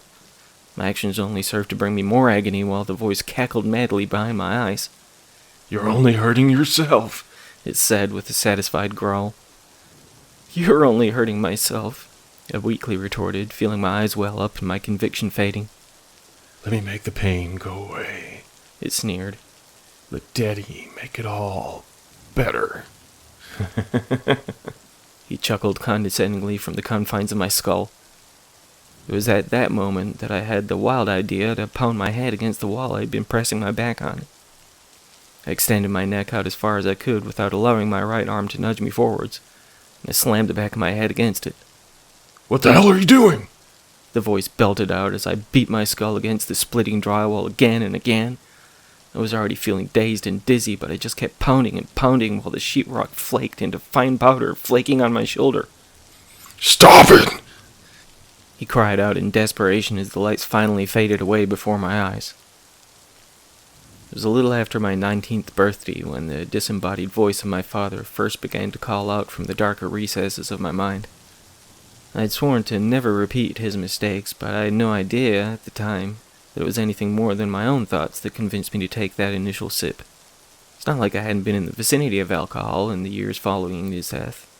My mom still had the occasional drink to soothe her heavy heart, but I never had the urge to indulge until she made her own departure from this world. My college career started off quite well. I received a full ride due to the advances I had made in high school. Life was proving to be quite promising for me in the years before my mother died. It was cancer that brought her life to a close, as it has to countless others over the years. Her passing left my sister and I both stunned and broken. I still mourn for her to this day. I shouldn't have attended that off-campus party only months after I lost her, but I sought distractions from my weary thoughts. At the time, I didn't recognize the voice that assured me that one drink wouldn't do me any harm. I only assumed it was no more than my own subconscious that recommended a little assistance in helping my broken heart to heal. It wouldn't be until many years went by after I lost my scholarship and washed out of college that I began to realize who it was that truly whispered from the back room in my brain. I lost friends and loved ones through my inebriated and selfish actions, though I still never allowed myself to cause physical pain to anyone other than myself. That's one aspect that I'm grateful I never inherited from him. Yeah, I may be a deadbeat, like the man who assisted in my conception, but I'm not him. Not entirely, anyway. My head was pounding when I awoke from the unconscious state I'd forced myself into. The room spun, and it took me a few moments to register where I was and what I was doing. "No!" I cried out while my right hand fed the brown and red liquid into my mouth. I coughed and spit blood across the stolen fingers as the sharpened fragments of broken bottle dug into the inner wall of my throat. "Stop!" I screamed while I battled to prevent the hand from reaching my mouth again and again, no idea how much I'd been forced to ingest before I came back to my senses. My father laughed and yelled out in victory as he sloshed my hand into the bloody pool of whiskey and glass. "Can't stop now." He sneered and continued to chuckle. I punched at my right hand with my left, but his will seemed so much stronger than mine. I felt the fingers of my own dominant hand wrap around the thumb on my left before it was forced backwards with an almost deafening snap. I screamed out in horrified agony as the bone separated the knuckle, while the echoing voice of my father spilled victorious curses at me while he reached back into the puddle. I couldn't tell if my spinning head was caused by the gaping wound on the back of my skull, the shock of my broken thumb, or the onset of intoxication. As my right hand raised back towards my mouth with a fresh scoop of whiskey, blood, and glass, I darted my eyes around in search of some manner of escaping. I finally settled my gaze on the base of the shattered bottle that lay only a foot or two away from me. I extended my leg to cut my foot around the lower half of the discarded container and dragged it across the floor towards me. While my outstretched leg guided my weapon of choice, I bit down while I pressed a hand to the floor in an attempt to bend my thumb back into a usable setting. I screamed out when the bone snapped back into a manageable state, and I grabbed the fragmented bottle base. While my father cupped my right hand around my mouth, I allowed the liquid to pour in as I jammed the jagged cylinder of glass between the bones that connected to my fingers. My dad and I yelled out in unison as the metacarpal separated and snapped. "No!" He belted out against the stolen limb, losing partial functionality. I slammed my right hand to the ground and flipped the broken bottle around so that the thick base was now pointing downwards. I dug my knee into my right forearm to restrict its movement, and I wrapped the fingers of my left hand around the sharpened circle of glass. "Don't!" My father screamed out, bringing me a wild and manic smile while I allowed the jubilation of my dad being on the defensive to overcome the intense and brutal pain that pulsed through me. I slammed the thickened base of the broken bottle into the back of my right hand. I felt the glass cut into the fingers of my left while shattering the bones of my right. I raised it high and brought it down again and again. Over and over I beat down on my own outstretched hand. Blood streamed from where I had held the glass and burst from where the shards of bone began to protrude through the flesh. I screamed out louder and louder with every attack against myself, while the deranged voice of my old man yelled out in protest. I'm not entirely sure when I passed out, nor whether it was from the shock or exhaustion. I found myself strapped down to a hospital bed with both hands wrapped up and in a certain degree of numbness. It turned out that one of the neighbors from my apartment building had called the police about a possible domestic disturbance. I must have been down for the count by the time they arrived, and I can't help but assume that they found themselves quite perplexed by what they saw after knocking the door off its hinges. Given the degree of my apparent self-harm, I was committed to a mental institution for a time. I would go through many months of therapy, both physical and psychological. Safe to say that my shrink didn't quite buy into my recollection of how the night's events had played out, but I think he has helped me quite a lot. Over the years that followed, I patched things up with my sister and even managed to convince a few of my old friends that I had changed my ways. There were a few that would not buy into my claims of being a new man, but I can't blame them. Some burnt bridges can never be repaired, I suppose. My right hand has never quite been the same. Turned out that I broke about every single bone, but several surgeries and a boatload of physical therapy later, and I'm about up to 70% mobility. My left sports a lot of scars and a thumb that makes a clicking noise whenever I move it, but it works fine, overall. I'm coming up on my 6th year of sobriety now. I won't say it's been an easy ride, but I'm proud of the progress I've made. My sister and I are closer than ever, and I've been attending some community college classes to finally attain my engineering degree. I still hear the voice of my father from time to time. He's not as loud as he once was, but he still lingers in the darkest recesses of my mind. My shrink argues that it's just my own damaged psyche that calls out in the night, but I've even seen the image of my old man just staring at me through the darkness at times. Maybe he'll always be there as a reminder of what I was. It could be that he's just waiting, just hanging in there for the possibility of a single moment, just the smallest fragment of time to sneak back through my walls. I only hope that I have the strength to fight him off a second time.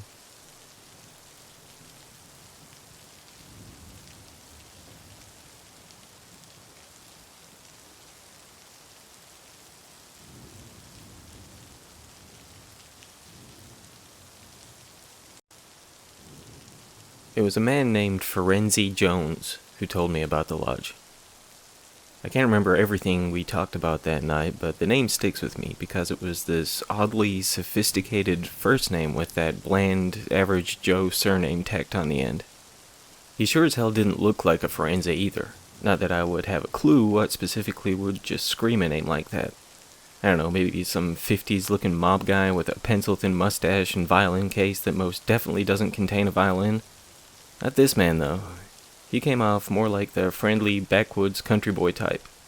He was a short and skinny guy wearing stained overalls with one button missing so the left strap just drooped lifelessly, looking like he just walked off the set of some mishmash of country 90s hip-hop video.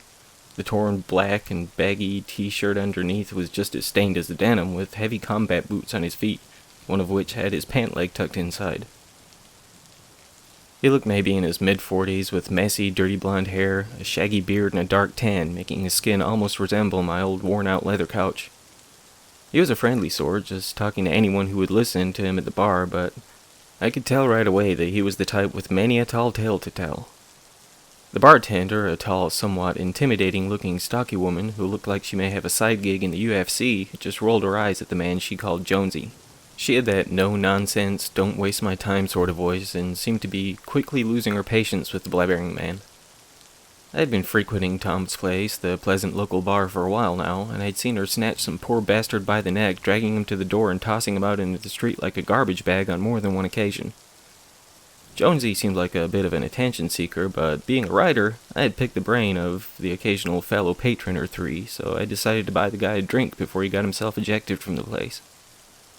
Jane Colby, the intimidating bartender, gave me a rare smile of gratitude when I ushered the guy to my table with a pint in each hand. Though I was quite prepared not to believe a single word Ferenzi said, he had that uncanny ability to spin a well-crafted yarn. I thought that he, or perhaps some of his experiences, could make some fun inspiration, so we talked back and forth for a good while that night. With wide eyes and an enthusiastic tone in his voice, he told me about everything from the family of ghosts who used to haunt his childhood home, to his theories on what the government was hiding about the Phoenix Lights.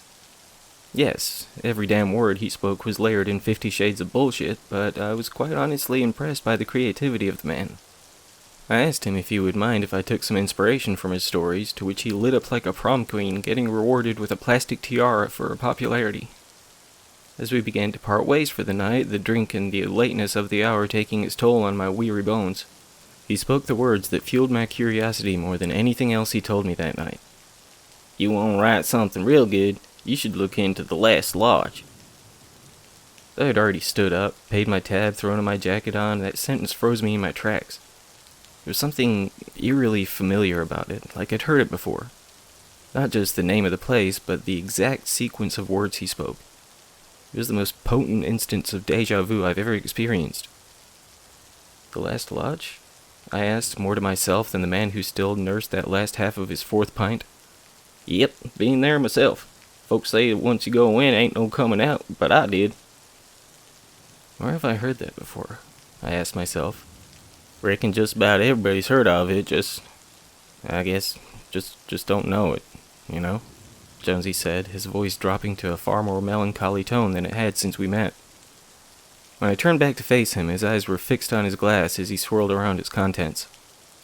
While he had been bubbling over with enthusiasm throughout every tale he spun that night, there was no energy behind that distant gaze into his beer. "I'll look into that," I said, turning back towards the exit. "You ain't gonna find it on no interwebs," he said, his voice maintaining its lifeless croak. You'll see the clues, no? Now that it's on your mind. As I pushed through the door, making my way out into the night, one final statement almost whispered from the mouth of Forense Jones. I'm sorry, partner. When I awoke the next day to a throbbing head and bubbling stomach, my foggy brain hid away almost everything we discussed at the bar, aside from that last topic of conversation. Those last few words lingered heavily on my mind as I nursed some hot tea and forced some breakfast into my churning gut. Once the nausea subsided enough, I began my search for answers to the mysterious lodge. As Jonesy has said, I could find nothing online other than some bed and breakfast or rehab options. That was until I reached page 17 of my inquiry. About 8 or 9 results down, I almost didn't notice the headline of the article at first, given my still thumping head and my growing steadily more skeptical about the search yielding results. The Lodge is Waiting, the title read. The text wasn't any different from any of the other results on the page, but I swear I felt a shiver at the base of my neck when I noticed it. Likely, it was nothing more than the hangover combined with the excitement of my search finally leading somewhere, but it was short-lived at best. As soon as my slightly trembling fingers led the cursor over the bold text, my computer crashed. Well, not right away. The screen flickered and flashed with a collage of imagery my eyes didn't have time to register, filling the screen before it went blank. All I could make out was a red glow blinking into darkness. My laptop is a good 5 or 6 years old, so it's not like this was the first time it freaked out, but the timing wasn't great. When I finally got the damn thing booted back up, panning through my history to see no trace of the link I clicked on before the lights went out, my muddled brain shot a slew of very interesting slurs and curses to my mouth. As I attempted to begin my search again, hoping that page 17 would show me the same results, I can't say I was exactly surprised when it came up short.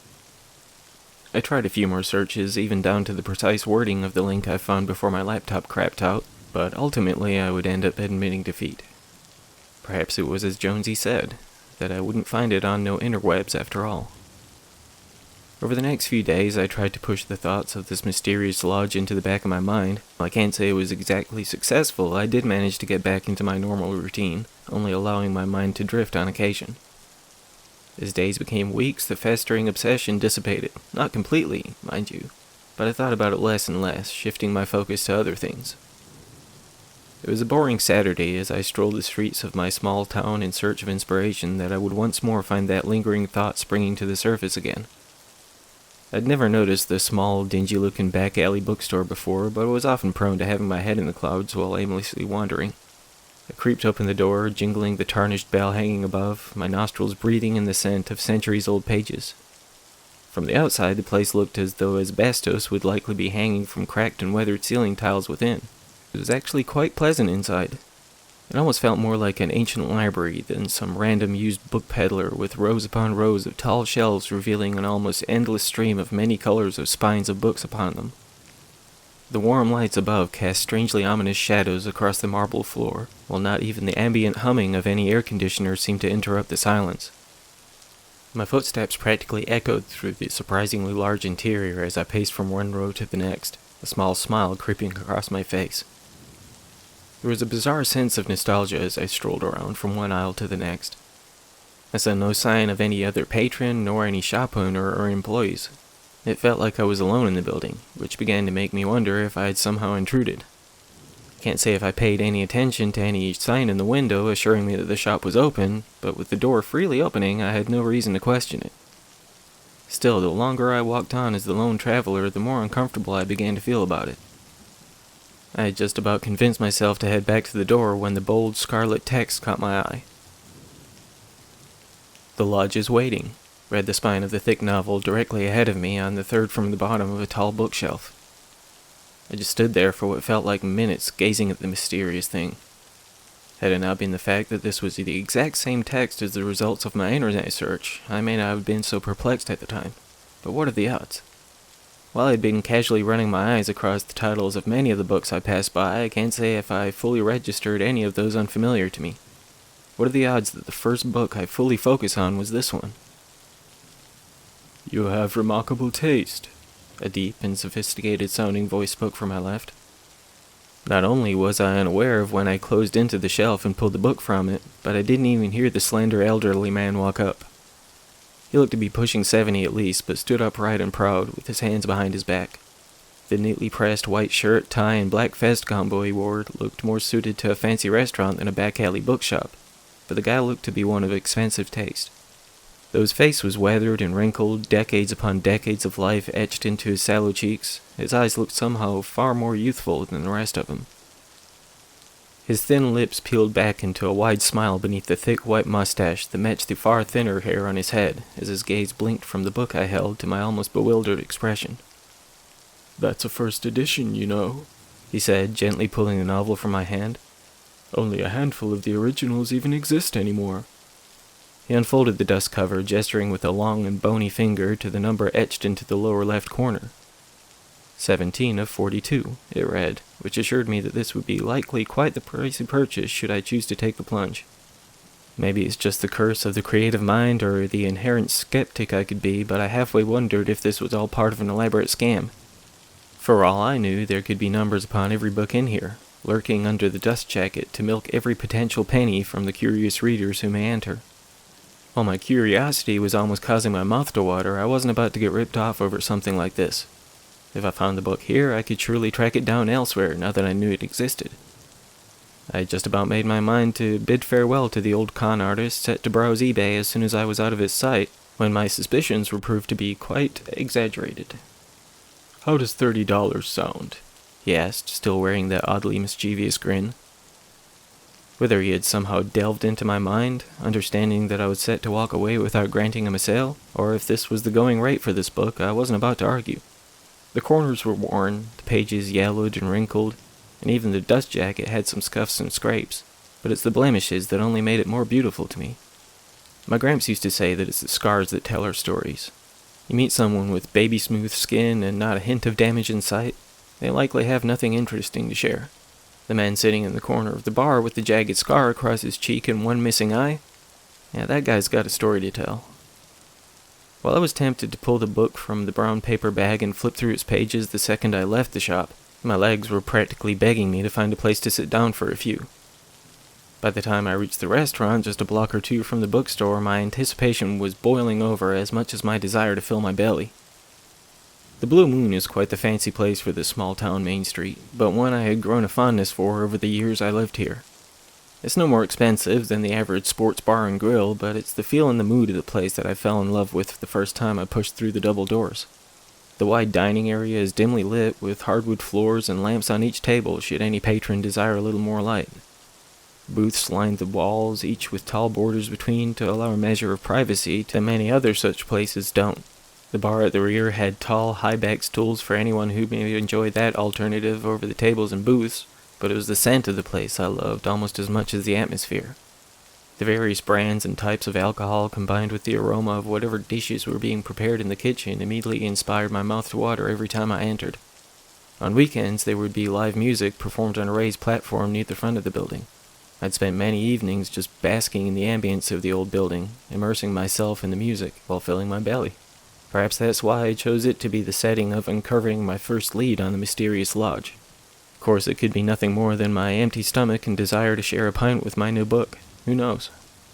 Before I peeled open the pages, something caught my eye that I hadn't noticed back at the old bookstore. The large, bold red letters against the black backdrop only revealed the title, with no author's name to be seen. I turned it over in search of the inherent image of the writer on the back, but it only matched the front cover. The same ominous log cabin standing alone, the same mist creeping around the sides and through the sparse greenery, the same pristine orb of moonlight shedding its glow upon the almost rickety roof of the building, but nothing else. I flipped open the cover on front and back, seeing only the glossy black dust jacket, with not even a synopsis of the story or stories held within. Even the first chapter after the brief prologue was simply labeled Chapter 1. No title, still no author's name, only the relevant information, that this was the beginning. This was where this story starts. I've been here before, you may think, as your eyes trace these words, but you are mistaken, the first line of the prologue read. That caught me off guard at first, as that was almost my exact thought when Forense Jones spoke of the lodge. To imply that you have been somewhere would suggest that you have left at some point. One does not leave the lodge, not unless there were a reason to. Inside, you may find 1,000 doors, 1,000,000 perhaps, but none shall lead you to an exit, not without purpose. Oh yes, dear traveler, the lodge is waiting. The lodge is waiting for you. I was almost grateful for the distraction of the waitress setting my chilled pint on the table, assuring me that my fish and chips would be along shortly. It was a strange sensation being so mentally vacant when she walked up. Though I had only read a handful of sentences, I had been fully immersed in the novel from that first one, something that generally does not happen until a few pages in at least. It was as though she called out from the other side of a dark tunnel when she spoke, even with my gaze fixed on hers. I just smiled back at her, murmuring a simple thank you before attempting to shake my head back to the world around me. When I reached for my delightfully cold beer, I glanced back to the book splayed open on the table, almost feeling my senses being pulled back into its murky depths, my eyes not even meeting the first sentence yet. I slammed it shut, chugged half of my pint in one enthusiastic gulp, and felt my wandering mind return to my cozy surroundings. The familiar scents cascaded my nostrils as though I'd only just entered, rather than having been here close to 15 minutes already. My ears felt like they popped, releasing the thick cloud which had blocked the ambient sounds from reaching their drums. In a strange way, I felt like I had just sprung back to the surface, having been lost to the depths of the ocean.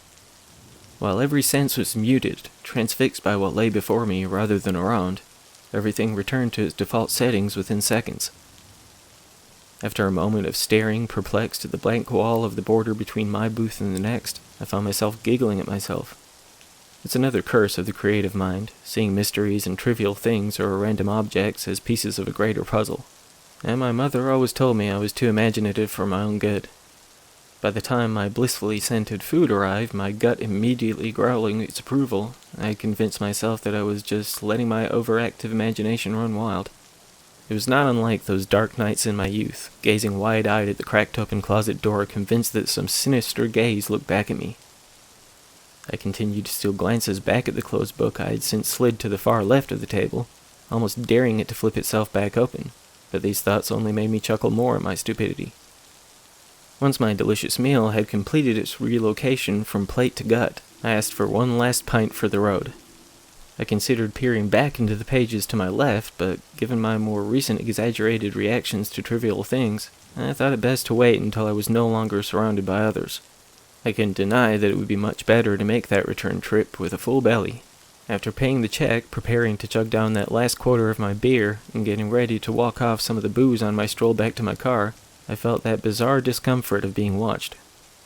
When I looked to my right to see two slender men, one tall and the other slightly less tall, I almost jumped at their seemingly sudden arrival. They both had very similar features: black hair parted on the right, dark brown eyes, a long, thin face. They even wore the same burgundy shirt, buttoned all the way to the top, and black dress pants. When they slid onto the bench on the opposing side of the booth without saying a word, moving with such fluidity it almost felt choreographed, my puzzled gaze just followed them. You guys can have the booth," I said with a nervous chuckle. "I'm headed out anyway, so..." "That's a heavy read, my friend," the taller of the two said in a light yet monotone voice. "Very heavy indeed," his buddy added. Their eyes moved in unison from me to the book and back to me again. I glanced around as if the answer to why these guys thought this was a perfectly average and acceptable way to introduce themselves was just floating around somewhere in the building. Yeah," I said, sliding the book from the table and inching to the edge of the bench. "So, nice to meet you guys and all, but stay," the shorter one said. "Talk with us," the other added.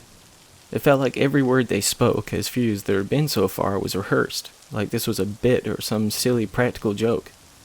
They both looked to be about in their 50s, if I was to guess, but social media inspired people of all ages to act like fools for the sake of viewers. That was my thought at the time, that they had a friend somewhere I couldn't see with their phone recording this bizarre interaction from a distance.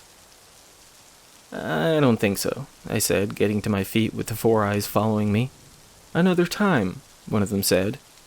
"Another time, perhaps," echoed from beside him. "Yeah," I replied, already walking to the exit. "Sure thing." I didn't look back as I pushed through the doors, joining passers-by on the busy sidewalk, but as I rounded the corner I could swear I was being followed. I reluctantly turned my head, peering over my shoulder behind me, and inadvertently walking into two women walking side by side in the process. "Dude!" one of them exclaimed as we fought to remain standing. "I'm so sorry, just watch where the hell you're going, yeah?" They still muttered back and forth as they pushed around me, speaking loudly enough for me to make out what an ignorant asshole I am. Again, I laughed at myself, but as I took another glance back to the path behind me, I saw those two dark-haired men walking side by side in my direction through the crowd. With that, I took off running. Both men were very thin, with nothing physically intimidating about them, but something was incredibly unsettling about them. Whatever the case, I wouldn't look back again as I sped towards my car, turning the 15-minute walk into a 7-minute sprint. I was gasping for breath when I got there, cursing myself for continuing to procrastinate getting in better shape. Something that may happen sometime tomorrow, if you get what I'm saying. As soon as I climbed into my car, I sped off the second I turned the key. If nothing else, my racing pulse and stomping feet had burned off those last 2 pints I knocked back, but I wouldn't feel at ease until I was back behind the locked door of my house. I can't say why this experience had me so shaken, but my fingers were still trembling when I fished a fresh beer from the fridge. I popped off the cap and downed half of the cold liquid within, cutting glances back at my front door to assure myself that every lock was sealed. Within around 20 minutes, I had calmed down considerably, almost inspired to laugh again at my stupidity. I flicked on the TV, kicked back in my recliner, and gave a heavy sigh to my otherwise darkened home. By the time another empty beer bottle or two had found its way into my trash can, my head was blissfully light, allowing the bizarre day to fade away beyond my heavy eyelids. I'm not sure when I dozed off in my cozy chair, but when the sound of glass breaking tore me from whatever dream I had been entertaining at the time, my initial fear was that someone had broken into my house. After pulling my revolver from the safe and checking every window and door, I felt the blood sink from my face to my churning stomach when I realized what I'd done. Glancing through my living room window to see the glass spilled around the passenger side door of my car, it didn't take me long to figure out what had happened. I tucked the gun into the back of my pants, brushing aside the imagery of my far younger self playing the part of Magnum P.I., and stepped out into the night. Though I had some residual apprehensions about the dark-haired man having perhaps stuck around to have that talk with me, I knew they achieved what they came here for. When I looked through where the passenger side window used to rest to see only nuggets of safety glass scattered across the seat and not the book I neglected to bring inside, I let out another heavy sigh. Of course, the fact that these unusual individuals went to such lengths to steal the book only made the mystery even more enticing. While I remained pissed at myself for both not reading more of it when I had the chance, as well as leaving the bloody thing in the car, I would forgive myself the following day. When I made a return trip to visit the shop in which I had purchased the mysterious novel, hopeful that the old man may have another copy, I found myself unable to even get close. While the firefighters on the scene seemed to have gotten the blaze under control, the Pleasant Bookshop and several stores on either side would be unlikely to open their charred doors anytime soon. I would find out a few days later that the owner of the shop had been unable to escape the fire, but the employees of the other businesses that fell had been a little more fortunate. Some had received some light burns and a bit of scarring to their lungs, but nothing terminal. I'm thankful for that, at least. Assuming that the men who had broken into my car were responsible for this, I was far more glad that I had neglected to bring the book inside with me the previous night. Shattered window and $30 lost on a stolen book is nothing compared to what lengths these men seem to be willing to go to. Still, with the shop gone, the book gone, and the internet still refusing to grant me anything of worth, I had no more leads to go on. I attempted to track down another copy of the book, but it may as well have never existed according to my search. In a last-ditch effort, I decided that my only option was to go back to the beginning. Back to the one who sent me on this damned goose chase in the first place. While I had no way of knowing how often Forenzy Jones would end up at Tom's place, it seemed my only shot. It was a late Sunday when I ran into the man again, as I was leaving the bar, having given up for the night. I almost felt like a kid running to the grandfather he hadn't seen in months when I saw him jumping down from the lifted and rusted pickup truck. He seemed so carefree as he strolled towards the building, but something changed the second he saw my face. It was like his dark, tanned flesh turned a whiter shade of pale when I came enthusiastically walking up to him. "Mr. Jones," I said, with my smile momentarily interrupted by the strange expression of dread on the man's face. "Do you remember me?" "Yeah," he said, nodding with a trembling sigh. "I do indeed." "I was hoping we could talk more. I hoped you could tell me more about the lodge." "Yeah, I know. Told you had been there, didn't I? Told you got out, too." You did, yeah. I imagine you know more about it than most, given the circumstances. Reckon I do, he said with a strange expression lining his weathered face. Ain't everyone gets out, you know. The ones that do, sometimes they gotta make a deal to make it happen. Don't last, though. It's more like a vacation than an escape, I suppose. Is that right? I said, beginning to wonder whether this was a huge waste of my time. They don't tell you when you gotta come back, you know. Just get some cryptic riddle or some shit. Maybe something like, the second time you see the one you introduced me to, the time has come for you to return to me. Something crazy sounding and all mysterious like. Yeah, that certainly does sound cryptic. So, can I buy you a drink? Maybe we can talk about it. Sure thing, buddy, he said with a weary smile. How about I buy the first round this time? As we walked back to the entrance to the bar, Jonesy stopped in place, staring at the door some 10 feet ahead. Hey, do me a favor, will you? He said, not shifting his gaze from the path ahead. Fetch my jacket from the truck. It's likely to be a chilly night, and my knees is hurting pretty good. Yeah, absolutely. Thanks, friend, he said, tossing me the keys. I jogged over to the black truck near the back of the parking lot, pulled the dusty denim jacket from the already unlocked passenger side, and turned back to the bar ahead. Jonesy was just standing in front of the door, seemingly staring at it. It was as though he was mulling over whether or not to enter. Of course, it could have been nothing more than him waiting for me. That's what I thought, anyway, before he reached out with his visibly trembling hand, pulling the door before him open. My swift stroll slowed down a good deal when I saw the slender man silhouetted by a vibrant red glow from within the bar.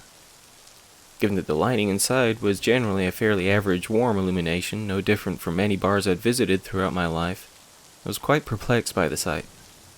As I drew closer, Firenze stepped inside, turned back to face me, his eyes shimmering and glassy, accentuated by the scarlet aura. I really am sorry, partner, he said before the door slammed shut, seemingly of its own accord. As the strange idea that I would never see the odd little man again struck me, I left it off and continued my walk to meet him at the bar.